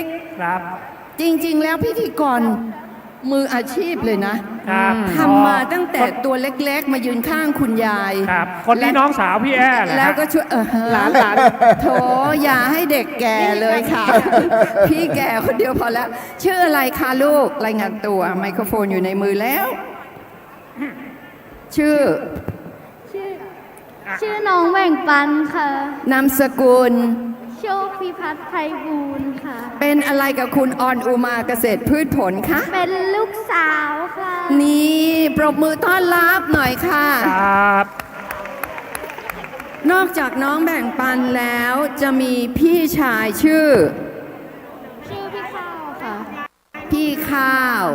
ชื่อข้าวอะไรเนาะชื่อข้าวเฉยๆเหรอคะ ใช่ค่ะ ข้าวแล้วก็แบ่งปันแล้วคนสุดท้องชื่อน้องปกป้องค่ะ 3 คนพี่น้องวันนี้มาครบไหมลูก มาครบค่ะ แล้วน้องปันมาช่วยตั้งแต่มีเทศมีทอดครั้งที่เท่าไหร่ โอ้โหครั้งที่เท่าไหร่เลยเหรอคะ ใช่ตอนนี้ครั้งที่10น้องปันมาช่วยกี่ปีมาแล้วประมาณ5 ปี ใช่ค่ะ5 ปี ประมาณ5 ปี ตอนนี้น้องปันอายุเท่าไหร่ลูก อายุ 11 แล้วค่ะ 11 5 ปีที่แล้วก็อายุ 5 ปีที่แล้วก็อายุ 6 ขวบค่ะ ขึ้นมาปรากฏตัวช่วยในรายการมีเทพมีทอล์กตั้งแต่ 6 ขวบเนาะโอ้โห สุดยอดจริง ๆ เลย เดี๋ยวน้องปันจะช่วยเดินขันด้วยใช่ไหมลูก ใช่ค่ะ ค่ะ ช่วยเดินค่ะ อยากบอกอะไรกับบรรดาคุณยายคุณตา คุณป้าคุณอาบ้างที่หนูมาช่วยมีเทศมีทอล์กแต่ละปีหนูได้อะไรขึ้นมาบ้าง มาที่นี่หนูได้พวกคำสอนต่างๆ คำสอนแล้วอะไรอีกคะ ได้ของที่ระลึกด้วยค่ะ หนูมีความสุขไหมที่มาช่วย มีความสุขค่ะ เห็นไหมคะ เห็นไหมคะเราเพาะบ่มให้เขาซึมซับตั้งแต่เขา6 ขวบจนกระทั่งบัดนี้เบ่งบานส่องประกายออกมา ก็ยังมาช่วยจน 11 ขวบ ปรบมือให้กับน้องเบ่งปันหน่อยค่ะ สาธุ ท่านใดยังไม่ได้นะครับ ยังมีกล้วยนะครับ แล้วก็มีมะพร้าวนะฮะมะพร้าวเหลือ1 ลูกหนักมากครับ ครับ บอกแล้วนะ อย่าปล่อยให้กะละมังว่างเปล่านะคะบริจาคได้บริจาคเลย แล้วก็เอาของไปเลยนะคะ แบ่งปันกันไป ด้วยจิต นะครับ ศรัทธานะคะ เราอย่าเป็นผู้เอาอย่างเดียวเนาะ ครับ เราเป็นผู้แบ่งปันด้วยเนาะแล้วเราก็เป็นผู้ร่วมบุญด้วยเนาะ ด้วยหลักธรรมพระเจ้าสอนว่าที่อยากจะได้ต้องให้เขาก่อน ใช่ และจะได้เป็นเสบียงบุญของเราต่อไป เป็นของเราเองนะคะ เมื่อเราเริ่มกระทำด้วยตัวเราเอง เราเป็นผู้รับผลของการกระทำนั้นด้วยตัวเอง ผมยกตัวอย่างท่านหนึ่งที่พวกเราจะศรัทธา ค่ะ นับถือคือท้าวเวสสุวรรณ ค่ะ ท้าวเวสสุวรรณในก่อนนั้น ตอนที่ยังอยู่ในโลกมนุษย์เนี่ย ค่ะ ท่านเป็นพ่อค้านักธุรกิจที่เปิดโรงงานในการทำอ้อยหีบอ้อยนะครับมีอยู่ 8 โรงงาน ทั้ง7เนี่ย7 โรงงานเอาไว้ค้าขาย แต่โรงงานที่8เนี่ยครับพี่แอ้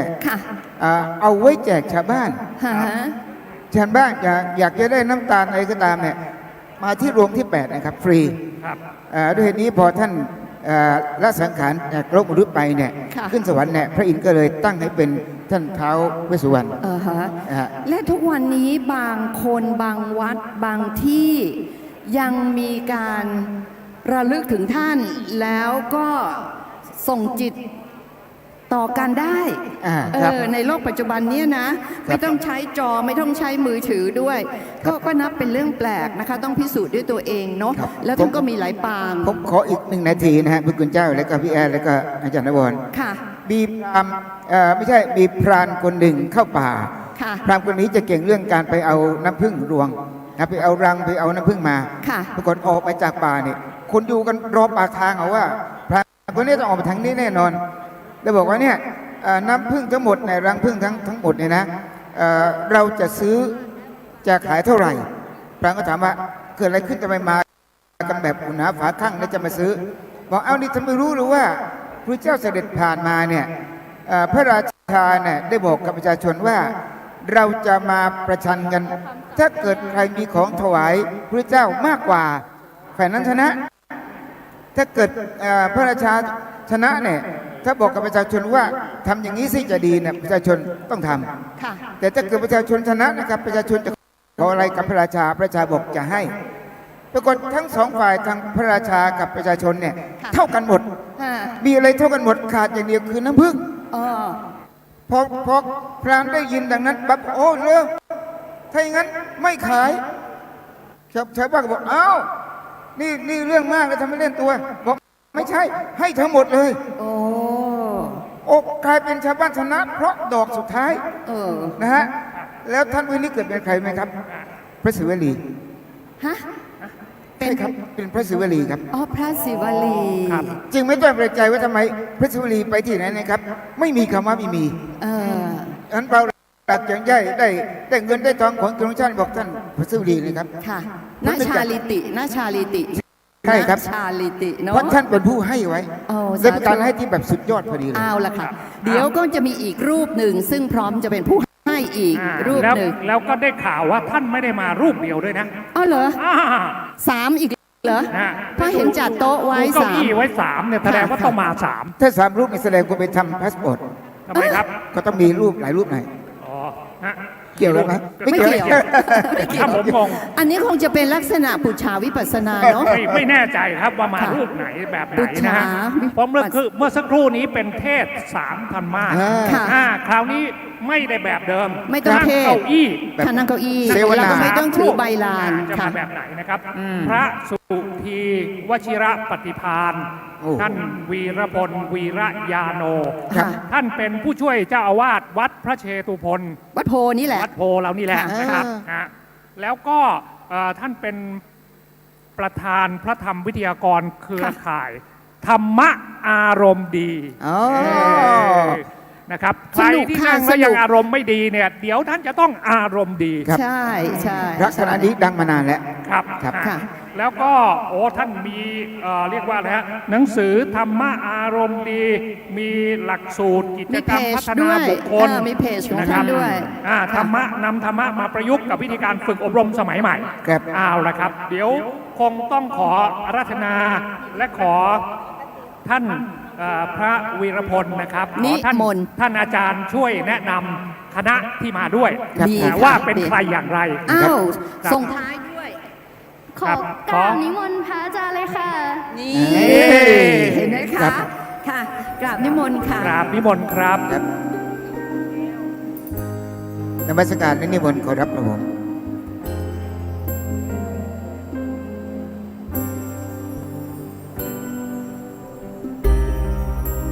เดี๋ยวเราลงก่อนฮะ เดี๋ยวจะไปยืนคำพระเดี๋ยวจะบาป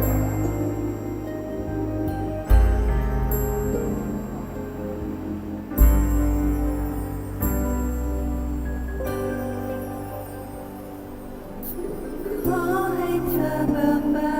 นกับการรับใช้เพื่อนมนุษย์ ขอให้เธอเบิกบานในธรรม และขอให้เธอเบิกบานกับการรับใช้เพื่อน้อมนำให้กระทำชี้ทาง ที่ใดมีทุกข์ที่นั่นมีธรรม ที่ใดมีทุกข์ที่นั่นมีทางที่ใดมีเธอ ที่นั่นมีฉัน ที่ธรรมะพลิกมา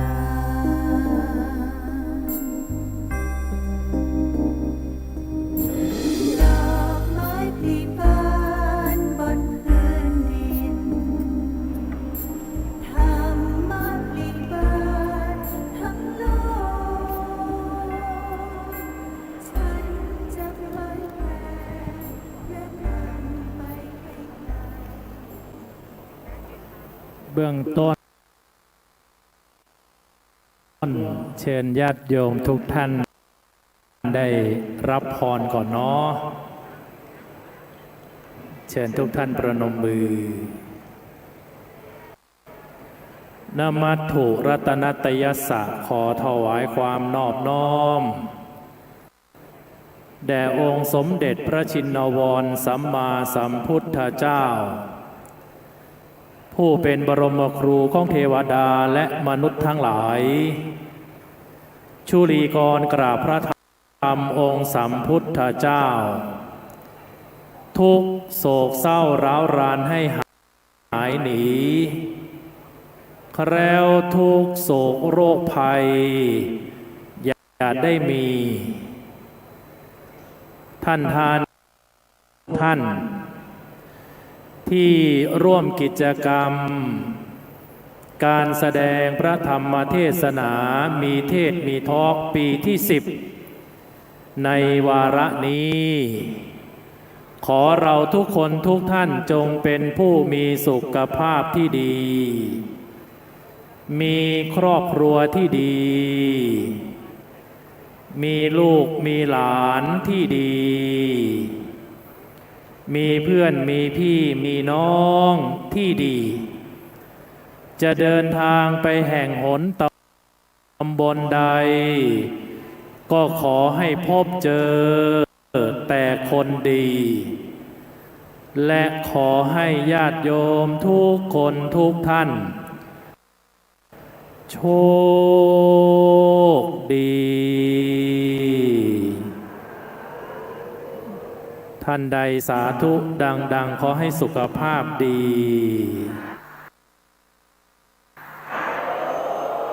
ท่านใดสาธุดังๆขอให้ลูกหลานเป็นคนดี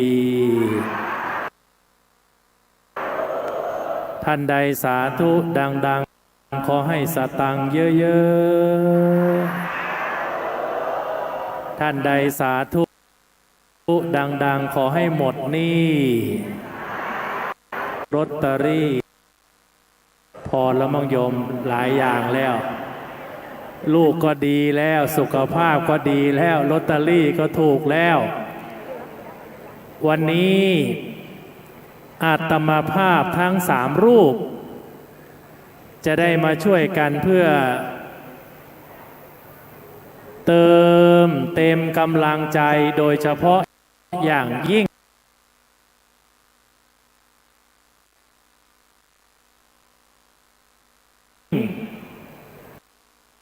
ท่านใดทานข้าวกลางวันแล้วยกมือหายห่วงท่านใดยังไม่ได้ทานยกมือเรื่องของโยมไม่เกี่ยวกับพระโยมจะทานไม่ทานอาตมาก็ไม่ได้เป็นกังวลแต่ถ้าโยมท่านใดหิวข้าวก็เชิญตามอัธยาศัยด้านนอกมีโรงทานมีร้านคอยอำนวยความสะดวกเป็นบรรยากาศของบุญ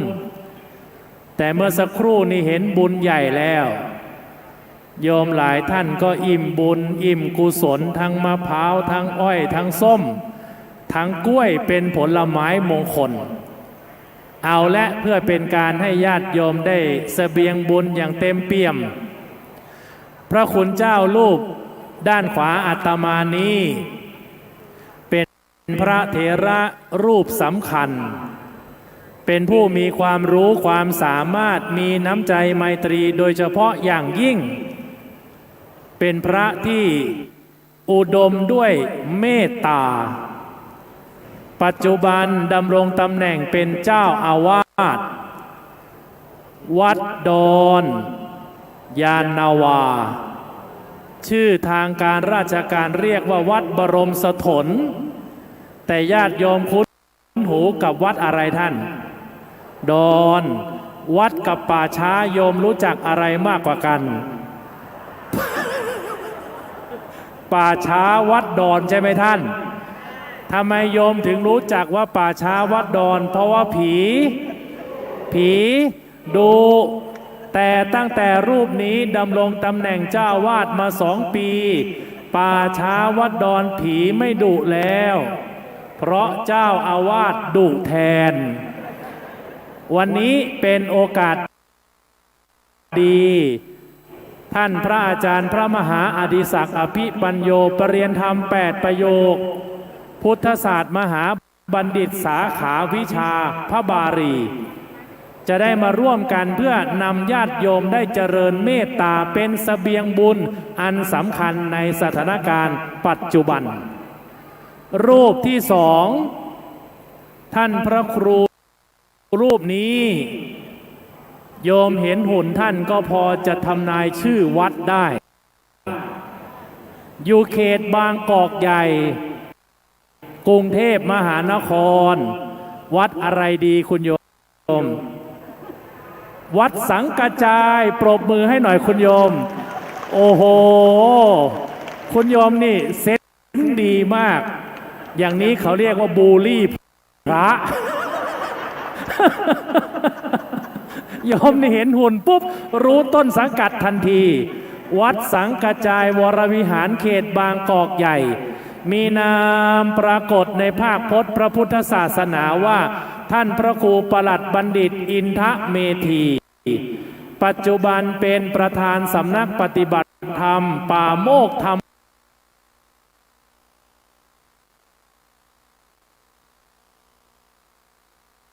มารามอำเภออรัญญประเทศจังหวัดสระแก้ว นี่เพิ่งเดินทางมาถึงเมื่อ10 นาทีที่แล้วท่านอาตมาก็โทร3 สาย 5 สายทางไปเรียบร้อยเพื่อจะได้มา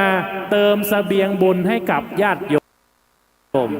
เอาและญาติโยมท่านทั้งหลายเชิญทุกท่านประนมมือก่อนจะได้เริ่มการเติมเต็มเสบียงบุญวันนี้อาตมาภาพทั้ง3 รูปขออนุโมทนาท่านผู้ใหญ่ใจดีผู้นำบุญนำกุศลเชิญญาติโยมสาธุดังๆนะให้คณะผู้จัดมีเทศมีทอล์กปีที่10วันนี้มีคุณโยมปุ๊กออนอุมาเกษตรพืชผลเป็นต้นเป็นประธานพร้อมด้วยคณะผู้ใหญ่ใจดีญาติโยมใจงามทุกคนทุกท่านสาธุดังๆสาธุยังไม่ดังเท่าไหร่โยมเทวดาอาจจะยังฟังไม่ชัดอ้าวสาธุดังๆสาธุเริ่มดังขึ้นมาอีกครั้งหนึ่งเอาอีกสักรอบหนึ่ง ข้างหลังเหมือนจะประชดพระโยมข้างหน้านี่ตั้งใจดีแต่ข้างหลังเหมือนจะเสียงมาก่อนข้างหน้าอ้าวหันซ้ายหันขวาสาธุให้กัน3 ครั้งสาธุสาธุท่านพระครูครับครับเห็นญาติโยมมาเยอะๆอย่างนี้พอที่จะวินิจฉัยได้มาเพราะว่าเหตุอะไรโยมถึงมาเยอะอย่างนี้โอ้ปกติงานพระเนี่ยแค่เขาเห็นอยู่หน้าจอโทรทัศน์เขาก็เปิดหนีแล้วแต่เดี๋ยวขอเช็คก่อนนะมีญาติโยมอาสาหาธรรมเมื่อกี้เห็นหลายท่านที่ชมรายการชมท่านพระครูก็วันเสาร์ผมก็วันอาทิตย์ทุกเช้าครับคุณโยมท่านใดมาจากสื่ออาสาหาธรรมยกมือนานเห็นไหมคุณโยมนี่6 ท่าน7 ท่าน8 ท่านท่านใดมาจากอาสาหาธรรมแสดงว่าตั้งใจมาจริงๆนี่ประการหนึ่งมาเพราะสื่ออาสาหาธรรมครับอ้าวประการที่2มาเพราะไม่มีอะไรจะทำ มันจะได้คล้องจองกันไงอาสาหาธรรมกลุ่มแรกครับกลุ่มที่2คือไม่มีอะไรจะทำไม่มีอะไรจะทำโอ้ถ้าทำอะไรไม่ได้ก็ขอให้ทำใจไว้ก่อนนี่แหละดีแล้วท่านเจ้าคุณเป็นยังไงไม่มีอะไรจะทำที่บ้านแต่มาร่วมกันฟังเทศที่เซ็นท่านแจ้งวัฒนะนี่แหละคือสิ่งที่ดีสิ่งที่เสบียงบุญมาเติมเสบียงบุญให้ตัวเองวันนี้ท่านพระครูครับเสบียงบุญที่สำคัญนอกจากทานศีลภาวนาแล้วเนี่ยในสถานการณ์ปัจจุบันหรืออีก5 เดือนอีก6 เดือนอีกปี1ข้างหน้าเนี่ยอะไรคือเสบียงบุญสำคัญสำหรับญาติโยมชาวพุทธบริษัททุกท่านโอ้ยไม่ยากเช่นพระพุทธเจ้าพูดไว้ชัดเจนอยู่แล้วตรัสไว้เป็นมรดกทองคำเวลาสุขมาทุกข์มาคนสรรเสริญคนนินทาครับมีธรรมะอยู่ข้อหนึ่งที่พระพุทธเจ้าให้ทำตลอดทำยังไงธรรมะรักษาใจธรรมะรักษาใจถามโยมดูก็ได้อ้าวทดสอบโยมตอนนี้นี่ระหว่างคนชื่นชมเรากับคนนินทาเรานี่โยมชอบอะไรชื่นชมใครชอบชื่นชมยกมือขึ้นเกินครึ่งห้องใครชอบนินทาเอามือลงเอาก็มีบ้างชื่นชมบ้างนินทาบ้างตอนนี้นี่ระหว่างคนชื่นชมเรากับคนนินทาเราอะไรมากกว่ากันนินทาเนาะอ้าวถามสุดท้ายแล้วระหว่างโยมชื่นชมคนอื่นกับนินทาคนอื่นโยมทำอะไรมากกว่ากันเจริญพรก็โยมนินทาชาวบ้านก็เลยนินทาโยมเอาแลกกันไม่เป็นไรแต่ไม่เป็นไรหรอกคุณโยมมีใครมานินทามีใครมาว่าร้ายภาวนาไว้ในใจปากคุณหูฉัน ปากคุณหูฉัน โอ้นี่คาถาเหรอ สั้นๆง่ายๆ ว่า ปากคุณ หูฉัน ปากคุณ ปากคุณ ระหว่างห้ามปากชาวบ้านกับห้ามหูเราโยมจะห้ามอะไรก่อน แล้วที่ผ่านมาโยมห้ามอะไร ห้ามปากเขาเดี๋ยวจะกระชากผมตบสักทีนี่เดี๋ยวสุดท้ายโยมก็ไปห้ามปากเขาหยุดไหมไม่หยุด แต่ถ้าเราห้ามหูเราได้ เขาจะหยุดไม่หยุดก็เรื่องของเขา แต่ถ้าเราหูเบาเดี๋ยวเราก็ไปเอาคำนินทามาใส่หูเรา เพราะฉะนั้นท่านพระครูไม่ยาก ทำยังไงครับ ก็มีใครมาชม เราก็ยิ้ม มีใครมาแช่ง เราก็โยมเริ่มผิดปกติแล้วแหละ โยมจะไปยิ้มทำไมเขามาแช่งเราท่าน แต่เราก็ต้องรู้สิ่งที่มากระทบว่าเขาชังเรา แต่เราก็ไม่ได้ดีขึ้นหรือตกต่ำลงเพราะคำนินทาว่าร้ายของใคร แต่เราจะตกต่ำหรือเราจะสูงขึ้นก็ด้วยการกระทำของเราเอง เพราะฉะนั้นห้ามปากกับห้ามหูควรจะห้ามอะไร ห้ามหูโบราณท่านพระครูว่ายังไง จึงให้โยมผู้หญิงเสริมเสบียงบุญความเสน่ห์ด้วยการใส่ต่างหูไง เอาทองคำมาถ่วงไว้ เอาเพชรเอานาคเอานิลเอาสิ่งมีค่ามาประดับไว้ที่หู เพราะอะไรท่านเจ้าคุณ ก็พกหินอย่าพกนุ่นฟังหูไว้หู จริงนะท่านพระครูนะ ยังไงล่ะ โยมบอกเลยนะเขาว่ามานะนั่งอยู่นี่นะฉันไม่จะพูดนะว่าไงนะคนพวกนี้นี่ว่ายังไงไม่มีที่ไปไม่รู้จะไปไหนแล้วลูกก็ไม่เอาลูกก็ไม่ดูแลเนี่ยผัวก็ทิ้งยังจะได้ยินอีกนะ นี่แหละโยมมัวแต่ห้ามปากอาตมาโยมไม่ห้ามหูโยมก็ต้องคิดในใจว่าไอ้พระสองรูปนี่พระปากหอยปากปูเหลือเกิน แต่ถ้าจะให้มีปัญญาคำนินทาท่านพระครูทำยังไงเปลี่ยนเป็นอะไร บางครั้งก็มีประโยชน์ไม่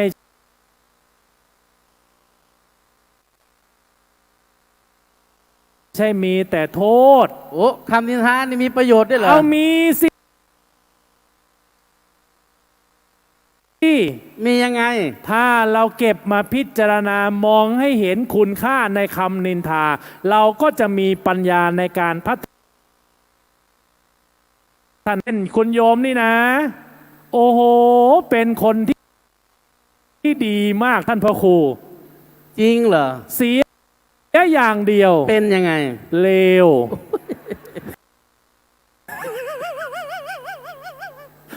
โยม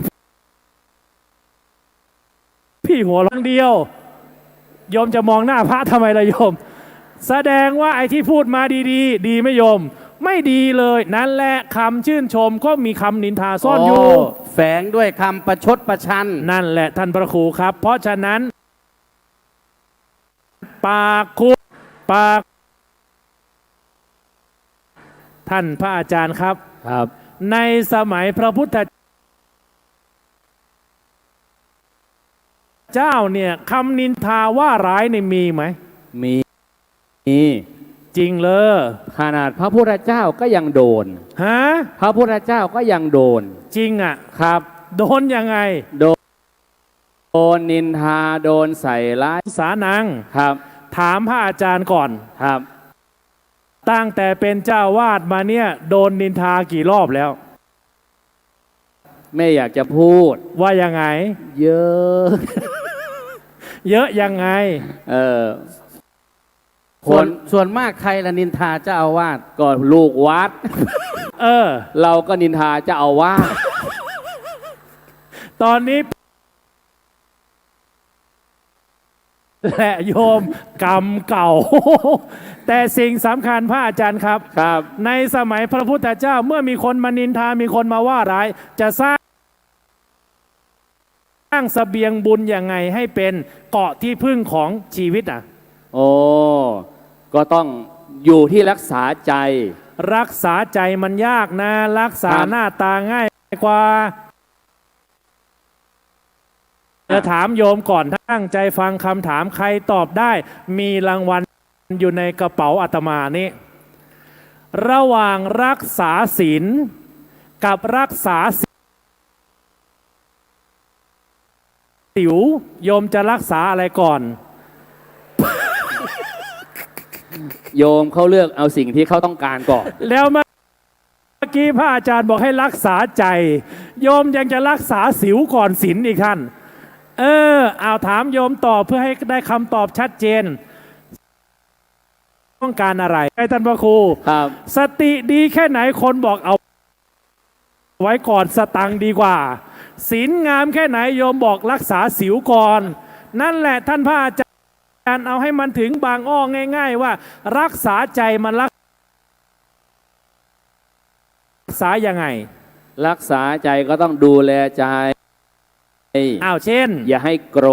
ธอย่าให้พยาบาทอย่าให้อาฆาตครับแล้วอย่าได้เกลียดใครแค้นใครทำใจให้เป็นยังไงแล้วก็เป็นพระพุทธศาสนาเหมือนกันเห็นเถรวาทเหมือนกันกับเรานี่แหละเป็นยังไงสอนเหมือนกันกับเราแต่สอนให้เจริญเมตตาจิตเมตตาแปลว่าอะไรท่านพระครูเมตตาก็แปลว่าความรักความปรารถนาดีให้มีเมตตาความรักเมตตาเราแผ่เมตตาเนี่ยมันจะมีอานิสงส์ยังไงมันเหมือนเมตตามหานิยมไหมอันนี้ยิ่งกว่าเมตตามหานิยมเพราะเมตตามหานิยมอย่างนั้นบางทีเราทำเสน่ห์ยาแฝดโน่นนั่นนี่มันเป็นเดรัจฉานวิชาวิชามันมีตัวอย่างเป็นยังไงในครั้งพุทธกาลมีนางอุตราไปแต่งกับลูกเศรษฐีที่นับถือนอกศาสนาเดี๋ยวก่อนพระอาจารย์ครับนางอุตราชื่อเล่นชื่อแอมหรือเปล่าไม่ใช่ มันจะทันสมัยเกินไปแต่นางนี่ใจดีเดี๋ยวก่อนช่วงนี้ผมได้ยินชื่อใครผมระแวงทุกคนนะมีหน้าน้ำที่มาถวายก็ไม่เห็นแตะเลยนั่นเองผมไม่แตะทั้งที่โอเคแมสเอามาถวายผมก็ไม่ไว้ใจออนุมาอ่างเหมือนกันทั้งแอมผมมีในรถมาขวดเดียวผมฉันทั้งวันก็ยอมทุกวันนี้ประเทศก็ระวังครับเป็นยังไงก็นางอุตราเนี่ยวงเล็บนางแอมไม่ใช่แอม อุตรามาอยู่บ้านสามีก็ไม่ให้ทำบุญปกติเป็นโสดาบันตั้งแต่ครับเห็นพระก็อยากทำบุญอยากใส่บาตรสามีไม่ทำก็เลยเอาอกเอาใจสามีอย่างดีวันหนึ่งก็ได้โอกาสพี่ฉันอยากจะทำบุญถวายพระเป็น400-500 รูปเนี่ยพี่ขอโอกาสฉันได้ไหมฉันก็ดูแลพี่อย่างดี15 วันก่อนออกพรรษาเนี่ยฉันจะไปจ้างหญิงงามเมืองหรือว่านักรโสเภณีเรียกว่าสวยที่สุดในเมืองนั้นน่ะชื่อว่านางสิริมานางสิริมาเป็นหญิงงามถึง 2,000 กหาปณะสมัยพุทธกาลถือว่าเยอะมาก1,000 ถึง 2,000สามีเอาไหมถามโยมผู้ชายนะภรรยาใจกว้างไปจ้างผู้หญิงอื่นมาให้อยู่ปฏิบัติ15 วันเอาไม่โยมฮัลโหลถามโยมผู้ชายถามโยมผู้หญิงต่อแล้วโยมเนี่ยจะเป็นเหมือนอุตราไหมฮัลโหลสงสัยไม่กล้าตอบแต่อุตราใจกว้างนะเจ้าคุณ15 วันนะครับดูแลอย่างดีเลย15,000คำถามอาจารย์มันไม่ชัดเจนยังไงจะชัดเจนได้พระครูโยมตอบอาตมานะเอาโยมผู้ลี่1 ใบ 6 ล้านกับสามีเนี่ยโยมเลือกอะไร จบไหม แสดงว่าโยมเขาไม่เลือกสามีแล้วตอนนี้จะไปเลือกทำไมเราก็เลือกลอตเตอรี่ต้อง6 ล้านครับผมถามก่อนครับระหว่างลอตเตอรี่12 ล้านกับลูกหลานดี1 คนเลือกอะไรนั่นเห็นไหมรักลูกหลานมากกว่าผัวนะ โยมบางคนท่านอาจารย์ ครับ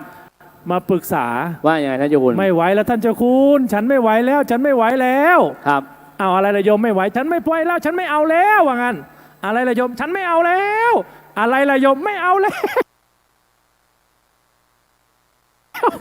แกพูดอยู่ว่าแกไม่เอาตลอดอ่ะ ครับไม่เอาอะไรครับเจ้าคุณ อยู่ไปอยู่มาอ้าวอยู่กันได้ โอ้ ไอความเมตตานี่แหละ พระอาจารย์ที่นางอุตราไปจ้างนาง มาคิดว่าตัวเองเป็นเจ้าเข้าเจ้าของทีนี้จากเมียเช่าคิดว่าตัวเองเป็นตัวจริงแต่อุตรานี่นั่งทำกับข้าวสามีมายืนมองพอดีแล้วยิ้ม แต่สามีนี่คิดคนละอย่างนะ คิดยังไง คิดว่าโอ้ผู้หญิงคนนี้โง่จริงๆนะโยเนี่ยเราแล้วต่างๆทำกับข้าวให้พระเนี่ยสมณะหัวโล้นเหล่านี้ไม่มีประโยชน์อะไรเลยคิดแล้วก็ยิ้มแล้วก็เดินไป แต่อุตรานี่คิดคนละอย่างคิดยังไงมองสามีเหมือนกันแล้วก็ยิ้มเหมือนกันยิ้มคนละอย่างนะมองโอ้สามีนี่รวยในชาตินี้อย่างเดียวเนาะกินบุญเก่าเป็นเศรษฐีก็ไม่ทำบุญไม่ทำทานไม่ใส่บาตรตายไปชาติหน้าจะเป็นยังไงก็ไม่รู้ว่างั้นแต่สิริมามองเห็นพอดีเนื่องว่าเขามายิ้มส่งสายตาให้กันนางอุตราเลยจะเทราชศีรษะแต่อุตราตั้งจิตเมตตาท่านเจ้าคุณครับหากหญิงคนนี้มีบุญคุณกับฉันมาดูแลรับใช้ปฏิบัติสามีแทนฉันตั้ง15 วันให้ฉันมีโอกาสได้ทำบุญขอให้น้ำในกระทะเดือดจนกลายเป็นน้ำเย็นลาดลงไปน้ำเย็นอย่างกับไม้มิ้นผู้เห็นภาพปรากฏว่าสิริมายังหรือว่ากระทะนี้มันเย็นไปเอาอีกกระทะหนึ่งมาลูกน้องอุตราลุมกระทืบทีนี้เสร็จแล้วขณะนั้นยังมีเมตตานะแล้วยังมาประคบมานวดให้นางก็บอกโอ้ยฉันสำนึกแล้วครับฉันจะต้องขอขมาเธอแล้วเห็นไหมเมตตาเกิดท่านเจ้าคุณเรื่องมันยาวเอาแค่นี้แหละโอ้ถ้าอย่างนี้คุณโยมสามารถนำไปประยุกต์ใช้ได้ครับไปทำอะไรครับก็จ้างผู้หญิงหน้าตาดีๆมาดูแลสามีแทนโยมแล้วเราก็ไปที่ไหนแล้วโยมก็ลองให้เขาตั้งน้ำมันเดือดแล้วโยมก็เมตตาแผ่ไปสงสัยโอ้แต่นางอุตรานี่เมตตาจึงอยู่สบายครับความเมตตาในท่านพระครูครับไปหล่นอยู่ที่ไหนไปผสมกับอะไรไปบวกไปเพิ่มไปเติมกับอะไรมีประโยชน์หมดนะมีประโยชน์ท่านพระครูเมตด้วยความปรารถนาดีด้วยความรักเมตตามโนกรรมครับเป็นยังไงก็เวลาเราจะพูดอะไรจะพูดกับใครก็พูดด้วยคำที่สุภาพอ่อนหวานมีใจปรารถนาดีต่อเขามีใจปรารถนาดีคำที่พูดออกไปก็เป็นคำที่น่าฟังเมตตากายกรรมเราเป็นยังไงเมตตากายกรรมเราก็ปฏิบัติด้วยกายที่ดีต่อเขาไม่เบียดเบียนไม่ทำร้ายกันตื่นขึ้นมาก็ยิ้มให้กันที่ภาษาไทยโบราณว่าพูดให้เย็นๆคิดให้เย็นๆทำให้เย็นๆจะนั่งที่ไหนก็มานั่งอยู่นี่นะพระอาจารย์นะครับมีแต่คนเย็นๆนะเย็นยังไงครับท่านเจ้าคุณดูนั่งสิท่านเย็นๆยิ้มเย็นๆนั่งสบายแอร์เย็นขนาดนี้ไม่เย็นก็เชิญข้างนอกเย็นนี่สบายครับภาษาพระท่านจึงให้คาถาง่ายๆคุณโยมเมตตานี่เป็นยาวิเศษ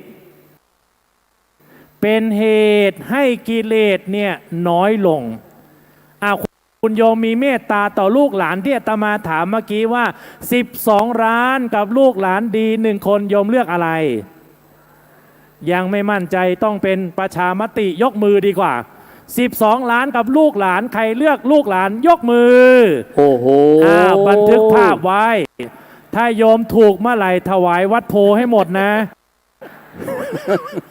อาตมาบันทึกภาพไว้เรียบร้อยแล้วแสดงว่าโยมเอาแต่เงิน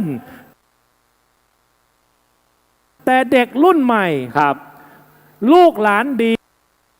ถือว่าถูกลอตเตอรี่รางวัลที่หนึ่งแต่ถ้าแสดงว่าถูกครับให้คาถาปู่ย่าตายายหน่อย ว่าจะเป็นพ่อเป็นแม่เนี่ยจะอายุยืนเนี่ยมีคาถาสำหรับ คุณพ่อคุณแม่ผู้สูงอายุนี่ลูกหลานเป็นคนดีสุขภาพแข็งแรง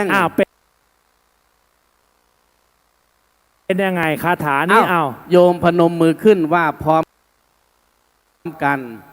ว่าดังๆนะจำให้ได้นะอาตมาจะพาว่าแค่2 รอบ1 2 3นิมนต์ว่ามีวาสนาเป็นทุนถึงแน่นอน1มีวาสนาเป็นทุนมีวาสนาเป็นทุนมีบุญเป็นยามีบุญเป็นยามีเมตตาอารมณ์สดชื่นเป็นกำลังใจมีอารมณ์ส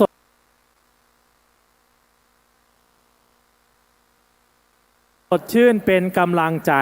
รอบที่2นิมนต์มีวาสนาเป็นทุนมี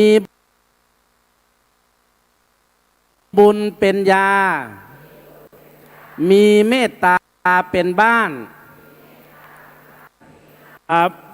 ดูหน้าแล้วไม่น่ารอดผมเชื่อว่ารอดผมเชื่อว่ารอดนะเดี๋ยวตั้งใจฟังท่านพระครูท่านพระอาจารย์โยมเตรียมนะอีกรอบหนึ่งนะอาตมาจะขึ้นต้นโยมต่อมีบุญเป็นโยมมาจากไหนเป็นบ้าน โยมจะเปลี่ยนของท่านทำไมมีวาสนาเป็นทุนมีบุญเป็นยามีเมตตาเป็นมีลูกหลานเป็นมีอารมณ์สดชื่นเป็นอุตส่าห์ขึ้นต้นให้อย่างดีแล้วมีวาสนาเป็นมีบุญเป็นมีเมตตาเป็นมีลูกหลานเป็นมีอารมณ์สดชื่นเป็นพอเถอะโยมสาธุดังๆท่านเจ้าคุณครับ ถ้าจำอันนี้ไม่ได้มันมีคาถาง่ายกว่านี้มือขึ้นว่าตาม338เอาอย่าหัวเราะสิว่าตามพระสิ833เอาไหนว่าพร้อมกันสิ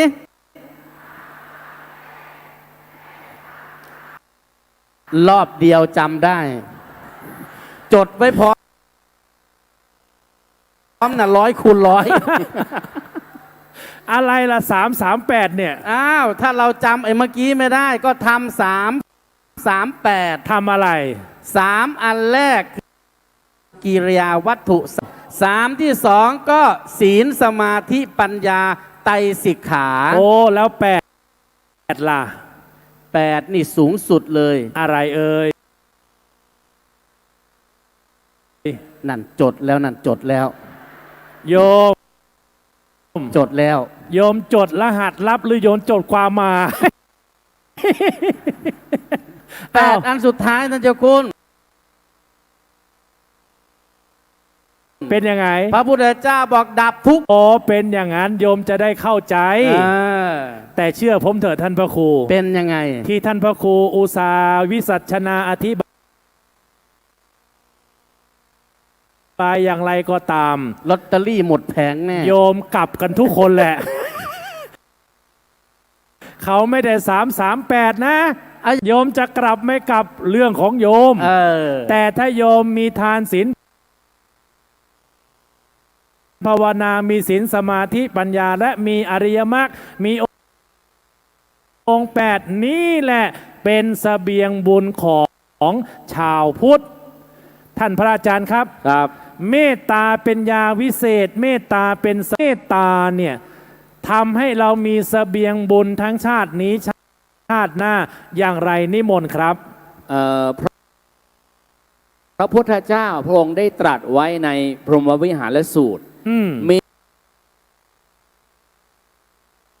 อานิสงส์11 ประการ11เลยโยมว่าตามนะประนมมือขึ้นจะได้จำได้1เป็นยังไงคนอันนี้ล่างว่างั้น โอ้แสดงว่าโหนี่หาแต่โชคลาภตลอดนะหาโชคลาภตลอดรู้ไปหมดนะรู้แล้วอานิสงส์11 ประการนี้ดีมากดีไม่ต้องกลับนี่จริงๆอ้าวนิมนต์อานิสงส์11 ประการว่าตามหลับง่ายฝันร้ายไม่ฝันร้ายมนุษย์รักมนุษย์รัก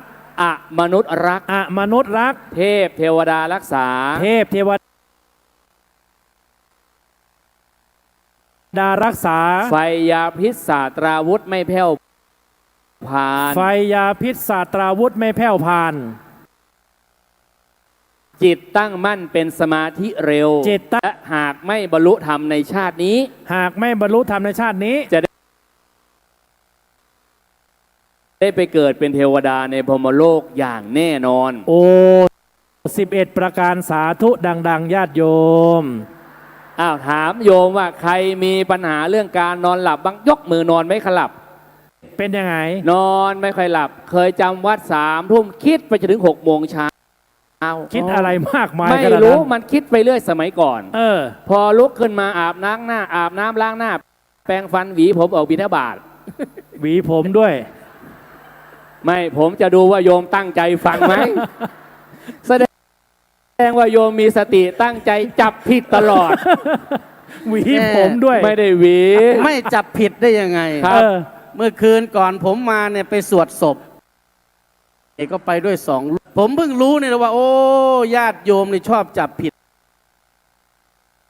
พระครับ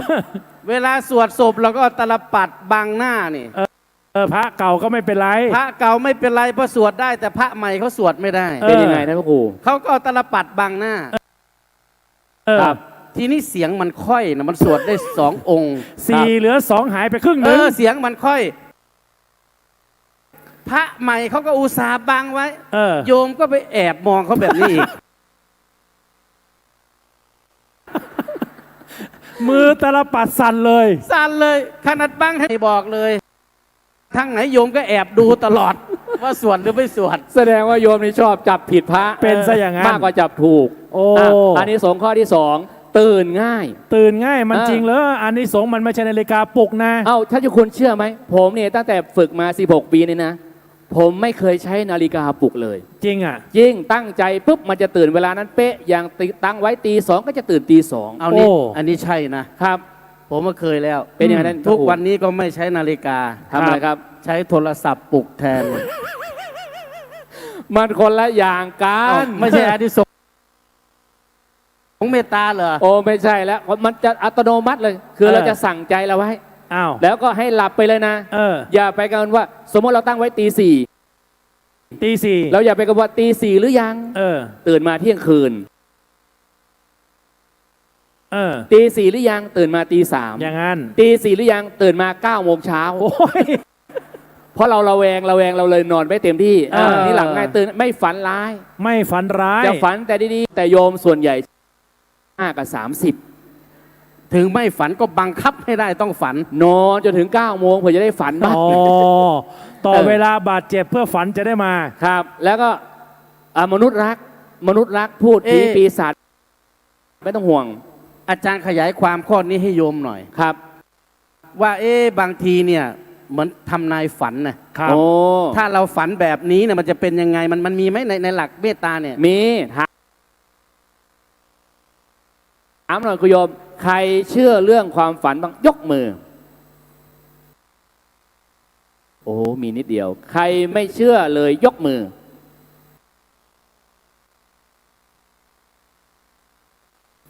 ใคร50 ยกมือ ผมว่ากลุ่มนี้เยอะท่าน เห็นไหม เดี๋ยวรอพระวิสัชนาฉันค่อยยกดีกว่าว่ากันอ้าวเป็นยังไงล่ะถ้าฝันอย่างนั้น บุพนิมิตจะฝันแม่นมากครับเจ้าคุณ บุพนิมิตคือยังไง จะฝันเพราะกรรมเก่าบุญเก่ามาปรากฏก่อน3 วัน 5 วัน 7 วันสมมติว่าฝันว่าฟันหลุดฟันร่วงจะเกิดอาเพศแกโยนไปให้ยายเลยก็ว่า สงสัยยายต่อไปต้องเป็นยายแน่ๆว่ากันถ้าฟันหลุดฟันร่วงนี่ญาติผู้ใหญ่จะเสียชีวิตหรือป่วยหนักคิดอย่างนั้นครับหรือว่าบางทีคนแต่งงานใหม่ๆจะท้องเป็นยังไงฝันว่าได้พระได้แหวนได้สร้อยเดี๋ยวก่อนครับโยมฝั่งนี้มองหน้าเมื่อกี้ครับไอ้ฝันว่าได้พระในได้ยังไง เอาให้มันชัดเจนเขาไม่ฝันว่าได้รับพระพูดให้ชัดได้พระโยมมองหน้าผมปั๊บเลย ผมก็เสียวเหมือนกันนะได้รับพระอย่างนี้อาจจะมิตว่าอาจจะเป็นลูกชายถ้าว่าฝันว่าได้รับพระนี่ได้ลูกชายเดี๋ยว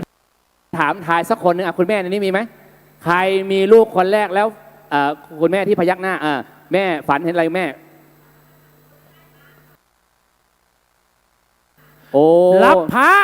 ระโยมจะได้พระอีกแล้ว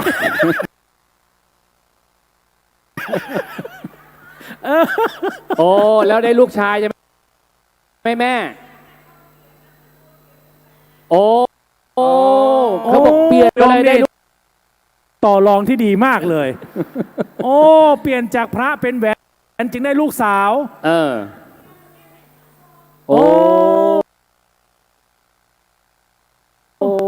แหวน2 วงเอาเธอโยมจะท้องกับใครก็เอาเถอะโยมไม่ต้องลงดีเทลละเอียดขนาดนั้นเขากำลังถามว่าโยมได้ผู้ชายผู้หญิง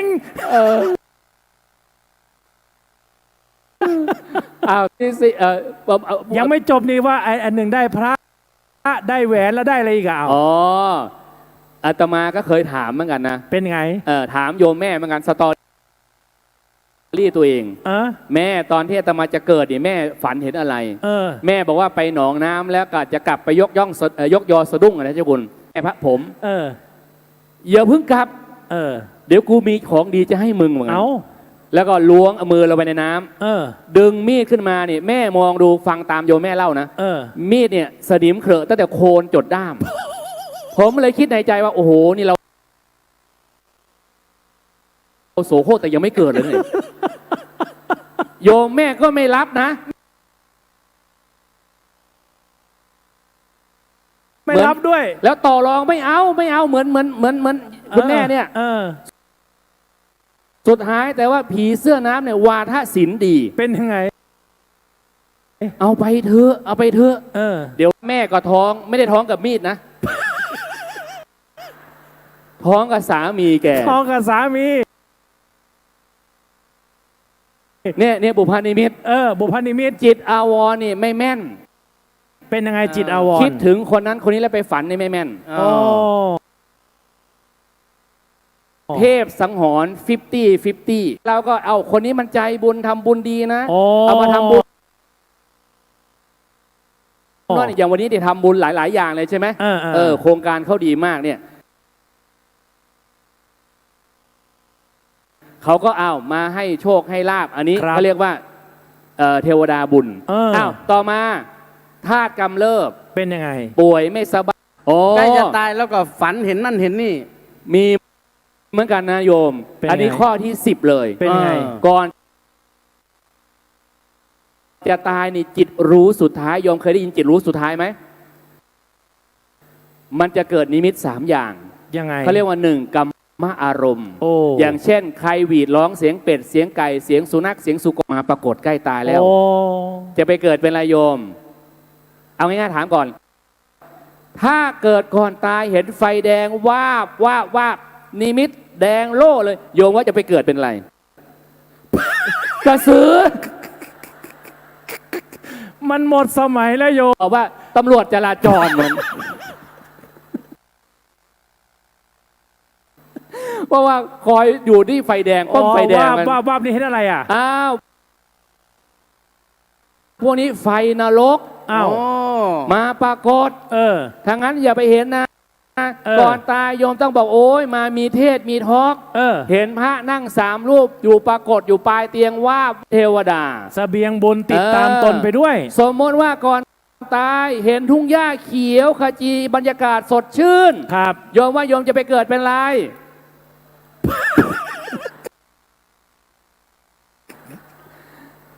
โยมเขาเรียกกระบือ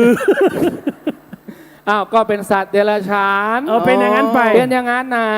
ฉะนั้นก่อนตายเนี่ยมีเมตตาผสมอยู่นั้นด้วยพระอาจารย์ลองถามโยมไหมครับถ้าเย็นนี้เนี่ยฟังมีเทศมีทอล์กจบเรียบร้อยกินข้าวอิ่มอาบน้ำพักผ่อนเราทั้ง3 รูปก็จำวัดอย่างดีครับถ้าคืนนี้มีคนต้องตาย1 คนครับระหว่างโยมกับพระ3 รูปนี่จะให้ใครตายก่อนโยม โยมแม่ยกมือว่ายังไงโยมจะไปก่อนใช่ไหมโยมเป็นยอดนักเสียสละนี่แหละเป็นผลที่โยมฟังเทศมหาชาติเมื่อกี้นี่ผลอันนี่สงแรงนะแต่ว่าข้างหลังไม่ได้ตอบแบบนี้นะยังไงเมื่อกี้นี่ทีนี้อย่างนี้ท่านนี่อาตมาว่ามีบางรูปเนี่ยน่าจะไขมันเยอะโยมเชื่ออาตมาเถอะอ้วนพียังอาตมา2 รูปเนี่ยสุขภาพดี องค์นี้นอกจากเป็นเจ้าวาดแล้วนะโยมนะเป็นวาหวานด้วย จะชั้นอะไรก็ไม่ได้จะอะไรก็ไม่ได้ทำไมหลวงพี่ตั้งแต่เป็นเจ้าวาดนี่วุ่นวายเหลือเกินว่ากันเมื่อก่อนอะไรก็ฉันได้ง่ายตั้งแต่เป็นเจ้าวาดนี่โอ้โหยากอย่างนี่4-5 อานิสงส์ที่ผ่านมานี่เป็นเสบียงบุญแล้วครับอ้าวเสบียงบุญต่อไปที่เป็นอานิสงส์เมตตานอกจากที่เทวดามนุษย์ปกปักรักษาแล้วไฟศาสตราวุธนี่เป็นยังไงโอ้ในครั้งพุทธกาลก็มีเอาหน่อยๆหนึ่งแล้วกันนะครับนางสามาวดีโดนนางมาคทยาใส่ร้ายจนพระเจ้าอุเทนเนี่ยจะฆ่านางเดี๋ยวก่อนพระอาจารย์ครับเรื่องแรกนางสามบดีกับนางมาคันธิยาเพราะผมสังเกตช่วงหลังๆเนี่ยครับญาติโยมหลายท่านฟังพระท่านเทศเรื่องธรรมบทไปเนี่ยครับเก่งกว่าพระนะโอ้สามารถเปลี่ยนตัวละครเรื่องนี้ไปใส่เรื่องนี้เรื่องนี้ไปใส่เรื่องนี้ลูกหลานก็เลยงงตกลงยายกูไปฟังวัดไหนมาว่ากันนางมาคันธิยาก็ไปฆ่านางสิริมานางอุตราก็ไปฆ่านางสามาวดีลูกหลานไปกดใน Google ยายกูนี่มั่วมากเลย คนละเรื่องแต่ว่าตัวละครใกล้เคียงมิกเข้าหากันได้อ้าวนางจินจมานาวิกานางเป็นยังไงแค้นนางมาคันธิยาแค้นพระพุทธเจ้าโอ้แต่ว่าสามาวดีนี่ศรัทธาพระพุทธเจ้าศรัทธากับเครียดแค้นเป็นพระโสดาบันครับก็เลยบอกว่าหากใครศรัทธาพระเจ้าคนนั้นก็เป็นศัตรูกับเราก็เลยหาเรื่องใส่ร้ายนางสามาวดีกับบริวารจนสุดท้ายพระเจ้าอุเทนเชื่อจริงๆโดยเอางูพิษเนี่ยใส่ไปในพินปรากฏว่างูพิษจะมาฉกกัดพระเจ้าอุเทนพระเจ้าอุเทนโอ้เรานี่โง่มานานนะน่าจะเชื่อมาคันธยาตั้งแต่ทีแรกแล้วว่างั้นก็เลยปลดตำแหน่งเอาไปนั่งมัดติดเรียงกัน500 คนขุดหลุมครึ่งนึงนะเล็งธนูใส่หัวใจนางมาคันนี้นางสามาวดีไม่เริ่มหลงกันเล็งธนูจะยิงสามาวดีไม่ใช่แต่โยมหรอกพระก็เริ่มจะมิกเข้าหากันแล้ว มองไปมองมาจะเปลี่ยนกันยิงละโยม จากคนดีจะเป็นคนเลวไปแล้ว มาคันธิยายิงหรือใครยิง พระเจ้าอุเทนยิงเอง ยิงใคร ยิงสามาวดีตอนนี้ถูกแล้วเป๊ะแล้ว สามาวดีจะโดน ธ ยิง นูไปปรากฏว่าท่านนี่มีกำลังเท่ากับบุรุษ 1,000 คน โอ้ แต่ว่าพอจ่อไปนี่ปรากฏว่ายังไงรู้ไหมธนูจ่อไปตรงหัวใจนางสามาวดี สามาวดีนี่เป็นพระโสดาบันพร้อมบริบาลบอกว่าอย่าโกรธพระราชานะ โอ้ อย่าโกรธมาคันธิยานะให้แผ่เมตตาจิตให้อย่างเดียวปรากฏว่าอนุภาพเมตตาลูกธนูนี่เลี้ยวกลับมาแล้วจ่อหัวใจพระเจ้าอุเทนแล้วตกลงตรงหน้าพระเจ้าลูกธนูปกติเรายิงต้นไม้ทะลุแต่วันนี้ด้วยอะไรทำไมลูกธนูนี้ไม่เจาะหัวใจนางย้อนกลับมาหาเราอีกก็เลยไปอุ้มนางขึ้นเรานี่มันโง่นักสถาปนาให้เป็นมเหสีเหมือนเดิมนี่แหละคืออนุภาพพม่าคนพม่านี่เขาจะเชื่ออย่างหนึ่งนะเจ้าคุณแผ่เมตตาให้ตัวเองเสียอย่างงั้นเขามีบทแผ่นะว่าไงว่าไงฟังนะโยมนะประนมมือขึ้นถ้าอยากฟังภาษาเมียนมาหน่อยเจ้าได้ด้วยมันเดยหันชีลูดุยมียาเดดัดวาดุยจานมาจ้าปาเซจานตาจ้าปาเซเซสิงแยกินจ้าปาเซโกสิงแยกินจ้าปาเซอาซาซาอายายาอาสิงปีเอางี้เอาสั้นๆท่านเจ้าคนแม่ไอเราก็ฟังเพลินเอาสั้นๆเอาสั้นๆยังไงเอาอุทิศบุญเอาปนมืออุทิศบุญว่าตามแผ่ส่วนบุญแผ่ส่วนบุญแผ่ส่วนบุญจากการมีเทศมีท้อวันนี้นะเสบียงบุญเสบียงบุญทำมาเยอะแล้วเอาว่าตามอีเก้าสำเนียงไม่ผ่านนะโยมเอาใหม่อีเก้ามูซูซูอีอาโบบาคาโกมิบาพัวสยาตมาโดมาซายุยผมว่าเขาเปลี่ยนเนื้อผมนะจุนอลงทรงดอตัตวาโดอาเมียเบเวป่ากงอีอาเมียยายุยจานตาจาปาเซอะไรจะมาเซโยมสุดท้ายอาลงดัตวาดุยอาเมียยูดอมูจาปากงลอ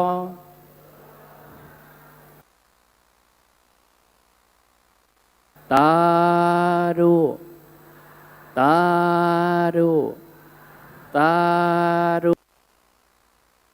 ูว่าเองสิ3 คำสุดท้ายได้ไหมสาธุสอเสือเขาจะเป็นตอเต่าท่านเจ้าคุณครับมันนึกว่าปลาดูนะเมื่อกี้เนี่ยครับนี่ไฟสาตาวุธไม่แผ่วพานเลยครับต่อไปหน้าตาผ่องใสไม่หลงตายหน้าตาผ่องใสเลยไม่หลงตายเนนที่วัดผมก็ฉลาดเป็นยังไงท่านเจ้าคุณพระอาจารย์หน้าตาถ้าอยากให้มีออร่าเอาออร่ามาล้างหน้าว่างั้นก็ไปซื้อน้ำออร่ามาถวายผม3 แพ็คผมบอกเนนออร่าไม่มีค่าเท่ากับน้ำมะพร้าวหรอกลูกเนี่ยคนไม่โกรธนี่หน้าตาผ่องใสไหมคนโกรธเครียดแค้นนี่หน้าตาไม่รับแขกนี่เป็นยังไงเรามองดูเราก็ไม่อยากจะเข้าหาโมโหร้ายนี่นะครับโมโหร้ายแต่ถ้าเราเกิดคนมีเมตตามองปั๊บโอ้โหรู้สึกมองท่านพระครูประหลัดบัณฑิตนี่พระอาจารย์ว่าเป็นคนที่เมตตาออร่าหรือโมโหร้ายนินทาเมื่อกี้หน้าท่านบึ้งนะตอนนั้นตอบดีๆนะเดี๋ยวผมจะไปยุให้ลูกวัดนินทา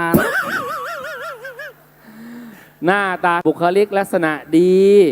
ถ้าเป็นโควิดนี่รอดไหมไม่น่าจะรอด เริ่มที่จะไม่เมตตาต่อกันแล้วเป็นอย่างนั้นโอ้ไม่ธรรมดาเมตตาท่าน ท่านทำโครงการอะไรหลายอย่าง สังฆประชาเป็นสุข ใช่ไปแจกผู้ป่วยติดเตียง ไปแจกแพมเพิร์ส เดินเยี่ยมเยียน เดิ ชาวนบ้าน เยี่ยมเยียนเดินไปเยี่ยมเดินไปหาเดินไปให้ เมตตาในเจ้าประคุณสมเด็จพระมหาธีราจารย์ ครับ มอบทุนตั้งต้นให้ท่าน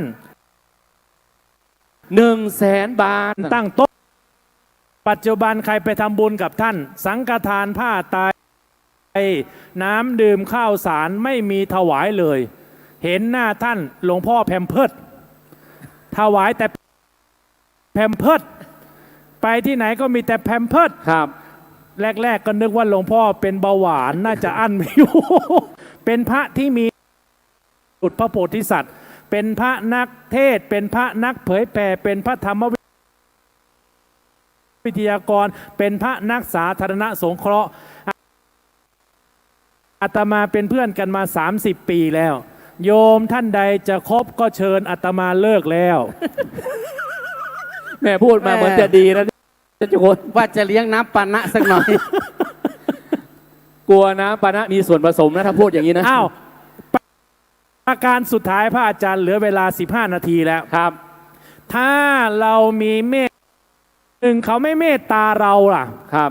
เด็กวัยรุ่นยุคปัจจุบันคนทำงานต่อเขาเราก็มีไมตรีต่อเขา แต่เขาไม่มีกับเรา เราจะทนไปเพื่ออะไร โอ้เราต้องทนนะ เราต้องทนแผ่ เป็นยังไง ยังไงก็ต้องแผ่เพราะว่าผมเชื่ออานุภาพเมตตา อย่างนั้นนะ ผมให้โยมไปทำแล้ว จากลูกที่ดื้อพูดไม่ฟังไม่เชื่อไม่คุยกับพ่อแม่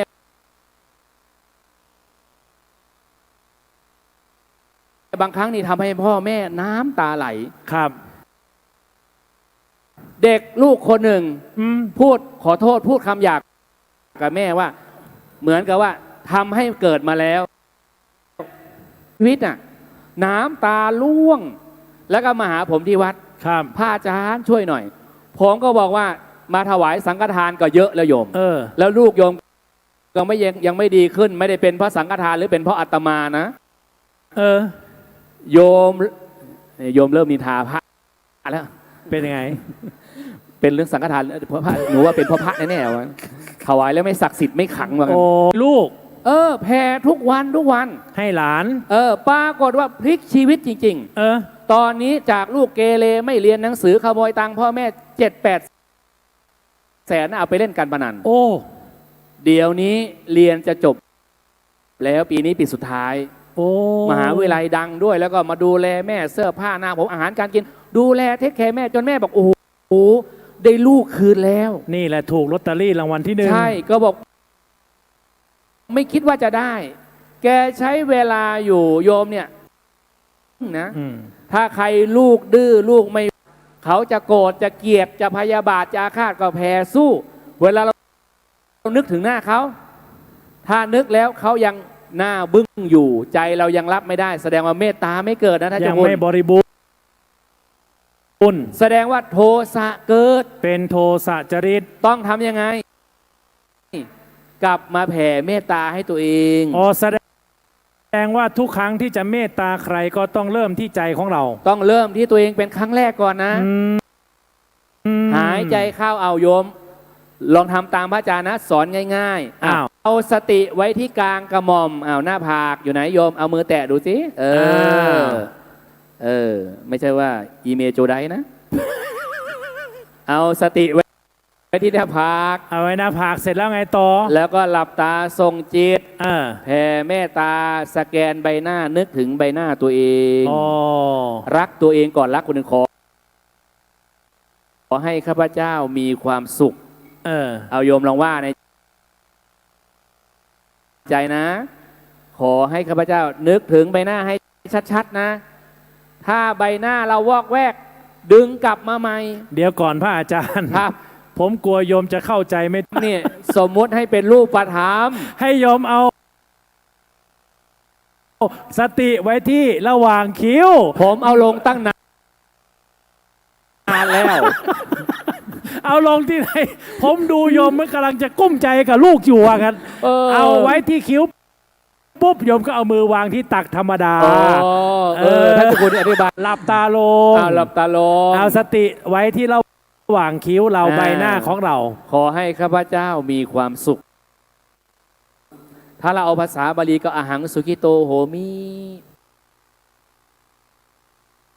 แล้วหายใจออกก็ไล่ความรู้สึกมาไว้ที่กลางหน้าผากเหมือนเดิมสมมติไล่ลงแล้วก็ต้องไล่ขึ้น ขอให้ข้าพเจ้าพ้นจากความทุกข์อย่างนี้นะโยมก็แผ่ให้ตัวเองสัก2 หรือ 3 นาที นี่ดูสิโยมบางคนนะท่านพระครูอยู่กับตัวเองมาตั้ง40 50 ปี 60 ปีแล้วยังจะเห็นหน้าตัวเองชัดไหมหลังจากนั้นจะให้ใครพ่อแม่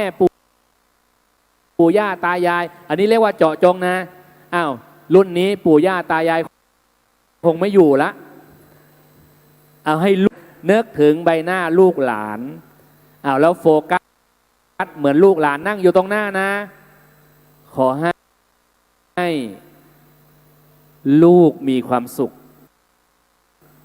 เขาเรียกว่าเพ่งโฟกัสใบหน้าลูกให้ชัดๆหน้าลูกดึงกลับมาใหม่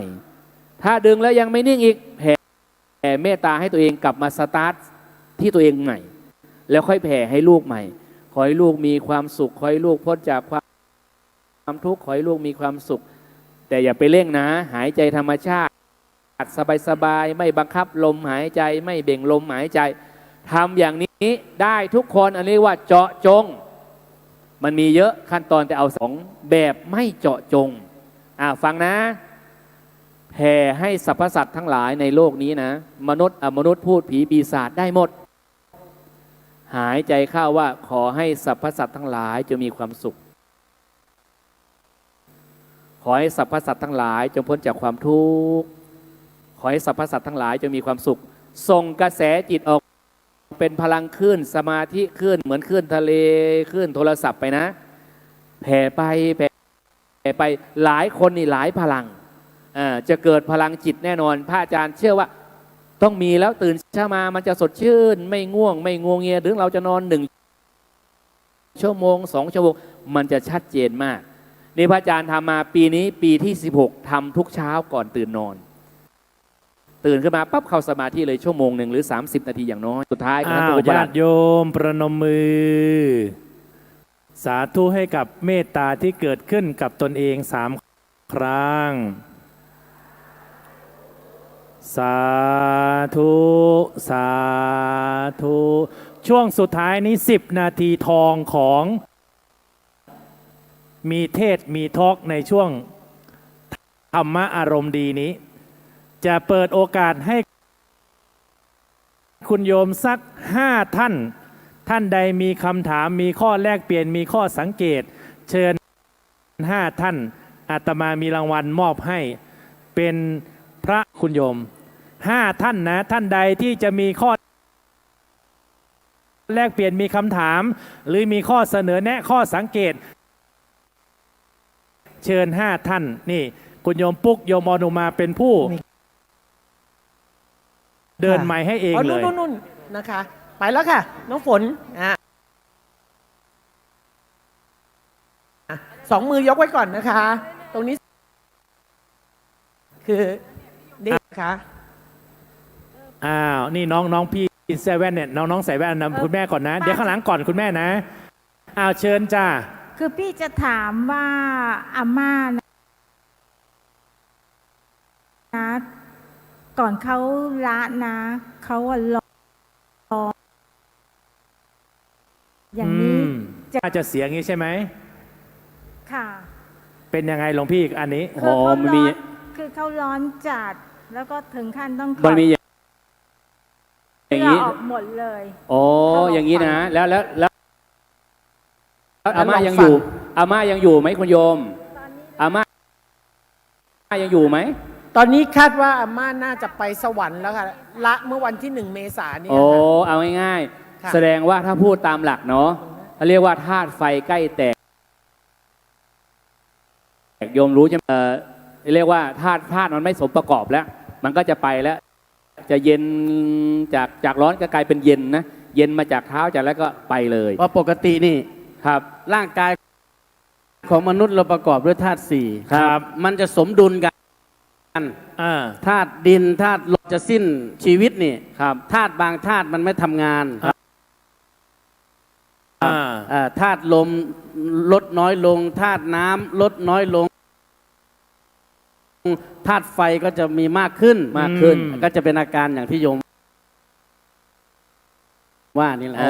แล้วก็พอธาตุไฟออกปุ๊บอ้าวเนาะแสดงว่านั่นคือธาตุเริ่มพิการแล้วคำถามต่อมา สาธุเอาข้างหน้าก่อนเลยครับ คุณแม่เชิญจ้า อยากถามท่านว่าตายแล้วไปไหนคะ โอ้คุณแม่ ฉันก็ตอบง่ายๆ ยังไม่เคยตายเหมือนกัน วันนี้จะมีเสบียงบุญจะได้เลิกสงสัยว่าตายแล้วไปไหนตายแล้วในทางพระพุทธศาสนามีเส้นทางสถานีต่อไป4 สถานี 1. คัพพะเมเกอุปัชชันติ กลับมาเกิดในคันอีกครั้งหนึ่ง แต่ไม่รู้จะเป็นคันสัตว์คันมนุษย์คันเดรัจฉานหรือคันอะไรเราอยู่ที่บุพกรรมบำเพ็ญมาไหนคุณโยมนี่ระยังนรก 3. สัตว์คังสุขติโนยันติไปไหนข้างบนโน้นโยมสวรรค์โยมบางท่านบอกว่าเพดาน สัตว์คังสุขติโนสวรรค์มีกี่ชั้นไหนมา สวรรค์มี6 โยมเอาที่ไหนมา7นั้นมันเรื่องของชาวบ้านไม่เกี่ยวกับพระทางสุดท้ายปรินิพพันนันติอนาสวาสิ้นกิเลสฆ่าโลภโกรธหลงได้มีกระแสแห่งความสงบเย็นคือพระนิพพานเพราะฉะนั้นคุณโยมตายแล้วนี้แต่ที่เรามาวันนี้แหละโยมเรามาเตรียมเสบียงบุญเพื่อเราจะไปสถานีไหนโยมไปไหนถ้าโยมจะไปสวรรค์ก็เลิกนินทาพระ เป็นการสำรวมตีตั๋วจองวีซ่าไปสวรรค์ก่อนประกาศแรกผมว่าน่าจะยากนะท่านเจ้าคุณเป็นยังไงฟังเสียงหัวเราะและน่าจะไม่ปล่อยและโยมสังเกตดูเธอ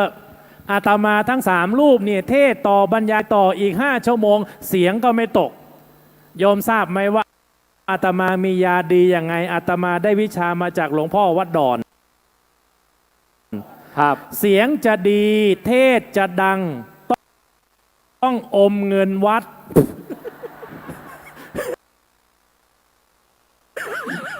นึกว่าฉันน้ำผึ้งผสมมะนาว ไม่ใช่วัดดอนยานาวานะท่านเจ้าคุณนี่จะทำให้วงแตกซะแล้วโยมนรกหรือสวรรค์โยมไม่ต้องตัดสินฉันไปแน่นอนเพราะมันอยู่ที่บุพกรรมที่เราบำเพ็ญแล้วคุณโยมก็ไม่ต้องไปรอลูกหลานอุทิศให้เพราะวันนี้โยมฉลาดไม่ประมาทในบุญโยมมาใส่4 ทางที่ว่าโยมจะกลับมาเกิดในคันก็ได้แต่เราต้องบำเพ็ญกุศลไว้มากจะได้เกิดในคันของพ่อแม่ที่เป็นผู้มีกุศลเจตนาเป็นสัมมาทิฏฐิเหมือนโยมหลายท่านก็เกิดมาในตระกูลดีเป็นเศรษฐีแต่ไปอยู่บ้านสามีผัวไม่ให้ทำบุญเนี่ยแสดงว่าเขาไม่เป็นสัมมาทิฏฐิแม้แต่นางวิสาขามหาอุบาสิกาโอ้โหกว่าจะได้ทำบุญก็ลำบากนั่นไหนหมุดใจตั้ง GPS ไว้เลยว่า next station ที่ไหนโยมไปไหนโยมไปสวรรค์แต่ถ้าโยมทุกท่านไปเจออาตมาทั้ง3 รูปในนรกก็อย่าทักกันนะ เดินผ่าน มันไม่รู้จัก และคนสงสัย คุณแม่มารับพระก่อนเดี๋ยวหมดก่อนเชิญจ้ะ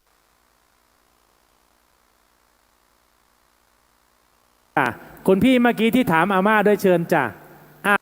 คำถามที่ 3เชิญจ้ะ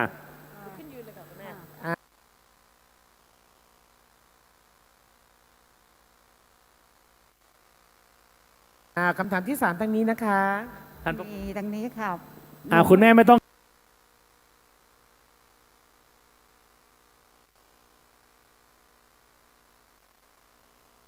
ขึ้นมาเพราะว่าเดี๋ยวท่านพระครูลุกไปให้ระหว่างคน อย่างดี ระหว่าง เลย คนให้กับคนรับนี่เหมือนกันเลยอีกคำถาม มีดังนี้เพราะว่าหนูว่าไม่มีพ่อไม่มีแม่ แต่มีคนเขาขอหนูไปเลี้ยง จ้า ตอนนี้หนูนึกเขาตลอดเนี่ย ครับ ทำบุญให้เขาตลอดเวลา หนูอยากรู้ว่าเขาอยู่สวรรค์ไหมคะ ท่านก็ไม่ได้เลี้ยงเรา แต่ว่าท่านก็ให้กำเนิดเรานิมนต์ท่านพระครูครับ เป็นคุณพ่อคุณแม่ที่รับพี่เขามาเลี้ยงตั้งแต่เล็กตั้งแต่เกิดเพราะว่าคุณพ่อคุณแม่ไม่ได้เลี้ยงเองได้ เดี๋ยวท่านพระครูจะให้คำตอบนี่กระจ่างในใจโยมจะได้ชื่นใจนิมนต์ครับ ก็มีบุญอันหนึ่งนะที่เราเรียกว่าทักษิณานุปาทานครับ ก็คือบุญอุทิศส่วนกุศล อันนี้ตมาเล่าเรื่องพระเจ้าพิมพิสารนิดหนึ่งก็ได้ พระเจ้าพิมพิสารเนี่ยท่านทำบุญถวายภัตตาหารกับพระสงฆ์มีพระพุทธเจ้าเป็นประธานเนี่ย500 วันเนี่ยท่านถวายพระนาท่านทำบุญเฉยๆนะทำบุญเลี้ยงพระคืนที่7นี่ท่านฝันครับไม่ได้ฝันหรอกเห็นเลยครับได้ยินเสียงหวีดร้องครับ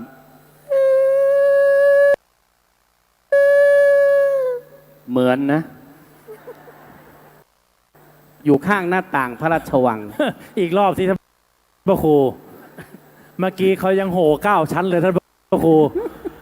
นิมนต์พระครู เสีย ร้อง โหยหวนโยมจะได้เข้าใจไงเป็นยังไงอีกสักรอบสิมีหน้าไปวัดดอนผมได้ยินอยู่คืนนั้น ไปนอนกับผม คือญาติของพระเจ้าพิมพิสารเนี่ยบุพกรรมก็คือแกทำไม่ดีมาก็เลยเกิดไปเป็นเปรตทีนี้พอรู้แต่ไม่เคยมาหาเลยนะครับแต่พอรู้ว่าพระเจ้าพิมพิสารทำบุญตลอด7 วันเนี่ยมารอเอาส่วนบุญพระเจ้าพิมพิสารก็ตกใจว่าไม่เคยเจอเหตุการณ์แบบนี้มาก่อนลืมนึกถึงเขาด้วยลืมนึกถึงไม่ได้กวดน้ำอะไรเลย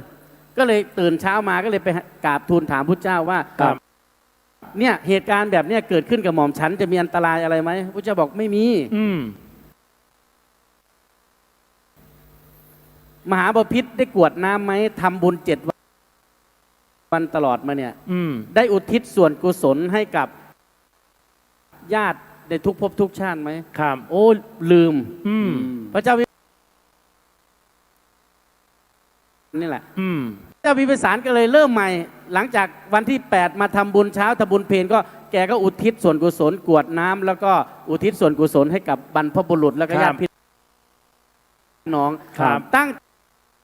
ยังร้องของญาติที่มาขอส่วนบุญอีกเลยอันนี้เป็นเรื่องพระเจ้าพิมพิสารนะครับเพราะนั้นเนี่ยก็อธิบายให้โยมฟังว่าเมื่อบุพเจตนาคือก่อนจะทำบุญมุญจนะเจตนาระหว่างยกถวายระหว่างนักเจตนาฟังธรรมจบไปแล้วทำบุญจบไปแล้วยังมีใจเลื่อมใสปลื้มใจสุขใจอยู่ในบุญนี้แล้วโยมอุทิศส่วนกุศลเนี่ยญาติที่เสียไปแล้วก็จะอนุโมทนาบุญกับกุศลที่เราทำสาธุในคำถามดีๆสาธุท่านนี้ใช่ไหมฮะเชิญครับค่ะก็นมัสการนะคะพระอาจารย์ก็มีคำถามอยู่สั้นๆก็คือว่าเสบียงบุญที่ได้ทำวันนี้ค่ะแล้วเกิดมันมีคำว่าหมดบุญนะคะคือโยมเพิ่งจะไปช่วยเพื่อนนะคะลูกนักศึกษานะคะวิศวกรรมแล้ว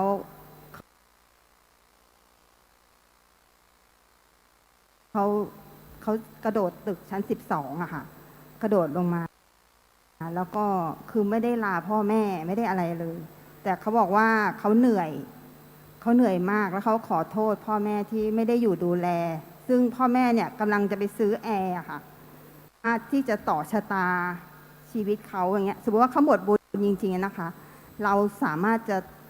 ต่อชะตาคนได้ไหมคะหมายถึงว่าเรารู้เราเป็นพ่อเป็นแม่อย่างเงี้ยค่ะเราไปต่อชะตาให้ลูกจะได้ไหมคือหนูอยากย้อนเวลาไปได้ค่ะนิมนต์พระอาจารย์ครับ พระอาจารย์ว่าอย่างนี้นะบางทีอายุเขาได้มาแค่นั้นนะ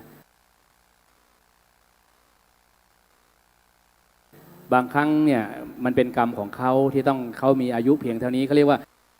หมดอายุก็มีหมดบุญก็มีเพราะว่าการตายเนี่ยมันอย่างนี้นะมันมี1อายุขยเยนะตายเพราะหมดอายุ2ปุนั้นเราจะไปต่อถ้าอายุเขาเท่านี้ยังไงเขาก็ต้อง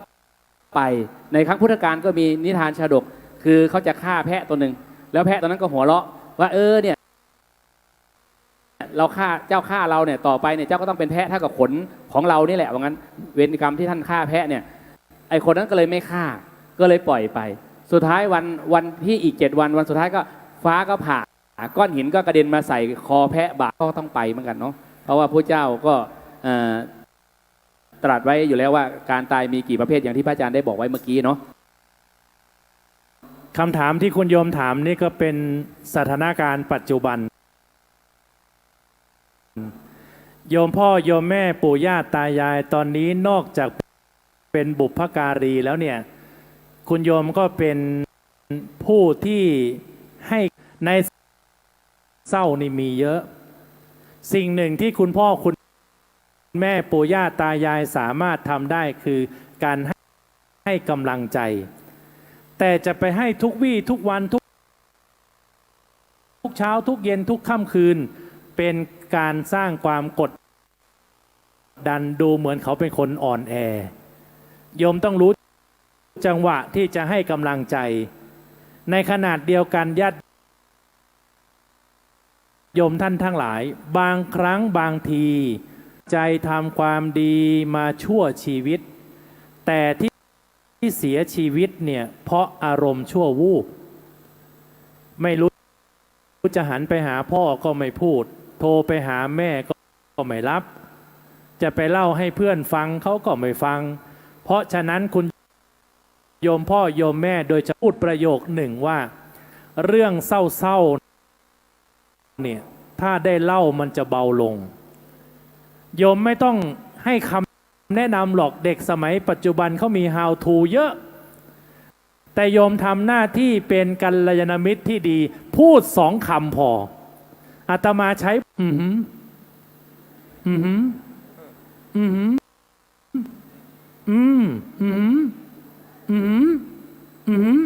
คำที่2คำที่1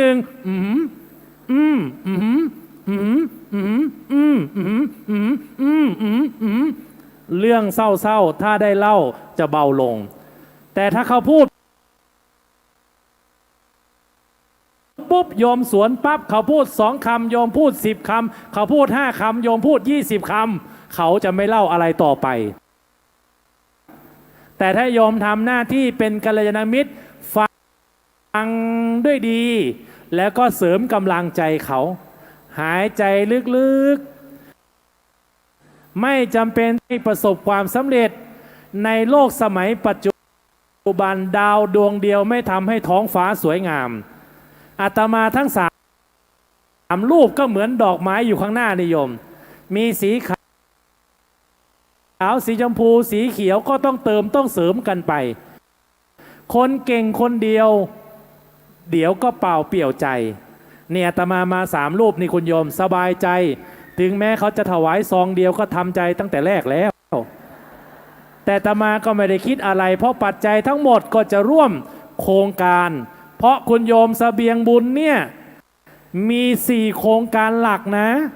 ที่คุณโยมอนุมาได้ปรารภให้ฟังว่ามีแต่บุญแต่บุญแต่บุญแต่บุญ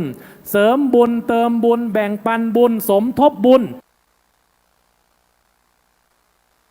บุญตั้งบุญเติมบุญเต็มโยมได้หมดเลย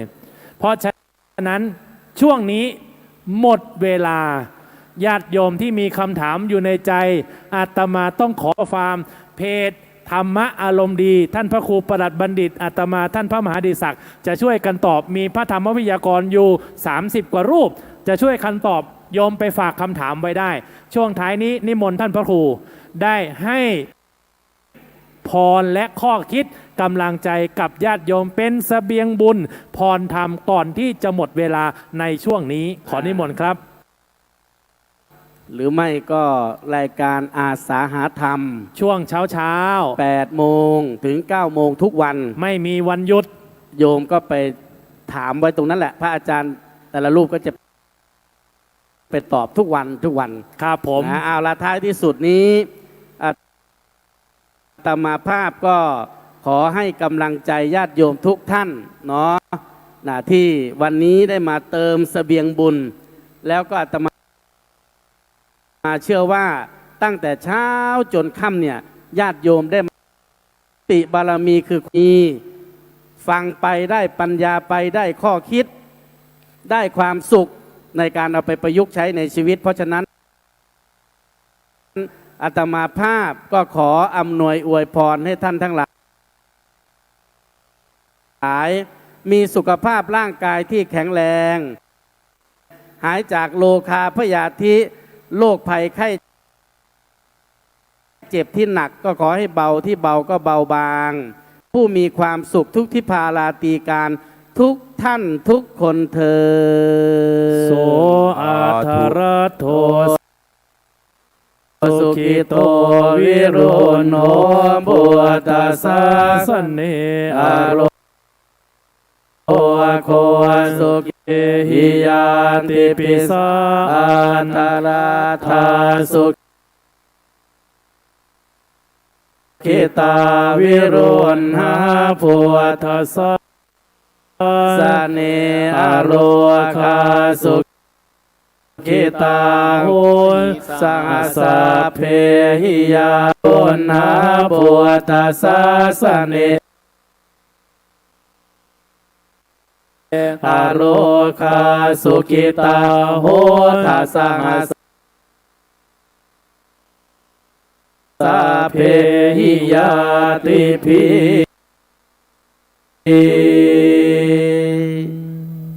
สาธุ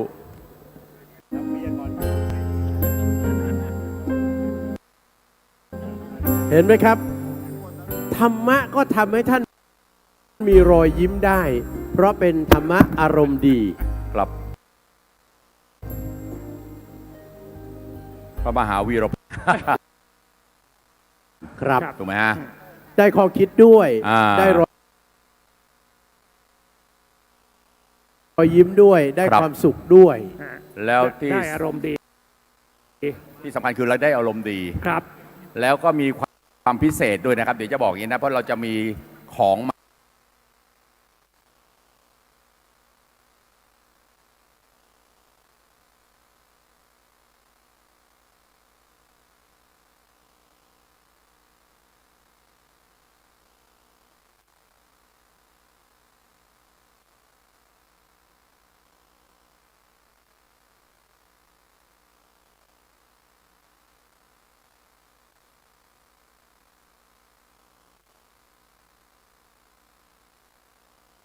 ได้ยานาวาเนี่ยมันจะเป็นดอนหอยหลอดคนละจังหวัดเลยสิถูกไหมครับคนละดอนคนละดอนที่มันต่อมาได้ไงนะฮะน่าจะถือว่าให้ผมถืออยู่ทำไมขนาดนี้มันแล้วเขาบอกว่าที่นี่วัดนี้ผีดุใช่ทีนี้เป็นอย่างนี้ครับตรงข้ามไม่ทราบเป็นท่านใดไปวัดดอนจะรู้ว่าทางพอตรงวัดดอนปั๊บเนี่ยนะฮะตรงข้ามเนี่ยจะมีวัดยานาวาครับใช่ไหมฮะวัดยานาวานี่เดี๋ยวนะองค์นี้ใช่ไหมฮะวัดยานาวามีเหรียญวัดยานาวานะครับที่เรียกว่ายานาวาเนี่ยเพราะว่ามีเรือสำเภาถูกต้องครับ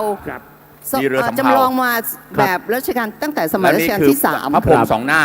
ของที่วัดดอนพระพรหมสองหน้านี่วัดดอนครับวันนี้นะครับเจ้าวาดวัดดอนเนี่ยนะครับมอบให้กับงานมีเทศมีทอล์กมาจำนวนผมไม่แน่ใจ66วันนี้เราจะเอาตัวเลขให้เป็นมงคลนิดนึง66เท่าปีพศเท่ากับปีพศส่วนวัดยานาวานี่ก็66เหมือนกันครับนี่จะเป็นครั้งแรกที่เราจะ เขาเรียกว่าเอาสิ่งที่เป็นวัตถุมงคลเนี่ยนะครับของทั้งวัดดอนและวัดยานนาวามาด้วยกัน อ๋อค่ะ ถูกไหมฮะโดยมีหนังสือกวีนิพนธ์เป็นตัวเชื่อม เป็นชุดเลย ครับ ถูกไหมฮะครับอยู่กวีนิพนธ์เนี่ยนะครับนะฮะ ของสมเด็จ 2 ปีในพระเชตุพนอันนี้ก็คือถูกเชื่อมโดยวัดโพ อ๋อ3 วัดเลย 3 วัดด้วยกัน 3 วัดเลย เป็นโอกาสพิเศษแล้วก็มีแค่ 66 ชุดเท่านั้น ครับ ให้ญาติโยมสาธุชนร่วมบุญ ถูกต้องครับเราถือโอกาสทำบุญเพราะว่า เป็นชุด ณเวลานี้เนี่ยนะเราได้เงินทำบุญที่จะไปช่วยองค์กรการกุศลแล้วเนี่ย ค่ะ ลองทายตัวเลขหน่อยนะครับ เงินณขณะนี้ที่เราร่วมกันทำบุญนี่ 95,380 บาทครับ สาธุค่ะสาธุ ครับสาธุครับ วันนี้อยากให้ถึง 200,000เนาะ ทั้งนี้ทั้งนั้นในนี้ก็มีส่วนที่ร่วมทำบุญด้วยนี่ก็จากโรงเรียนผ่องสุวรรณวิทยาสายไหม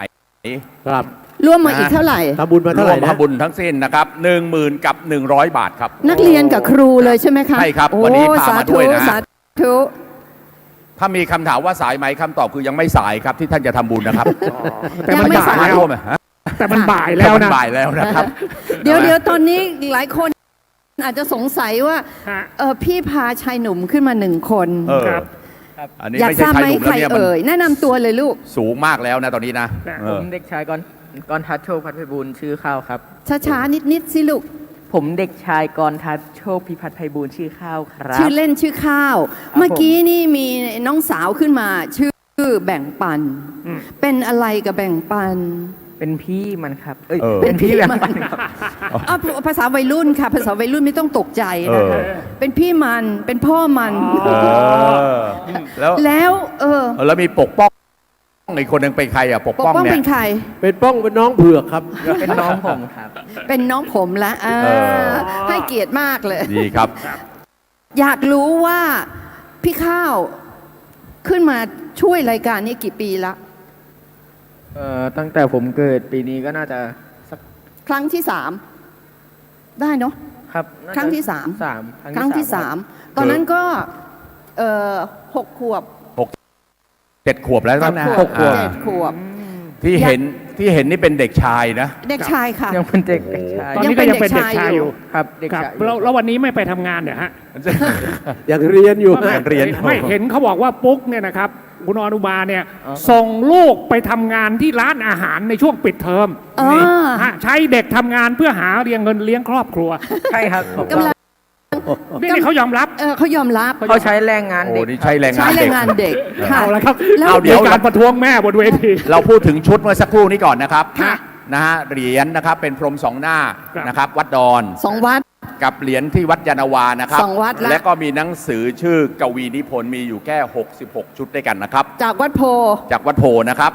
3 ชิ้น 3 รวม ชิ้น เป็น 1 ชุด ขอท่านร่วมทำบุญด้วยนะครับอันนี้เป็นพิเศษนะครับ500 บาทนะครับทีเดียวเลยฮะ 1 หนึ่ ชุด งชุด นี่เลย 500 บาทได้ทั้ง 3 อย่างนี้ไปเลยนะครับ ใครสายมูใคร เอา สาย เชิ มู ญเลยนะครับเชิญเลยนะครับมีแค่66 ชุดเท่านั้นนะครับ ถือเป็นสิริมงคล ดูจากจำนวนท่านที่อยู่ในที่นี้แล้วไม่น่าจะครบทุกท่านนะครับ เพราะฉะนั้น ผม เร็วได้ครับ เชิญได้เลยนะครับเชิญได้เลยนะครับ เดี๋ เรา ยว ถือโอกาส เดิน เป็นการทำบุญด้วยนะครับ จะเดินเลยได้ไหมครับ หรือ เงินใส่ เดินเลยก็ได้ลง ใส่ เลย คันได้เลย ขอ ค่ะ 500นะครับเพราะว่านี่ เจ้าห เป็น น้าที่ พิเศ จัด ษ ให้ เลย เป็น นะครับ ชุดเลยนะคะ66 ชุดเท่านั้นใช่ไหมนะ 66 ชุดครับ เท่าปีพศเลยเนาะ ผมว่าเราให้มาเช่าตรงนี้ก็ได้ อ่า ทำบุญตรงนี้ก็ได้ ได้ นะ ได้ ฮะ เลยค่ะ แต่ ได้เล ขอย ความกรุณาเข้าแถวนะครับ ค่ะ เชิญเลยครับเชิญเลยครับเชิญเลยครับ ขอเข้าแถว เรา นะครั ถื บ อโอกาสทำบุญกันเพราะว่า นะ เราอยากจะได้เงินไปร่วมทำบุญคราวนี้นะครับ4 องค์กรด้วยกัน ค่ะ ลงทุนอีกทีหนึงนะครับ องค์กรแรกก็คือ 3 จังหวัดชายแดนภาคใต้ ครับ3 จังหวัดชายแดนภาคใต้นะฮะเรามีมูลนิธิราชประชานุเคราะห์ใน ค่ะ พระบรมราชูปถัมภ์ ค่ะ นะฮะมูลนิธิชัยพัฒนา ค่ะ ครับ 2 ถู ละ กไหมฮะ สอง แล้วก็ศูนย์พิทักษ์พระพุทธศาสนาแห่งประเทศไทยก็ภาคใต้ เนี่ยค่ะจะช่วย แล้วก็ วัด สี่ 3 จั สาง ม หวัด แล้ว4นะครับโรงเรียนตำรวจตระเวนชายแดนครับ โอ้ นี่ ครับ 4 องค์กรด้วยกันที่เรา เพราะ ต้อง ฉะนั้น กา นี่ ร ก็เหมือนกับท่านได้ทำบุญช่วยกับองค์กรการกุศลเหล่านี้ เราแค่เป็นสะพานบุญนะคะ เราแค่เป็นสะพานบุญให้ท่าน ถูกไหมฮะ ไม่ ท่าน หั ได้ ก มี ค่า ข ใช้ อง จ่าย นะครับ ใด เชิญเลย ๆ นะครับ เลย เชิญเลยนะฮะเราถือเป็นการร่วมบุญกันเลยนะครับ ค่ะอ้าวพี่ข้าวอยากจะพูดอะไรอีกกับญาติโยมลูกพูดนิดนึง ผมก็ไม่รู้เหมือนกันครับ ผมก็ไม่รู้เหมือนกันว่าผมช่วยมากี่ปีแล้ว 6-7 ปี ผ ผมน่าจะขึ้นตั้งแต่ปีที่7 ตั้งแต่ตัวเล็ก เจ็ดฮะ ครับตั้งแต่หัวยังโล้นๆอยู่ครับ ๆ หัวยังโล้นๆอยู่ พี่ข้าวได้อะไรจากการมาช่วยแม่ปุ๊ก ผมบอกเลยนะครับว่า งานเนี้ยเป็นงานที่ดีมากทำให้ผมแบบได้มาฝึกการพูดทำให้ผมแบบมี น่าจะเหลือไม่กี่ชุดแล้วนะครับ ค่ะ โอเคครับเชิญเลยนะครับ โอ้นี่ขนาดพี่ข้าวนะกำลังเป็นวัยรุ่นบอกมาช่วยงานแม่ปุ๊กแล้วเนี่ยมีประสบการณ์ แล้วก็ได้เรื่องความรู้เรื่องศิลปะการพูดดีมาก ได้ ดี ป มา ระ ก โยชน์ได้ ดี ประโยชน์ มากลูกได้บุญอีกต่างหากเนาะเป็นการซึมซับเรื่องบุญเรื่องกุศลต่อไป ครับโอ้บางท่านร่วมทำบุญ3 ชุดก็มีนะ เชิญเลยค่ะเชิญเลยมากกว่า1 ชุดก็ได้นะคะ เชิญครับ เผื่อเพื่อนที่ฝากมาหรือเผื่อเพื่อนที่ท่านคิดถึง1 ชุด 500 ใช่ไหมคะ ใช่ครับ500 ครับ อ่ะต่อไปเป็น พอถึงเวลากำหนดเนี่ยนะครับ ทาง ค่ะ บริษัทโอเคแมสเนี่ยนะโดยคุณปุ๊กอนุมาเนี่ยนะก็จะเข้าเฝ้า ถวาย เข้าเฝ้านะฮะขออนุญาต ค่ะ เอ่ยชื่อนะก็เอ่ยนิดนึงนะครับเอ่ยนามท่านนิดนึงก็คือสมเด็จพระเทพอะนะสมเด็จพระ สมเด็จพระ ธิราช เทพ เนี่ยนะฮะ ค่ะ ก็จะถือโอกาสถวายผ่านท่านนะครับ ให้กับองค์กรการกุศลนะครับ ค่ะ ปีนี้ก็เป็นความตั้งใจเช่นกันนะครับ ค่ะเรามาร่วมบุญกันเนาะจัดกิจกรรมนี้ก็เพื่อเป็นสะพานบุญให้ท่านได้ร่วมทำบุญแหละครับ ค่ะ นะฮะ ต่อไปจะเป็น ช่วงต่อไปนี้ก็เป็นช่วงที่น่าสนใจอีกช่วงหนึ่งเลยนะ ที่รอคอย คือผมไม่แน่ใจว่าท่านเนี่ยเล่นเป็นอะไรนะโซเชียลอะไรกันขนาดไหน เล่น Facebook Facebook ลองขออนุญาตได้ไหมฮะ ได้ ท่านครับ ท่านใดที่อะไรนะครับดู Facebook เดี๋ยว ดู เอา โซ ทีละ เชี อย ล ย่าง บ่อย ทีละอย่างเอาทีละอย่าง ท่านใดเล่นเฟซอยู่บ้างครับ Facebook ครับขออนุญาตนิดนะครับ Facebook ยกมือสิคะ ยกมือ ไหนเล่น Facebook คืออย่างนี้นะครับ โอ้โห ท่านอาจจะไม่ได้เล่นจริงๆ แต่เพื่อรักษาฟอร์มยกก็ได้ค เฮ้ รับ ยอย่าเอาจริงๆดิ เอาจริงเหรอ เอา Facebook จริงๆครับ Facebook เราอยากจะ Facebook ครับ อ๋อ Facebook นะฮะ โอ้สุดยอด ใครเล่นไลน์ฮะไลน์ ไลน์ อ้าวยกเลย ไลน์เนี่ยเฉพาะสวัสดีวันจันทร์กันไม่รู้เท่าไหร่แล้วถูกไหมครับ ดอกไม้สีอะไรวันนี้ ต่อไปเอาทวิตเตอร์ก่อนทวิตเตอร์นะใครมีทวิตเตอร์ครับ ทวิต มี เตอร์ ด้วยไหม โอ้โหเหลือน้อยลง ใครมี IG ครับใครใช้ IG อ๋อ ครับ Instagram มีด้วยโอ้ โอ้รุ่นนี้ ใครเล่นกระหลานที่บ้านอยู่นะครับโทษนะครับ จะดูอะไรนะ ไม่ผมเห็นท่านหนึ่งหันไปคุยกับคนข้างๆเขาถามอะไรก็ยกไปเถอะมันจะมารู้ได้ยังไงว่าเราเล่นจริงไม่จริง คือกำลังบอกว่าโลกของโซเชียลที่เรียกว่าโซเชียลมีเดียเนี่ยมันมาแรงมาก โลกปัจจุบัน ณปัจจุบันถูกไหมครับ ปัจจุบัน เลื นะ อก คะ การเลือกตั้งเลือกอะไรก็แล้วแต่เนี่ยนะ แล้วมันเกี่ยวอะไรอ่ะเรื่องโซเชียล ก็เพราะว่าพระเดชพระคุณเจ้ารูปนี้เนี่ยนะครับท่านเองเนี่ยเป็นคนที่เขาเรียกอะไร ปล่อยคลิปถูกไหมฮะเป็นคลิปธรรมะ พูดให้จบ พูดให้ชัด พูดคำว่าคลิปนี่มันจะรู้ มันพูดแล้วมันทิ้งช่วงนาน แต่เป็นคลิปธรรมะที่เข้าถึงคนโดยไม่ยิ่ง ทั้งวัยรุ่นทั้งคนรุ่นใหม่รุ่นเก่าเนี่ย ครับ รูปแรกๆเลย แล้วธร นะ รมะของท่านเนี่ยนะพี่แอ้ฮะ เป็นธรรมชาตินะ ของท่านเนี่ยเป็นธรรมชาติเป็นเรื่องธรรมดา แล้วพระหรือว่าฆราวาสคนไหนก็แล้วแต่นะครับ ถ้าไม่รู้เรื่องธรรมะลึกซึ้งเนี่ยจะไม่สามารถหยิบดอกไม้ก็มาอุปไมยกับธรรมะได้ ใช่ หยิบใบไม้ หยิบเก้าอี้ หยิบโต๊ะหยิบกระดาษทุกอย่างอุปไมยเป็นธรรมะได้หมดเนี่ย ถ้าไม่ลึกซึ้งเรื่องธรรมะเนี่ยทำสิ่งเหล่านี้ไม่ได้ฮะ พี่จำได้เทปแรกคลิปแรกของท่านเลย ท่านกวาดด้วยไม้กวาดยาว3 เมตร 4 เมตรเนี่ยกวาดทีเดียวทั้งถนนน่ะเรียบได้เลย แล้วท่านใช้ประโยคซึ่งเป็นวาทกรรมว่ากวาดไปจนกระทั่งกล้ามเนื้อมันจำได้ แล้วเราจะไม่รู้สึกเหนื่อยกับมัน กว่าจนกระทั่งกล้ามเนื้อจำแรงอันนี้ได้อะแล้วจะไม่รู้สึกเหนื่อยกับการกวาด เพราะฉะนั้นไม่กวาดยาวขนาดนู้นนะคะ ยาวไปถึงอาจารย์พนมอ่ะถ้าใครได้เห็นคลิปแรกของท่าน จากนั้นมาก็เลยตามท่านไปโดยต ต ล ล อ อ ด ดเลยนะฮะ พระรู คือ ป ท่าน นั้น จำพรรษาอยู่จริง ๆ อยู่ที่จังหวัดตราด จังหวัดตราดแล้วนะคะ ไม่ทราบถ้าพวกเราเขาได้ไปตราดบ้างก่อนนะครับในพวก7 วันอันตรายช่วงไปเที่ยวสงกรานต์เที่ยวปีใหม่กัน จังหวัดตราดจะเป็นจังหวัดหนึ่งในเรื่องของการพวกอะไรอุบัติเหตุไม่มี ไม่มีเลย คนตาย เพราะตายก่อนถึง เหตุผลถูกต้องครับ เพราะมันตายตั้งแต่ชลบุรีตายตั้งแต่ระยองตายตั้งแต่จันทบุรีแล้วเพราะฉะนั้นถึงตายก็จะปลอดภัยหมดนะครับ มันสุดชายแดนแล้ว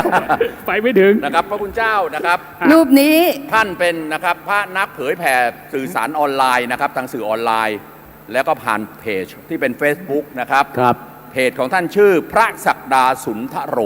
วันนี้ ที่โพสต์คลิปสอนธรรมะมากมายการใช้สิ่งใกล้ตัวอย่างที่บอกแล้วนะครับเป็นธรรมชาติที่สุดนะครับ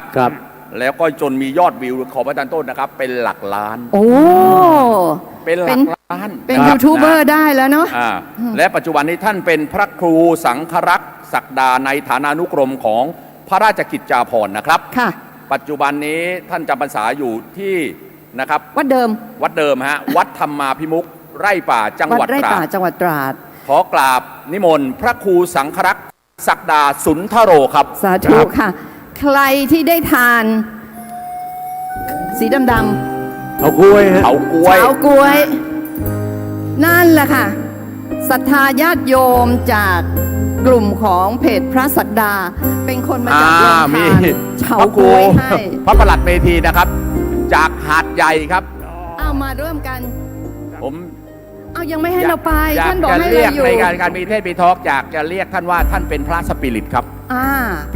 พราะว่าไปจัดรายการที่ไหนท่านตามไปหมดครับ สุดยอดมาจริง ๆ แล้วท่านอยู่ที่ ท่านปักใต้ หาดใหญ่ปักใต้นะครับวัดโคกพยอมนะครับ พอมารายการนี้ปั๊บ ท่าน เนี่ย ก็บินมาก่อนล่วงหน้า1 วันด้วยค่ะ คือนอกจากท่านจะบินทบาทแล้วยังบินนะครับไทยแอร์เอเชียมาที่นี่อีกนะครับ สาธุวันนี้พระอาจารย์ศักดาขอให้เรา เป็นพระนักบิน เป็นพระนักบิน ท่าน โยม ขอยื เดี๋ ม ยวเวลาพอพระอาจารย์บรรยายจบแล้วนายโยมก็ร่วมกันถวายจตุปัจจัยเพื่อที่จะนำไปเหมือนที่อาจารย์เสน่ห์ได้พูดเมื่อสักครู่นี้ว่าปลายทางของเงินของเราเนี่ยไม่หักค่าใช้จ่ายค่าใช้จ่ายด้วยเนี่ยไปเพื่อประโยชน์ต่อสังคมทั้งหมดเลยดีครับเดี๋ยวพระอาจารย์บริจาคนำ10,000 บาทก่อนเดี๋ยวให้อาจารย์เป็น อาจารย์ดังๆเลยนะครับสาธุกันดังๆเลยนะครับเดี๋ยวให้อาจารย์เสน่ห์เป็นคนรับพระอาจารย์จะได้พระอาจารย์อยากมีเสน่ห์ตอนนี้ขอมีเสน่ห์หน่อยเนี่ยผมขอมีศักดาด้วยนะครับขอมีศักดาด้วยอนุโมทนาอาจารย์เป็นตัวแทนรับไว้นะให้ไปเป็นประโยชน์ต่อสังคมร่วมกันครับเป็นต้นบุญแล้วนะคะพอเขาถือขันเดินไปโยมก็ร่วมสมทบตามพระอาจารย์กันแล้วกันนะคะอย่าให้น้อยหน้ากว่าพระอาจารย์เนาะพอไหมสาธุครับเราจะได้ฟังทั้ง2 รูปเลยนะครับเมื่อกี้อาจารย์เดินขึ้นมาทางไหนกันขึ้นทางนู้นแล้วก็จะไล่ให้กลับทางเก่าใช่ไหมครับไปทางเดิมสาธุครับถูกครับยังไงผมฝากท่านด้วยนะครับท่านอุตส่าห์บินมานะครับสาธุครับ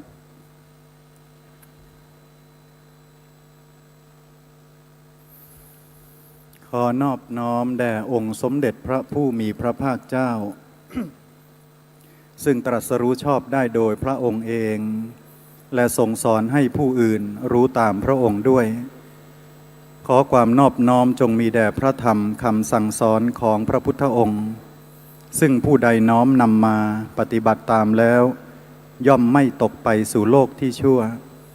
ขอความนอบน้อมจงมีแด่พระอริยสงฆ์ซึ่งปฏิบัติดีปฏิบัติชอบตามคำสอนของพระพุทธเจ้าแล้วสอนให้ผู้อื่นปฏิบัติตามด้วยขอบูชาพ่อแม่ครูบาอาจารย์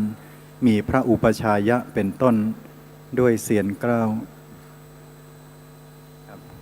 ครับสวัสดีครับอาจารย์เมธีวันนี้มา2 รูปนะโยมนะดีใจไหมวันนี้ได้มาเจอพระเยอะเลยดีใจนะตอนนี้บนจอเนี่ยเขาเขียนว่าเหลือเวลาอีก45 นาทีนะแต่วันนี้ครูบาอาจารย์ทุกรูปใช้เวลาได้ตรงมากนะเวลาแบบพอเราหมดพอดีก็พอดีกับเวลานะไม่กินเวลากันอันนี้เขาเรียกว่าเป็นการเอื้อเฟื้อนะเอื้อเฟื้อในเพื่อนสหธรรมิกนะวันนี้อาตมาก็เลยนิมนต์พระอาจารย์เมธีขึ้นมาบนเวทีด้วยเพราะถือว่าเป็นครูบาอาจารย์รูปหนึ่งที่อาตมานับถือนะเพราะว่าท่านเป็นพระที่มีความเพียรเยอะดีตอนนี้ท่านจบเป็นด็อกเตอร์แล้วนะโยมนะอนุโมทนากับด็อกเตอร์หน่อยโยม เป็นพระอาจารย์ด็อกเตอร์ไม่ธรรมดาโยมกว่าจะเรียนจบกันได้แต่ละรูปนี่ถือว่า ต้องใช้ทรัพยากรทางความเพียรเนี่ยเยอะต้องใช้ความเพียรสูงมากนะวันนี้มีอะไรที่จะได้คุยกันบ้างให้โยมได้รับประโยชน์ร่วมกันสำหรับญาติโยมทางบ้านด้วยนะให้ญาติโยมทางบ้านเนี่ยได้อนุโมทนาบุญด้วยนะโยมว่ามีเทศมีทอล์กของเราปีนี้เข้าปีที่10แล้วก็ชื่อของปีนี้คือเสบียงบุญนะแล้วอะไรต่างๆที่เกิดขึ้นในวันนี้ทั้งหมดจตุปัจจัยทั้งหมดไปเพื่อประโยชน์ต่อสังคมทั้งหมดไม่งั้นอาตมาก็คงจะไม่รวมหัวจมท้ายอยู่กับครอบครัวของโอเคแมสถ้าตรงไหนเนี่ยมีในรูปแบบของเชิงธุรกิจหรืออะไรต่างๆที่เราพอเห็นว่าเป็นเรื่องของเงินมากเกินไปหรือธุรกิจเกินไปอาตมาก็จะไม่อยู่ตรงนั้นไม่อยู่ตรงนั้นแต่ถ้าตรงไหนเป็นงานสาธารณประโยชน์หรือเป็นงานเพื่อต่อลมหายใจต่อความสุขให้กับคนทั่วๆไปอาตมาว่าอาตมาก็ยินดีที่จะร่วมหัวจมท้ายด้วยวันนี้ก็ร่วมสมทบไปแล้วก็ให้ญาติโยมได้อนุโมทนาไม่ใช่ว่าอาตมามีตังค์เยอะนะแต่ก็เอาที่เขาให้มานั่นแหละเราก็มาทำบุญต่อดีไหมอัดยายซื้อขนมยายพอไปบรรยายธรรมที่ไหนจบนะก็จะใช้วิธีแบบนี้คือเวลาพอบรรยายจบปุ๊บโยมเขาถวายมาเราก็บัดนี้ปัจจัยนี้เป็นของข้าพเจ้าแล้วข้าพเจ้าขอมอบคืนให้เป็นประโยชน์ต่อองค์กรของโยมนำไปใช้ประโยชน์เพื่อประโยชน์ต่อสาธารณะต่อไปเถิดเนี่ยก็อยากจะทำแบบนี้เพื่อให้เรารู้สึกว่าเรากำลังสร้างบุญบารมีนะครูบาอาจารย์ที่มาวันนี้ท่านก็นำปัจจัยส่วนนี้เอาไปช่วยประโยชน์ที่วัดของท่านต่อไปในรูปแบบที่เราทุกรูปถนัดเพราะแต่ละรูปก็ถนัดต่างกันใช่ไหมครับครับอาจารย์เห็นถือดอกไม้มาด้วยนี่เมื่อกี้อาจารย์แอ้ถวายผมมาครับแล้วอาจารย์ก็ถือติดมือมาด้วยนะถือติดมือมาแล้วก็จะมาถามอาจารย์ว่ามีธรรมะอะไรเกี่ยวกับเรื่องของพวงมาลัยบ้างพวงมาลัยสวยๆอย่างนี้มีธรรมะอะไรเกี่ยวกับพวงมาลัยนี้หรือเปล่าเนี่ยโยมเวลาพอท่านเจออาตมาแต่ละทีนะก็ทดสอบนู่นทดสอบนี่นะทดสอบเกี่ยวกับเรื่องของสิ่งที่ท่านเห็นนะอันนี้เห็นพวงมาลัยเดี๋ยวอาจารย์ถือพวงมาลัยไว้ก่อนนะครับเห็นพวงมาลัยก็เป็นธรรมะได้สักตอนหนึ่งไม่โยมก็ขอเจริญพรวันนี้อาตมามองเห็นพวงมาลัยที่เป็นดอกไม้ก็ทำให้นึกถึงพวงมาลัยรถเมื่อเรากำลังขับรถไปพวงมาลัยของรถยนต์ก็กำลังพาเราเดินทางไปดอกไม้ที่เป็นพวงมาลัยแขวนอยู่หน้ารถก็มีอิทธิพลต่อจิตใจให้คนได้มองเห็นว่าเราได้มีพวงมาลัยที่แทนหัวใจพ่อแม่ลูกหลานอยู่ในบ้านเดินทางไปด้วยกันพวงมาลัยก็พาไปเดินทางไปถึงปลายทางด้วยความปลอดภัยพวงมาลัยรถก็พาจิตใจของเราให้มีความสามัคคีเหมือนกับดอกไม้ที่ร้อยเป็นพวงมาลัยฉะนั้นเห็นพวงมาลัยที่เป็นดอกไม้ก็นึกถึงพวงมาลัยที่บังคับรถยนต์ฉะนั้นขอให้เราทุกคนไปทั้งกายและไปทั้งใจสามัคคีกันเหมือนการร้อยดอกไม้ให้เป็นพวงและสามัคคีกันเหมือนกับรถยนต์ที่มีพวงมาลัยประกอบกับส่วนประกอบทั้งหมดในรถไปทั้งกายและไปทั้งใจให้ถึงปลายทางก่อนที่เราจะตายลงก็ขอให้เป็นบุญร่วมกันกับพวงมาลัยวันนี้ที่มองเห็นขอเจริญพรสาธุครับเนี่ยพอเห็นอะไรเราก็พิจารณาให้เป็นธรรมะไปเพื่อให้ใจของเราได้อยู่กับธรรมะอยู่ตลอดเวลาดีไหมโยมดีนะโยมหลายท่านจะสงสัยว่าพระอาจารย์ศักดาเอาอะไรมาใส่มือไว้ไม่ทราบว่านิ้วเป็นอะไรครับผมจริงๆผมก็อยากจะงอนนิ้วมาสัก4 นิ้วให้แบบให้เห็นว่านิ้วมันเจ็บอยู่นะครับโยมนิ้วเนี่ยเมื่อวันก่อนโดนกระเบื้องบาดแล้วก็เย็บมาทั้งหมด7 เข็มพอเห็นนิ้วที่โดนกระเบื้องบาดก็พิจารณาเป็นธรรมะวันนั้นก็มองนิ้วแล้วก็บอกว่าวันนี้คงเป็นกรรมหนักของเราคงเป็นกรรมหนักของเราเราหยิบขวดแก้วที่เป็นกระเบื้องและเราคงจะกำหนักเกินไปพอเรากำหนักไปแล้วบิดฝาเปิดขวดแก้วมันก็เลยทำให้ขวดแก้วแตกคงเป็นเพราะเรากระมังที่เรากำหนักเกินไปถ้าเรากำเบากว่านี้ก็คงจะไม่เจ็บขนาดนี้หลายอย่างที่เราทำกำหนักไปกรรมนั้นก็ย้อนสะท้อนกลับมาหาเรา วันนี้เราหาคำตอบไม่ได้ ว่าทำไมเราเจอแต่เรื่องชีวิตเจอแต่เรื่องทั้งที่ทำความดี มันคงมีกรรมหนักที่เราเคยไปกรรมหนักๆไว้ ไปทำกรรมหนักๆไว้กรรมนั้นก็เลยย้อนสะท้อนกลับมาหาเรา กลายเป็นว่าไม่ใช่กรรมของใคร แต่เพราะเราต่างหากที่กรรมหนักเกินไป ถ้ากรรมเบากว่านี้ไม่ทำกรรมให้หนักขนาดนี้ก็คงไม่เจ็บเท่านี้ธรรมะกับนิ้วที่โดนกระเบื้องบาดขอเจริญพร เป็นธรรมะอีกสักตอนหนึ่งวันนี้พระอาจารย์เดินทางมาด้วยเครื่องบินครับผมครับชื่อของตอนธรรมะของเราในปีนี้ก็คือชื่อเสบียงบุญเสบียงบุญนี่พระอาจารย์มีความคิดยังไงกับคำนี้บ้างครับเสบียงนี่ก็คือการสะสมนะครับการสะสมการเก็บหอมรอมริบอะไรต่างๆเพื่อที่จะไว้เป็นปัจจัยในอนาคตมันเหมือนกับเวลาพอเราเดินทางเราก็ต้องสะสมทรัพยากรในการเดินทางนะจะเดินทางก็ต้องมีทรัพย์รถก็ต้องมีน้ำมันฉะนั้นชีวิตจะเดินทางจะต้องมีเสบียงบุญตัวนี้ครับมีความสำคัญมากเลยนะโยมเดี๋ยวโยมจะเดินทางกลับบ้านต้องมีเสบียงในการเดินทางกลับบ้านไหมต้องมีเสบียงน้ำมันรถคิดว่าพร้อมไหมตอนนี้แล้วโยมรู้ไหมว่ารถที่เราจะนั่งไปเนี่ยโอกาสที่น็อตสักตัวหนึ่งของเขาจะหลุดหรือว่าพวงมาลัยจะหลุดหรือน้ำมันจะไปหมดกลางทางโยมคิดว่ามันมีโอกาสเป็นไปได้ไหมหรือถ้าเราไม่ชนเขามีโอกาสที่จะมาชนเราไหมมีแต่คิดว่าในอนาคตข้างหน้าเนี่ยเราไม่รู้ว่าอะไรมันจะเกิดข้างหน้าใช่ไหมโยมแต่ว่าเราเตรียมของเราไว้ให้ดีพอจะดีกว่าไหมถ้าเราเตรียมของเราไว้ดีพออย่างน้อยเราก็ยังรู้สึกว่าเราเบาใจนะว่าเราได้สร้างเหตุปัจจัยที่เราแล้วนะแล้วก็ทำให้อนาคตข้างหน้าจะเป็นยังไงเราก็ไม่ทราบเหมือนกันฉะนั้นตรงนี้นะโยมนะอยากให้เราทุกท่านได้นึกถึงคำว่าเสบียงบุญให้เยอะๆเพราะถ้าเราไม่มีเสบียงในการเดินทางอาจารย์ผมว่าหนักเหมือนกันนะครับเห็นไหมอย่าง 2-3 ปีที่ผ่านมาช่วงโควิดที่ผ่านมาเนี่ยผมเห็นไมค์ของอาจารย์แล้วผมนึกถึงธรรมะเกี่ยวกับเรื่องโควิดสักเรื่องหนึ่งอาจารย์มีธรรมะอะไรเกี่ยวกับไมค์บ้างครับเนี่ยโยมลองมองไมค์นะถ้าจะพูดธรรมะเกี่ยวกับไมค์อาตมาก็นึกถึงคน3 คน3 คนก็เป็นเพื่อนกันครับอาจารย์ครับคน3 คนที่1ชื่อไม้คนที่2ชื่อใหม่คนที่3ชื่อไหมไอ้ใหม่ก็ไอ้ไหมเนี่ยเป็นเพื่อนกันมานานแล้วและไอ้ไม้เนี่ยเพิ่งมาเป็นเพื่อนกับไอ้ใหม่ไม่นานนี่แหละโยมฟังให้ดีนะมีกี่คนนะมีกี่คน3 คนชื่อไม้ใหม่ไหมนะปรากฏว่าวันหนึ่งไอ้เจ้าไม้เนี่ยก็บอกกับเจ้าใหม่ว่าเฮ้ยใหม่มีไม้ใหม่ๆมั่งไหมไม้อยากจะร้องเพลงช่วงปีใหม่กับใหม่ด้วยไม้ใหม่ๆ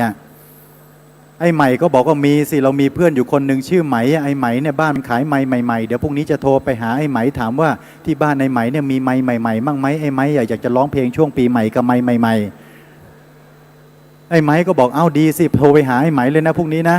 ปรากฏว่าเจ้าใหม่ก็ยกโทรศัพท์แล้วก็โทรคุยกับไหมเลยว่าเฮ้ยไหมบ้านแกมีไม้ใหม่ๆมั่งไหมไหมก็บอกว่ามีสิไม้ใหม่ๆบ้านเราจะเอาไปทำไมเราจะเอาไปร้องเพลงช่วงปีใหม่กับเจ้าไม้พรุ่งนี้มาเอานะไอ้ไหมก็บอกพรุ่งนี้มาเอานะใหม่นะบ้านเรามีไม้ใหม่ๆเยอะแยะปรากฏว่าตกกลางคืนไฟไหม้บ้านเจ้าไหมสิไฟไหม้บ้านเจ้าไหมแล้วไฟไหม้โกดังเก็บไม้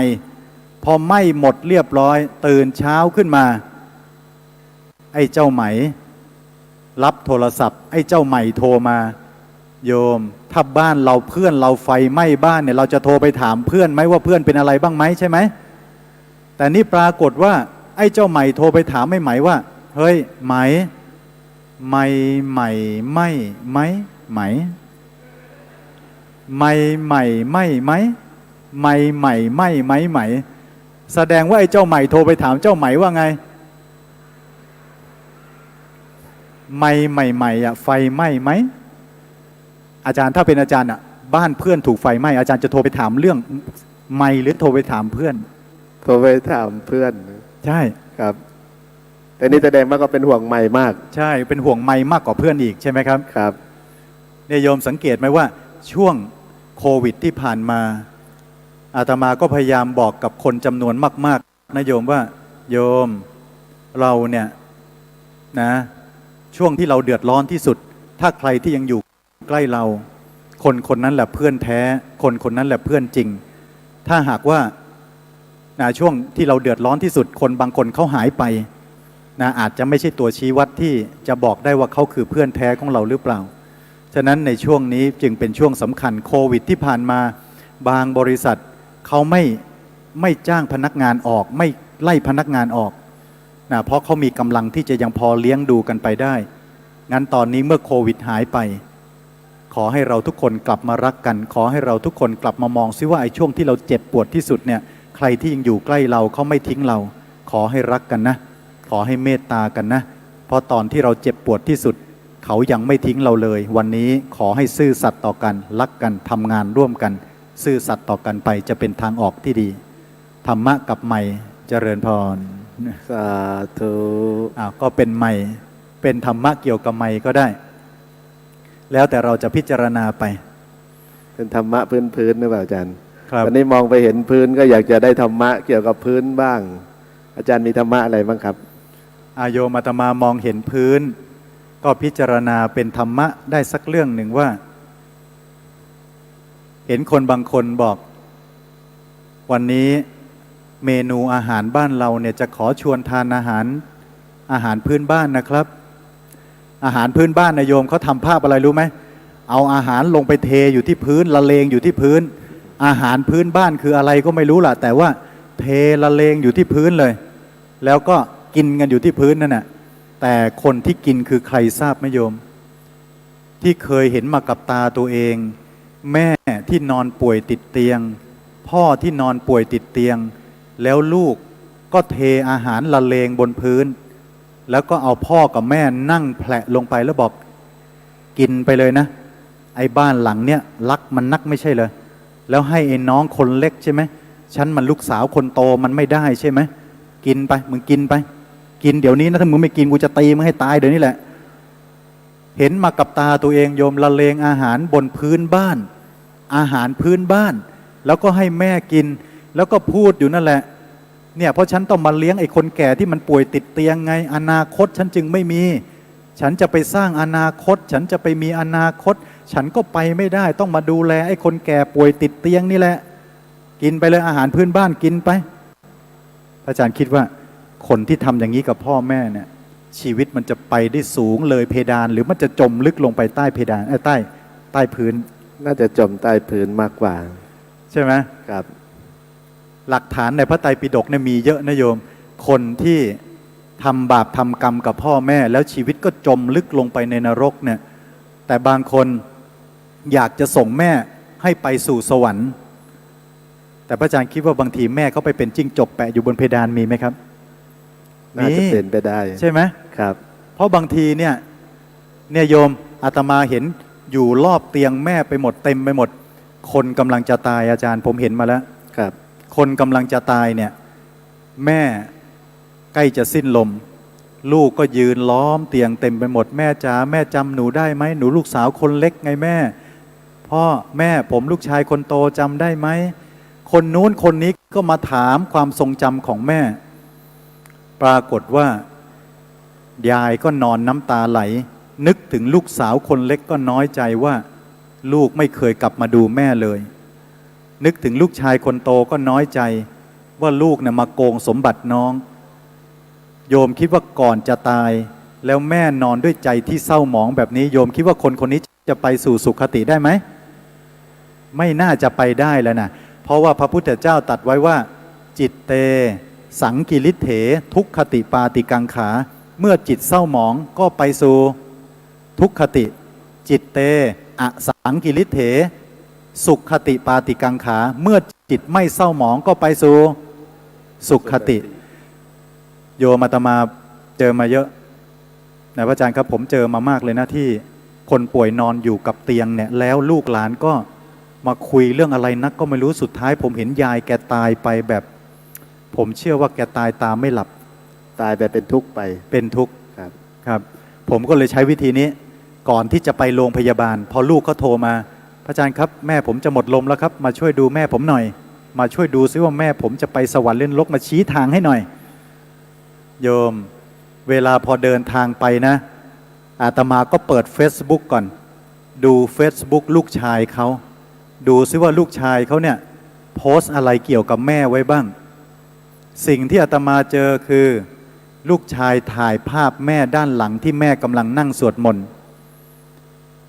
แล้วลูกชายก็โพสต์ไว้ว่าชอบสวดจังเลยนะชินบัญชรเนี่ยเห็นสวดทุกวันสวดทุกวันชอบสวดจังเลยอาตมารู้แล้วเดี๋ยวอาตมาจะไปสวดมนต์บทไหนให้ยายคนนี้ฟังมนต์อะไรโยมชินบัญชรเพราะยายชอบบทนี้คนกำลังจะตายถ้าหากว่าเราไปทำสิ่งที่เขาคุ้นเคยที่สุดมนต์ที่เขาคุ้นเคยที่สุดโยมคิดว่าเขาจะคุ้นไหมคุ้นงั้นโยมสั่งลูกไว้บ้างนะลูกถ้าแม่กำลังจะตายนะลูกนิมนต์อาจารย์ศักดามานะแม่ชอบสวดพาหุงลูกให้พระมาสวดข้างๆแม่นะแล้วให้พระตายเป็นเพื่อนแม่ด้วยนะลูก โยมมีโอกาสสั่งไว้ได้ก็ดีนะอาตมาจะได้ไม่ต้องทำการบ้านด้วยการไปเซิร์ชหาไปค้นหาว่าบ้านเนี้ยแม่เขาชอบอะไรงั้นถ้าโยมเขียนไว้เสร็จว่าฉันชอบสวดมนต์บทนี้ฉันชอบจุดธูปยี่ห้อนี้ในไลน์นั้นน่ะอาตมาก็ต้องเซิร์ชเข้าไปใน Facebook ของลูกชายเขาแล้วก็ลองแหวกเข้าไปดูในรูปภาพที่แม่กำลังนั่งสวดมนต์ไปที่โต๊ะหมู่บูชาเห็นเลยว่ายายคนเนี้ยจุดธูปยี่ห้อรูปผง2 ตัวหันหน้าเข้าหากันเรารู้แล้วว่ายายเนี่ยต้องคุ้นอยู่กับกลิ่นธูปนี้นะต้องคุ้นอยู่กับกลิ่นธูปแบบนี้งั้นก็เลยต้องไปทำ2 เรื่องไปสวดมนต์ที่ยายคุ้นที่สุด2ต้องไปจุดธูปในกลิ่นที่ยายคุ้นที่สุดพระอาจารย์คิดว่าลำพังเฉพาะเสียงสวดมนต์กับกลิ่นธูปเนี่ยมันจะทำให้คนคุ้นได้ไหมน่าจะคุ้นได้นะครับได้ครับเนาะแล้วคนได้กลิ่นควันธูปเนี่ยพระอาจารย์คิดว่าคนเขาจะนึกถึงภาพอะไรอ่ะเขาจุดธูปตอนกินข้าวไหมไม่นึกนะไม่น่านะครับเขาไม่น่าจะจุดธูปกินข้าวงั้นเขาก็คงไม่นึกถึงภาพตอนกินข้าวครับเขาต้องนึกถึงภาพตอนไหนตอนไหว้พระสวดมนต์แน่นอนโยมคนจุดธูปตอนไหว้พระก็ต้องนึกถึงตัวเองกำลังไหว้พระอาตมาก็เคยลองหลายรายแล้วไปจุดธูปใกล้ๆกับคนที่กำลังจะหมดลมแล้วบอกว่าลูกๆทุกคนหยุดร้องไห้นะเงียบๆนะนิ่งๆนะขอให้แม่ภาวนาพุทโธเถอะขอให้แม่ดูลมหายใจตัวเองเถอะเพราะถ้าหากว่าโยมมาร้องไห้แม่ก็จะนึกถึงลูกคนที่ร้องไห้คนนี้มาคุยเรื่องนั้นคนนั้นมาคุยเรื่องนี้ขอให้แม่ใช้เวลาช่วงสุดท้ายของชีวิตด้วยการอยู่กับเสียงสวดมนต์และนึกถึงภาพที่ตัวเองกำลังสวดมนต์นิ่งๆแล้วให้เขาดับไปก็หลายครั้งได้ผลนะสวดมนต์ให้แกฟังไปด้วยแล้วก็จุดธูปไปด้วยปรากฏว่าความดันค่อยๆต่ำลงต่ำลงต่ำลงต่ำลงแล้วก็ค่อยๆดาวแล้วก็หมดลมหายใจไปไม่รู้เหมือนกันนะว่าจะไปสู่สุคติได้ไหมแต่ว่าอย่างน้อยแพทย์ก็บอกว่าพระอาจารย์ครับยายคนเนี้ยเขาตายไปแบบร่างกายไม่มีอะไรกระโตกกระตากความดันไม่พุ่งขึ้นไม่ดิ่งลงไม่ล็อกแลกไปมาแต่ไปแบบนิ่งๆเนียนๆแสดงว่าใจของเขาต้องนิ่งงั้นโยมสิ่งนี้สำคัญนะเสบียงบุญสำคัญมากเสบียงบุญก็คือการที่เราจะต้องสร้างเหตุไว้แล้วเดี๋ยวช่วงสุดท้ายเนี่ยเราจะต้องได้ใช้ในสิ่งที่เราทำไว้แบบด้วยความคุ้นเคยนะความคุ้นเคยเป็นเรื่องสำคัญครับอาจารย์ครับอาจารย์ติดใจอยู่1 อย่างก็คือว่ามีคนก็บอกว่าอยู่ไปวันๆนะอาจารย์คำว่าอยู่ไปวันๆเนี่ยอาจารย์มีธรรมะอะไรกับคำว่าอยู่ไปวันๆบ้างมันต้องอย่างนั้นอยู่แล้วครับเพราะมีคนเคยถามพระบ่อยนะโยมอาจารย์ศักดาครับพระนี่ผมไม่เห็นเขาจะทำอะไรกันมากมายเลยนะพระนี่เขาอยู่ไปวันๆเนาะโยมอยู่ไปวันๆไหมทุกวันเนี้ยก็เลยบอกว่าโยมพระเขาก็อยู่ไปวันๆอย่างนั้นเองอาตมาเคยลองอยู่2 วันแล้วอยู่ยาก อยู่ยากอยู่2 วันอ่ะไอ้ตัวอยู่วันนี้นะแต่ใจไปนึกถึงเมื่อวานโถเสียดายจังเลยเมื่อวานไม่น่าเกิดเหตุการณ์แบบนั้นไม่น่าไปทำแบบนั้นอยู่วันนี้แต่นึกถึงเมื่อวานเป็นทุกข์ไหมโยมเป็นทุกข์ถ้าอยู่กับวันนี้แล้วไปนึกถึงอนาคตพรุ่งนี้จะเป็นยังไงนะมันจะเป็นยังไงมันน่าจะเป็นอย่างนั้นโอ้โหเราคงมีความทุกข์มากเลยนะถ้ามันเป็นเหมือนที่เราคิดพรุ่งนี้นะอยู่วันนี้แต่ไปนึกถึงวันพรุ่งนี้ด้วยความกังวลเป็นทุกข์ไหมโยมเป็นทุกข์ก็เลยนึกในใจว่าใช่พระก็ต้องอยู่ไปวันๆอย่างเงี้ยโยมเพราะมันต้องอยู่วันต่อวันน่ะถ้าไปนึกถึงอนาคตแบบเป็นทุกข์ก็ทุกข์ถ้าไปนึกถึงอดีตก็เป็นทุกข์มันเลยเอาไอ้2 วันเนี่ยอดีตกับอนาคตมายำกันอยู่กับวันนี้งั้นพระอาจารย์คิดว่าถ้าเราทำวันนี้ไม่ดีเนี่ยพรุ่งนี้มันจะดีได้ไหมพรุ่งนี้ก็ดีไม่ได้ครับเพราะวันนี้มันดีก่อนวันนี้มันเป็นตัวแปรของพรุ่งนี้ใช่ไหมครับครับเป็นฐานของวันพรุ่งนี้งั้นโยมต่อไปนี้เราต้องอยู่แบบอยู่ไปวัน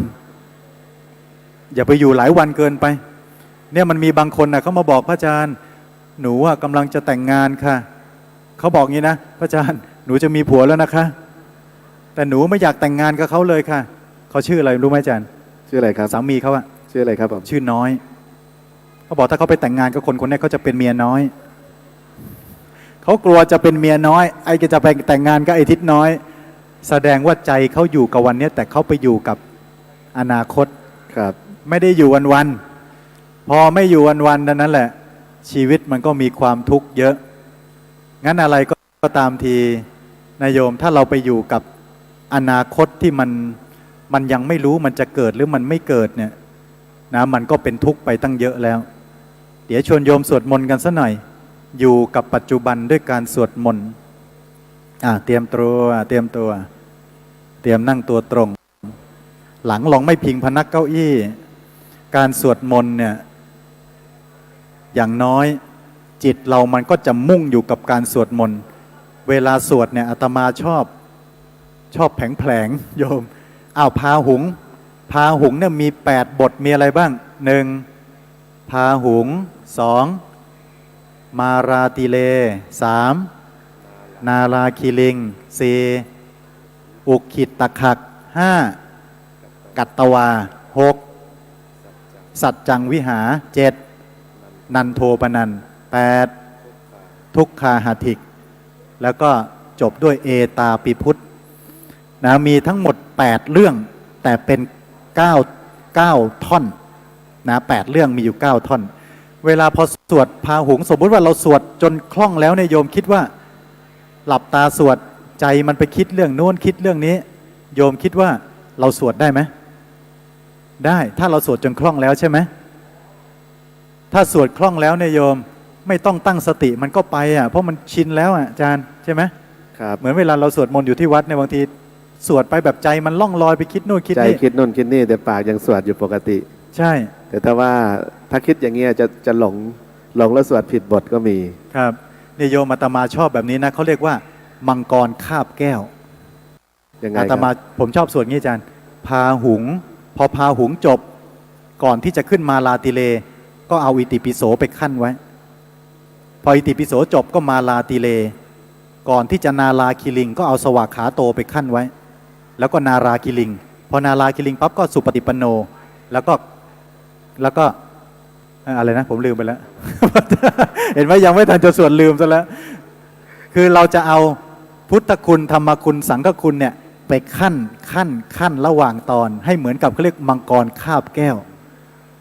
นะมันจะทำให้สติเราแทนที่มันจะไหลไปโดยธรรมชาติเนี่ยมันก็เพลินหลงไปได้นะแต่เวลาพอเราตั้งสติอยู่กับการตั้งใจว่ามันจะเป็นบทไหนที่มาขั้นเนี่ยสติเราจะอยู่กับปัจจุบันตรงนี้มีความสำคัญเยอะเลยนะไหนลองสวดพร้อมๆกันเอาอิติปิโสกับพาหุงธรรมดาไม่ต้องมีอะไรไปขั้นนะเดี๋ยวจะมองปากโยมนะโยมบอกใส่แมสไม่ต้องกังวลค่ะท่านเดี๋ยวฉันจะลิปซิงค์เอาโยมสังเกตไหมเวลาพอชวนโยมสวดพาหุงเนี่ยผมเจอบ่อยนะยังไงครับท่อนฮุกเนี่ยเสียงดังจังเลยใช่ไหมโยมพาหุงจะมีท่อนฮุกใช่ไหม ตันเตชะสาภวตุเตชยมังคลานินาตันเตชะสาภวตุเตชเอาลิปซิงตามแหมอีตรงท่อนฮุกก็ดังกว่าพระครับไอ้ตรงไหนได้แล้วดังกว่าเจ้าอาวาสอีกโยม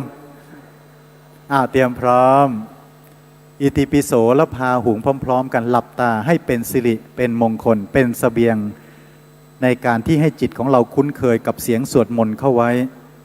อะไรมันจะสำคัญแค่ไหนเชื่อไหมโยมในรอบ 300-400 ปีที่ผ่านมาเราจำใครแทบจะไม่ได้เลยแม้แต่ญาติเราที่เสียชีวิตไปแล้ว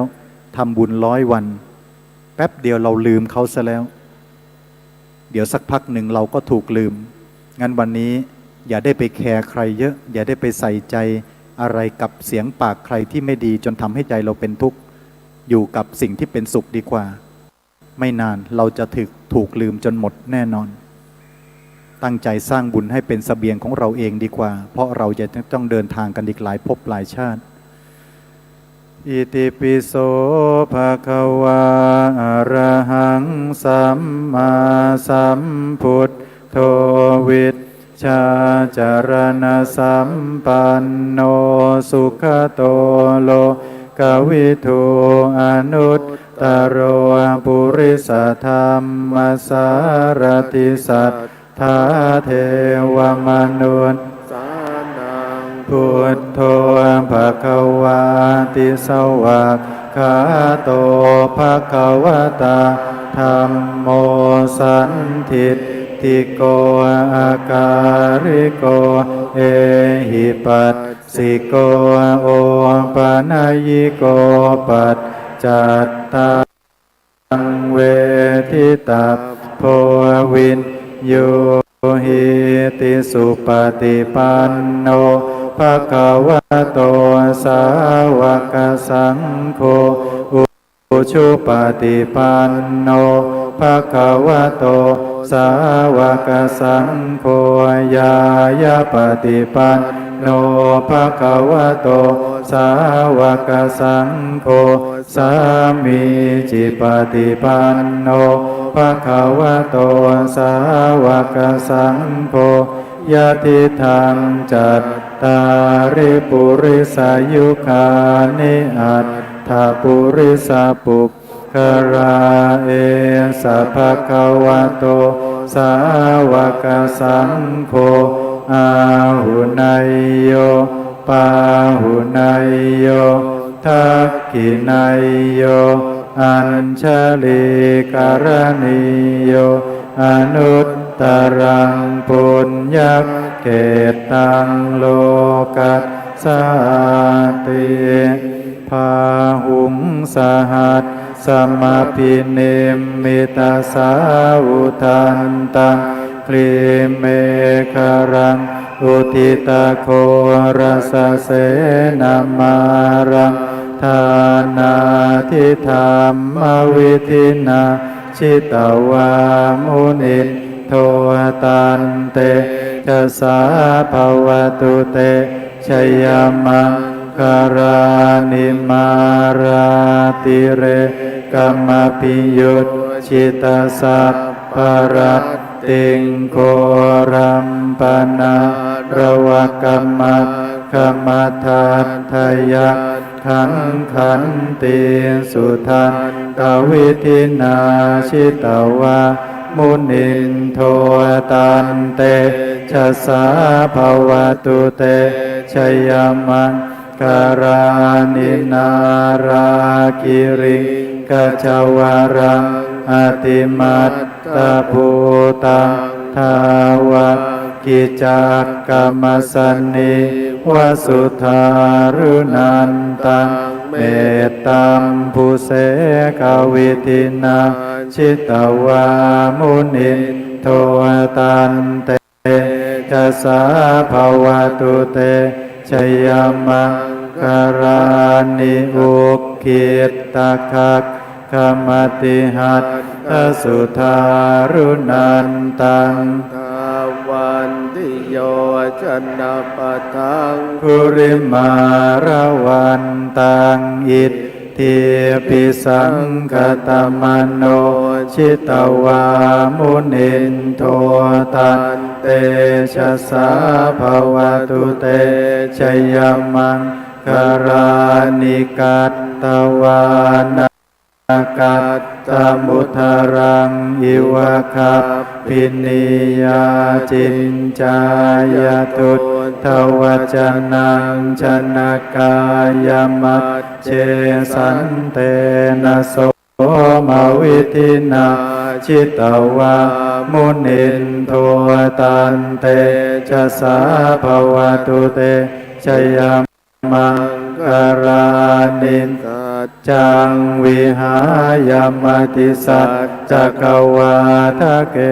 ตุงวาทาพิโรปิตมนังอติอันทภูตังปัญญาปฏิปัจจริโตชิตวามุนินโทตันเต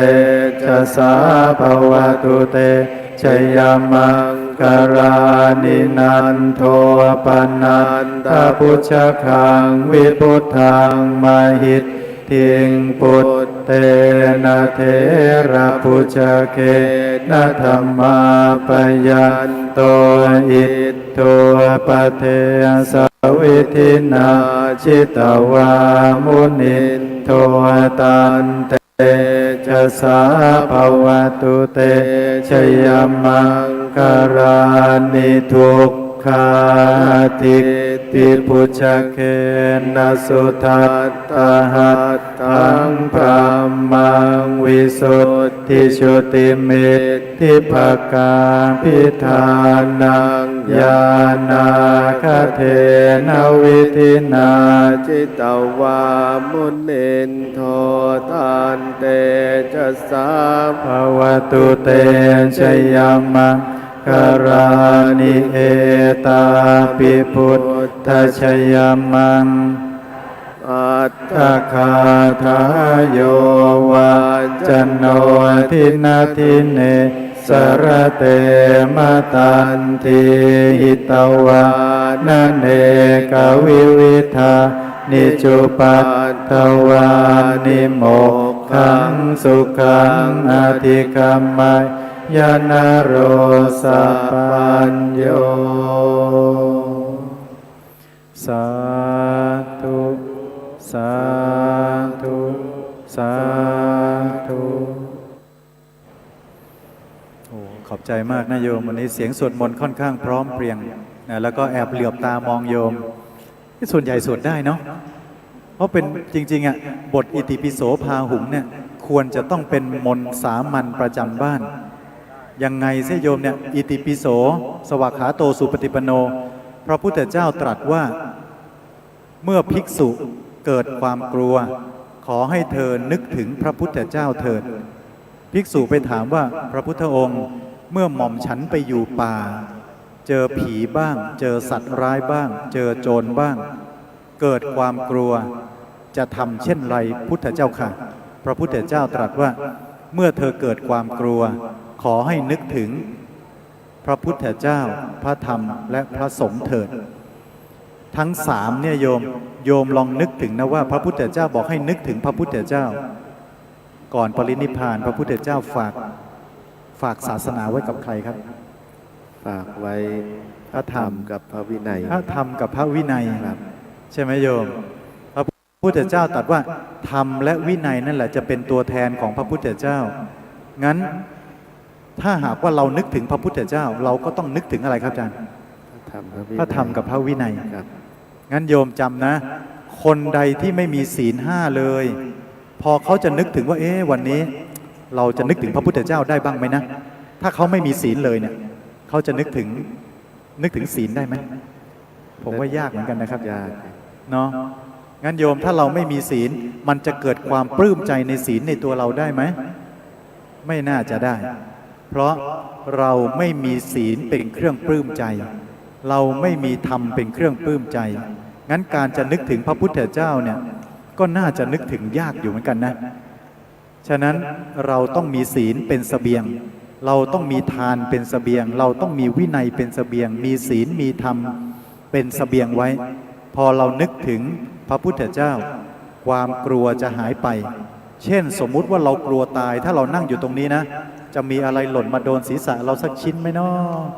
มันมีโอกาสนะที่มันจะมีลวดสลิงมีน็อตสักตัวที่มันมีโอกาสขาดและร่วงลงมา แต่ถ้าเรากลัวขึ้นมาปุ๊บถ้าเรามีศีลมีธรรมนะเราจะนึกทันทีว่าก็จะไปกลัวทำไม ตอนตายก็คงจะเจ็บแป๊บเดียวมั้งแป๊บเดียว และพอตายลงศีลที่เรามีธรรมะที่เรามีที่ที่เราไปไม่น่าจะใช่นรกหรอกนะอย่างน้อยความกลัวจะหายไป เมื่อเรากลัวผีกลัวโจรกลัวสัตว์ร้ายมันจะมาฆ่าเรามาเบียดเบียนเราพอเรานึกถึงว่าเรามีศีลเรามีธรรม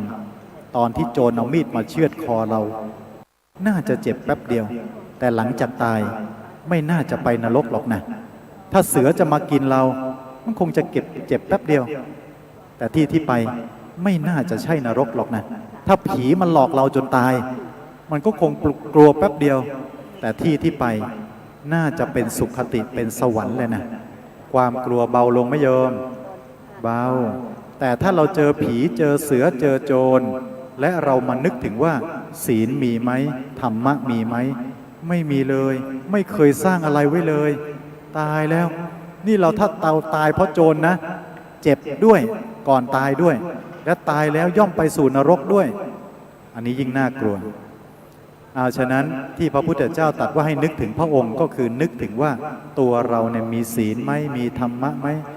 โยมอย่าไปสวดมนต์เพื่ออ้อนวอนขอนะอย่าไปขอเด็ดขาดอย่าไปดึงพระพุทธเจ้าให้ลงมาเป็นแค่เทวดาที่เราบอกขอให้พระองค์ช่วยเราด้วยเธอเนี่ยจุดธูป9 ดอกแล้วเนี่ยจุดธูป12 ดอกแล้วเนี่ยจุดธูป99 ดอกแล้วเนี่ยจุดประทัดแล้วเนี่ยขอให้พระพุทธเจ้ามาช่วยด้วยเถิดนี่คือการไปลดเครดิตพระพุทธเจ้านะโยมแทนที่จะยกพระพุทธเจ้าให้เป็นศาสดาผู้เป็นผู้สอนเป็นผู้ชี้ทางแต่เลยกลายเป็นไปลดเกียรติของพระศาสดาให้เป็นเทวดาที่จะมาเสกเพี้ยงให้เราได้ซึ่งเทวดาก็เสกไม่ได้อยู่แล้วด้วยเหมือนกับไปลดเกียรติพระพุทธเจ้ามากเลยโยมบัดนี้เดี๋ยวเราจะมีเจ้าหน้าที่เดินไปแจกกะละแมเนี่ยแล้วอาจารย์ก็ไม่รับผมเพราะกะละมังเดี๋ยวจะมีโยมไปแจกกะละแมผมก็กำลังนั่งนึกมีกะละแมอันนี้นี่รอบ2ก็ยังไม่รับผมอีกเดี๋ยวเราจะมีโยมไปแจกกะละแมกะละมังกะละมังนะครับเดี๋ยวโยมจะไปแจกกะละมังให้ถูกต้องครับแล้วก็ไหนใครที่อยู่ใกล้แม่อยู่แล้วใครที่มีแม่มาไม่จำเป็นจะต้องเป็นแม่ก็ได้เป็นเพื่อนกันก็ได้นะเป็นเพื่อนกันก็ได้โยมยกมือหน่อยไหนใครมีแม่มามีพ่อมายกมือไว้ยกมือไว้ใครที่มาเป็นคู่สามีภรรยายกมือด้วยเดี๋ยวให้สามีภรรยาล้างมือให้แก่กันและกันแล้วเดี๋ยวให้ลูกล้างเท้าให้แม่คือทีแรกพระอาจารย์คิดว่าจะให้แค่เอาเป็นผ้าเปียกผ้าเปียกแล้วก็เช็ดเท้าให้แม่อย่างเดียวแต่ก็กลัวว่าลูกจะเช็ดผิดก็คือเช็ดเท้าแล้วก็เช็ดมือแล้วไปเช็ดหน้าให้แม่ก็เราก็กลัวจะจัดลำดับผิดกลัวโปรตีนจะขึ้นหน้าแม่มากไปหน่อยเดี๋ยวล้างเท้าอย่างเดียวนะเดี๋ยวใครมีแม่มาด้วยเอาไปวางไว้ข้างๆใครมาคู่สามีภรรยารับมอบกะละมังด้วย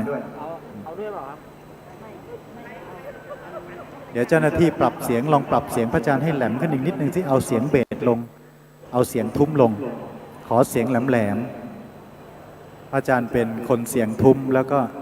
ในห้องนี้อาจจะออกทุ้มๆนิดนึงขอเสียงแหลมๆหน่อยยอมยกมือเลยนะคนไหนที่ยังไม่ได้ยอมยกมือไว้ใครที่มาคู่สามีภรรยาเราเชื่อนะว่าพระอาจารย์ครับคนที่อยู่ด้วยกันเนี่ยมันก็มีเรื่องละหองละแหงกันบ้างแล้วนะครับเนาะคนมันอยู่ด้วยกันน่ะเอาเชือกมัดเท้ากันน่ะแล้วก็กำลังวิ่งไปด้วยกันมันก็มีสะดุดกันล้มบ้างแหละต้องมีผิดจังหวะบ้างครับผิดจังหวะกันงั้นมีโอกาสเราก็มาขอโทษกันมาขอขมาซึ่งกันและกันใครยังไม่ได้กะละแมยกมืออย่าพึ่งนะอย่าพึ่งนะวางไว้ก่อนแล้วลูกก็นั่งอยู่ข้างๆแม่ก่อนนั่งอยู่ข้างๆกัน ยังไม่ต้องลงไปนั่งกับพื้นนะเดี๋ยวข้อเข่าจะอักเสบเอาใครยังไม่ได้ยกมือไว้เดี๋ยวเจ้าหน้าที่เราจะเดินเอาญาติโยมทางบ้านด้วยนะที่กำลังรับชม Facebook Live ใน OK Mass อยู่ในตอนนี้โยมอยู่ที่บ้านถ้าอยู่ใกล้แม่โยมไปนั่งข้างๆแม่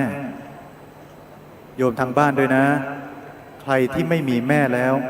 เอารูปแม่มาวางข้างๆใครไม่มีพ่อแล้วเอารูปพ่อรูปแม่มาวางข้างๆหรือว่าใครที่อยู่ใกล้ๆกับสามีกับภรรยามาอยู่ใกล้ๆกัน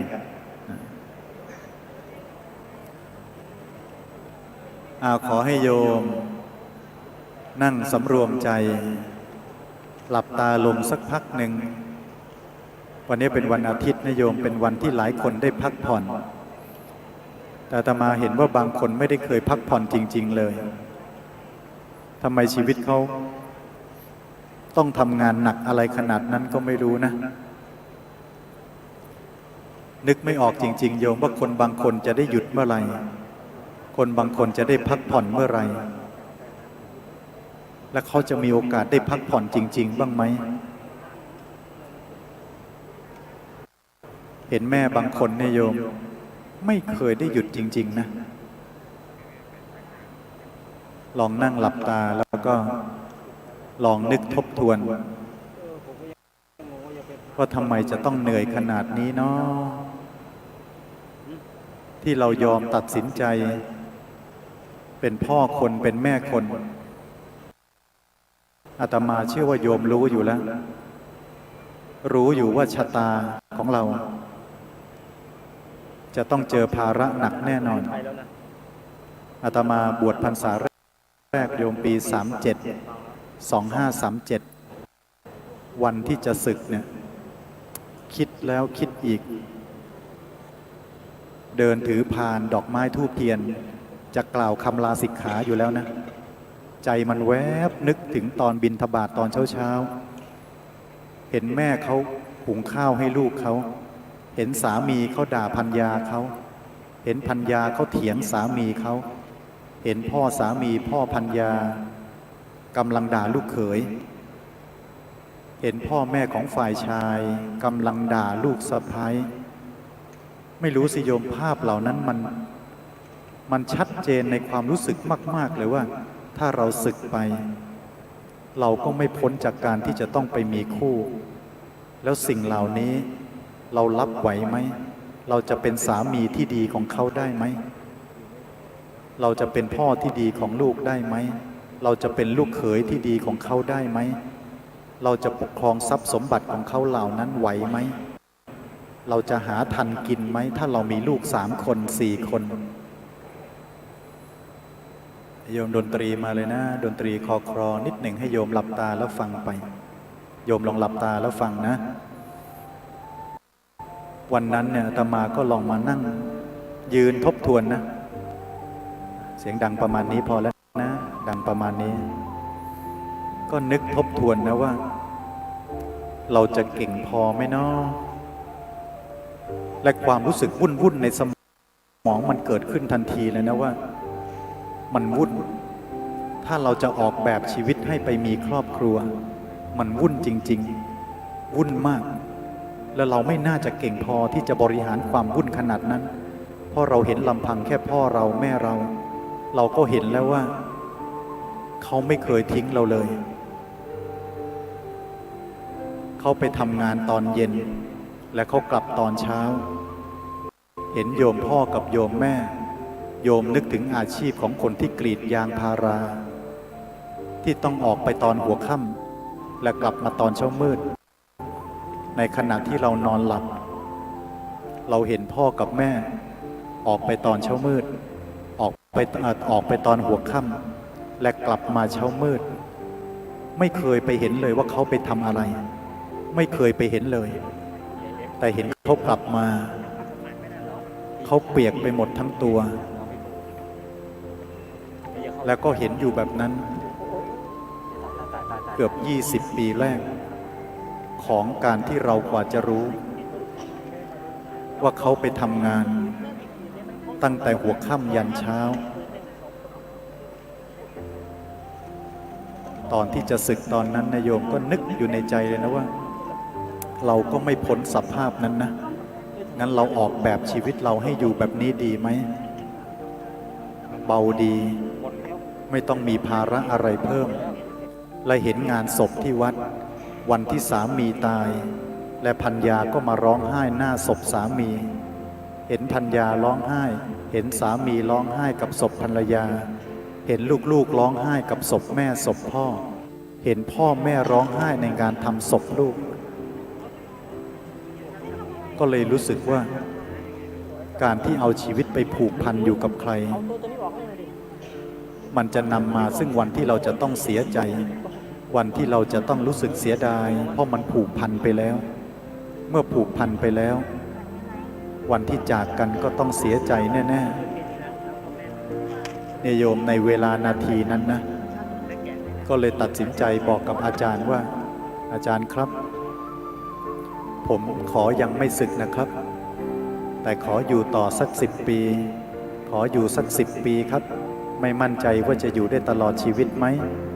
ขออยู่ครั้งละ10 ปี10 ปี10 ปีนะครับอาตมาก็ไม่มั่นใจว่าจะอยู่ได้ตลอดชีวิตไหมแต่อยู่มาได้29 ปีก็ได้ความที่รู้สึกอยู่อย่างเนี้ยว่าชีวิตครอบครัวยุ่งเหลือเกินรักเหลือเกินพอรักแล้วก็ตัดใจยากเหลือเกินในวันที่ลูกเราต้องตายภรรยาสามีต้องตายจากกันวันนี้ไม่รู้ว่าโยมมีความทุกข์แค่ไหนอาตมาก็ไม่ทราบเหมือนกันหลายคนที่เคยเสียแม่ไปแล้วเสียพ่อไปแล้วเสียคนรักไปแล้วก็เมื่อรักเขาไปแล้วก็ต้องมาจากกันเป็นความเจ็บปวดจริงๆนะโยมวันนี้อยากให้โยมทุกท่านใครที่มีแม่ขอให้ลงไปนั่งข้างๆแม่นะโยมใครที่อยู่กับสามีภรรยาเอากะละมังมาวางข้างๆล้างมือให้แก่กันและกันลูกจะล้างเท้าให้แม่นะขอให้ทุกท่านได้นึกถึงความลำบากของกันและกันในลูกพนมมือต่อหน้าแม่ทุกคนต่อหน้าพ่อพนมมือต่อหน้าพ่อแม่นะแล้วลองมองพ่อแม่ของโยมส่วนใครที่ไม่มีพ่อแม่มาโยมก็ลองพนมมือและนึกถึงหน้าพ่อแม่เราให้ชัดเจนลำบากมากนะแม่ลำบากมากนะพ่อกว่าจะเลี้ยงลูกมาจนเติบโตลำบากมากนะวันที่เราลำบากที่สุดก็ผ่านกันมาแล้วนะแม่เคยเห็นวันที่แม่เครียดมากๆเคยเห็นวันที่พ่อไม่สบายใจเคยเห็นวันที่ท่านทั้งสองลำบากมาในวันที่ลูกต้องเรียนหนังสือในวันที่ลูกต้องใช้เงินพ่อกับแม่ไม่ได้ไปเสกเงินจากฟ้าที่ไหนไม่ได้ไปเอาเงินจากใครเข้ามาไม่ได้ไปลักขโมยไปขอใครเข้ามากินไม่เคยไปขโมยใครมาใส่ปากลูกโยมนึกพนมมือและขอบคุณพ่อกับแม่โยมนะใครที่ไม่มีพ่อแม่มาก็หลับตาพนมมือไว้และนึกให้เห็นหน้าพ่อแม่ชัดๆขอบคุณนะที่ผ่านช่วงเวลาวิกฤตของชีวิตมาได้ด้วยกันขอบคุณนะที่ลำบากด้วยกันมาโยมก็ลองมองลูกโยมนะขอบคุณนะลูกในวันที่แม่เหนื่อย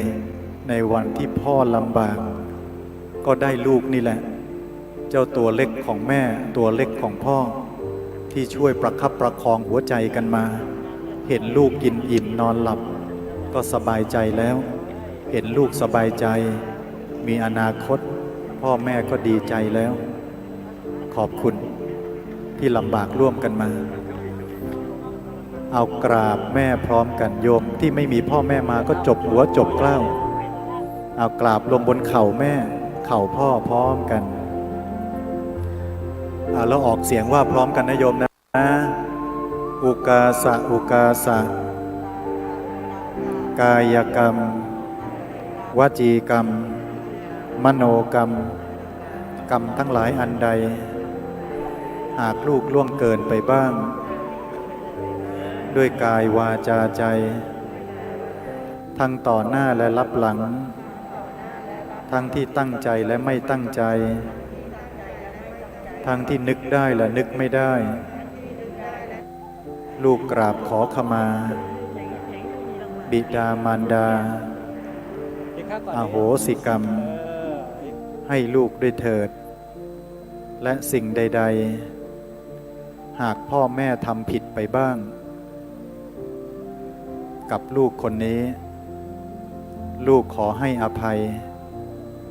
ไม่ขอติดค้างใดๆ ในใจส่วนลึกของลูกอโหสิกรรมให้พ่อแม่ด้วยอโหสิกรรมให้แก่กันและกันด้วยเถิดโยมล้างเท้าแม่พร้อมกันน้ำเทลงไปแล้วก็ใช้ผ้าเช็ดเท้าให้แม่หน่อยล้างเท้าให้แม่หน่อยใครที่สามีภรรยาเคืองกันไม่สบายใจกันเคยทะเลาะกันล้างมือให้แก่กันและกันภรรยาคนใดที่เคยตบสามีก็ล้างมือแล้วล้างมือจะไม่ตบอีกต่อไปแล้วจะลูบศีรษะสามีจะลูบศีรษะภรรยาล้างมือล้างเท้า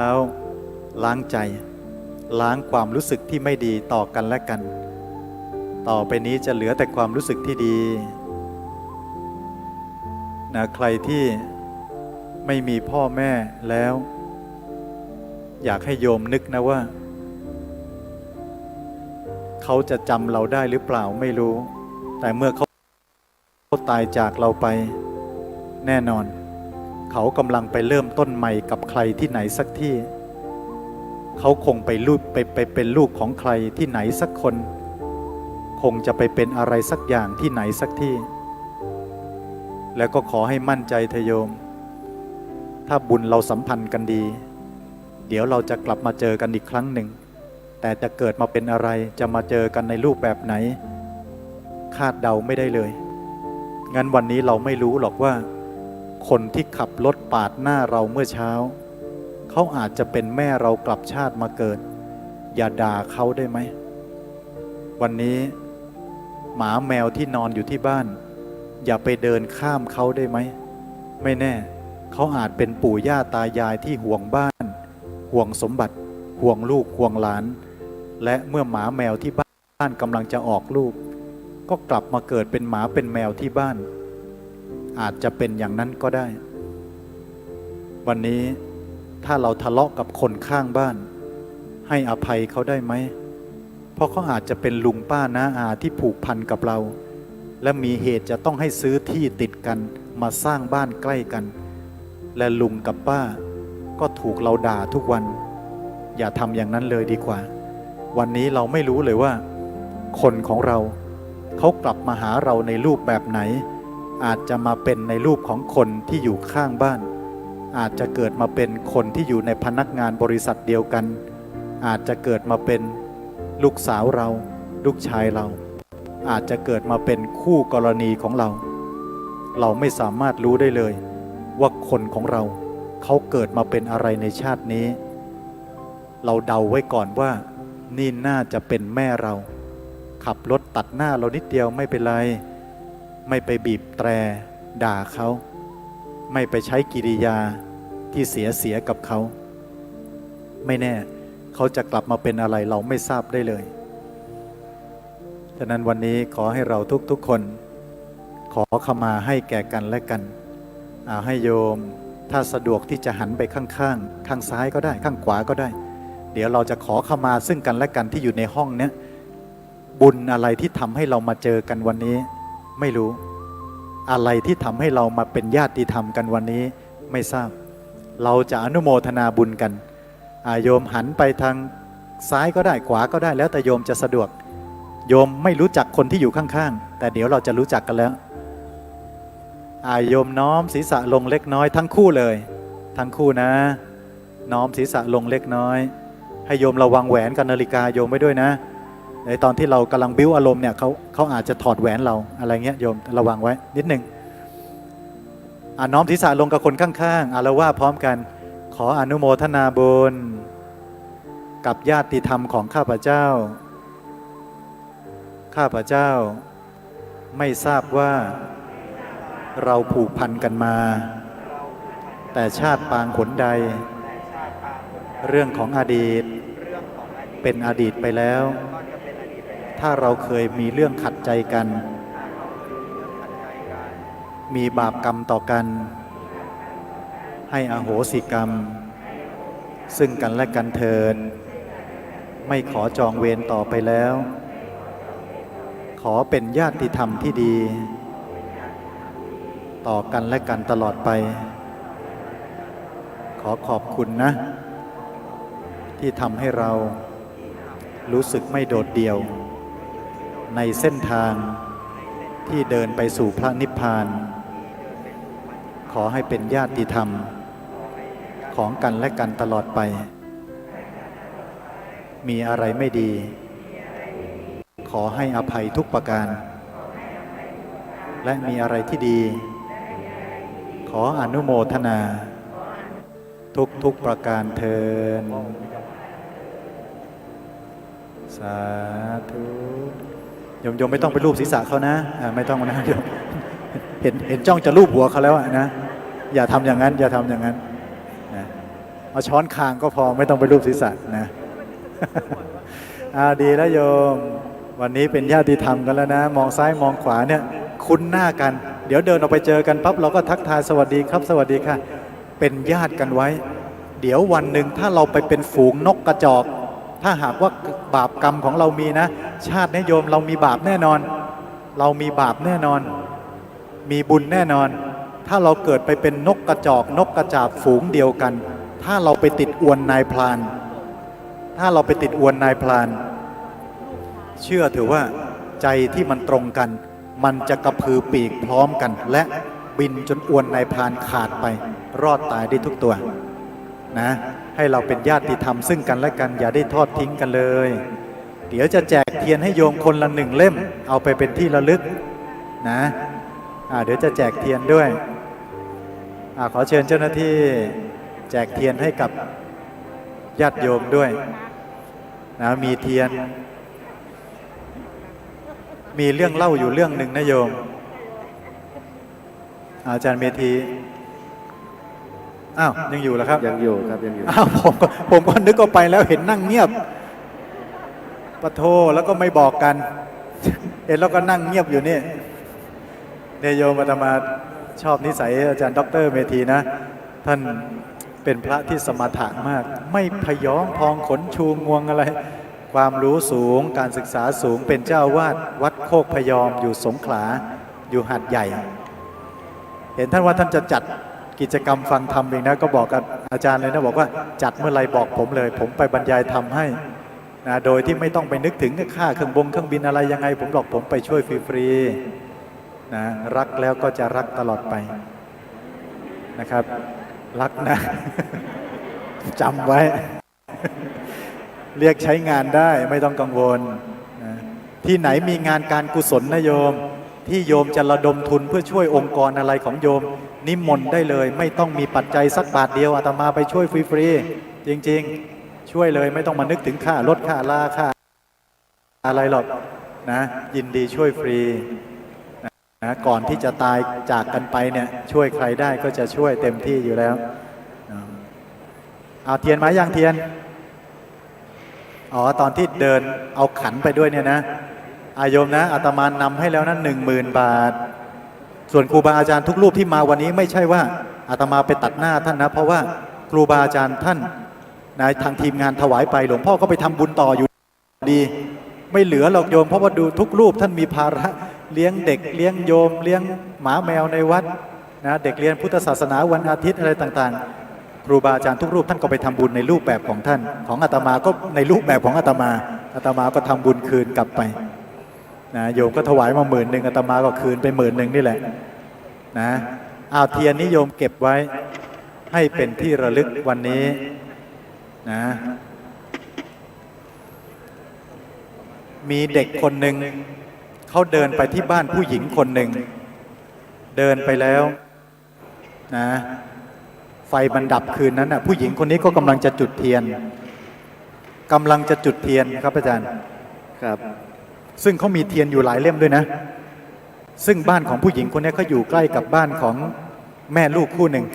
แม่ลูกคู่นั้นน่ะจนแสนจนอาจารย์แต่บ้านเนี้ยค่อนข้างรวยแต่ขี้เหนียวมากมีเทียนอยู่หลายเล่มกำลังจะจุดเทียนเพราะไฟดับไอ้เด็กบ้านข้างๆอ่ะเดินมาเคาะประตูพอเคาะประตูปั๊บแกก็เอาเทียนบังตัวไว้ก่อนตัวบังเทียนไว้ก่อนไม่ใช่เทียนบังตัวพอเทียนบังไว้เอาบังเทียนไว้ปรากฏว่าเด็กก็มาถามว่าคุณน้าครับคุณน้ามีเทียนไขบ้างไหมครับน้าตอบว่าน้าก็ตอบว่าไม่มีอ่ะบ้านฉันไม่มีเทียนไขความจริงมีไหมครับมีไม่มีบ้านฉันไม่มีเทียนไขเขานึกในใจแกต้องมาขอเทียนไขฉันเด็กก็เลยยิ้มแล้วบอกว่านั่นไงผมนึกแล้วว่าน้าต้องไม่มีเทียนไขแม่ก็เลยบอกให้หนูว่าเอาเทียนไขมาให้น้าครับกลัวน้าจะอยู่คนเดียวแล้วมืดน้ารับเทียนไขไว้นะครับโอ้โหกี่ครั้งแล้วครับอาจารย์ที่คนเราเนี่ยอ่านใจคนอื่นผิดเนาะครับแล้วเรามีความทุกข์กับจิตที่เราเศร้าหมองกับการที่เราไปอ่านคนอื่นผิดเนี่ยไม่รู้กี่ครั้งต่อกี่ครั้งแล้วในชีวิตเราพระอาจารย์มีอะไรจะให้ข้อคิดกับโยมบ้างครับนิดหนึ่งหมดเวลาแล้ว1 นาที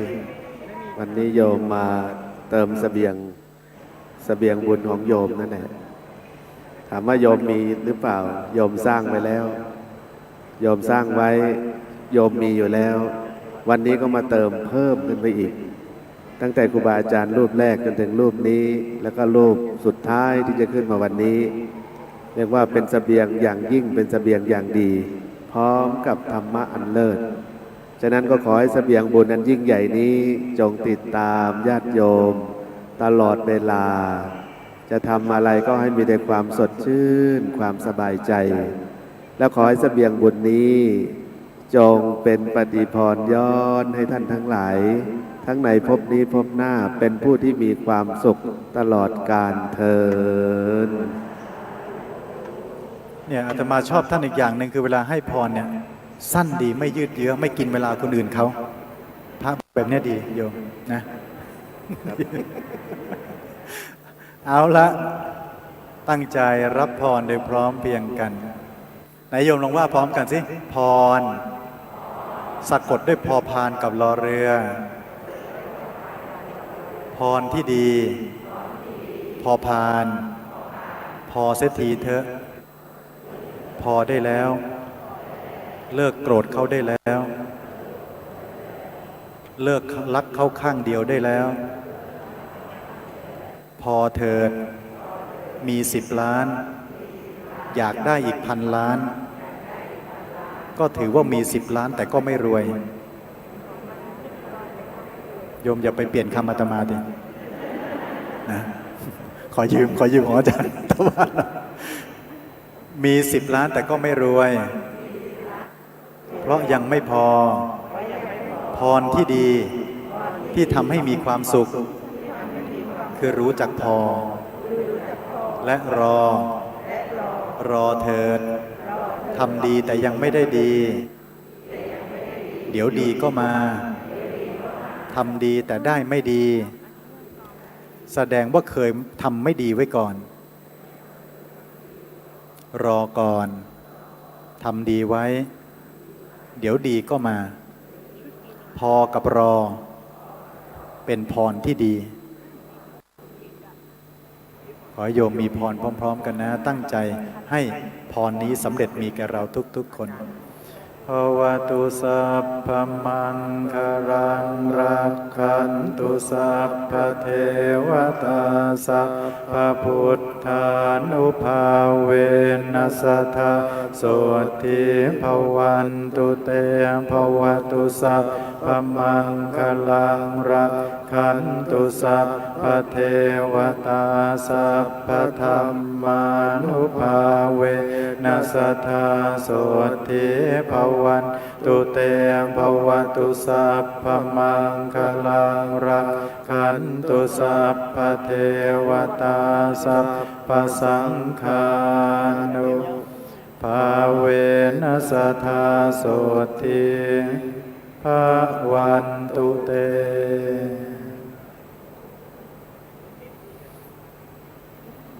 ของอาตมาทั้งสองรูปก็ขอยุติไว้เพียงเท่านี้ขอเจริญพรสาธุ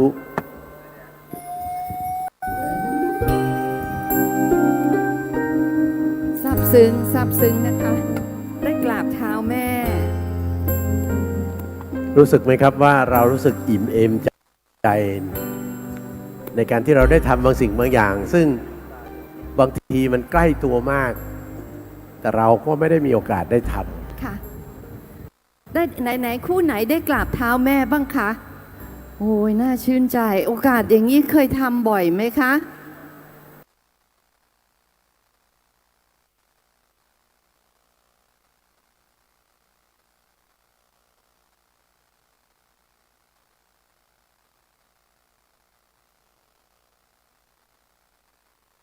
จะเกิดโมเมนตัม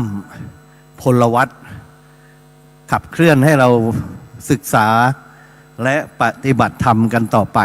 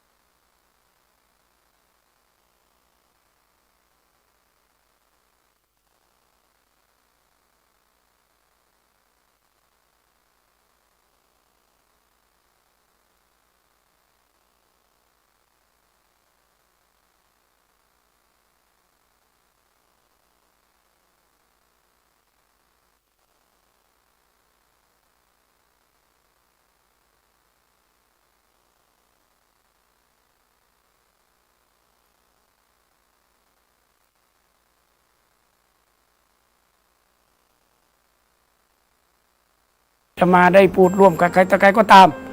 ติดตามสะสมเป็นเสบียงเอาไว้ ชาติหน้าจะได้ไม่มีคำว่าโง่มีแต่ฉลาดเปลืองปราดเป็นผู้ที่มีความรู้ความเข้าใจผู้ได้สดับกับผู้ไม่ได้สดับเนี่ยมันต่างกันคนละโลกเลย เพราะฉะนั้นช่วยกันติดตามเสบียงนี้ไว้ให้ต่อเนื่องต้องขอฝากไปถึงท่านพุทธศาสนิกชนที่สนใจในการฟังกับมีเทศมีทอล์กปีที่ 10 ตอนเสบียงบุญในวันอาทิตย์ที่ 21 พฤษภาคมนี้ณแจ้งวัฒนะหอศูนย์การค้าเซ็นทรัลแจ้งวัฒนะตั้งแต่เวลา 7 โมงเช้าเปิดประตูต้อนรับงานนี้ชมฟรีไม่ต้องเสียค่าใช้จ่ายใดๆทั้งสิ้น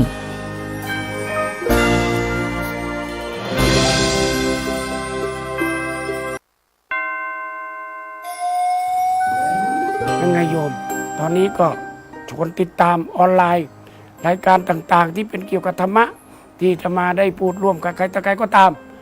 ติดตามสะสมเป็นเสบียงเอาไว้ชาติหน้าจะได้ไม่มีคำว่าโง่มีแต่ฉลาดเปลืองปราดเป็นผู้ที่มีความรู้ความเข้าใจผู้ได้สดับกับผู้ไม่ได้สดับเนี่ยมันต่างกันคนละโลกเลย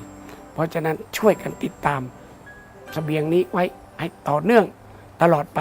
เจริญพรอิ่มบุญอิ่มธรรมกับมีเทศมีทอล์กปีที่ 10 ตอนเสบียงบุญในวันอาทิตย์ที่ 20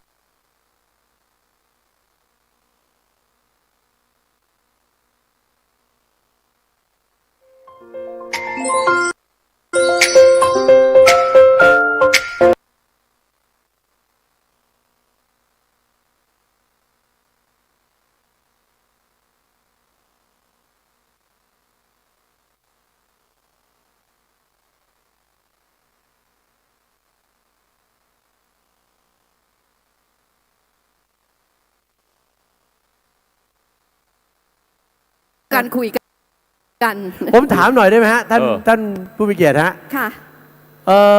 ท่านทานลูกชิ้นอร่อยไหมครับ นี่1,000 กิโลหรือ 1 ตัน ครับ อันประกอบไปด้วยนะครับนี่ทั้งหมด9โรงงานมีคุณพรชัยคุณคัมภีร์สะทองหาลองดูนามสกุลนะฮะ ครับ มาจากกลุ่มสะทองทั้งนั้นและครอบครัว คุณสมชายคุณลำไมไพรวันและครอบครัว คุณธนากรคุณชบาสะทองนวลและครอบครัว คุณกิติพลคุณธัญญาสะทองหาและครอบครัวคุณสุรพงศ์คุณแก้วตาสะทองหาพร้อมครอบครัว คุณเฉลิมพลคุณรัตนาสะทองหาพร้อมครอบครัว คุณลำไยคุณละเอียดสะทองพิมพ์นี่อีกสะหนึ่งนะฮะคุณสุภาพคุณสาวรักษ์ดีมากมีแล้วครอบครัวและคุณสวัยพลขันธ์พร้อมครอบครัว โอ้โห นี่แสดงว่าทั้งหมดเนี้ยบุญกุศลเต็มสระ จริงนะขออนุโมทนาบุญเลยเพราะว่าอร่อย ครับอร่อยมาก อร่อยแล้วก็เต็มอิ่มกันหมดเลยนะคะเห็นว่าทราบมาว่ามีเครือข่ายนะเขาเป็นเครือข่ายกัน ใช่ไหมฮะ จากโรงงาน1โรงงานแล้วก็ส่งสาขาพวกเนี้ยค่ะ ครับ แล้วสาขาพวกนี้ก็ร่วมกันบริจาคพร้อมกับโรงงานเนี่ยซึ่งมาจากศิษย์พระอาจารย์เดียวกัน คือ นี่แหละค่ะ ก็คือพระประหลัดเดี๋ยวก็เลยจะขึ้นมานะฮะในช่ว รู ง ป สุดท้าย ที่กำลังจะขึ้น ครับ มานี่แหละค่ะ ท่านอยากรู้ว่าเป็นองค์ไหนที่นำลูกชิ้นมาเลี้ยงท่านแบบโดยไม่เก็บสตางค์เนี่ย เดี๋ยวไว้รอสุดท้าย รอสุดท้ายฮะ รอสุดท้ายค่ะ ครับ และเรียนก่อนนะครับ ตอนนี้เงินบริจาคที่เราได้ทั้งหมดนะครับ 146,110 บาทครับ สา ธุพร้อมกันเลยครับสาธุนะครับ สาธุ สาธุ ค่ะ สาธุ อาจารย์ ทีนี้ ขา ขอ จะมีโอกาสที่จะให้ ขอ ท่าน เติ ได้ มเงิ ร่ น วม อีก บุ นิ ญ ดหนึ่ อี ง กไหม ขอเติมเงินอีกนิดหนึ่งนะต่อด้วยบริจาคนิดหนึ่งเรามีเขาเรียกย่ามแล้วกัน ย่ามเอาย่ามเมื่อเช้าเหรอคะ ย่ามเมื่อเช้าเนี่ยนะ ย่ามเมื่อเช้านี้ ยังมีเหลืออยู่8 ยังพอเหลือไหม ย่ามเอามาข้างหน้านิดหนึ่งนะฮะแล้วก็พระเดชพระคุณเจ้าได้ ใบละ ได้เซ็นลงไปด้วย 100เท่าที่พี่จำได้อาจารย์บอกบุญ ใบ เมื่ ละ อเช้า 200นะครับเป็นลายเซ็นของ อุ๊ยมีลายเซ็นด้วย ของใครนะฮะอ๋อพระแฝดนะครับไม่ได้โปรโมทให้เมื่อเช้าเนี่ยจริงๆมี8ลูกเท่านั้นเองครับมาเติม พระ สัก แฝดและพร้อมยัน เพราะมียันท่านเขียนให้ด้วยนะครับเอาสักเราถือว่าเติมบุญแล้วกันนะฮะ อ่าฮะ มีแค่8 ลูกนะฮะหมดแล้วเนี่ยท่านเซ็นไว้ให้นอกนั้นก็ไม่มีแล้วนะ ตกลงเท่าไหร่ เอาขอสักลูกละ300 บาทแล้วกัน เป็น นะครับ 300 นะ พร้อมลาย 8324นะ เซ็ ครับ น อันนี้อักขระเขียนสดหรือเปล่าฮะ สดที่5สดที่ครับ เส้นสดเลยเมื่อกี้นี้ ไม่ฮะ อันนี้อักขระหรือพยัญชนะเนี่ยก็ ใช่สด เขียน เล ให้ ย สดๆเลยนะฮะ สดเลยค่ะ เอาเลยนะครับ กี่ ขอ ใบฮะ 300นะ8 ใบเท่านั้นฮะ แปด หมดแล้ว ใบ ครับ ฮะ 8 ใบมาที่นี่ได้เลยนะคะ อ่าฮะ ใครที่ชอบที่จะเอา ได้ ไป เลยนะครับขอ300 บาท ใช้ให้ เท่านั้ เกิ น ด นะครับ สิริ เรา มง ช่วย คล กัน นะคะมาเลย นะครับ ความรวดเร็วเลยฮะ ทิ้ง 300 เท่านั้น ทวนกัเลย หมดแล้วก็หมดแล้วนะครับ เราจะทำยอดให้ถึง 200,000 ให้ได้เลยวันนี้ นะฮะ สาธุค่ะ เชิญเลยนะครับ 1 ราย เชิญเลย แล้ว นะครับ นำร่องมา1 รายแล้วนะคะ ท่านแรกมาแล้วนะครับ ค่ะจะฝากเพื่อนเผื่อเพื่อนได้หมด มี เลย 8 ใบหมดแล้วฮะแล้วก็ไม่มีแล้วนะครับ เพราะว่าท่านก็กลับไปแล้วนะครับ 8 ใบสุดท้ายเนอะ อย่า โโห ช้านะครับ พระ 8 ใบเท่านั้นค่ะ เดี๋ยวจะไม่ทันนะ เดี๋ยวจะไม่ทัน อย่า สอง คิด ไป นานนะ แล้ว3กำลังมา เขามี เหลื แค่นี้เองฮะ โอ้ยไม่ทันแล้วใครที่มาช้าวิ่ง เอา นะ เป็น คะ มง วิ่ง คลเพราะ วิ่ง ว่าย่ามอันนี้ท่านเอาไปใส่อะไรก็เป็นมงคลถือว่า ถูกค่ะ นฮ ถูกค่ะ แล้วท่านอธิบายได้ด้วยว่า ครับ องค์ไหนเซ็นให้ มาแล้ว ครับ เหลืออีก4เหลืออีก3เอามาแล้วเร็วๆ สาม เร็วๆ เท่านั้น และคิดว่าคงจะหมดใน1 นาทีนี้แหละ หมดแล้วมั้งฮะ หมดแล้วหมดเลย ดู นะคะแป ดู รูป ท่านเดินมาเนี่ยผมว่าหมดแล้วฮะ ครับ เผื่อ ผม ใครก็ได้ค่ะเผื่อได้อีกสัก1 ท่าน หมดแล้วคะหมด หม แล้ ดแล้ว ว ครับใบสุดท้ายพอดี อ๋อเหลืออีก1เหลืออีก1 เหลืออีกหนึ่งเหรอ สุดท้ายมาเลยมาแล้ว หมดหรือยัง พี่อาร์พี่แอะยกมือแล้ว หมดแล้วนะเหลือใบสุดท้ายแล้วนะครับ ค่ะ เชิญฮะ ยกนี่ ขอแสดง ม ความดีใจกับท่านที่ทันด้วยฮะ สาธุค่ะ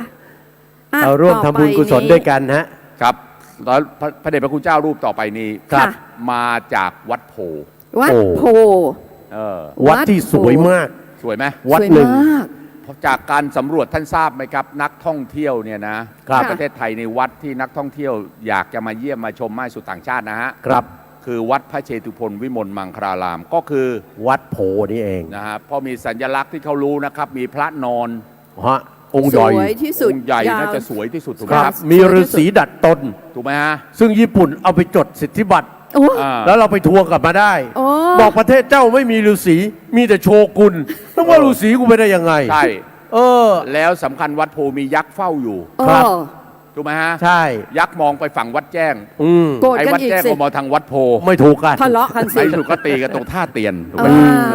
ใช่ไหมมีประวัติอันยาวนานถูกไหมครับ ครับ ต้องเชื่อยักษ์ ต้องเชื่อยักษ์ ยักษ์ พระเดชพระคุณเจ้าเนี่ยนะครับนะเป็นนักเขียนประจำคอลัมนิสต์หนังสือพิมพ์ข่าวสด USA ในอเมริกาด้วยนะครับ ในอเมริกานะคะ จัดรายการนะครับลงมือทำคือลงมือธรรมะเนี่ยนะแต่ใช้คำว่าลงมือทำนะครับออนไลน์ทาง NET นะ NAT NET TV ในสหรัฐอเมริกาเป็นอาจารย์พิเศษมหาวิทยาลัยรามคำแหงเป็นกรรมการบริหารวัดพระเชตุพนฝ่ายเผยแผ่นะครับ ค่ะ เป็นผู้ช่วยผู้อำนวยการฝ่ายศูนย์ศึกษาพุทธศาสนาวันอาทิตย์ ประพันธ์หนังสือถึง 64 เล่มด้วยกันในนามปากกาสอศรีหยวนนะครับเป็นที่ปรึกษาเจ้าวาดนะครับเป็นเจ้าองค์ที่ 15 นะครับนะฮะวันนี้จะถือโอกาสนะครับได้กราบนิมนต์พระเดชพระคุณเจ้านะครับครับปัจจุบันนี้ท่านเป็นผู้ช่วยเจ้าวาดวัดพระเชตุพนวิมลมังคลาราม ราชวรมหาวิหารนะครับกรุงเทพมหานคร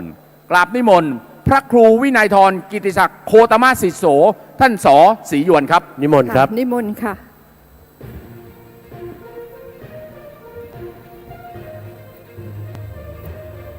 วันนี้เขาบอก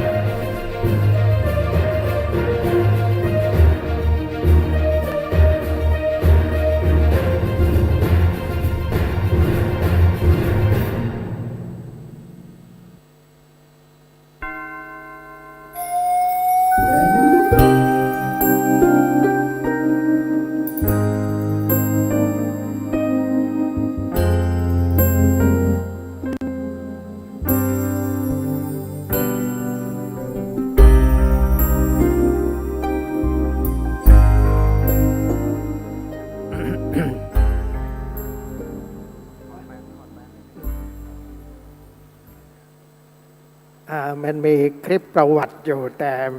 ตรงนี้สงสัยจะอาถรรพ์ไม่ขึ้นมาค้างเฉยแล้วก็เลยนี่เป็นฉากของผู้จัดนะโอเคแมท โอ้โห8 ฉากไม่ซ้ำกันเลย ไม่ซ้ำฉากใครฉากมัน อันนี้ฉากเหมือนยังไม่ได้มาจากวัดอันนี้จัดกันมา10 ครั้งนะ10 ครั้งแล้วหยุดไป3 ปีหยุดไป3 ปีโควิดปิดหน้าตลอดเวลาพอเปิดหน้าตกใจตัวเองทำไมแก่เนี่ยใช่ปกติก็ปิดตลอดเพราะ3 ปีนี่มันไวมากนะแล้วก็แมสเนี่ยประเทศอินเดียเขาเลิกใส่กันแล้วอเมริกาก็เลิกใส่กันแล้วนะฝรั่งไปเที่ยววัดพระเชตุพนวัดโพเนี่ยไม่มีใครใส่แมสเลยแมสเนี่ยมันมีปัญหามากเวลาใส่มันมีปัญหาต่อสายตาเพราะถอดแว่นเคยหลายครั้งแว่นกระเด็นไปนู่นมองเมืองอะไรไม่ค่อยเห็น ปัญหาแล้วใครมาทักใครมาคุยกันอยู่ตั้งนานไม่รู้ใครคุยกันนะเมื่อไหร่ไม่รู้นะว่าเขาจะถอดกันอย่างถาวรเมื่อไหร่วันนี้น่าสังเกตนะแปลกใจนะตอนแรกนั้น3 ธรรมาสน์มาเป็นทีมมาตั้งธรรมาสน์เต็มจังมีมะพร้าวมีอะไรกันนะพอต่อมาชุดต่อมาพระ3 เก้าอี้ไม่ใช่3 ธรรมาสน์มากัน3 รูปแบบ3 เก้าอี้แล้วก็ต่อมา2 เก้าอี้แน่ พอมาตรงนี้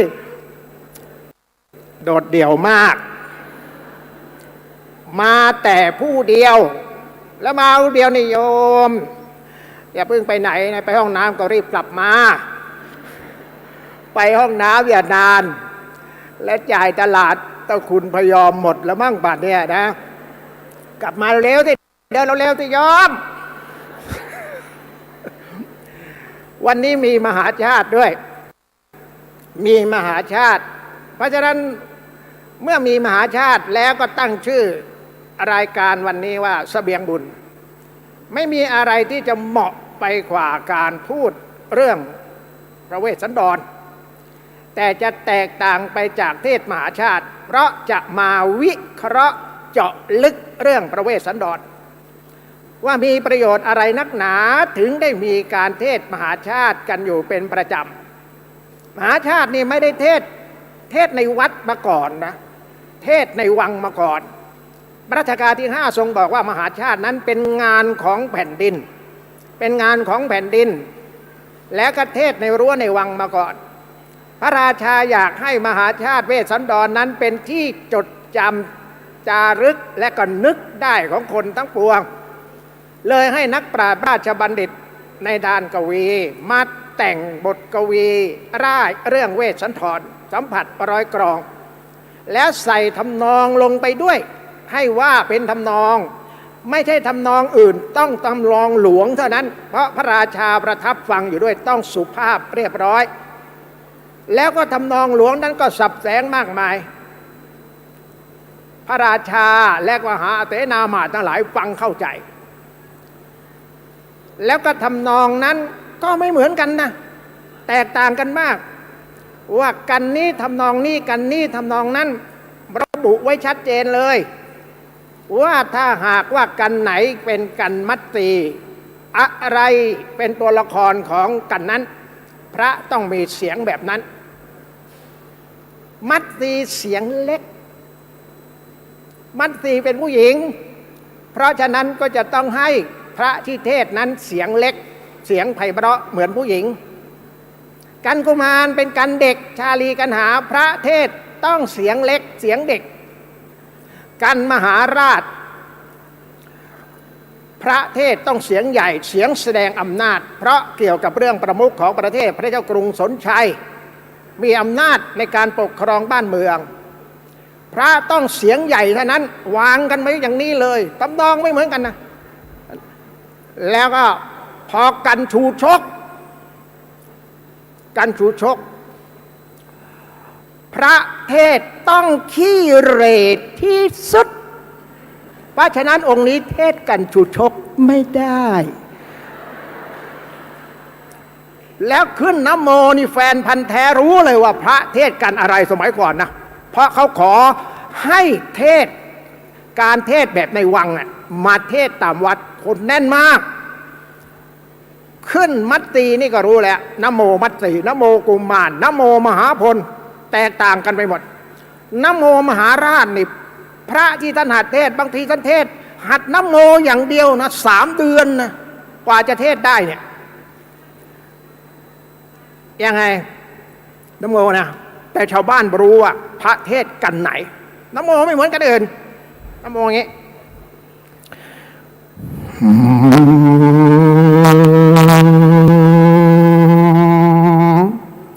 โอ้โหคนตื่นตาตื่นกันเนี่ยคนรุ่นใหม่ไม่รู้จักตอนนี้ก็ให้ไปเทศตามโรงเรียนเทศมหาชาตินะเรียงกันตามโรงเรียนนิยมมากเลยพอพระขึ้นนะโมนักเรียนอะไรวะ ไม่รู้จักนะโมนะโมที่เป็นอย่างนี้แล้วก็แต่ในเนื้อหาของการมหาราชก็เขาเรียกว่าทำนองเต้นนี่มหาราในการเทศมหาชาตินะพระราชาประทับฟังอยู่สมัยก่อนโอ้โหเป็นที่นิยมเขาเรียกว่าเป็นพระราชนิยมทีนี้มาดูว่ามีประโยชน์อะไรถึงพระราชาชอบใจในเรื่องมหาชาตินักเพราะว่าเนื้อหานี่สุดยอดมากเลยท่านเห็นว่าไม่มีเนื้อหาอะไรเท่ากับพระเวสสันดรอีกแล้วทั้งเรื่องการปกครองทั้งเรื่องแม่ลูกพ่อลูกทั้งเรื่องเพื่อนโอ้โหสุดยอดอยู่ในเรื่องของเวสสันดรวันนี้จะวิเคราะห์แบบไม่ละเอียดเพราะว่าเวลานั้นน้อยเวลามีน้อยนะจะเอาเป็นกันไปแล้วก็พระเวสสันดรเนี่ยเรียกว่าชาดกแปลว่าการเกิดขององค์นั้นก็เกิดขององค์นี้แล้วก็เรียกเป็นนิบาตมี22นิบาตแล้วก็จัดเป็นเอกนิบาตเอกะแปลว่า1นิบาต1นะทวินิบาต2ติกะนิบาต3นะพระเวสสันดรนี่มีคาถาเป็นพันแต่จะไม่อธิบายเรื่องคาถาเพราะมันเป็นเรื่องยุ่งยากเอาเป็นว่าในแต่ละกันนั้นมันมีความหมายอย่างไรเป็นประโยชน์อย่างไรในเรื่องของเวสสันดรนั้นกันทศพรหมายถึงพร10ประการพร10ประการนี้คืออะไรพร10ประการเป็นพรที่นางผุษดีอยู่บนสวรรค์แล้วก็จะตายจากสวรรค์เมื่อจะตายจากสวรรค์ก็ขอพรจากพระอินทร์ซึ่งเป็นสามีพรนั้นเป็นพร10ประการจึงชื่อกันทศพรทศแปลว่า10ทศพรแปลว่าพร10ประการขอพร10ประการพร10ประการนาขออะไรมั่งว่าเวลาไปเกิดในเมืองมนุษย์น่ะจะไปทำอะไรไปอยู่ตรงไหนจะยังไงบอกว่าขอให้ชื่อผุษดีเหมือนเดิมผุษดีชื่อผุษดีเหมือนเดิมแล้วก็เมื่อไปเกิดในเมืองมนุษย์อย่าแก่อย่าเฒ่าให้สวยงามอยู่อย่างนั้นตั้งแต่เป็นสาวจนกระทั่งแก่อายุเท่าไหร่ก็ช่างแต่ขอให้เนื้อตัวนั้นสวยงามผิวพรรณดีงามอยู่ตลอดเวลาเลยแล้วก็มีลูกที่ว่านอนสอนง่ายแล้วก็สามารถปลดปล่อยนักโทษได้เป็นพรอัศจรรย์มากพรเนี่ยนะและพอมาเกิดในเมืองมนุษย์ได้พรนั้นสมประสงค์ทำไมนางจึงขอว่าขอให้สามารถที่จะปลดปล่อยนักโทษได้เป็นแผนลึกลับมากเพราะอะไรเพราะว่าการที่ใครจะปลดปล่อยนักโทษได้เป็นคนธรรมดาจะไปปลดปล่อยนักโทษได้ไงตำรวจจับเนี่ยอยู่ๆก็ไปงัดเรือนจำไปงัดคุกไปงัดตารางได้ไงคนที่ปลดปล่อยนักโทษได้มีแต่ราชินีและก็พระราชาเท่านั้นเรียกว่าพระราชทานอภัยโทษในวันเฉลิมพระชนมพรรษาฉะนั้นนางขออย่างนี้ไม่ได้ขอเป็นใหญ่แต่ละข้อนั้นบ่งบอกชัดเจนว่าขอไปเพื่ออะไรแล้วก็นางมาเกิดในเมืองมนุษย์นั้นได้พรอย่างนั้นสมประสงค์หมดและการที่จะได้พรอย่างนั้นสมประสงค์สวยที่คิ้วสวยที่ผิวสวยที่ผมสวยที่นมสวยที่ท้องอย่างนั้นจะต้องเป็นผู้ที่ได้ทำบุญมาแล้วจึงสามารถที่จะได้พรอย่างนั้นนี่ในการทศพร พอเกิดมาจุติมาจากสวรรค์แล้วมาเกิดในเมืองมนุษย์เกิดมานางสวยอย่างนั้นจริงๆและได้อย่างนั้นจริงๆและมีพระราชโอรสพระราชโอรสของนางชื่อว่าเวสสันดรพระเวสสันดรเมื่อเกิดมาแล้วเนี่ยอัศจรรย์มากอัศจรรย์อย่างไรอัศจรรย์ว่าพอเกิดปั๊บขอสตังค์แม่เลยในกันถิมพานต์ซึ่งเป็นพระราชนิพนธ์ของสมเด็จพระมหาสมณเจ้ากรมพระบรมานุชิตชินโอรสองค์ที่28ของรัชกาลที่1เกิดมาก็แบบมือเลยนะพระเทศต่อหน้าพระที่นั่งถวายพระเจ้าแผ่นดินนะทำนองหลวง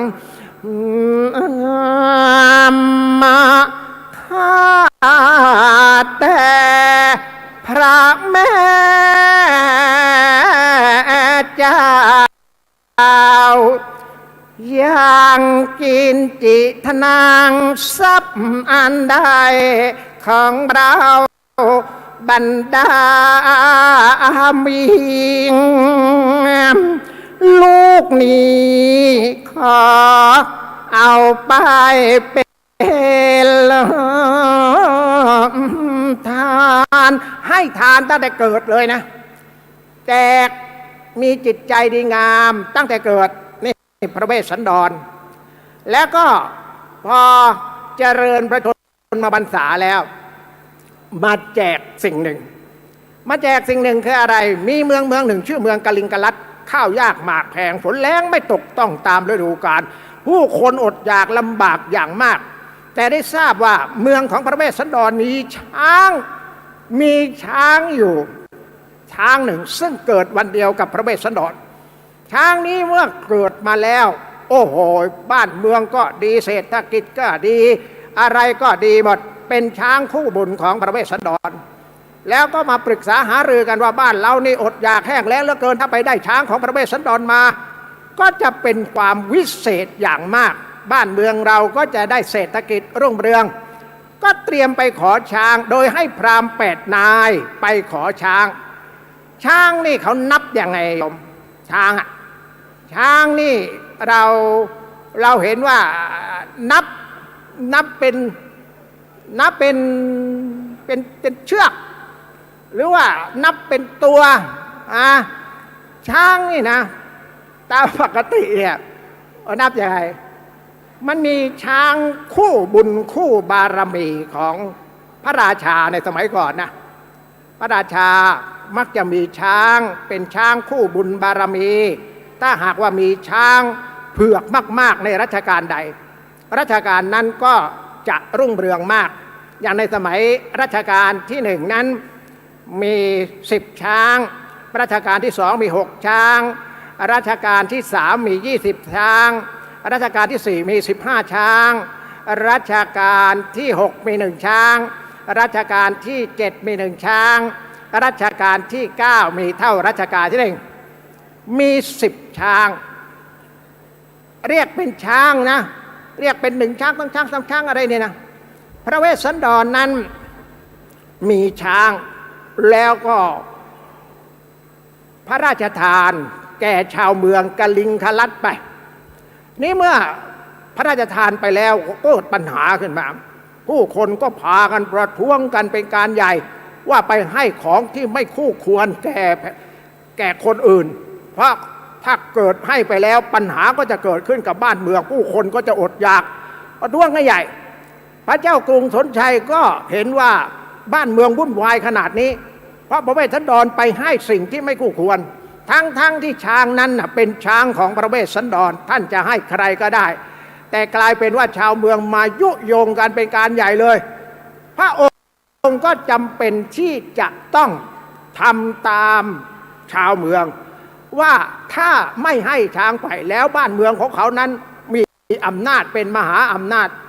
เขาก็จะยกกองทัพมาแล้วทำให้เราลำบากประชาชนลำบากเพื่อเห็นแก่ประชาชนเห็นแก่บ้านเมืองก็เลยต้องพระราชทานช้างไปแต่ว่าชาวเมืองไม่พอใจพ ระเจ้ากรุงสนชัยก็เลยถอดยศพระเวสสันดรให้หมดอำนาจถอดยศพระเวสสันดรแล้วขับพระเวสสันดรไปเมื่อขับพระเวสสันดรไปแล้ว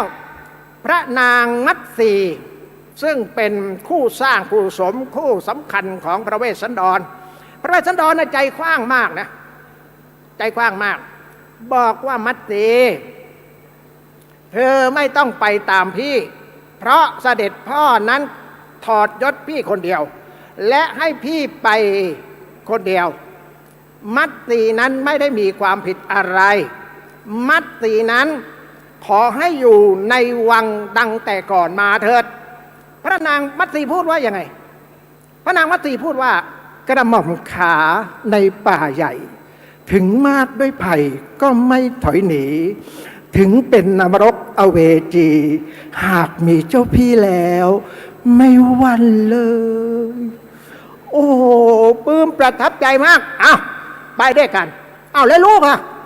ลูกของเราอะแล้วกันหานี่ยังไม่อดนมนะ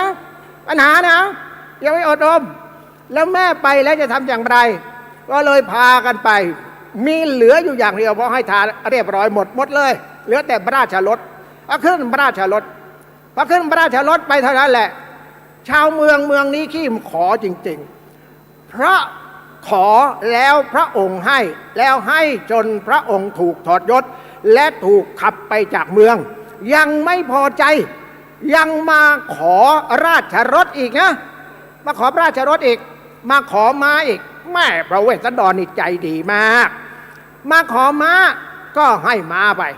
ตอนแรกนั้นขอม้าอย่างเดียวนะไม่ได้ขอพระราชรถขอม้าอย่างเดียวเอาไปใช้ทำการทำงานพระเวสสันดรก็เอาเข้าไปลำบากคนจนต้องได้ช่วยคนจนก็ให้ไปทีนี้พอเอาม้าไปแล้วเทพเจ้าก็เลยบังตาคนแปลงเป็นละมั่งทองรองรับราชรถแอกนั้นไว้พอรองรับไว้แล้วราชรถไปได้อีกสักพักหนึ่งชาวเมืองมาเห็นไม่เห็นม้าไม่เห็นละมั่งทองเห็นแต่ราชรถเลยบอกว่าแหมราชรถนี่นะมันเป็นประโยชน์มากที่บ้านก็มีวัวจะเอาวัวไปใส่แอกราชรถแล้วก็เอาไปเข็นของไปขายที่บ้านไม่มีรถแม่ถ้าได้รถอันนี้ก็ดีมองไม่เห็นละมั่งทองเพราะเป็นสัตว์ที่แปลงมาจากเทพพระเวสสันดรเขาลำบากคือเห็นใครลำบากไม่ได้นะพระเวสสันดรเนี่ยอยากได้ราชรถก็เอาราชรถไปอะไรเดินไปสิทีนี้ต้องเดินสิเดินไปจนถึงเดินไปไหนนะโอ้โหไม่ใช่ธรรมดานะเดินข้ามประเทศนะไม่ได้เดินข้ามตำบลเพราะไม่มีรถผัดกันอุ้มผัดกันจูงผัดกันไปกับชาลีกันหาข้ามไปถึงเมืองเจตราชไปพักอยู่หน้าเมืองขณะที่นั่งพักอยู่นั้นชาวพระนางมัตสีก็บอกว่าเสด็จพี่ดูสารรูปลูกเราสิเนื้อตัวถูกน้ำเกี่ยวเหงื่อการเต็มไปหมดและเด็กขนาดนี้ลำบากขนาดนี้แล้วมากับเราอย่างนี้เนี่ยและลูกของเรานะลำบากเหลือเกินเสด็จพี่เรามาเข้าเขตเมืองนี้แล้วเนี่ยเป็นเมืองเนี้ยเป็นพระสหายกษัตริย์นะเป็นพระสหายของเสด็จพี่เราเข้าไปหากษัตริย์ซึ่งเป็นพระสหายแล้วอาบน้ำอาบท่าสงน้ำเสวยอาหารให้ลูกอิ่มน้ำสำราญเราก็จะได้เดินทางต่อก็ไม่เป็นไรดูสิลำบากพระเวสสันดรก็หันไปทางพระนางมัตสีก็บอกว่ามัตสีรู้ไหม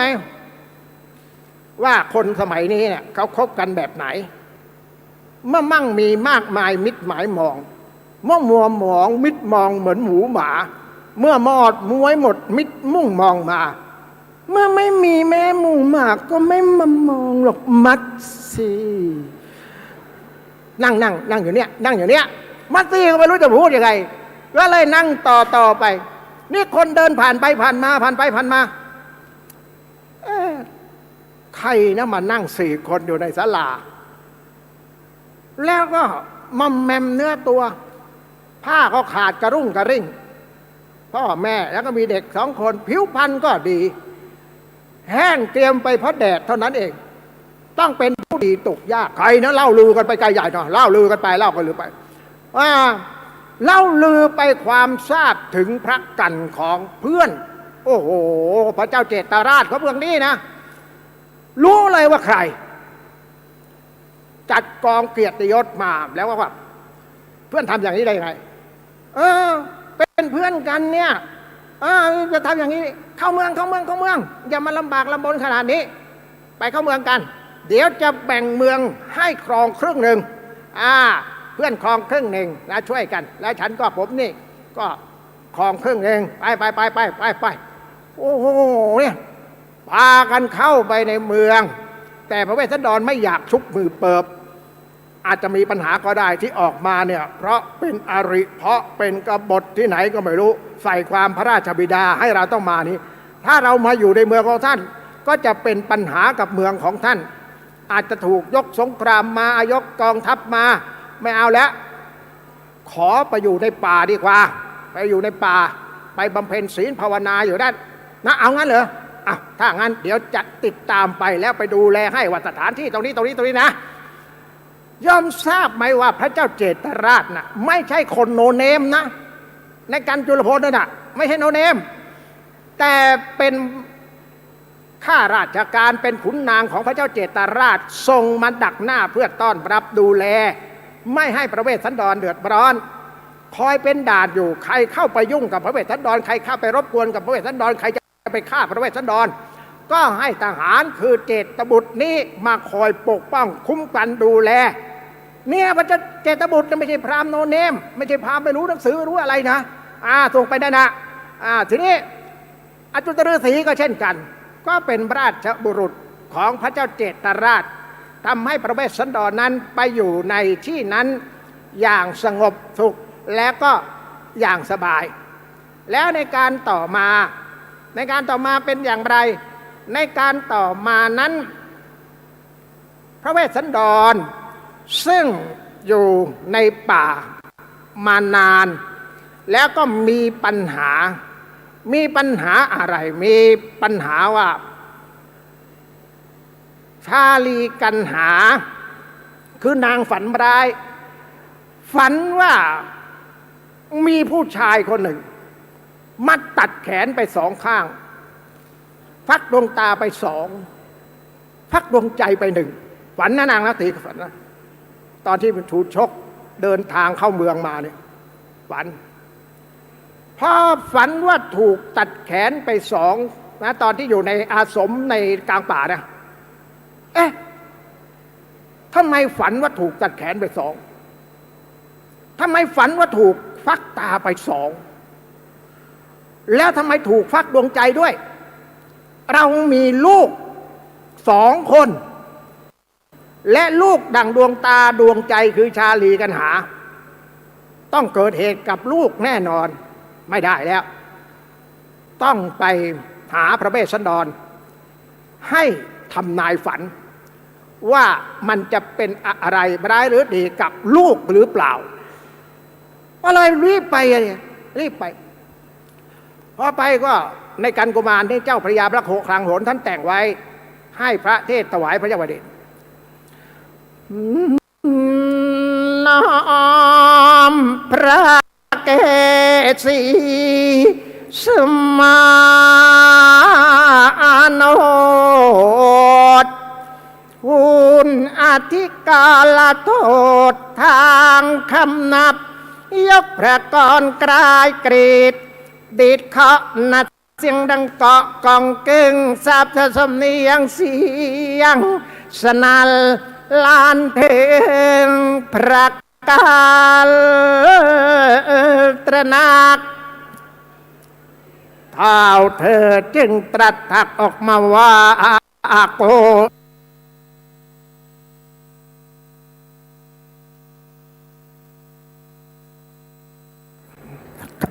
ใครนานเอาในหัวไปปิดสวิตช์เลยเสียง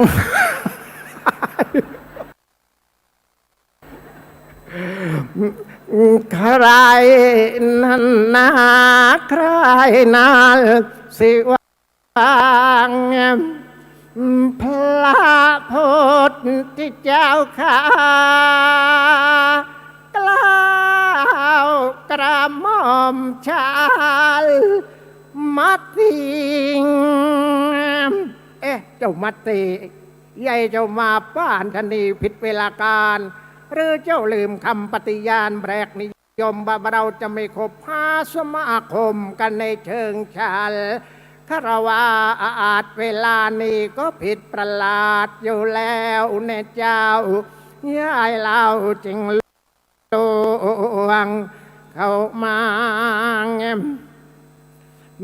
พรามพุทธเจ้าข้างกล่าวกระหม่อมชายฟันพิกลจึงร้อนรลเป็นทุมระครันว่าจะนิ่งเฉยเลยละก็กลัวว่าจะลืมลงมานีหวังจังให้พระองค์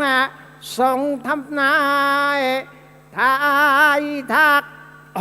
กระนันดอกหรือประดองบรักเจ้าฝันเป็นประการใดอย่าเข้ามาข้างในนั่งอยู่แต่นอกบอกความฝันไปเถิดแล้วพี่จะช่วยทำนายคือชูชกจะมาขอชาลีกันหาทำให้พระนางมัตสีฝันไปว่าถูกตัดแขนซ้ายขวาฟักดวงตาสองข้างฟักดวงใจไปยกพระกรกายกิจดิเคาะประตูนี่เจ้าพระยาประคังโหนท่านแต่งท่านนิพนธ์เอาไว้ให้พระเทศถวายพระเจ้าแผ่นดินแล้วก็เมื่อพระนางมัตสีเล่าความฝันไปพระเวสสันดรรู้เลยว่าอะไรจะเกิดขึ้นจะต้องมีคนมาขอชาลีกันหาแน่นอนก็เลยบอกว่าไม่มีอะไรหรอกธาตุวิปริตมาอยู่ในป่าอาหารไม่ดีก็เลยฝันไปเรื่อยเปื่อยไปงั้นละกลับไปยังทันทกุดีเถอะเดี๋ยวลูกตื่นมาไม่เห็นแม่จะร้องไห้พระนางมัตสีก็กลับไปปลุกลูกของนางให้ตื่นขึ้นแล้วก็บอกว่าชาลีเมื่อคืนแม่ฝันร้ายผิดประหลาดไปทูลถามพระปิตุบราชพ่อของเจ้าก็บอกว่าไม่เป็นไรพ่อไม่ไว้ใจเลยชาลีดูแลน้องด้วยนะน้องก็อย่าเล่นให้ไกลพี่บอกให้ตื่นแล้วก็พาไปเฝ้าพระเวสสันดรไม่เคยพาไปเฝ้าพระเวสสันดรแล้วร่ำพิไรมากมายขนาดนี้พอถึงเวลาออกป่าไปหาผลไม้ก็ไปเลยแต่วันนี้กลับฝากแล้วฝากอีกพระเวสสันดรบอกว่าฝากอะไรนักหนาเนี่ยพี่ก็เป็นพ่อของเขานะไปเถอะไปพระนางมัตสีก็ไปพอไปแล้วตาตุชกเนี่ยแกด้อมมองอยู่นานแล้วแกไม่ใช่มาตอนเช้านะแกมาตั้งแต่วานนี่แล้วแต่แกเป็นคนฉลาดมากคิดว่าถ้าเราไปขอชาลีกันหาแล้วขอตอนนางมัตสีกลับมาแล้วเพราะว่าตาตุชกแกเดินมาถึงตอนทางมาถึงตอนเย็นนะนางมัตสีต้องไม่ให้พระเวสสันดรถามว่าโพธิสัตว์อะไรเราก็จะเดินทางมาเหนื่อยฟรีเหนื่อยเปล่าไม่ได้ก็เลยให้มัตสีออกจากป่าก่อนรู้หาข้อมูลมาเรียบร้อยหาข้อมูลไม่ใช่ทางอินเทอร์เน็ตหาจากอเจตบุตรและหาทางจุตฤษีบอกว่าจะมาปฏิบัติธรรมกับพระเวสสันดรเลื่อมใสมานานหาเจตบุตรหลงเชื่ออจุตฤษีก็หลงเชื่อบอกอย่างนั้นว่าเลยแอบอยู่ทั้งคืนเลยแอบทั้งคืนหนึ่งพอมัตสีออกจากป่าแกก็เข้ามาหาพระเวสสันดรพอเข้าหามาพระเวสสันดรนะโอ้โหในกันเนี่ยเขาบอกว่าชักแม่น้ำทั้งห้า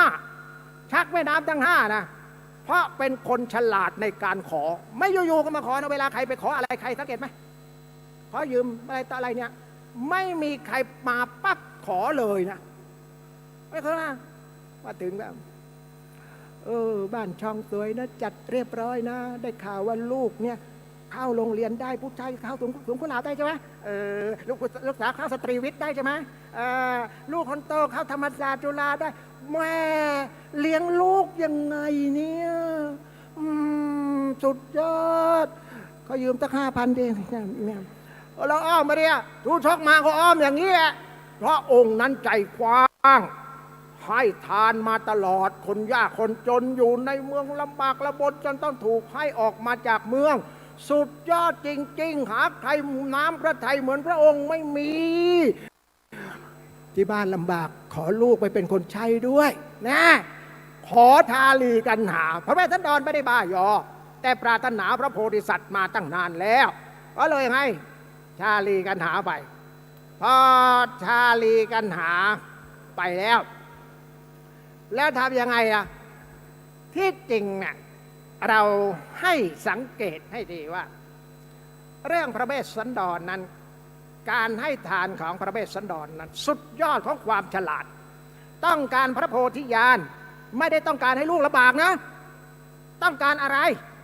ต้องการพระโพธิญาณนั้นของแท้แน่นอนแต่ว่าลูกที่มาอยู่ในป่าเนี่ยมันไม่ใช่ความผิดของลูกมันความผิดของเราก็ไม่ได้ทำผิดอะไรให้ช้างเพราะคนเขาเดือดร้อนเมืองกลิงคลัดเดือดร้อนจึงมาขอช้างเพื่อที่จะให้ฝนตกต้องตามฤดูกาลแล้วพ่อเข้าใจผิดจึงปลดยศถอดอำนาจและให้อยู่ในป่าเนี่ยมันไม่ใช่ความผิดของชาลีกันหามัตตีตามมาลูกเลยเขาตามมาด้วยฉะนั้นเมื่อเป็นอย่างนี้พระชาลีกันหาก็ไม่ควรจะ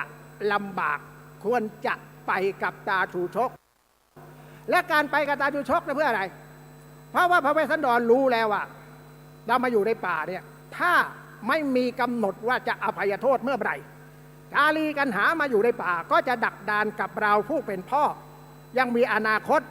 ที่จะไปเป็นใหญ่เป็นโตเป็นผู้นำของบ้านเมืองเพราะฉะนั้นชาลีกันหาไม่ควรดักดานอยู่ในป่าชูชกมาขอเราจะยืมมือตาชูชกนำชาลีกันหากลับไปสู่พระบรมมหาราชวังแล้วก็ครองบ้านครองเมืองต่อไปวิเคราะห์ดูแล้วชูชกฉลาดมากถ้าไม่ฉลาดมากไม่มีทางมาถึงอาสมของเราได้ทำไมเพราะว่าสัตว์ป่าดุร้ายมากแต่ว่าตาชูชกแกผ่านมาได้ทุกด่านพอมาถึงอจุตฤาษีแกก็ใช้สติปัญญาหลอกว่าเป็นคนใหญ่คนโตเป็นข้าราชการมาทูลเชิญเวสสันดรกลับพอมาถึงเพชรเจตบุตรผ่านนะหลอกว่าเป็นข้าราชการผู้ใหญ่พอมาถึงอจุตฤาษีก็บอกว่าอยู่ในศีลในธรรมโอ้ชูชกนี่การล่อนและฉลาดเอาตัวรอด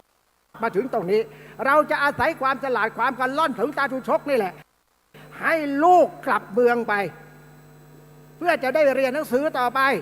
เปิดเทอมแล้วอยู่อะไรเขาเปิดเทอมไปบ้างไปล่วงหน้าไปหลายวันแล้วแปลไม่ได้เอางี้ตาชูชกให้ชาลีกันหาไปแต่ตั้งค่าตัวไว้ใครจะมาไถ่ชาลีกันหาต้องเสีย1,000 ตำลึงทองกันหาที่น้องราชรถ100 คันนะราชรถ100 คันช้าง100 ช้างมา100 ม้าลองคิดดูสิตั้งค่าตัวทำไมใครจะไถ่ได้ค่าตัวแพงขนาดนี้ต้องเอาราชรถมาไถ่นะไม่ใช่ซาเล้งโหลาเลยกะว่าชาลีกันหาไม่เป็นไรแน่เอาให้ไปเลยให้ไปตาชูชกเป็นเช่นนั้นจริงๆแกไม่ได้พาไปหาเมียแกนะเพราะเมียแกใช้มาให้หาชาลีกันหาไปเป็นคนใช้แต่เขาพาเข้าเมืองแล้วฉลาดเหลือเกินสามารถผ่านพ้นป่าได้ผ่านสัตว์ป่าดุร้ายผ่านอะไรต่ออะไรไปจนออกจากป่าไปได้พระเวสสันดรเนี่ยโอ้โหสุดยอดมากโยมแล้วเคยเห็นไหมตาชูชกตีชาลีกันหานะพระเวสสันดรไม่กลัวเหรอตายไม่กลัวลูกจะตายเหรอพระเวสสันดรรู้แล้วไม่ตายทำไมไม่ตายก็ตั้งค่าตัวเงินทองมหาศาลทองพันแท่งอะไรนะโอ้โหมารอเชืองช้างรอใช่เหมือนชูชกถูกลอตเตอรี่รางวัลที่1รักษาใบลอตเตอรี่สุดชีวิตไม่ให้ขาดแล้วจะไปได้อะไรล่ะนะโอ้โหตั้งค่าตัวขนาดนั้นวางแผนไว้เรียบร้อยตาชูชกแกสามารถพ าชาลีกันหาออกจากป่าได้ ไม่ใช่แกตีตลอดทางนะตอนแรกน่ะแกตีแบบจริงจังให้กลัวแกตอนหลังแกก็ไม่ได้ตีแบบโหดแบบร้ายอะไร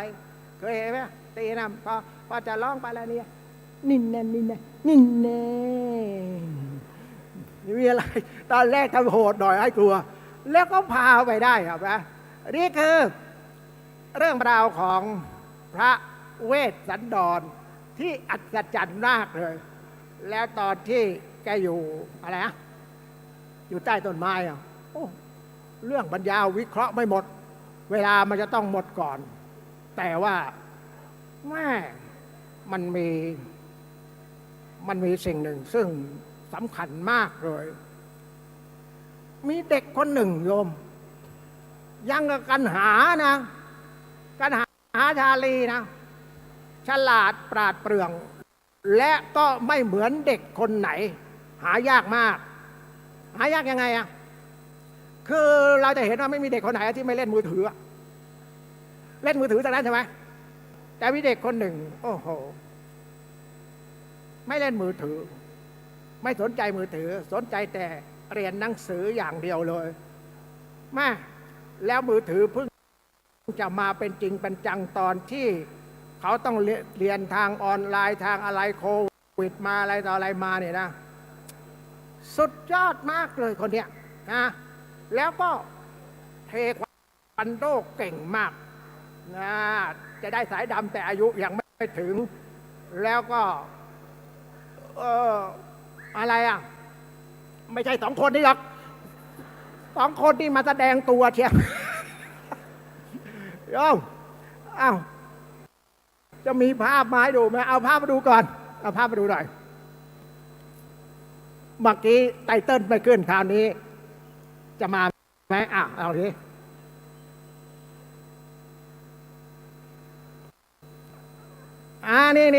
ี่ตั้งชื่อให้เองพิมพ์พิษสดนี่สุดยอดนี่นะพูดภาษาอังกฤษนี่โอ้โหเป็นน้ำเลยตั้งกันเล็กเลยตั้งชื่อให้เองนี่สวดมนต์ได้สวดมนต์ได้สวัสดีค่ะตัวเราว่าตาทโบทา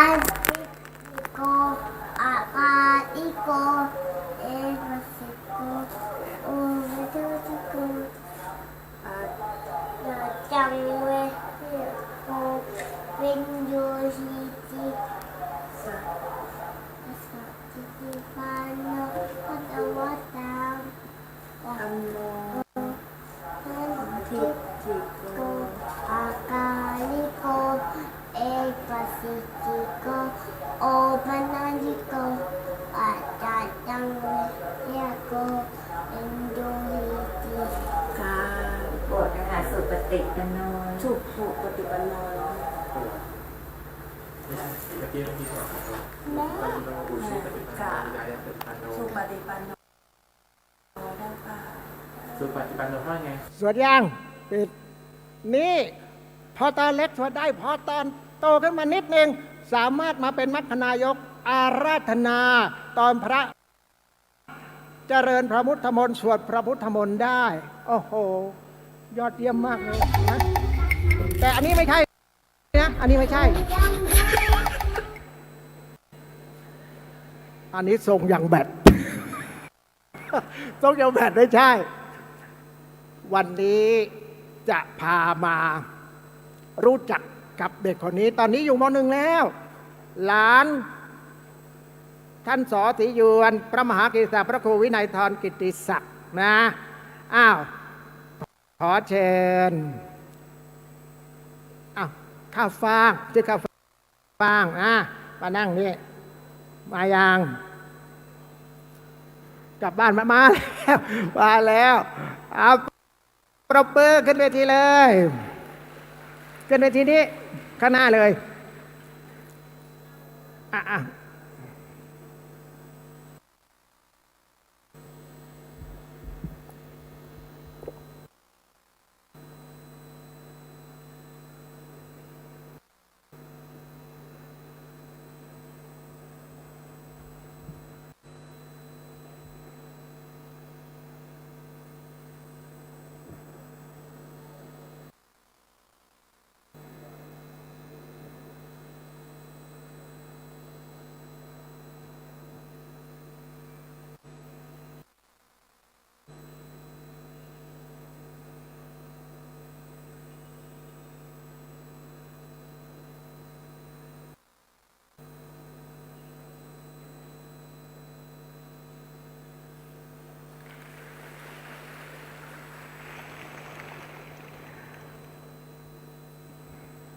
บอกชื่อจริงนามสกุลด้วย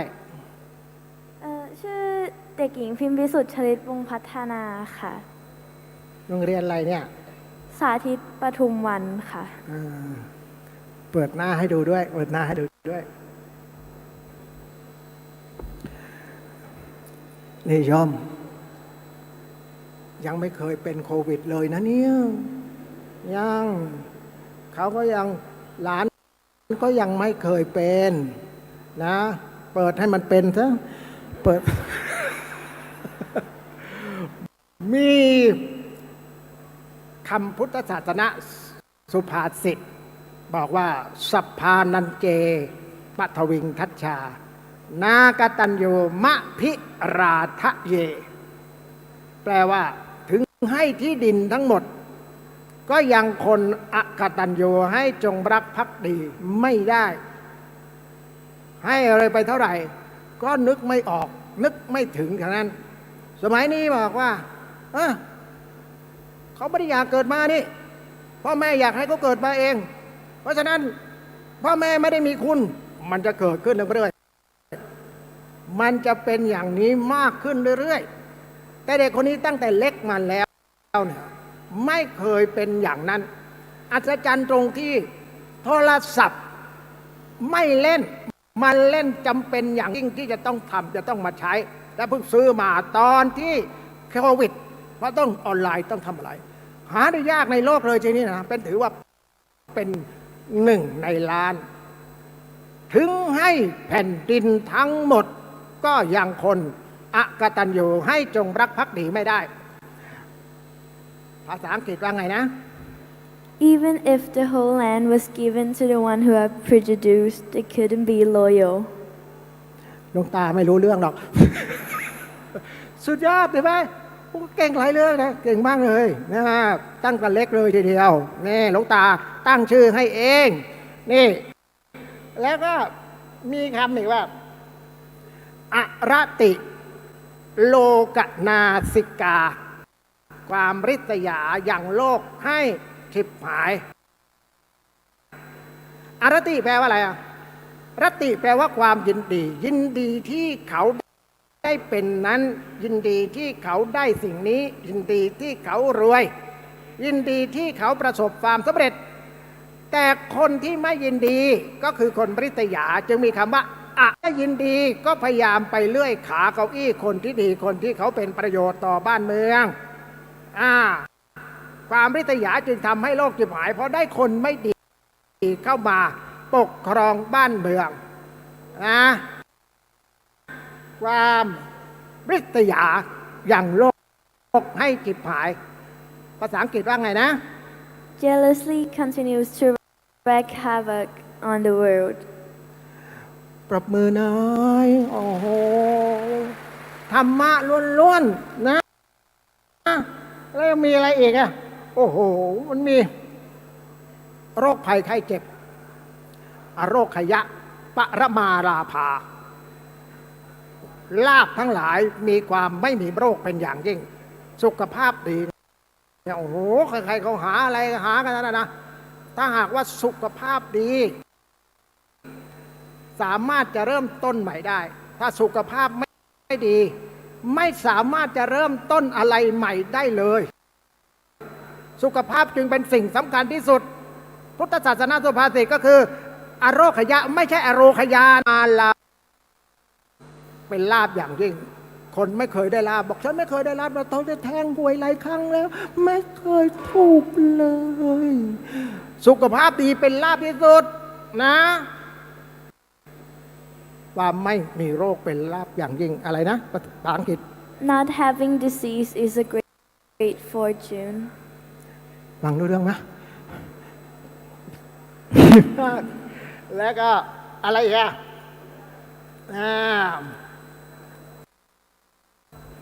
อะไรบอกว่ากิจโฉมนุษสปฏิลาโภการเกิดเป็นมนุษย์นี้เป็นการยากเป็นลาภอันประเสริฐลาโภนี่คือลาภมันเกิดเป็นมนุษย์ที่ใครที่บอกว่าไม่มีลาภนี่แหละมนุษย์ลาภที่สุดเลยภาษาอังกฤษว่าไงนะ Being human is difficult. ใช่ไหมแล้วพอเป็นมนุษย์แล้วโยมกิจฉังสัตธรรมัสสะวะเทสนัง ใครเกิดเป็นมนุษย์แล้วชอบฟังธรรม เป็นคนที่เลิศที่สุดดีที่สุด แล้วก็หาได้ยากที่สุด เพราะฉะนั้นโยมที่มันนั่งอยู่เนี่ยเป็นบุคคลหาได้ยากที่สุดในโลกภาษาอังกฤษบ้างภาษาอังกฤษ Listen to Rama is difficult. โอ้โหสุดยอดจบแล้วนะจะไปแล้วนะอ้าวลา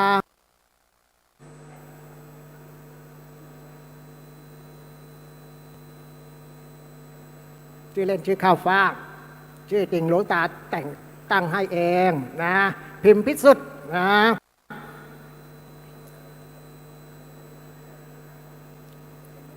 มารยาทงามมากเลย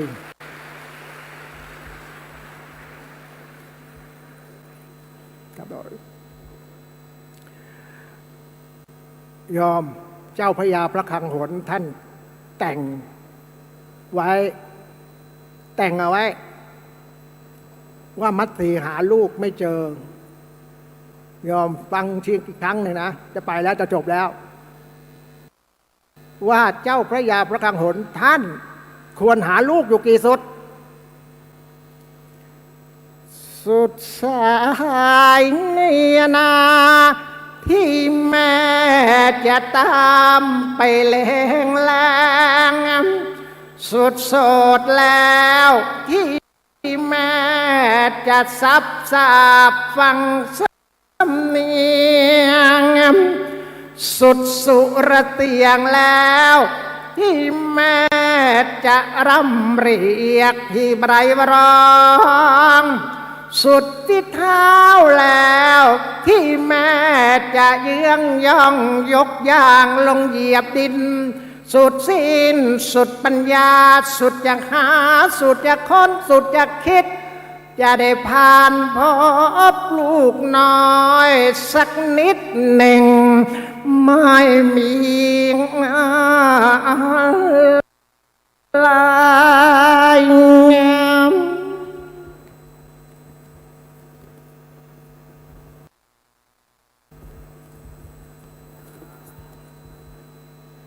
จบแล้วแต่จะไปถามปัญหาหนึ่งปัญหาสาธุสาธุสาธุค่ะ โอ้มีหลายรูปแบบสำหรับการให้ธรรมะในวันนี้นะครับยืนอยู่แป๊บหนึ่งค่ะใครตอบได้ยกมือจะให้รางวัลแม่อยู่ในกระเป๋านี่นะมีของแจกด้วยนะครับใช่แล้วมีลายเซ็นสอศรียวนนามปากกาสอศรียวนแล้วก็ในกระเป๋านี้มีวิเคราะห์ละครเรื่องบุพเพสันนิวาสเนี่ยเป็นธรรมะแล้วก็มีนี่อะไรแก่นสงกรานต์นิทานสงกรานต์วิเคราะห์อย่างพิสดารแล้วก็มีซีดีซึ่งเคยออกช่อง 3 ช่องไทยPBS แล้วก็ช่องทรูเอาไว้มีภาษาอังกฤษซับตลอดเวลาบรรยาย3 4กระเป๋าใครตอบได้ถือทีใครตอบได้ว่ามัตติครวญหาลูกอยู่กี่สุดอ้าวนู่นเราจะเป็นโควิดวันนี้พวกมหาประชาชนกี่สุดค่ะ10ค่ะ10สุดไม่ใช่อ้าวใครได้ใครตอบได้ไหมครับควรหาลูกกี่สุดเจ้าพระยาพระคลังหนแต่งไว้พระเทศธรรมหลวงนายไม่มีกลับวัดแล้วไปนู่นหมายไก่มากเอ้าไปหาละเร็วได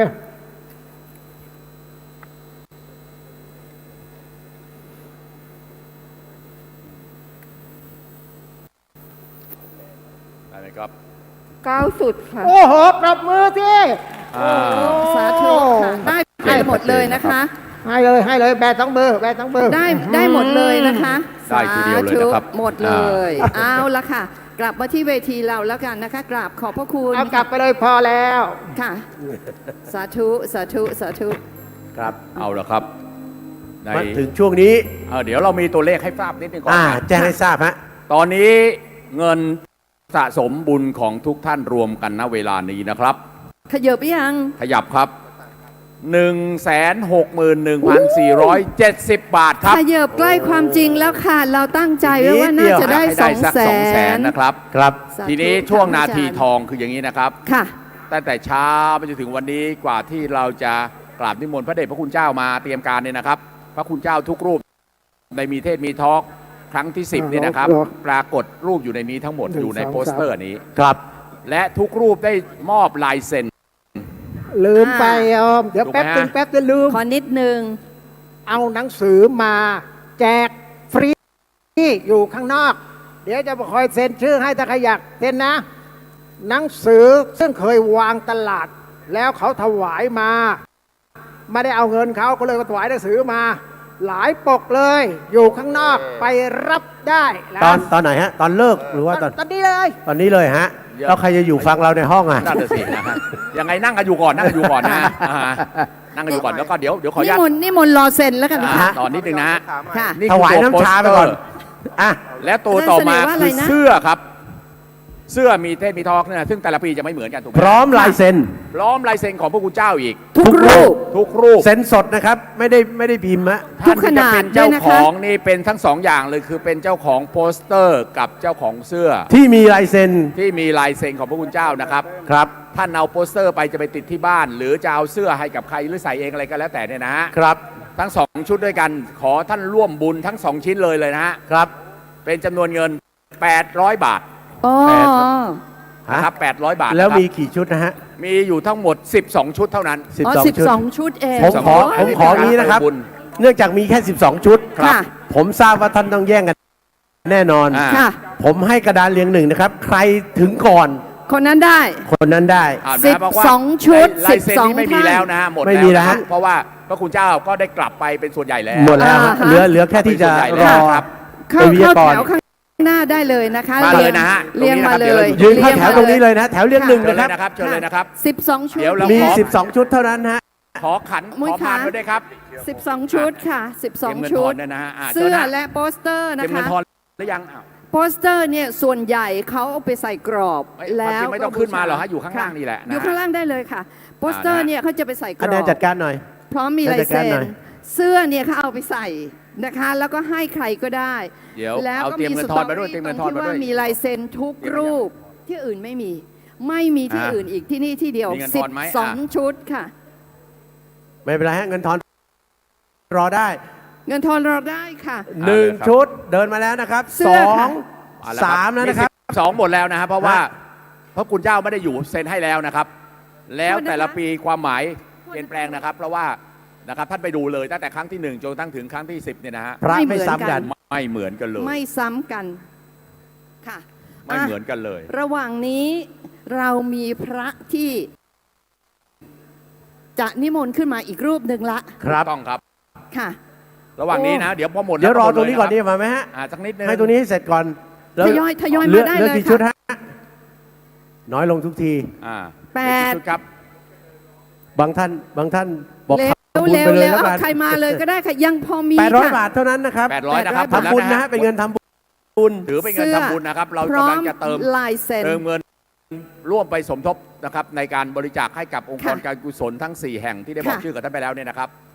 เอาเราพยายามจะให้ได้มาก จะ นครับ ซื้อเผื่อใครจะซื้อไปบริจาค ใช่ ให้ ครับ ห้องสมุด ธนาคารโรงเรียนได้หมดสำหรับโปสเตอร์นะคะ อันนี้ถือเป็นไฮไลท์ของงานมีเทศมีทอล์กแล้วนะครับ ครับ นะฮะเพราะว่าเป็นตัวโปสเตอร์ของงานโดยตรง ค่ะ เป็นเสื้อของงานโดยตรง ไม่ และ มี ก็เป็นลายเซ็น จำหน่ายที่ไหน ของพระวิทยากรในงานมีเทศมีทอล์ก เท่านั้น เท่านั้น ไม่มีจำหน่ายที่ไหนอีกนะ ครั คะ บผมนะ อ่ะ ฮะ ระห ท่าน ว่าง จะไป นี้ ที่ ค่ะ ประตูน้ำไปที่ไหนก็ไม่มีจำหน่ายนะครับ ไม่มี ไม่มีนะ ไม่มีเป็นของหายากเนาะ ระหว่างนี้เราเชิญเลยแล้วกันนะครับ นิมนต์ เอานะกลับนิมนต์เลยนะครับสำหรับท่านพระนะครับรูปต่อไปเนี่ยนะครับเป็นต้องเรียกว่าเป็นพระนักเทศน์เป็นพระนักแหล่ ครับ โอ้ และที่สำคัญก็คือมีอารมณ์ขัน และที่สำคัญเหนือกว่านั้นก็คือเป็นพระที่นำลูกชิ้นมาให้เราชิมในวันนี้ นี่สำคัญที่สุด 1 ตัน ทำไมฮะมันดูดิจาก9โรงงานนะ โอ้โห จาก9โรงงานนะครับ ครับ เพราะว่าปัจจุบันนี้ท่านเป็นผู้ช่วยเจ้าอาวาสวัดมหาธาตุพระอารามหลวงจังหวัดเพชรบูรณ์ครับเป็นรักษาการเจ้าอาวาสวัดกวางทองจังหวัดพิษณุโลกครั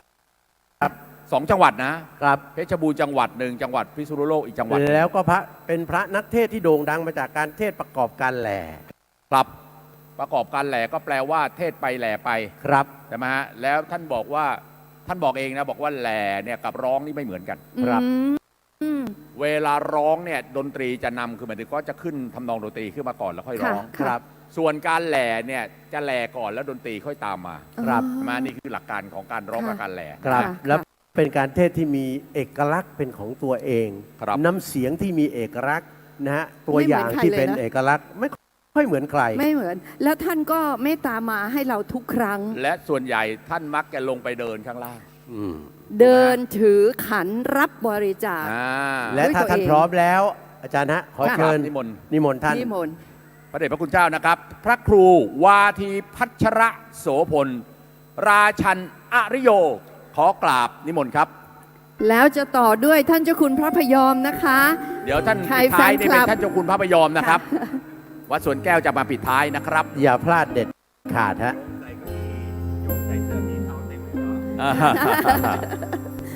ฐานอากาศมาเยอะ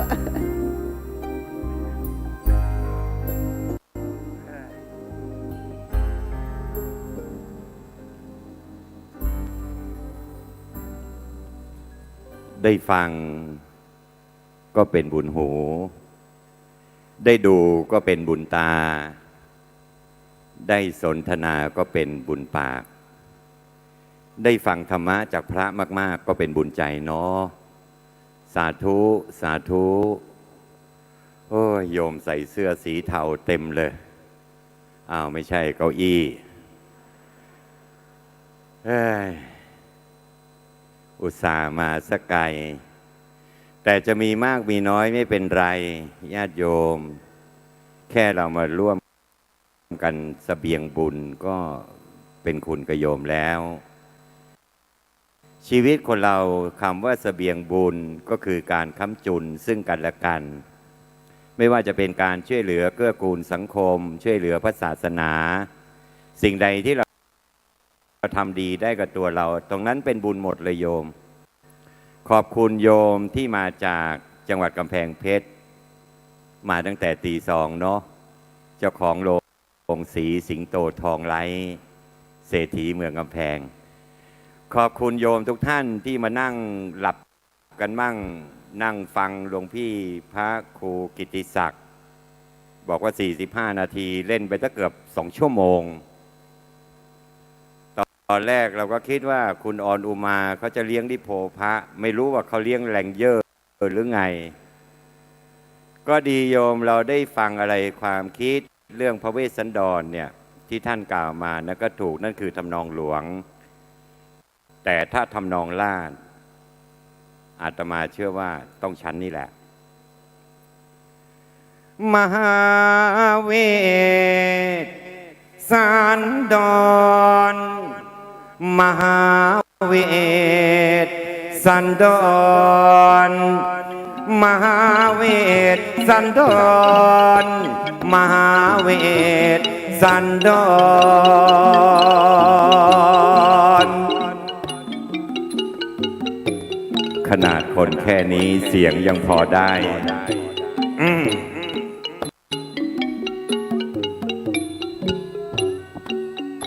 เชิญรับอานิสงส์บุญกุศลมงคลการบุญพระเวทวิเศษสารมหาทานบารมีโพธิสัตว์ชาติสุดท้าย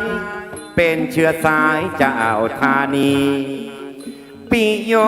รสผุษดีพร้อมผู้มีเท้าสัญชัยประสูติกลางตลาดม หาชาติมหาชัยเพราะหวังตั้งหาไทยแต่อย่าไว้ไฟโพธิญาณบริจาคทุกสิ่งสารเสื้อผ้าแพรพันทรัพย์สริงคารเลือดเนื้อให้เป็นทานแม้แต่ชีวิตดวงตาดวงใจมาขอช้างมงคลผู้ดลพระก็ให้ชาวเมืองแค้นเครื่องใจผูกขับไล่จากภาราพระมิงแม่มัตสีทางชาลีและกันหามาอยู่นอกภาราชื่อว่าวงกฏหมดอะไรองค์สมเด็จพระเวสสันดรได้กลับนครเมื่อตอนคลี่คลายหวังโพธิญาณยิ่งใหญ่พระยอมได้ไม่อาดูล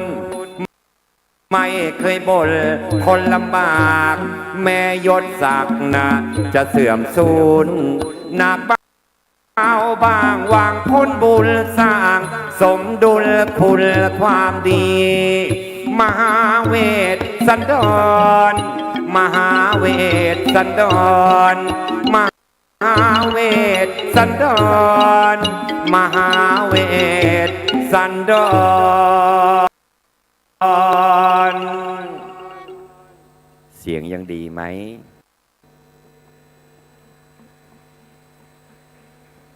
ถ้าเปลี่ยนจากเสียงปรบมือเป็นแบงค์ร้อยก็น่าจะชื่นใจกว่านี้ หยอกโยมหมดแล้วมั่งเงินเดือนผู้สูงอายุ ตั้งแต่เช้าเป็นไงล่ะที่นั่งอยู่เนี่ยไม่ใช่ว่าไม่อยากกลับบ้านนะลูกโยมอ่ะเขานั่งดีใจมาตั้งแต่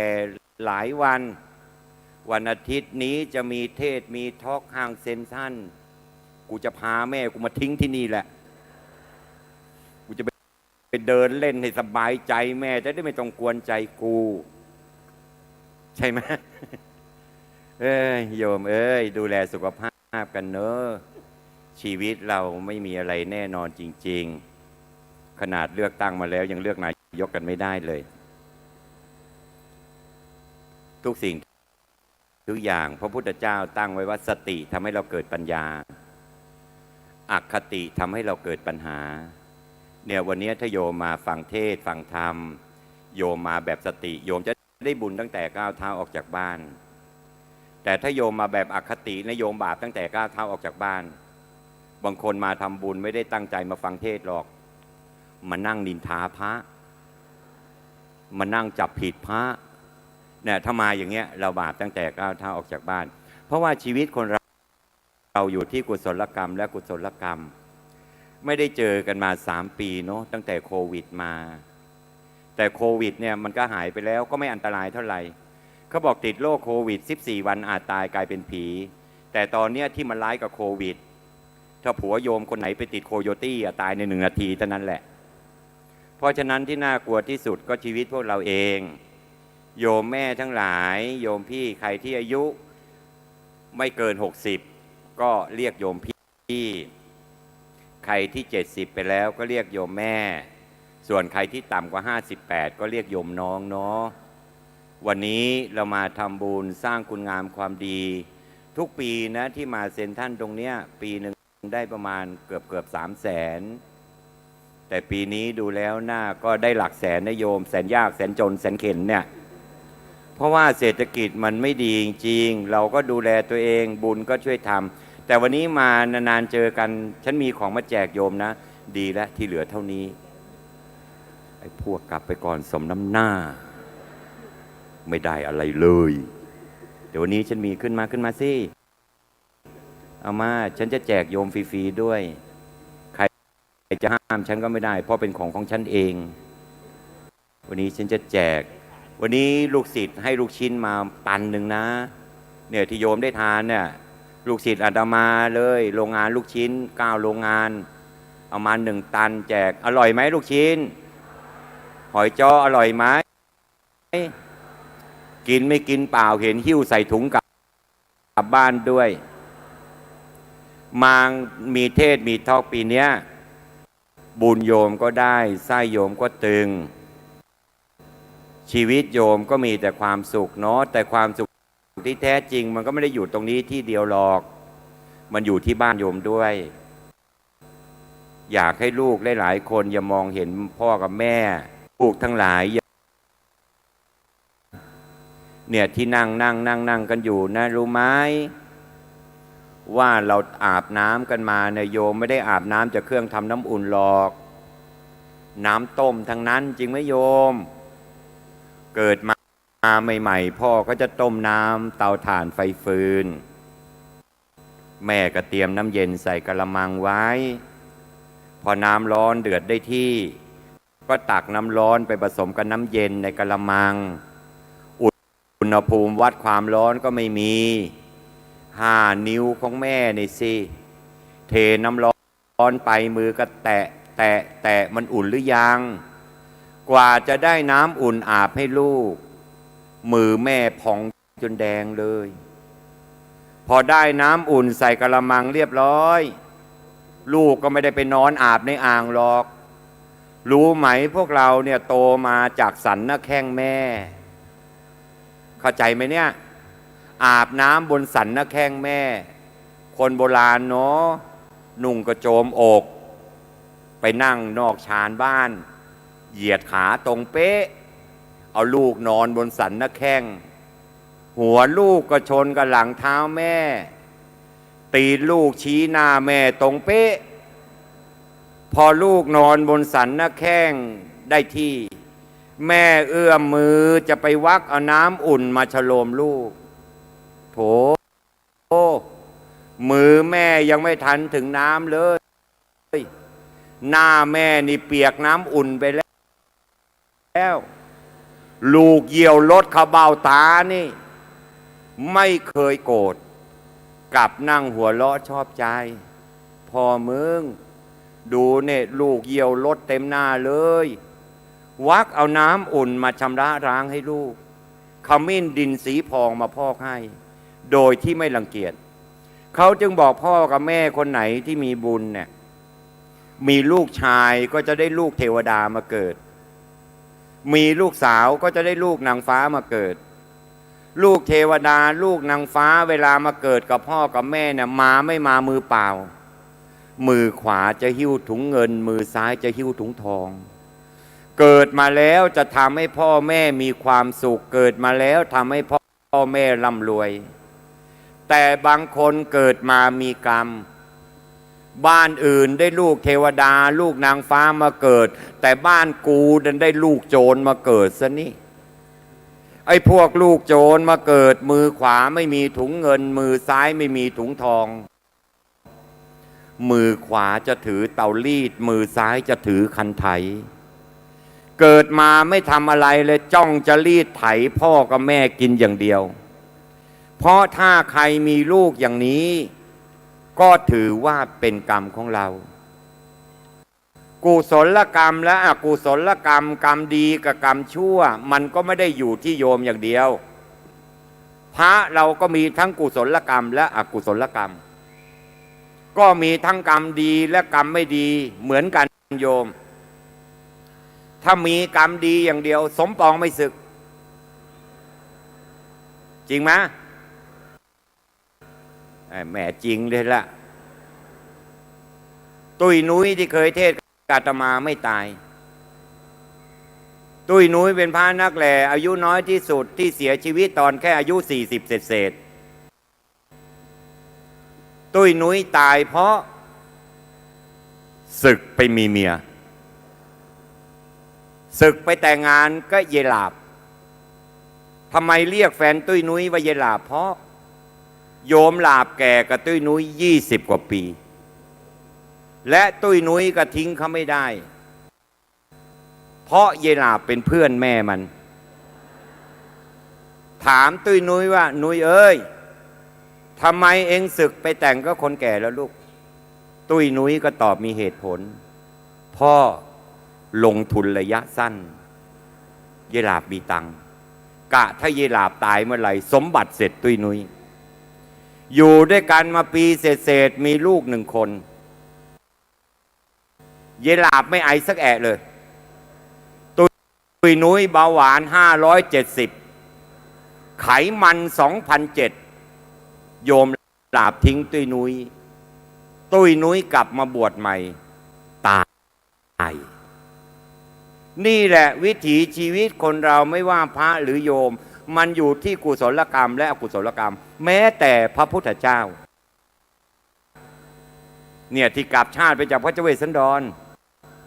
ไปเกิดเป็นเจ้าชายสิทธัตถะราชกุมารออกบวชตอนอายุ29ใช้เวลาบวช6 พรรษาสำเร็จพระอรหันต์ตอนอายุ30องค์สมเด็จสัมมาสัมพุทธเจ้าเสด็จไปเทศโปรดพุทธบิดาก่อนเป็นคนแรกเอาเรื่องอะไรไปโปรดมหาเวสสันดรไปบอกบิดาเป็นในว่าในอดีตชาติเราเป็นพ่อเป็นลูกกันมาชาติต่อไปนี้ลูกจะไม่กลับไปเกิดอีกแล้วพ่อจะไม่ตามลูกไปหรือพอบวชได้ครบพรรษาที่7เสด็จไปเทศโปรดพุทธมารดาบนสวรรค์ชั้นดาวดึงส์เป็นระยะเวลา3 เดือนไตรมาสเนี่ยเรื่องนี้ไม่ค่อยมีใครพูดให้โยมฟังหรอกมาถึงกับความไม้ไปไหนแล้วกลับหรือยังไม่รู้เนี่ย หยอกหลวงพี่แกแล้วก็แกยุ่งไม่ได้ยินพูดดังหาว่าดุอีกขนาดพอยังจะลงไปข้างล่างอีก กลับยังไม่ หยอกพอบวชได้ครบพรรษาที่7เสด็จไปเทศโปรดพุทธมารดาบนสวรรค์ชั้นดาวดึงส์3 เดือนไตรมาสเลยนะโยมเอาเรื่องอะไรไปโปรดรู้ไหมเรื่องพระธรรมสังคีนีพระธรรมสังคีนีคืออะไรพระอภิธรรม7 คัมภีร์ไงโยมที่เวลามีงานศพกุศลธรรมาอัพยากตาธรรมานี่แหละแต่เดี๋ยวนี้พระไม่ค่อยสวดแล้วกุศลธรรมา20ก็ใส่มา100ก็ใส่มาเนี่ยเอาไปโปรดมารดาบนสวรรค์ชั้นดาวดึงส์3 เดือนไตรมาสแล้วเสด็จลงมาจากสวรรค์หลังจากออกพรรษา1 วันที่เราเรียกว่าวันเทโวโรหณะเปิดโลกทั้ง3 โลกให้คนได้เห็นกันหมดว่าคนทำดีอยู่บนสวรรค์เป็นอย่างไรคนทำชั่วตกนรกเป็นอย่างไรและคนอยู่ในเมืองมนุษย์มีความวุ่นวายอย่างไรในพยัญชนะไทยในโยมมีอยู่44 ตัวตั้งแต่กอไก่ถึงหอนกฮูกแต่มีอยู่2 ตัวคือคอควายกับคอคนทำไมเขาไม่เอาคอคนกับนอหนูมาคู่กันและอ่านว่าคนแต่ทำไมเขาจึงเอาคอควายกับนอหนูมาคู่กันและอ่านว่าคนถ้าเราคิดเป็นธรรมะมันก็คือปริศนาธรรมเพราะคอควายเนี่ยเปรียบเหมือนอะไรรู้ไหมโยมเปรียบเหมือนพ่อกับแม่ควายเนี่ยไม่ได้เป็นสัญลักษณ์ของความโง่แต่ควายเนี่ยมันเป็นโลโก้ของความอดทนพ่อกับแม่เนี่ยเลี้ยงลูกมากว่าจะโตได้แต่ละคนเนี่ยอึดยิ่งกว่าควายอีกจริงไหมโยมไม่อึดลูกอดไม่อึดลูกไม่มีกินไม่อึดลูกไม่มีใช้พ่อกับแม่จึงยอมเหน็ดเหนื่อยทุกสิ่งทุกอย่างเพื่อใครก็เพื่อลูกทั้งนั้นเพราะฉะนั้นตรงนี้นี่แหละที่อยากจะฝากญาติโยมไว้ว่าปีนี้เป็นปีเริ่มต้นต่อไปก็จะมีอีกสักหนอาตมาก็คงจะได้มาอีกสักครั้งเพราะอายุ60ก็จะขอปลดเกษียณแล้วเลิกเทศหยุดรับงานอยากอยู่วัดเฉยๆบ้างเพราะทุกวันนี้เป็นอะไรมาหมดแล้วและที่เป็นทุกวันนี้คือเบาหวานอยากจะอยู่ดูแลตัวเองบ้างถามว่าอยากกลัวตายไหมโอ้กลัวแต่ถ้ามันถึงคราวมันจะไปมันก็ไปแต่เมื่อมีลมหายใจอยู่ฉันรักคนอื่นมาเยอะแล้วอ่ะต่อไปต้องรักตัวเองบ้างว่าทำไงจะให้น้ำตาลเบาหวานจาก200 กว่ามันลดเหลือสัก120 130ฉันก็ต้องดูแลตัวเองโยมก็เหมือนกันโยมก็ต้องดูแลตัวเองในชีวิตเหล่านี้ไม่มีใครจะรักเราเท่ากับตัวเราเองหรอก และยิ่งมีทรัพย์มากๆระวังตัวไว้ ว่าลูกมันจะเอาไซยาไนด์ให้กินวันไหน ระวังมีมากๆระวังลูกมันจะหยดไซยาไนด์เขาให้ อะไรทุกสิ่งทุกอย่างในชีวิตเราเนี่ยจะให้มันพอดีทั้งหมดอาตมาบอกโยมเลยว่ายากเหนือนักเรียนยังมีคุณครูเหนือลุงตู่ยังมีลุงป้อมเหนือกัญชากระท่อมยังมีอนุทินเหนือเชียงใหม่ก็ยังไม่สิ้นฝุ่น 2.5 PM เหนือทะเลน้ำเค็มยังมีคลื่นแล้วชีวิตเราจะราบรื่นไปได้อย่างไรล่ะจ๊ะแม่พูดดีมากน่าจะมีคนให้รางวัลสัก20นะเดี๋ยวฟังแหล่เรื่องน้ำใจแม่วันนี้จะแจกอันนี้เก็บไว้นานแล้วประมาณ10เกือบ20 ปีแล้วเนี่ยตั้งแต่รูปฉันยังเป็นอ้ออยู่เลยอะมาดูรูปตัวเองเฮ้ยใช่เราหรือเปล่าทำไมในสติกเกอร์นี้เราทั้งรูปร่างดีขนาดนั้นแต่พอเดินเข้าไปในห้องน้ำดูตัวเองใหม่เฮ้ยผวาใช่เราเหรอเดี๋ยววันนี้แจกให้โยมเป็นที่ระลึกอยู่เท่าไหนแจกเท่านั้นใครอยากได้เดินเรียงแถวมาแจกและไม่ได้คิดอมิสินจ้างว่าเอามาจำหน่ายนะเป็นหลวงพ่อเขียนหลวงพ่อเงินหลวงพ่อทบอยู่ในองค์เดียวกันรุ่นนี้เป็นรุ่นประวัติศาสตร์พุทธคุณธรรมคุณสังฆคุณไม่ต้องพูดถึงพูดมากไม่ได้เพราะเดี๋ยวหลวงพี่เจ้าคุณพยอมขึ้นมาต่อเราแต่มะม่วงพระเดชพระคุณหลวงพี่ลูกใหญ่มากเมื่อกี้อุดหนุนไปแล้วถวายพระอาจารย์ศักดาไปคู่หนึ่งบอกพระอาจารย์ศักดาบอกท่านเอาไปคู่หนึ่งชีวิตจะได้ไม่ขาดคู่น้องนั่งอยู่โน่น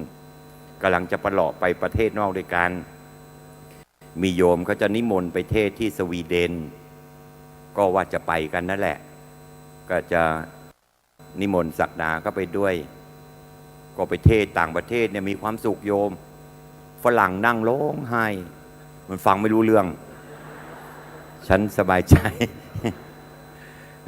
อยากให้โยมขำๆกันมั่งนั่งเครียดกันมาตั้งแต่เช้าใช่ไหมเนี่ยรู้งั้นนะฉันมาขอขึ้นคิวเช้าก็ดีอ่ะนุมาบอกอาจารย์นะตัวเต็งเป็นไงล่ะเต็งเหลือแต่เก้าอี้สิไม่รู้จะนิมนต์เรามาบรรยายหรือมาเก็บเก้าอี้ก็ไม่รู้เนี่ยจริงๆเลยคุณนายผู้เป็นคนใจดีอาจารย์เสน่ห์อาจารย์แม่กานิกาพบกันทุกปีอาจารย์แม่กานิกานะอายุเกือบ100นะยังสวยอยู่เหมือนเดิมเลยจริงดูแล้วแม่อาจารย์แม่กานิกาน่าจะอยู่120 ปีอ่ะแล้วแกเป็นคนอารมณ์ดีเพราะใจมีธรรมะชอบสวดมนต์เก่งมากและโยมที่มาจากกำแพงเพชรกี่คนจะนี่ FC 9 คน9ยังอยู่นะงวดเนี้ยใช่อย่าไปเครียดคนซื้ออยู่บ้านนอกคนออกอยู่นนทบุรีจ้ะชีวิตคนเรามันก็อยู่แค่เท่านี้เนี่ยอะไรก็ไม่ดีแค่หวยหรอกขนาดตอนนั้นจะเลือกสสเบอร์3131ก้าวไกลซื้อ31เลขอันเลยเป็นไงล่ะเป็นไง31ซื้อกันก็ไปแต่ไม่ได้กลับเพราะหวยออกไป99คนไทยเราอะไรนิดอะไรหน่อยโยมสามารถซื้อเป็นการพนันด้วยกันหมดขนาดพระอยู่ในวัดน่ะยังเข้าไปในวัดจอดรถหน้ากุฏิมันยังท้ากันน่ะมาทายกันคนละ100ว่าพระวัดนี้มีกี่องค์ไอคนนั้นมันเคยมาบ่อยรู้ว่ามี5 องค์ไอ้นั่นบอกผิดกูนับพระพุทธในศาลาด้วยที่วัดอาตมานี่อยู่กัน8 รูปเป็นพระที่เกิดวันอังคารถึงแหมโยมบอกโอ้โหพระนอนทั้งวันนะโยมจ้าฉันก็ไม่อยากคิดอะไรช่างคนเราเนาะมันอยู่ที่ตัวเราเนี่ยแหละพระพุทธเจ้าบัญญัติคำว่าสติไว้ในนักว่าโกวาทและในสมัยพุทธกาลหลักการแล้วนะทีเนี้ยในสมัยพุทธกาลโยมรู้ไหมว่ามีคนถูกแม่ธรณีสูบตายทั้งหมดกี่คนใครตอบถูกแม่ชีมีมั้งไหมเนี่ยแม่ชีจ๋าแม่ชีกี่คนจ๊ะไม่มีแนวร่วมเลย1 คนผิด เอาละพอหนึ่งไม่ได้โนดไป2อีกอะผิดเอาละ3อีกแล้วเดี๋ยวมันก็ถูกจนได้แหละตอบไล่เรียงเหมือนเด็กเรียนป.1กันเนาะพวกเราเนาะ1 2 3อ้าวคุณโยมกมลพันธ์เจ้าของสิงโตทองไล่4 คนผิด5 คนถูกมีชื่ออะไรมั่งอะน่ะเห็นไหมเราก็ฟังเขาแต่เราไม่จำอะโยมอ้าวนี่นะวิชาการเลยในสมัยพุทธกาลมีคนถูกแม่ธรณีสูบตายทั้งหมด5 คนอย่าว่าแต่พวกเราเกิดมามีปัญหาเพราะพุทธเจ้าเกิดมาท่านยังมีมารประจนเลยโยม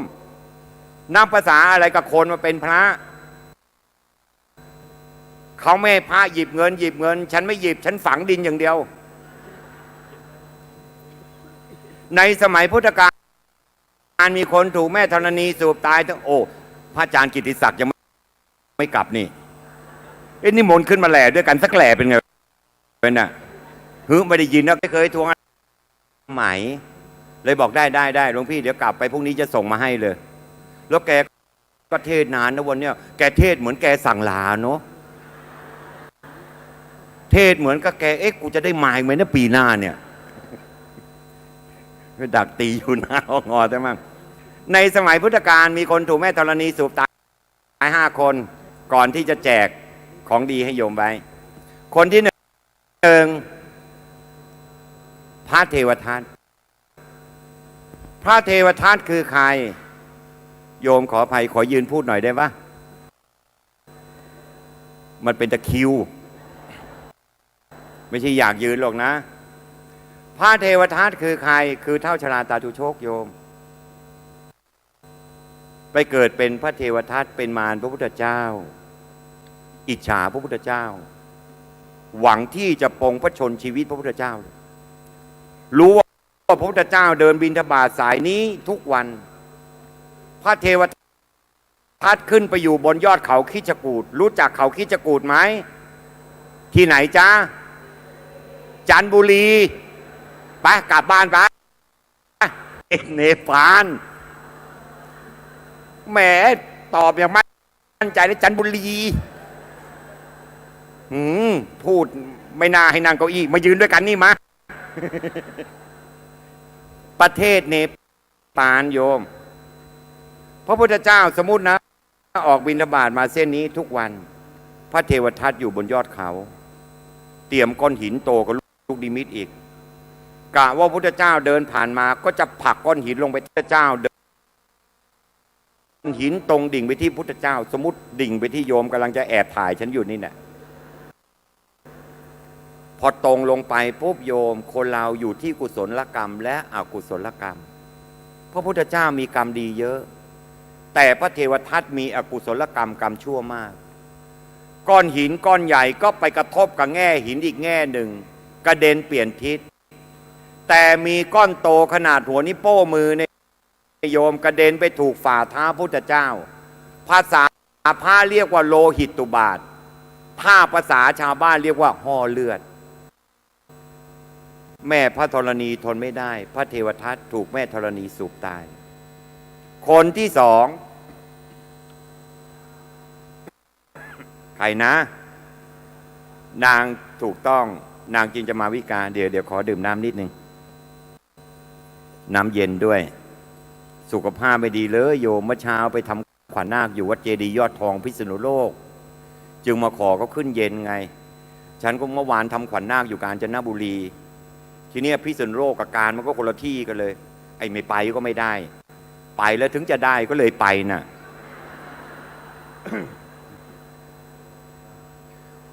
คุณอนุมาน้ำเนี่ยเย็นมากเลยขอแบงค์พันมาห่อหน่อยได้ไหม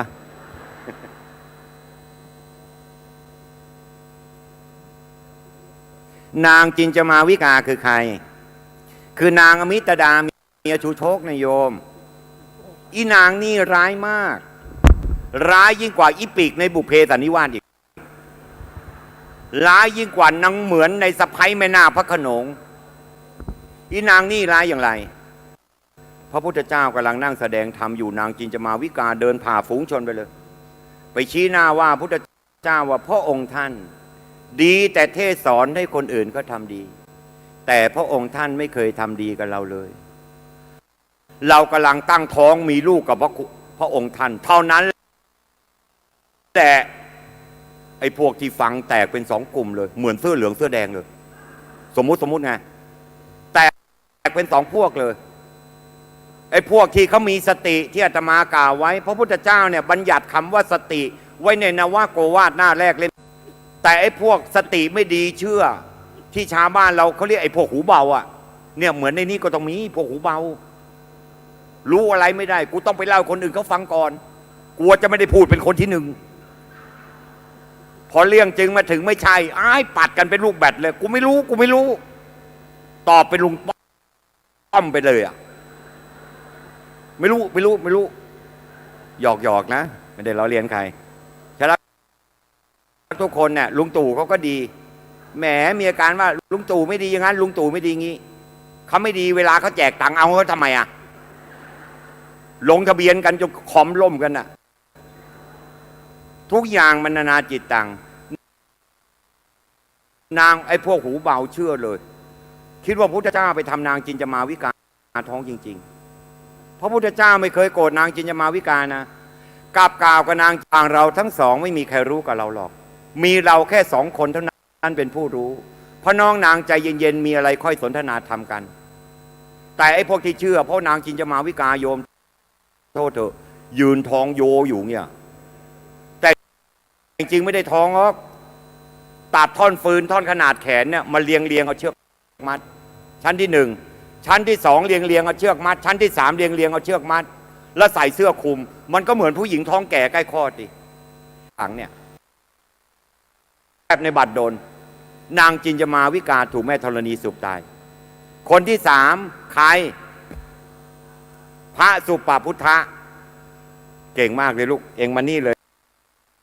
อุ้ยนี่ขนาดเองเป็นหนุ่มเองยังตอบได้นี่ตอบกันไม่ได้เลย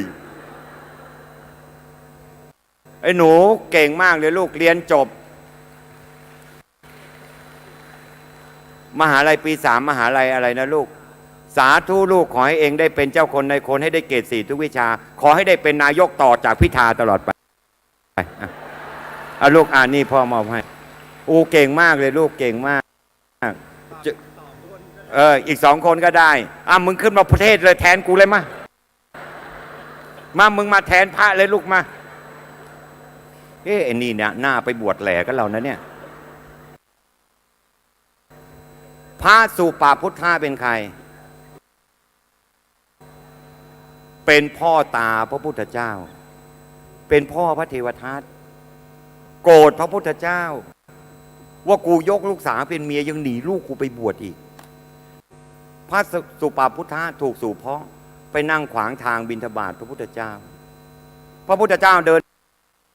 มาไปบิณฑบาตไม่ได้ในสมัยพุทธกาลมันมีทางเดินทางเดียว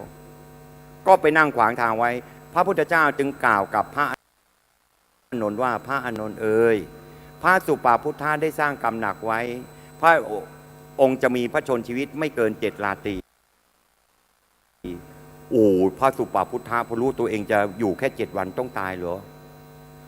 เรียกเสนาอำมาตย์ทั้งหลายมารวมกันเลย7 ราตรีนี้7 วันนั้น7 ครบ 7 วันเมื่อไรเราจะกลับลงมาอยู่ได้6 วันนี่ก็กุศลกรรมอกุศลกรรมม้าที่พระองค์เลี้ยงไว้พระองค์รักมากร้องให้สนั่นลั่นเมืองเลยใครไปห้ามก็ไม่หยุดร้องพระสุปพุทธะด้วยความรักม้าตัวนี้สติขาดวูบเดียววิ่งลงจากปราสาทชั้น7จะตรงไปที่คอกม้าพอเท้าเหยียบแม่ธรณีหน้าปราสาทก็ถูกแม่ธรณีสูบตายคนที่3คนที่4ข่มขืนพระอรหันต์แน่งงนะที่พระอรหันต์เป็นตุ๊ดเปล่าวะข่มขืนพระอรหันต์พระอรหันต์รูปนั้นเป็นพระภิกษุณีชื่อว่าพระนางอุบลวรรณาเถรีอุบลวรรณาเถรีคือใครกันหาลูกพระเวสสันดรไงโยมที่อธิษฐานไม่ขอเกิดร่วมชาติกับองค์พระเวสสันดรเพราะโกรธพ่อเนี่ยที่พูดเรื่องนี้ให้ฟังเห็นพระแหล่มหาชาติกันเยอะไงร้องกันอยู่งั้นน่ะเสียงดีสู้ฉันก็ไม่ร้องอยู่งั้นน่ะ อยู่ก็อยู่ไปแล้วมั้ง ยอมคนที่ข่มขืนถูกแม่ธรณีสูบตายชื่อนันทมนพพระนางอุบลวรรณาเถรีโกรธพระเจ้าเวสสันดรว่าพ่อน่ะยกลูกตัวเองให้เป็นขี้ข้าคนอื่นอธิษฐานไม่ขอเกิดร่วมชาติก็ไปเกิดเป็นพระนางอุบลวรรณาเป็นลูกสาวเศรษฐีรูปร่างสวยมากเนี่ยสวยเหมือนโยมที่นั่งอยู่กันเนี่ยถ้าเป็นดารานี่อุ้ยสวยกว่าแพนเค้กเด็กกว่าอ้ำพัชราภารูปร่างสวยความสวยของลูกเป็นเหตุสร้างความหนักใจให้กับพ่อเพราะไม่รู้จะกลัวมีปัญหากับเมืองนนท์จะยกให้เมืองนนท์ก็กลัวมีปัญหากับอยุธยาจะยกให้อยุธยาก็กลัวมีปัญหากับสมุทรสาครความสวยของลูกเป็นเหตุพ่อไม่รู้จะยกลูกให้เป็นเมียใครได้พ่อจะยกให้เมืองนั้นก็กลัวเมืองนี้โกรธจะยกให้เมืองโน้นก็กลัวเมืองนั้นโกรธเลยถามลูกคำบวชไหมลูกพระนางอุบลวรรณาเห็นรอยเท้าพระพุทธเจ้าเดินเท่ากันมาตั้งแต่เด็กพระนางเกิดศรัทธาบอกพ่อบวชพ่อ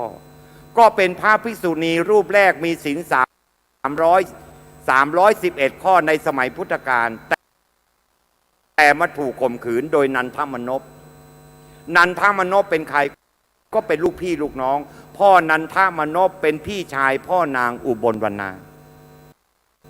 นี่คนที่สี่คนที่ห้าเป็นยักษ์ชื่อนันทยักษ์เป็นยักษ์เกเรมีกระบองวิเศษยักษ์แล้วเบี้ยวยักษ์แล้วไม่ยอมจ่าย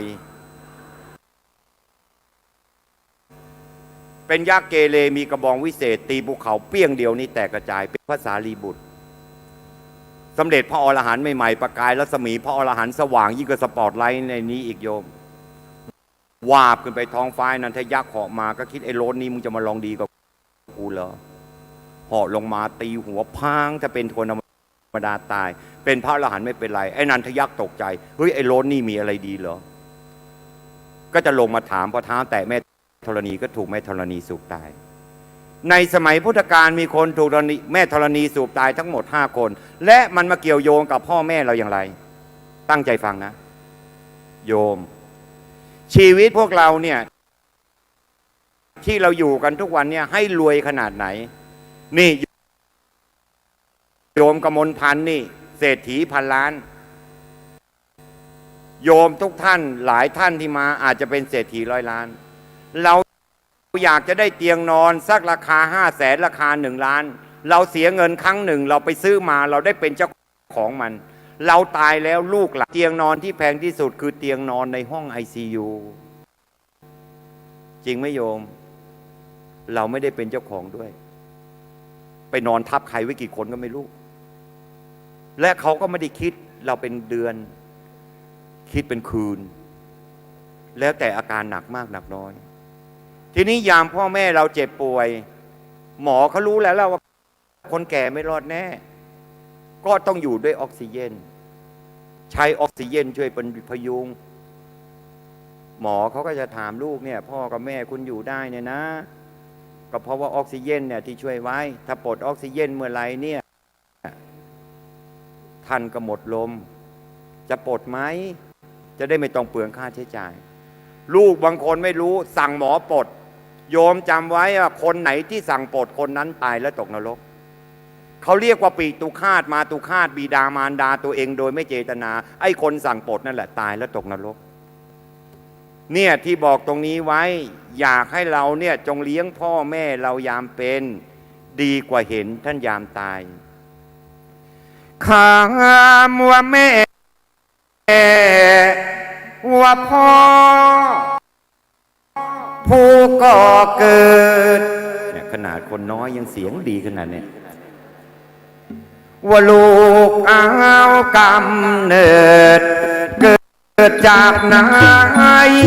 อยากจะเตือนลูกหญิงติ่งลูกชาย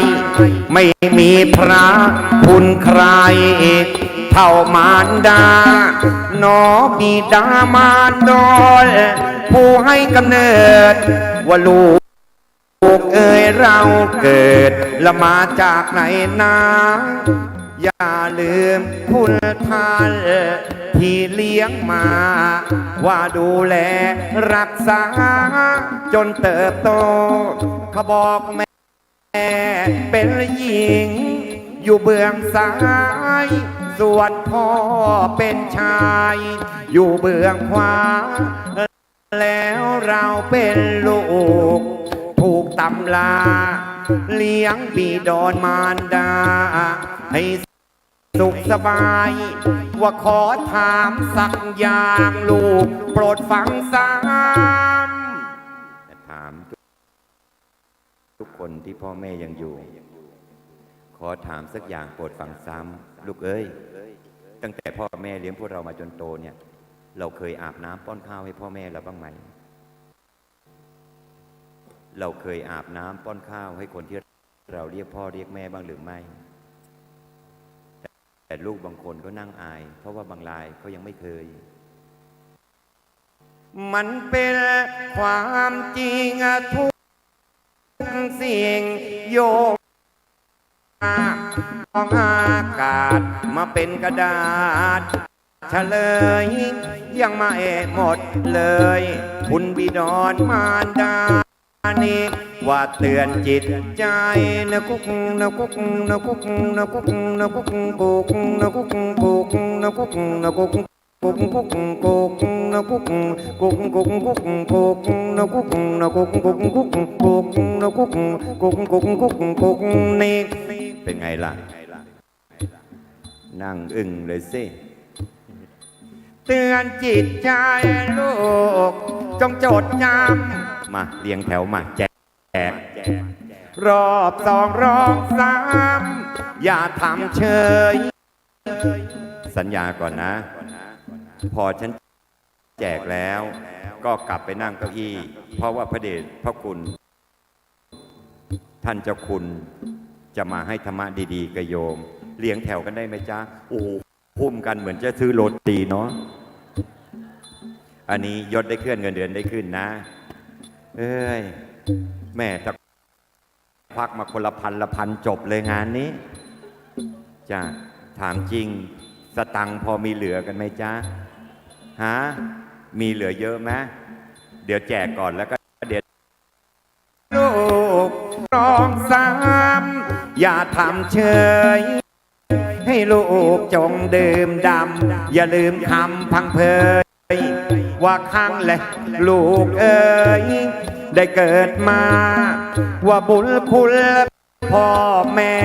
แน่นับอนันต์และสุดจะ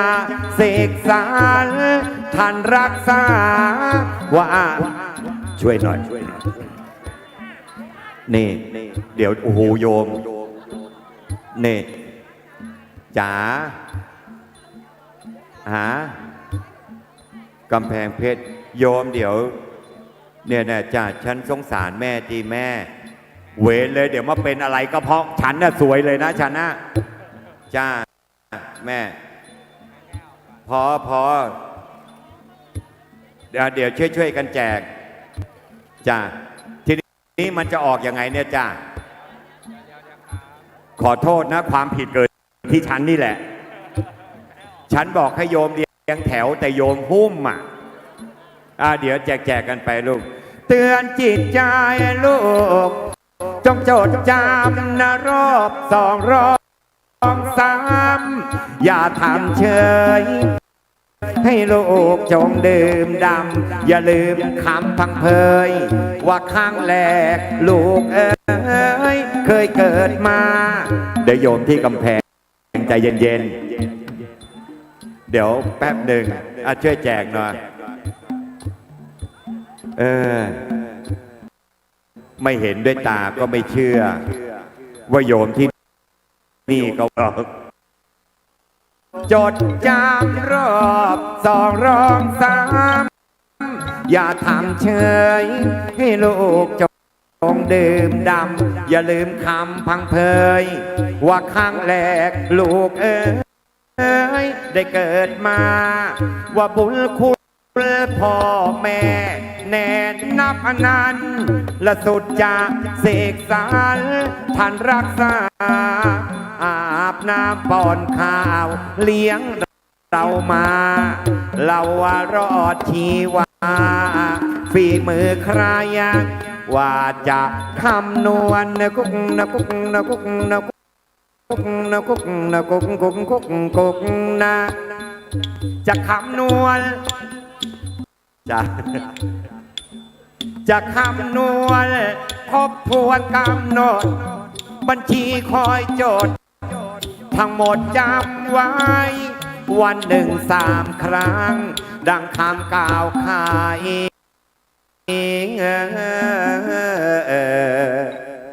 ว่าปิโยมเอา3ไปคูณ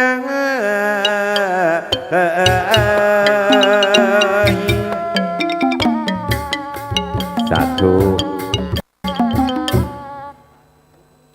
จบกัน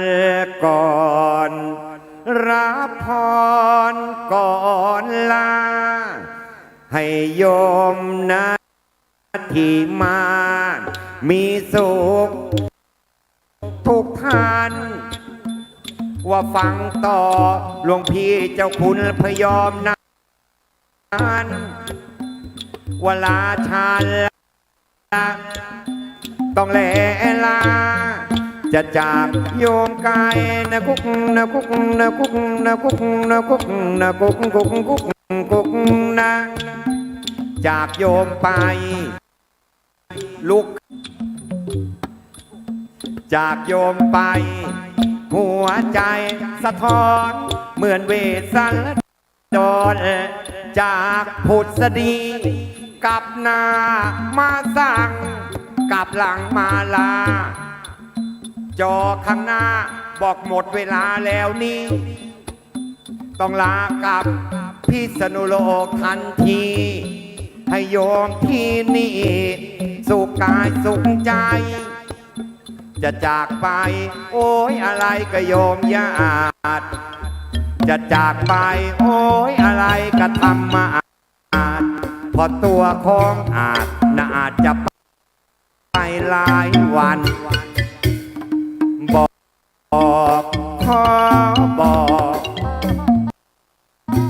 อกคุณโยมของฉันนึกกระดาษไม่อยากกวนใจเอาพูดเป็นในว่าพระต้องไปหลายวันบอกขอบอกคุณโยมของฉันนึกกระดงไปเลียลายอีกสักรอบก็แล้วกันเอาละโยมเนาะก็หลวงพี่เจ้าคุณมารอแล้วอาตมาก็จะลากลับพิษณุโลกแล้วล่ะก็ขอโยมทุกคนมีแต่ความสุขมีแต่ความเจริญเนอะให้อายุมั่นขวัญยืนสุขภาพแข็งแรงขอให้อยู่เป็นร่มโพล่มไทรให้กับพระศาสนาแล้วก็อยู่เป็นร่มโพล่มไทรให้กับลูกกับหลานท้ายสุดนี้ขอโยมเจริญสุขเจริญมั่งเจริญมีเจริญศรีเจริญชนเจริญโชคเจริญชัยไม่ว่าชาตินี้ชาติไหนคำว่าไม่มีอย่าได้เกิดขึ้นกับญาติโยมทุกคนทุกท่านเถิดสาธุอันนี้พยัญชนะด้วยใช่ไหมค่ะอ๋อพยัญชนะเศรษฐีกวางทอง สาธุสาธุ โยมใครที่ยังไม่ได้ สัก10,000ได้ไหมคะอย่าให้ต่ำ20น่าเกลียด จริงๆอยากให้พระประหลัดราชันอยู่ถึงเช้ากับพวกเรานะแหลกกันทั้งคืนเลยพี่ว่าอย่างนี้ดีไหมคราวหน้านี่หมดท่านรอบเช้ารอบหนึ่งแล้วก็รอบค่ำรอบหนึ่งแล้วไม่เหมือนกันทั้ง2 รอบครับถ้าเห็นด้วยปรบมือด้วยครับโอ้โหเป็นสัญญานะฮะท่านพระประหลัดราชันน่ารักครับเป็นพระที่เทศสนุกค่ะใจดีด้วยปีหน้าพี่แอร์เปลี่ยนจากลูกชิ้นเป็นปลาสลิดได้ไหมจริงปะพิษณุโลกไม่มีนะเพราะนั้นก็ต้องเปลี่ยนจังหวัดลูกศิษย์ท่านมีทั่วประเทศนะนะปีหน้าปลาสลิดดีไหมคะนะต้องย้ายมาทางบางบ่อสมุทรปราการอะไรเงี้ยเปลี่ยนภาคบ้างตอนนี้ลูกชิ้นที่ดังมากคือลูกชิ้นยืนกิน เหรอฮะ บุ ของ รี นี่ไง รัมย์ บุรีรัมย์เนี่ยของน้องลิซ่าไง ลิซ่าเขาทำ ลิ ไว้ ซ่า ไง โปรโมททีเดียวคนโอ้โหลูกชิ้นยืนกินดัง มายืน มาก กินกันเป็นแถวเลยที่บุรีรัมย์ ใช่ แต่ของพระประหลัดราชานี่เป็นลูกชิ้นห่อกลับฮะ หิ้วกลับเลยล่ะ ใครจะอร่อยกว่ากันล่ะนั่น มีตัวเลขล่าสุดนะครับยอดสะสมบุญตอนนี้ โอ้โหเลขสวยมาก ให้อาจารย์พนมอ่านหน่อยฮะ ตัวเลขตอนนี้นะครับที่พวกเราร่วมทำบุญด้วยกันก็คือ 187,770 บาทครับ เลขสวยเชียร์เอาเติมให้เต็ม เติมให้เต็ม อยาก ส เติม อ ให้ ง เต็ม ได้ไหม สั คะ ก2นะครับ ขาดอีกประมาณ1กว่าๆนะ เรายังมีชุดตัว อ๋อ โปสเตอร์กับเสื้อ ครับ อยากจะให้ท่านนะครับได้ร่วมบุญผ่านอย่างนี้จริง ๆ เพราะว่าจะไม่มีแล้ว ที่ไหน ใด อี ที่ ก ยัง แล้ว เมื่อกี้นี่เรารีบร้อนนิดนึงนะฮะเพราะว่า ค่ะ เราจะต้องนิมนต์ขึ้นมานะครับ ช่วงนี้ก็ก่อนที่จะนิมนต์พระเดชพระคุณเจ้ารูปสุดท้ายขึ้นมาเนี่ยนะฮะ ท่านเจ้าคุณพระพยอม อยาก อะนะ จะสอบถามว่าถ้าคันใดนะครับจะร่วมบุญเชิญเลยนะครับ เหลืออยู่อีกแค่ไม่กี่ชุดเนี่ยนะฮะเชิญเลยครับ เสื้อมีเท่มีท็อป แล้ว พร้อมลายเซ็น ก็โปสเตอร์นะครับ พร้อมลาย เป็น เซ็น สัญลักษณ์พร้อมลาย พระ เซ็น ทุก ความ รู พิ ป เศษ นะ คื คะ อลายเซ็นของ นี่ พระ คื เด อ ชพระคุ นี่ ณ คือ เจ้า สัญลักษณ์ของมีเทศมีท็อป ถูกต้อง แต่ ครับ ละปีไม่ซ้ำกัน เชิญเลยนะฮะเดี๋ยวเราเดินไปตรงนั้นเนี่ยนะครับท่านบอกความประสงค์ได้เลยนะครับ ค่ะ1ชุดเท่าไหร่ 1 ชุด 800 บาทนะฮะ 800 บาท รค เท่านั้น ดิมนะครับ ค่ะ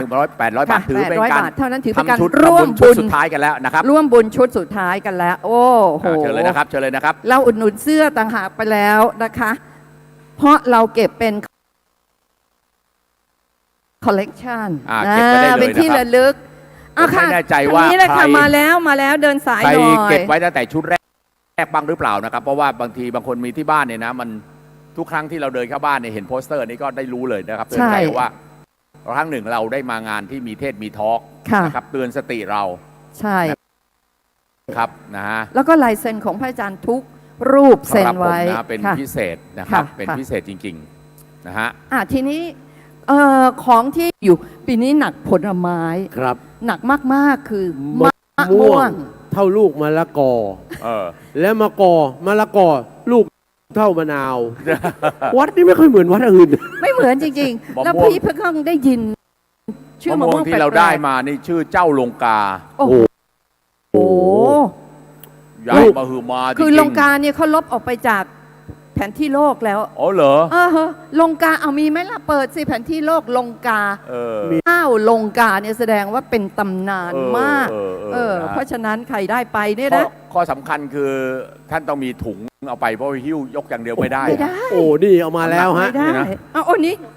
เอานี่เขียวเสว เขียวย เสวย เขียวเสวยเต็มเดี๋ยวดูซิว่าท่านเจ้าคุณจะมีทางให้ท่านร่วมบุญยังไง ถ้า เขียวเสวยสด เนี่ยให้ญาติโยมลองซ้อมรับไหมฮะเผื่อท่านจะโยน คง วอลเล ไม่ ย์บอล คงไม่คิด อ๋อ อาฆาตพยาบาทจองเวรแบบว่าท่านคิดนะ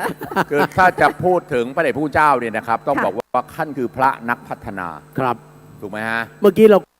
คุยกันเล่นๆว่า ครับ จริงๆอยากให้ท่านเนี่ยได้รับตำแหน่งรัฐมนตรีว่าการกระทรวงเกษตรและสหกรณ์ เหมาะนะ เหมาะนะ ครับควบกับกระทรวงแรงงาน โอ้ เพราะว่าคนที่เดือดร้อนมาเป็นแรงงานที่วัดสวนแก้วเยอะมาก สลบมาฟื้นไป ครับ นี่ ความจริงอยากให้ท่านรับตำแหน่งอธิบดีกรมที่ดินนะ ทำไมฮะ จะได้เปลี่ยนในโฉนดถุงกล้วยแขกเนี่ยนะครับ แล้วท่านจะอายุยืนแน่นอนมา ท่านก็แจกจ่ายให้กับเด็กให้กับสถานที่สงเคราะห์คนที่เดือดร้อนคนยากจน คือความสุดยอดจริงๆนะครับ ครับ ไม่ต้องพูดถึงการก่อสร้างสิ่งที่เป็นวัตถุทั้งหลายนะฮะ ไม่มี ท่านสร้างงาน สร้างคน อาชีพ ครับ แล้วก็สร้างคน เดี๋ยวลองถามท่านดูหน่อยฮะว่าที่สวนวัดสวนแก้วเนี่ยมีทุเรียนสายพันธุ์อะไรบ้างเยอะมากที่อนุรักษ์เอาไว้ ใช่ไหมฮะ และมะม่วงด้วย ครับ ลองนึกดูนะครับว่า จังหวัดนนทบุรีวัดสวนแก้วอยู่เนี่ยนะเรานึกถึงแต่ทุเรียนเมืองนนท์แต่วันนี้หายาก หายากค่ะ ต้องจองนะ ถึงเยอะก็ต้องจอง อีกอย่างหนึ่งที่อยากจะแนะนำแล้วชวนไปสวน ฮะ สวนท่านน่ะ ที่สร้างใหม่ใช่ไหม ท่านน่ะ สวยมากเลยอยากว่า ไหนใครคิดจะแต่งงานอีกครั้งบ้างคะ เฮ้ย ไปจัดพรีเวดดิ้งที่นั่นเหมาะเหลือเกิน เออ สวยมาก ส ทุ วย ก มาก มุมเลย สวนต้นไม้ดอก ต้องแซยิดแล้วเหรือมั้งฮะ ฮะ ไม่แหม ฮะฉลอง 72 ปี 71 ปีอะไรเงี้ย แหมอันนั้นมันปกติไป เหรอฮะ เราต้องทำอะไรล้ำๆบ้าง รุ่นนี้คล้องพวงมาลัยถ้าจะไม่ไหวเอาบ้างฮะ เอานะ อีกเฮือกหนึ่งอ่ะ พอไหวเนาะ ถ้าเราจดจำพระคุณเจ้าได้นะครับ เมื่อก่อนดังที่สุดก็คือตอนเทปที่ออกเทปเนี่ยนะ โอ้โห ใช่ อาจารย์เกรียงศักดิ์ประคองวงศ์คุณหมอเกรียงศักดิ์ทำไว้ ใช่ครับ เป็นแคสเซ็ตรุ่นนี้ไม่รู้จักแล้วมั้ง เมื่อก่อนเนี่ยนะขอโทษทีนะ เทปของท่านนี่สนุกจริงๆถูกไหมฮะ 3 ม้วนอยู่ในหนึ่งกล่องตลับสวย อ่า โอ้โห ก็เรียกว่าอะไรนะ เปลี่ยนแปลงแนวในวิธีการ แนวเทศ ถูกไหมฮะ ครับ ที่เข้าถึงทุกคนกลุ่มเหล่าโดยเฉพาะยิ่งนักเรียนนี่นะ อนุบาลเงี้ยชอบ ก็ยังชอบเลยถูกไหมครับ ชอบ แล้วก็เป็นเจ้าของวลีเด็ดเยอะแยะมากมายถูกไหมค เช่ รั น ครับ โกรธคือโง่ โมโหคือบ้าใช่ไหมฮะอันนี้ชัดเจนถูกไหมครับ อ้าวเหล้ากับนม เล่าขอโทษทีนะเขาถามว่าท่านก็ถามว่าขอโทษทีนะระหว่างเหล้ากับขี้เนี่ยนะ เอาเหล้ากับขี้ หมากินอะไร หมากินอะไร กินอะไร มาถามผมได้ไงผมไม่ใช่หมานี่ ท่านก็ มาหัน บอกว่า ถามอาจารย์เนยดิพี่หันไม่คิดเลย ผมเดี๋ยวตอบว่า แบบมั่นใจมาก หมามันเล เนี่ย ย ต้องถามอาจารย์เนยเรื่องเนี้ย อ๋อเหรอ ฮะเคยเป็นมาก่อน สุดท้ายใครกินเหล้าเยอะๆเขาเลยเรียกว่าไอ้ขี้เหล้าไง นี่เอง และถ้าท่านพร้อมแล้วขณะนี้ท่านรอเราอยู่ตั้งแต่ตอนบ่ายๆแล้วครับ ครับ ขอกราบนิมนต์ฮะ ท่านเป็นเจ้าวาดวัดสวนแก้วจังหวัดนนทบุรีจริงๆยังมีวัดสวนแก้วที่สา สา ขา ขา อื่นอีกด้วย ต่างๆหลายจังหวัดนะคะ หลายที่เลย ค่ะ ทีเดียวนะค ครั รับ บ โอกาสนี้ขอกราบนิมนต์นะครับ พระราชธรรมนิเทศเจ้าคุณพระพยอมนะครับกัลยาโนครับขอกราบนิมนต์ครับ แล้วก็มีเพจของท่านนะคะกัลยาโนโอเคนมัสการค่ะ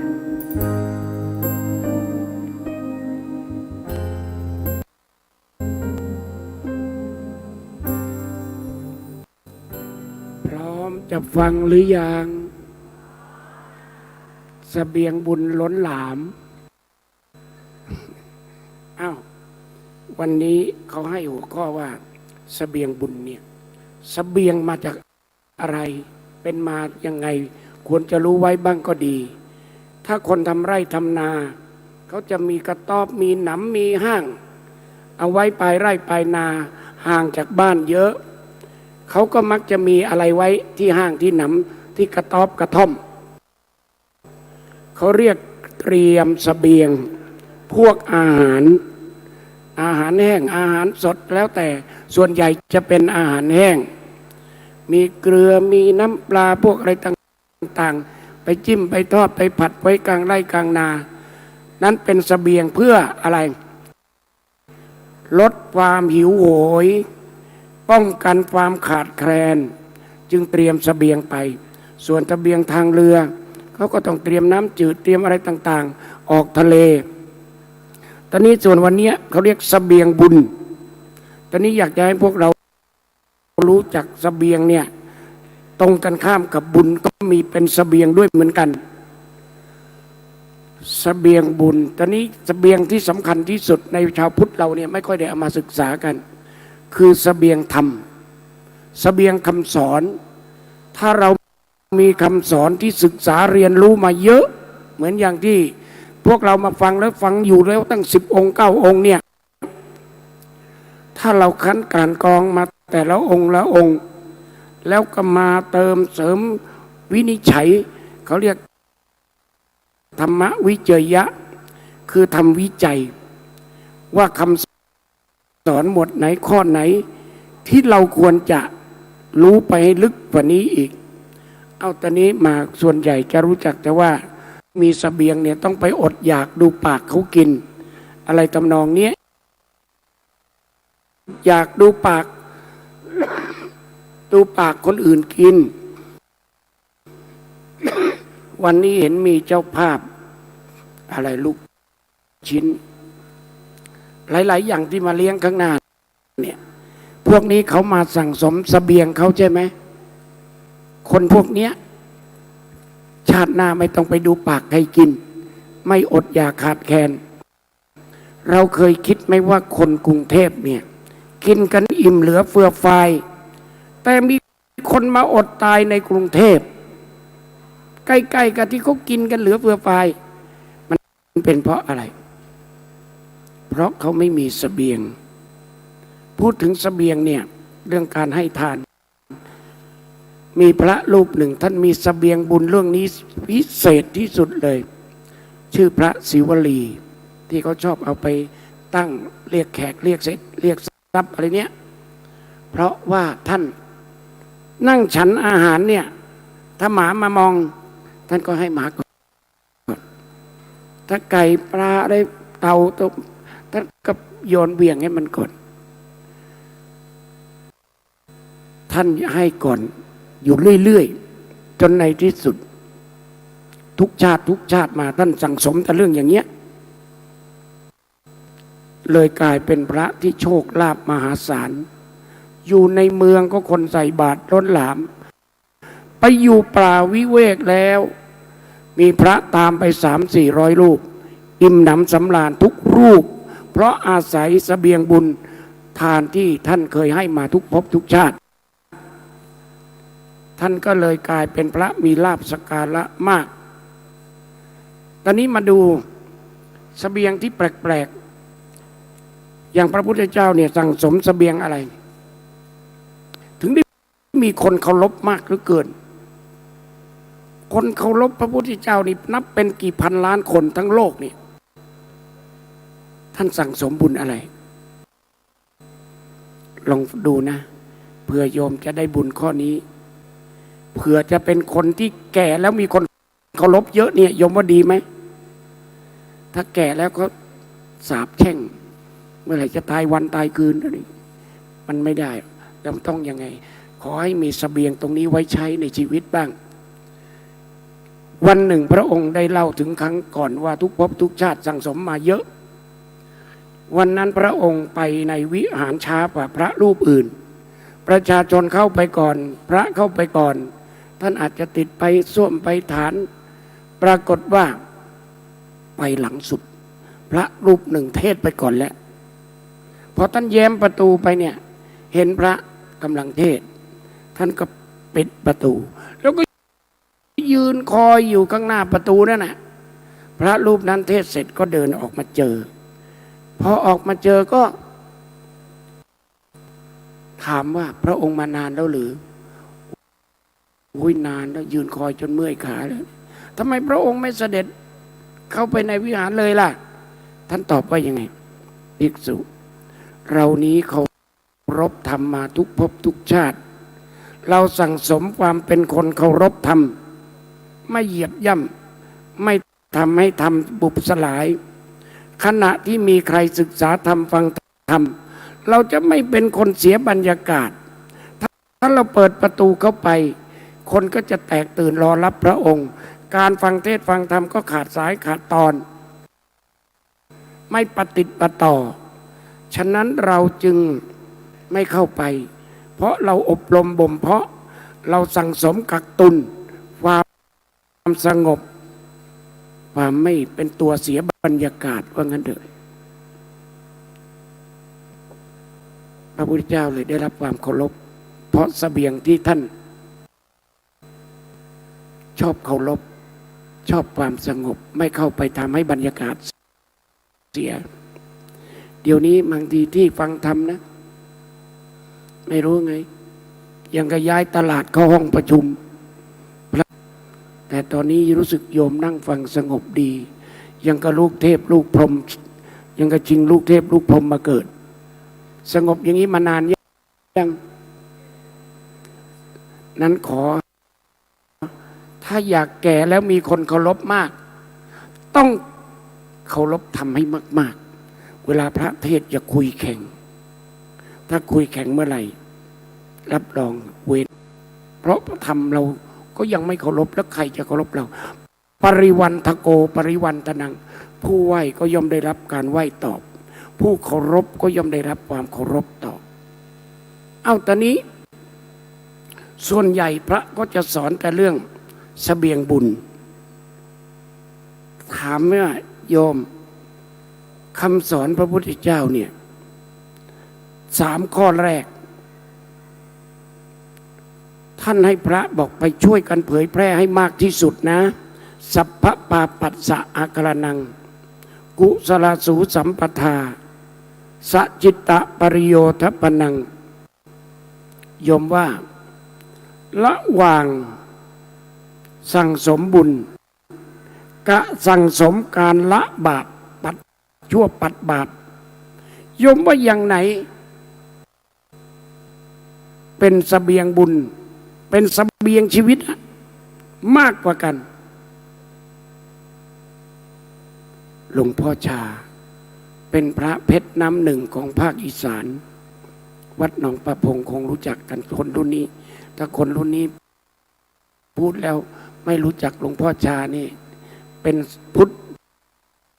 โดยทะเบียนบ้านและสัมมโนครัวท่านบอกวันนั้นเนี่ยญาติโยมพากันไปทอดกฐินพระป่าที่วัดท่านเป็นล้านๆจากกรุงเทพถ้าเป็นพระอื่นเนี่ยนะจะต้องชื่นชมโยมดีโยมอย่างนั้นอย่างนี้ประจบสพว่างั้นเถอะแต่ท่านกลับพูดว่าโยมที่มาทำบุญกันเยอะๆเนี่ยนะฉันว่าละบาปดีกว่าทำบุญแล้วท่านก็อุปมาเปรียบเทียบให้ฟังว่าคนละบาปไม่ทำบุญเหมือนคนอาบน้ำแต่ไม่แต่งตัวส่วนคนทำบุญแล้วไม่ละบาปถามโยมน้ำกับแต่งตัวเนี่ยโยมจะทำอะไรก่อนใช่ก่อนจะมาเทศก็อาบน้ำมาก่อนไม่ใช่ห่มจีวรก่อนน้ำไม่อาบเหนียวตัวแย่คนไทยเนี่ยเวลาบ้านเมืองมีปัญหาอะไรก็ชอบพูดว่าจะทำบุญให้บ้านในเมืองแต่ไม่เคยพูดว่าจะละบาปให้บ้านในเมืองได้อยู่ดีมีสุขอันเนี้ยขอฝากญาติโยมเป็นกันสุดท้ายที่เสบียงที่เราควรทำที่สุดฝึกละบาปฝึกละบาปชั่วเลวบาปต้องปัดออกจากตัวอาตมาเอามาแปลเป็นภาษาฟังง่ายๆสัพพปาปัสสะอาการนังแปลว่าปัดบาปออกจากตัวปัดชั่วออกจากใจโยมเมื่อไม่กี่วันมีข่าวสสว่าที่สสคะแนนท่วมได้แล้วแต่ต้องเสียใจต้องลาออกเพราะไปดื่มเหล้าแล้วขับรถร้องไห้ร้องห่มกันกอดกันกลมเขาได้ฐานคะแนนเสียงเยอะแต่เขาขาดบารมีเรื่องอะไรละบาปปัดบาปถ้าเขาปัดแก้วเหล้าออกจากปากจากใจเขาก็ต้องได้เป็นสสนั่งเก้าอี้ต่อไปแต่เขาไม่มีเสบียงตัวละบาปปัดบาปปัดชั่วปัดเลวเขาก็ไปดื่มเหล้าแล้วก็ขับรถพอถูกเป่าเกินร้องไห้ลาออกได้คะแนนแต้มเสียงพรรคนี้ปรี๊ดเลยแลนสไลด์เลยแต่ขาดเสบียงละบาปนั้นโยมระวังนะหลวงพ่อพุทธทาสที่ท่านก็เคยเตือนอย่าบ้าบุญหลงบุญเมาบุญจนลืมละบาปถ้าเขาฝึกปัดบาปออกจากตัวปัดชั่วออกจากใจเพื่อนส่งแก้วเหล้าให้ก็ปัดออกไปเขาก็ยังได้นั่งเก้าอี้สสได้ต่อไปสบายและอาตมาเฝ้าดูนักการเมืองเนี่ยไม่มีนโยบายคำสอนพุทธเจ้าข้อแรกเลยไม่เอาคำสอนข้อแรกเป็นเสบียงให้เกิดความมั่นคงยั่งยืนถาวรประเดี๋ยวก็คอยดูเช่นคำสอนบอกให้อยู่กับปัจจุบันอดีตมันผ่านไปแล้วอนาคตยังมาไม่ถึงอะไรไปบอกคนนี้พรรคนี้มาร่วมกับเราไม่ได้หรอกเพราะอดีตไปเป่านกหวีดไปอยู่พรรคนั้นพวกนี้พุทธเจ้าบอกอดีตมันก็ผ่านไปแล้วอนาคตยังมาไม่ถึงจะไปภาวะพะวงทำไมแล้วก็ไล่สไลด์อะไรกันไม่รู้ว่ามีมึงก็ไม่ต้องมี กู ผลที่สุดอยู่กับอดีต ไม่อยู่ปัจจุบันจะรีบตั้งให้มันเร็วๆเดี๋ยวก็จะได้รัฐบาลบริหารประเทศนี่ตึกตักกึกกักเป็นจระเข้ฝังคลองกันอยู่เงี้ยนั่นคือไม่ละบาปถ้าละบาปออกเยอะๆนะอาตมาอยากจะให้มันมีสักพักหนึ่งประกาศว่าถ้าเป็นรัฐบาลจะมีนโยบายละบาปชวนคนละบาปทั้งประเทศแล้วก็จะมีรางวัลเนี่ยล่อให้มันต่างกันยอมดูไหมรัฐบาลเขาให้เบี้ยเลี้ยงเบี้ยยาวๆอะไรต่างๆแจกเนี่ยดีเขาก็แจก10,000ชั่วเขาก็แจก10,000มันต้องควรจะเป็นยังไงถ้าคนดีควรแจกสัก10,000ถ้าชั่วติดคุกติดตารางติดเหล้าติดยาควรจะเหลือสัก3,000 2,000นี่เท่ากันเป๊ะเลยแสดงว่าวินิจฉัยคำสอนพุทธเจ้าไม่ได้เลยแล้วใครมันจะอยากทำดีเพราะว่าดีก็ได้เท่ากันไม่ดีก็ได้เท่ากันเรื่องนี้ต้องชาวพุทธเราต้องปรับแผนใหม่ต้องมีเสบียงให้บุญ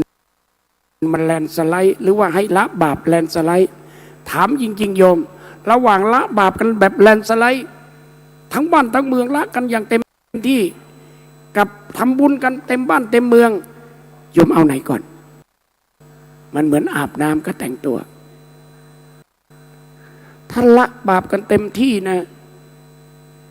ตำบลไหนอำเภอไหนอิบัตินี้แม่ไม่มีผัวฆ่าเมียไม่มีพี่ฆ่าน้องตำบลใดอำเภอใดละบาปได้เยอะควรทุ่มเงินไปพัฒนามีรางวัลคุณจะได้ละบาปละชั่วละเลวละเวรไม่อย่างนั้นเดี๋ยวก็เกิดEMใหม่บานเลยใช่ไหมมันเล่นการพนันวันละ10 ล้านเนี่ย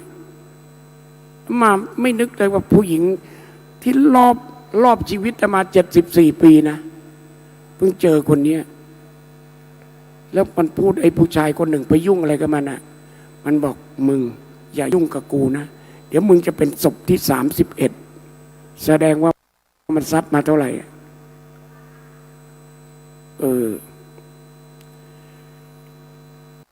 ในคำสอนเนี่ย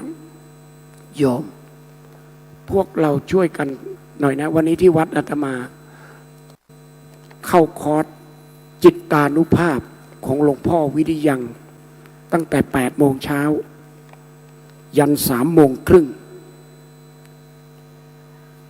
เสบียงที่ควรจะสะสมอย่างยิ่งคืออะไรโยมเสบียงที่ควรสะสมกันอย่างยิ่งนอกจากทานนอกจากศีลคือสั่งสมภาวนากันไว้บ้างมิฉะนั้นจิตคนจะต่ำทรามไม่มีอานุภาพที่จะยับยั้งเบรกล้างความชั่วความเลวบาปจะทำบาปกันอย่างชนิดที่อย่างหลวงพ่อพุทธทาสว่าศีลธรรมไม่กลับมาโลกาจะพินาศนั้นตอนนี้ถ้าเราปลุกระดมกันให้ละบาปบุญเนี่ยอาจจะทำบ้างแต่ว่าถ้าละบาปได้ก่อนแต่ที่จริงนะครบได้3 ข้อก็ดีแต่ขอให้ละบาปก่อนแล้วค่อยมีเวลาไปสั่งสมบุญและสั่งสมบุญอย่าลืมต่อด้วยข้อสุดท้ายทำจิตให้ใสสะอาดอามาเมื่อ2 วันนั่งรับบาตรหน้าวัดมียายแก่คนหนึ่งมาใส่บาตรทุกวันพระมาทีไรต้องบ่นด่าลูกอย่างนั้นคนข้างบ้านเลวอย่างนั้นพูดแต่คนชั่วใส่บาตรทำบุญแต่จิตไม่บริสุทธิ์เลยคิดด่าแต่ไอ้คนนั้นคนนี้ข้างๆบ้านมาเล่า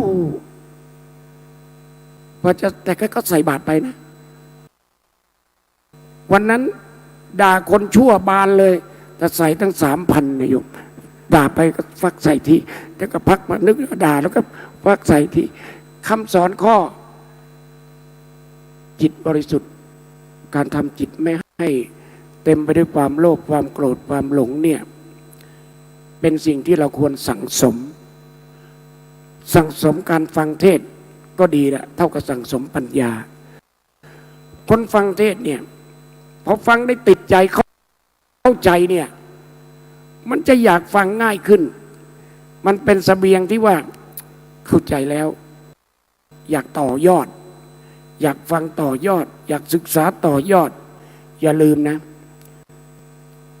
การเข้าใจคำสอนพระพุทธเจ้าเนี่ยเป็นเสบียงที่ดีที่สุดอาตมาคิดอยู่ทุกวันนี้ที่รอดมาเนี่ยเมื่อวานนี้มีคนเข้ามาถามหลวงพ่อตอนนี้ทำผลงานอะไรต่ออะไรใหญ่โตเลี้ยงคนเป็นตอนนี้หลวงพ่อปลื้มใจภูมิใจอะไรที่สุดโยมใครตอบถูกเดี๋ยวให้หนังสือ1 เล่มมะม่วง3 ลูกลองเดาดูดิว่าพระพยอมเนี่ยปลื้มใจภูมิใจในชีวิตเนี้ยเรื่องอะไรมากที่สุดฮะว่าไงนะอ๋อภูมิใจที่ทำให้คนมีจิตใจดีอ้าวยังห่างโยมมีไหม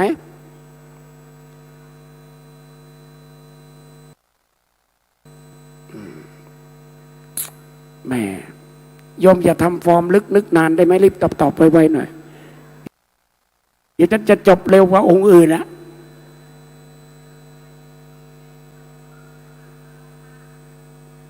ช่วยคนนี่ช่วยมาเยอะช่วยจนกระทั่งมันเรียกเราว่าพ่อคนที่2ไอ้พวกคนพิการเนี่ยแต่มาเลี้ยงไว้30 กว่าคนนั่งสับไม้ใบไม้อะไรไปมันบอกมาเนี่ยถ้ากูไม่มีพระพยอมมีแต่พ่อกูคงสวยกว่านี้เยอะแต่ได้พระพยอมเหมือนเป็นพ่อองค์ที่2ของเขาอะไรเนี้ยเพราะทำให้เขามีกินทำให้เขามีงานมีเงินมีที่กินที่นอนกินอิ่มนอนอุ่นว่างั้นเถอะพ่อยังไม่ได้ช่วยเขาอย่างนี้ไอ้นี่มันพูดให้เราได้ยินบ่อยๆแต่ความปลื้มใจไม่ได้อยู่ตรงนี้ถึงจะเป็นพระที่เขาชอบลือกันนะเมื่อเร็วๆนี้มีไอ้ทิศถูกจับศึกชื่อในคมเนี่ยมันเอาเงินไปฝังดินตั้งหลายร้อยล้านคิดได้ยังไงได้เงินหลังไหลก็มาแล้วแทนที่จะเจาะช่องออกระบายอามานี่เจาะช่องระบายไว้เรียบร้อยที่จริงมีเงินถ้าเก็บนะยมลองเดาสิหลักพันล้านอะสักกี่พันไม่ต่ำกว่า5,000 ล้านเพราะอะไรลองดูช่องออกนะเผยแพร่พิมพ์หนังสือเนี่ยพิมพ์หนังสือทีหนึ่งเนี่ย2 ล้าน 3 ล้านอย่างเล่มนี้เนี่ยโยมลองเดาที่ใช้งบประมาณทำเท่าไหร่พิมพ์หมดไปจำแนกแจกจ่ายไปเนี่ย10 กว่าล้านจ้างวาดภาพสวยทั้งเล่มนี้เฉพาะจ้างวาดภาพอย่างเดียวก็900,000แล้วเล่มนี้พิมพ์ไม่รู้กี่ครั้งและเล่มแรกเลยปุ๋ยมนุษย์เนี่ยค่าพิมพ์หนังสือแจกเทปแจก100 ล้านไม่อยู่400-500 ล้านสงเคราะห์คนชราคนพิการหมาแมวที่วัดคนตกงานไม่ต่ำกว่าตั้งกระทำมาเนี่ย2,000 ล้านและพัฒนาจากวัดมีที่ดินแค่3 ไร่เดี๋ยวนี้เดาที่เป็นเท่าไหร่350 ไร่และซื้อตามสาขาเบ็ดเสร็จ4,600 ไร่ที่ปลูกผลไม้เต็มไปเนี่ยให้คนยากคนจนถ้าจะมาเก็บนะมากกว่าทิศคมนี่ไม่รู้กี่เท่าแต่โชคดีเจาะไปทางนี้เจาะไปทางนู้น ให้คนได้กินได้ใช้ ผลที่สุดตอนนี้ทิศกรมมีเงิน100-200 ล้าน แต่พระพยอมตอนนี้มีหนี้150 ล้าน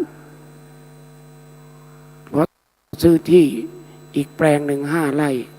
ติดถนนใหญ่ เพราะท่องประตูเท่าเก่าทางเก่ารถบัสเข้าไม่ได้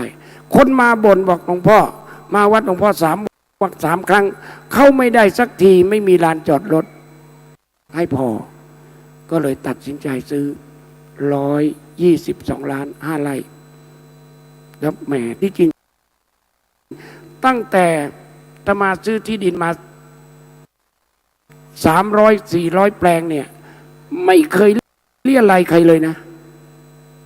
มีอุดมการณ์ไม่อยากกวนเขาแต่เที่ยวนี้ลำบากเพราะว่า122 ล้านผ่าน3 ปี 4 ปี3 ปี 4 ปีใช้หนี้หมดคราวนี้ก็เลยบอกว่าโยมวันที่4 มิถุนาจะมีการทอดพระป่ากระบอกถ้าใครใส่กระบอกนี้ไปก็จะมีทุเรียนเงาะมังคุดมะม่วงเลี้ยงใครมีหิ้วกระบอกไปเข้าไปซอยนี้มีผลไม้ทานใครไม่มีกระบอกไปซื้อเอาเองไปซอยนู้นเนี่ยกะว่าทอดพระป่าครั้งแรกในชีวิตบอกบุญนอกวัดครั้งแรกในชีวิตจะเสี่ยงดูว่าน่าจะได้สัก10 ล้านไหมถ้าได้10 ล้านก็พอใช้หนี้ส่งงวดมิถุนาเนี่ยจะส่งงวดนะโยมไม่รู้นะชีวิตมาเนี่ยบวชมาแล้วไม่ชอบเรียนอะไรใครเลยเพราะอยู่สวนโมกหลวงพ่อพุทธทาสสอนเรื่อยใช้เงินใช้ทองที่เขามาทนุบำรุงพระศาสนา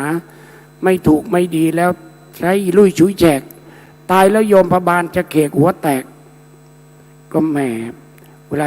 ใครอยากจะไปก็วันที่4 มิถุนาแต่เป็นวันแรกและก็ครั้งสุดท้ายถ้าโยมเห็นพระพยอมไปบอกบุญข้างนอกอีกเรียอะไรอีกก็บอกไม่ต้องไปแล้วคบไม่ได้แล้วองค์นี้พูดไม่จริงครั้งนี้ครั้งเดียวแล้วก็ครั้งสุดท้ายเพราะว่าเขาบีบบังคับเราปีเดียวต้องส่ง4 งวดงวดละ25 ล้านงวดแรกเนี่ยมิถุนาหลังจากนั้นก็ไปธันวาเกือบธันวาแล้วก็ไปปี67อีก2 งวดจบนะแล้ววันนี้โยมเมื่อกี้พระแจกอย่างอื่นแจกให้ห้อยคอแต่คราวนี้วัดสวนแก้วพระพยอมจะแจกให้เข้าคอกลืนเข้าคอไม่รู้ได้ครบไม่ครบแต่โยมต้องได้แถวหน้ามาเอาก่อนนี่นะต้องเอาแค่ลูกเดียวนะอย่าหยิบด้วยความงกอย่าหยิบด้วยความโลภอย่าหยิบด้วยความเห็นแก่ตัวเดี๋ยวใครช่วยยกหน่อยเดี๋ยวช่วยยกไปไว้ตรงข้างล่างเอาแถวหน้ามาหยิบก่อนนะแถวหลังชุลมุนไม่ยอมถ้ามีการเหยียบกันตายเพราะพระพยอมเอามะม่วงมาแจกขายขี้หน้าไม่ยอมฟังมาตั้ง10 องค์แล้วองค์นี้ฟังกี่กันอะไรไม่ได้สักกันหนึ่งลองที่กันความงกกันอย่าแย่งแถวหน้าหยิบก่อนแถว2ตามมาแถวมาหยิบได้เลยจ้ะส่วนจะให้สักบาท2 บาทก็ได้ไม่ให้ก็ได้ไม่ว่าอะไรนะแล้วใครจะเอากระบอกไปหยอดคิดว่าจะไปวันที่4ได้ ใครช่วยหน่อยทีเร็วมาเอาใครต้องการกระบอกมีมาแค่4 ลูกโยมเอานู่นคนนี้เร็วเหลือ2 ลูกหมดแล้วเอามาแค่นี้เหลือ2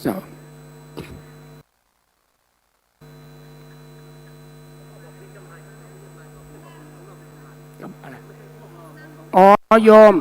มะม่วงเนี่ยนะ ถ้ายังไม่พอนะโยมไปเอาข้างนอกยังมีจำหน่ายอยู่3 โล100 เดียวม่วงเขียวเสวยจากไหนโยมที่ถืออยู่ในมือเนี่ยเขียวเสวยนี้จากอำเภอคูเมืองจังหวัดบุรีรัมย์ตลาดไทยเคยเอ่ยปากว่ามะม่วงเขียวเสวยที่เปรี้ยวหวานมัน3 รสจัดมีอยู่2 แห่งคือประแสที่ระยองเนี่ยตลาดไทยบอกอร่อยมากแล้วก็ที่หนึ่งเลยก็คือบุรีรัมย์อำเภอคูเมืองนะคูเมืองอ้าวแทบไม่ต้องให้พรแล้วมั้งโยมสำลักพรหรือยัง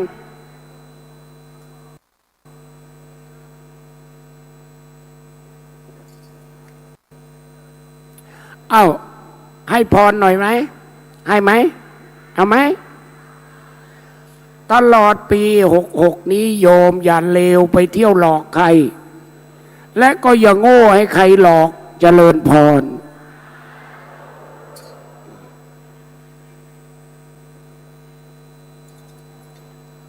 เอาปิดเลย สาธุค่ะสาธุ โอ้สุดยอด พรนี้ศั มาก ดิ์สิทธิ์ใช่พรนี้ขลังจริงๆ ถ้าใครปฏิบัติได้นะคะ สาธุค่ะอนุโมทนาบุญค่ะ สุดยอดมากเลยนะครับ สุดยอดพระนักพัฒนา ที่เป็นแบบอย่างที่ดีของพระสงฆ์ในประเทศไทยและ แล้ว ต่าง ก็ ประ ได้ เท รั ศ บการแต่งตั้งเรียบร้อยไปแล้วจากพระคุณเจ้า2 รูปว่าเป็นรัฐมนตรีว่าการกระทรวงเกษตร ครับ และกระทรวงแรงงาน และขออนุญาตนะครับการที่เราฟังเทศน์กันในวันนี้และร่วมทำบุญกันด้วยเนี่ยตัวเลขด้วยการซื้อมะม่วงจากวัดสวนแก้วนะครับ ตัวเลขในมือผมนะครับ ตัวเลขในมือผม ต้องฟังนะครับต้องฟังตัวเลขนี้ เลขสวยจริงๆเลย ครับ ผมจะประกาศให้ฟังแบบเอาแบบธรรมดาหรือแบบ FM ฮะ ประกาศทีละหลักก็ได้ครับ หลักหน่วยหลัก10รางวัลที่ 1 เลขที่ออก เลขที่ออก2000266ว้าว2,266,000 ครับ โอ้ แล้วถ้าเอาตัวเลขทั้งหมดบวกกันจะได้เท่ากับ16เลขท้าย2 ตัวโอ้โห อุ้ยนี่ถ้าถูกจริงๆ นี่เราโดนปิดทองนะ ทีนี้จะบอกไปทำไมอยู่ใน16บอกไปเพื่ออะไร บอกไปให้เผื่อแบบบางท่านนะ อยากหาตัวเลขบ้าง อยากสนุกกับมัน ใครจะเติมให้เต็มขันเชิญเลยนะคะ เทกระเป๋ามาก็ได้ค่ะ ไม่อยากพกกลับบ้านก็มาเท แล้ว ตรง ก็ นี้เล ท่านอยาก ย รู้ตัวเลขล่าสุดเผื่อมีการสมทบอะไรเพิ่มเติมให้ท่านดูจากแล้วก็โอเคแมส ครับ นะครับเป็นเพจของโอเค แล้ว แม ก็ ส ไล นะ น์ ครับ นะคะไลน์ แล้ววันนี้ผมคิดว่าโอกาสอันดีนะครับ เราก็ถือโอกาสล่ำลากันนะครับ ครับท้ายที่สุดนี้ขออนุญาตขอบพระคุณทุกท่านนะครับ คุณแม่คุณพ่อคุณลุงคุณป้านะครับ ผู้อาวุโสทั้งหลายที่มาร่วมฟังเทศน์ฟังธรรมในวันนี้ ขอท่านสุขภาพดีๆร่างกายแข็งแรงเราจะได้เจอกันอีกในปีหน้าในครั้งที่11ครับ ค่ะ ครั้งที่11สาธุคุณปุ๊กไปไหน อยู่มาแล้วค่ะมาแล้วค่ะ ครั้งที่11 เราก็ค่ะ ต่อไปนะครับ ขอถ่ายรูปร่วมคิดตังค์นะคะจะได้เต็มขัน ได้ค่ะเชิญคุณปุ๊กฮะ ค่ะก็ต้องขอบคุณอนุโมทนาบุญกับทุกท่านนะคะเราได้เจอกันใหม่แน่นอนในปีหน้าก็ฝากติดตามข่าวจากLine แอดของ OKMAS หรือว่า Facebook สื่ออาสาประชาชนว่าเราจะไปสัญจรที่ไหนเมื่อไหร่นะคะแล้วก็เดี๋ยวยอดเงินทั้งหมดพรุ่งนี้ใน Facebook สื่ออาสาประชาชนกับ Facebook OKMAS เดี๋ยวพวกจะรายงานยอดเงินเพิ่มเติมนะคะน่าชื่นใจนะคะน่าชื่นใจนะตอนนี้นี่200,000ขึ้นมาได้เนี่ยโอ้ยชื่นใจจริงๆอนุโมทนาบุญ ขอ ค่ะ ความสุขสวัสดีจงบังเกิดกับทุกท่านนะครับ โชคดีปลอดภัยทุกท่านทุกคนสาธุค่ะ สวัสดีครับสวัสดีครับ ค่ะเดินทางปลอดภัยนะคะเดี๋ยวพวกไปรอส่งหน้าประตูค่ะ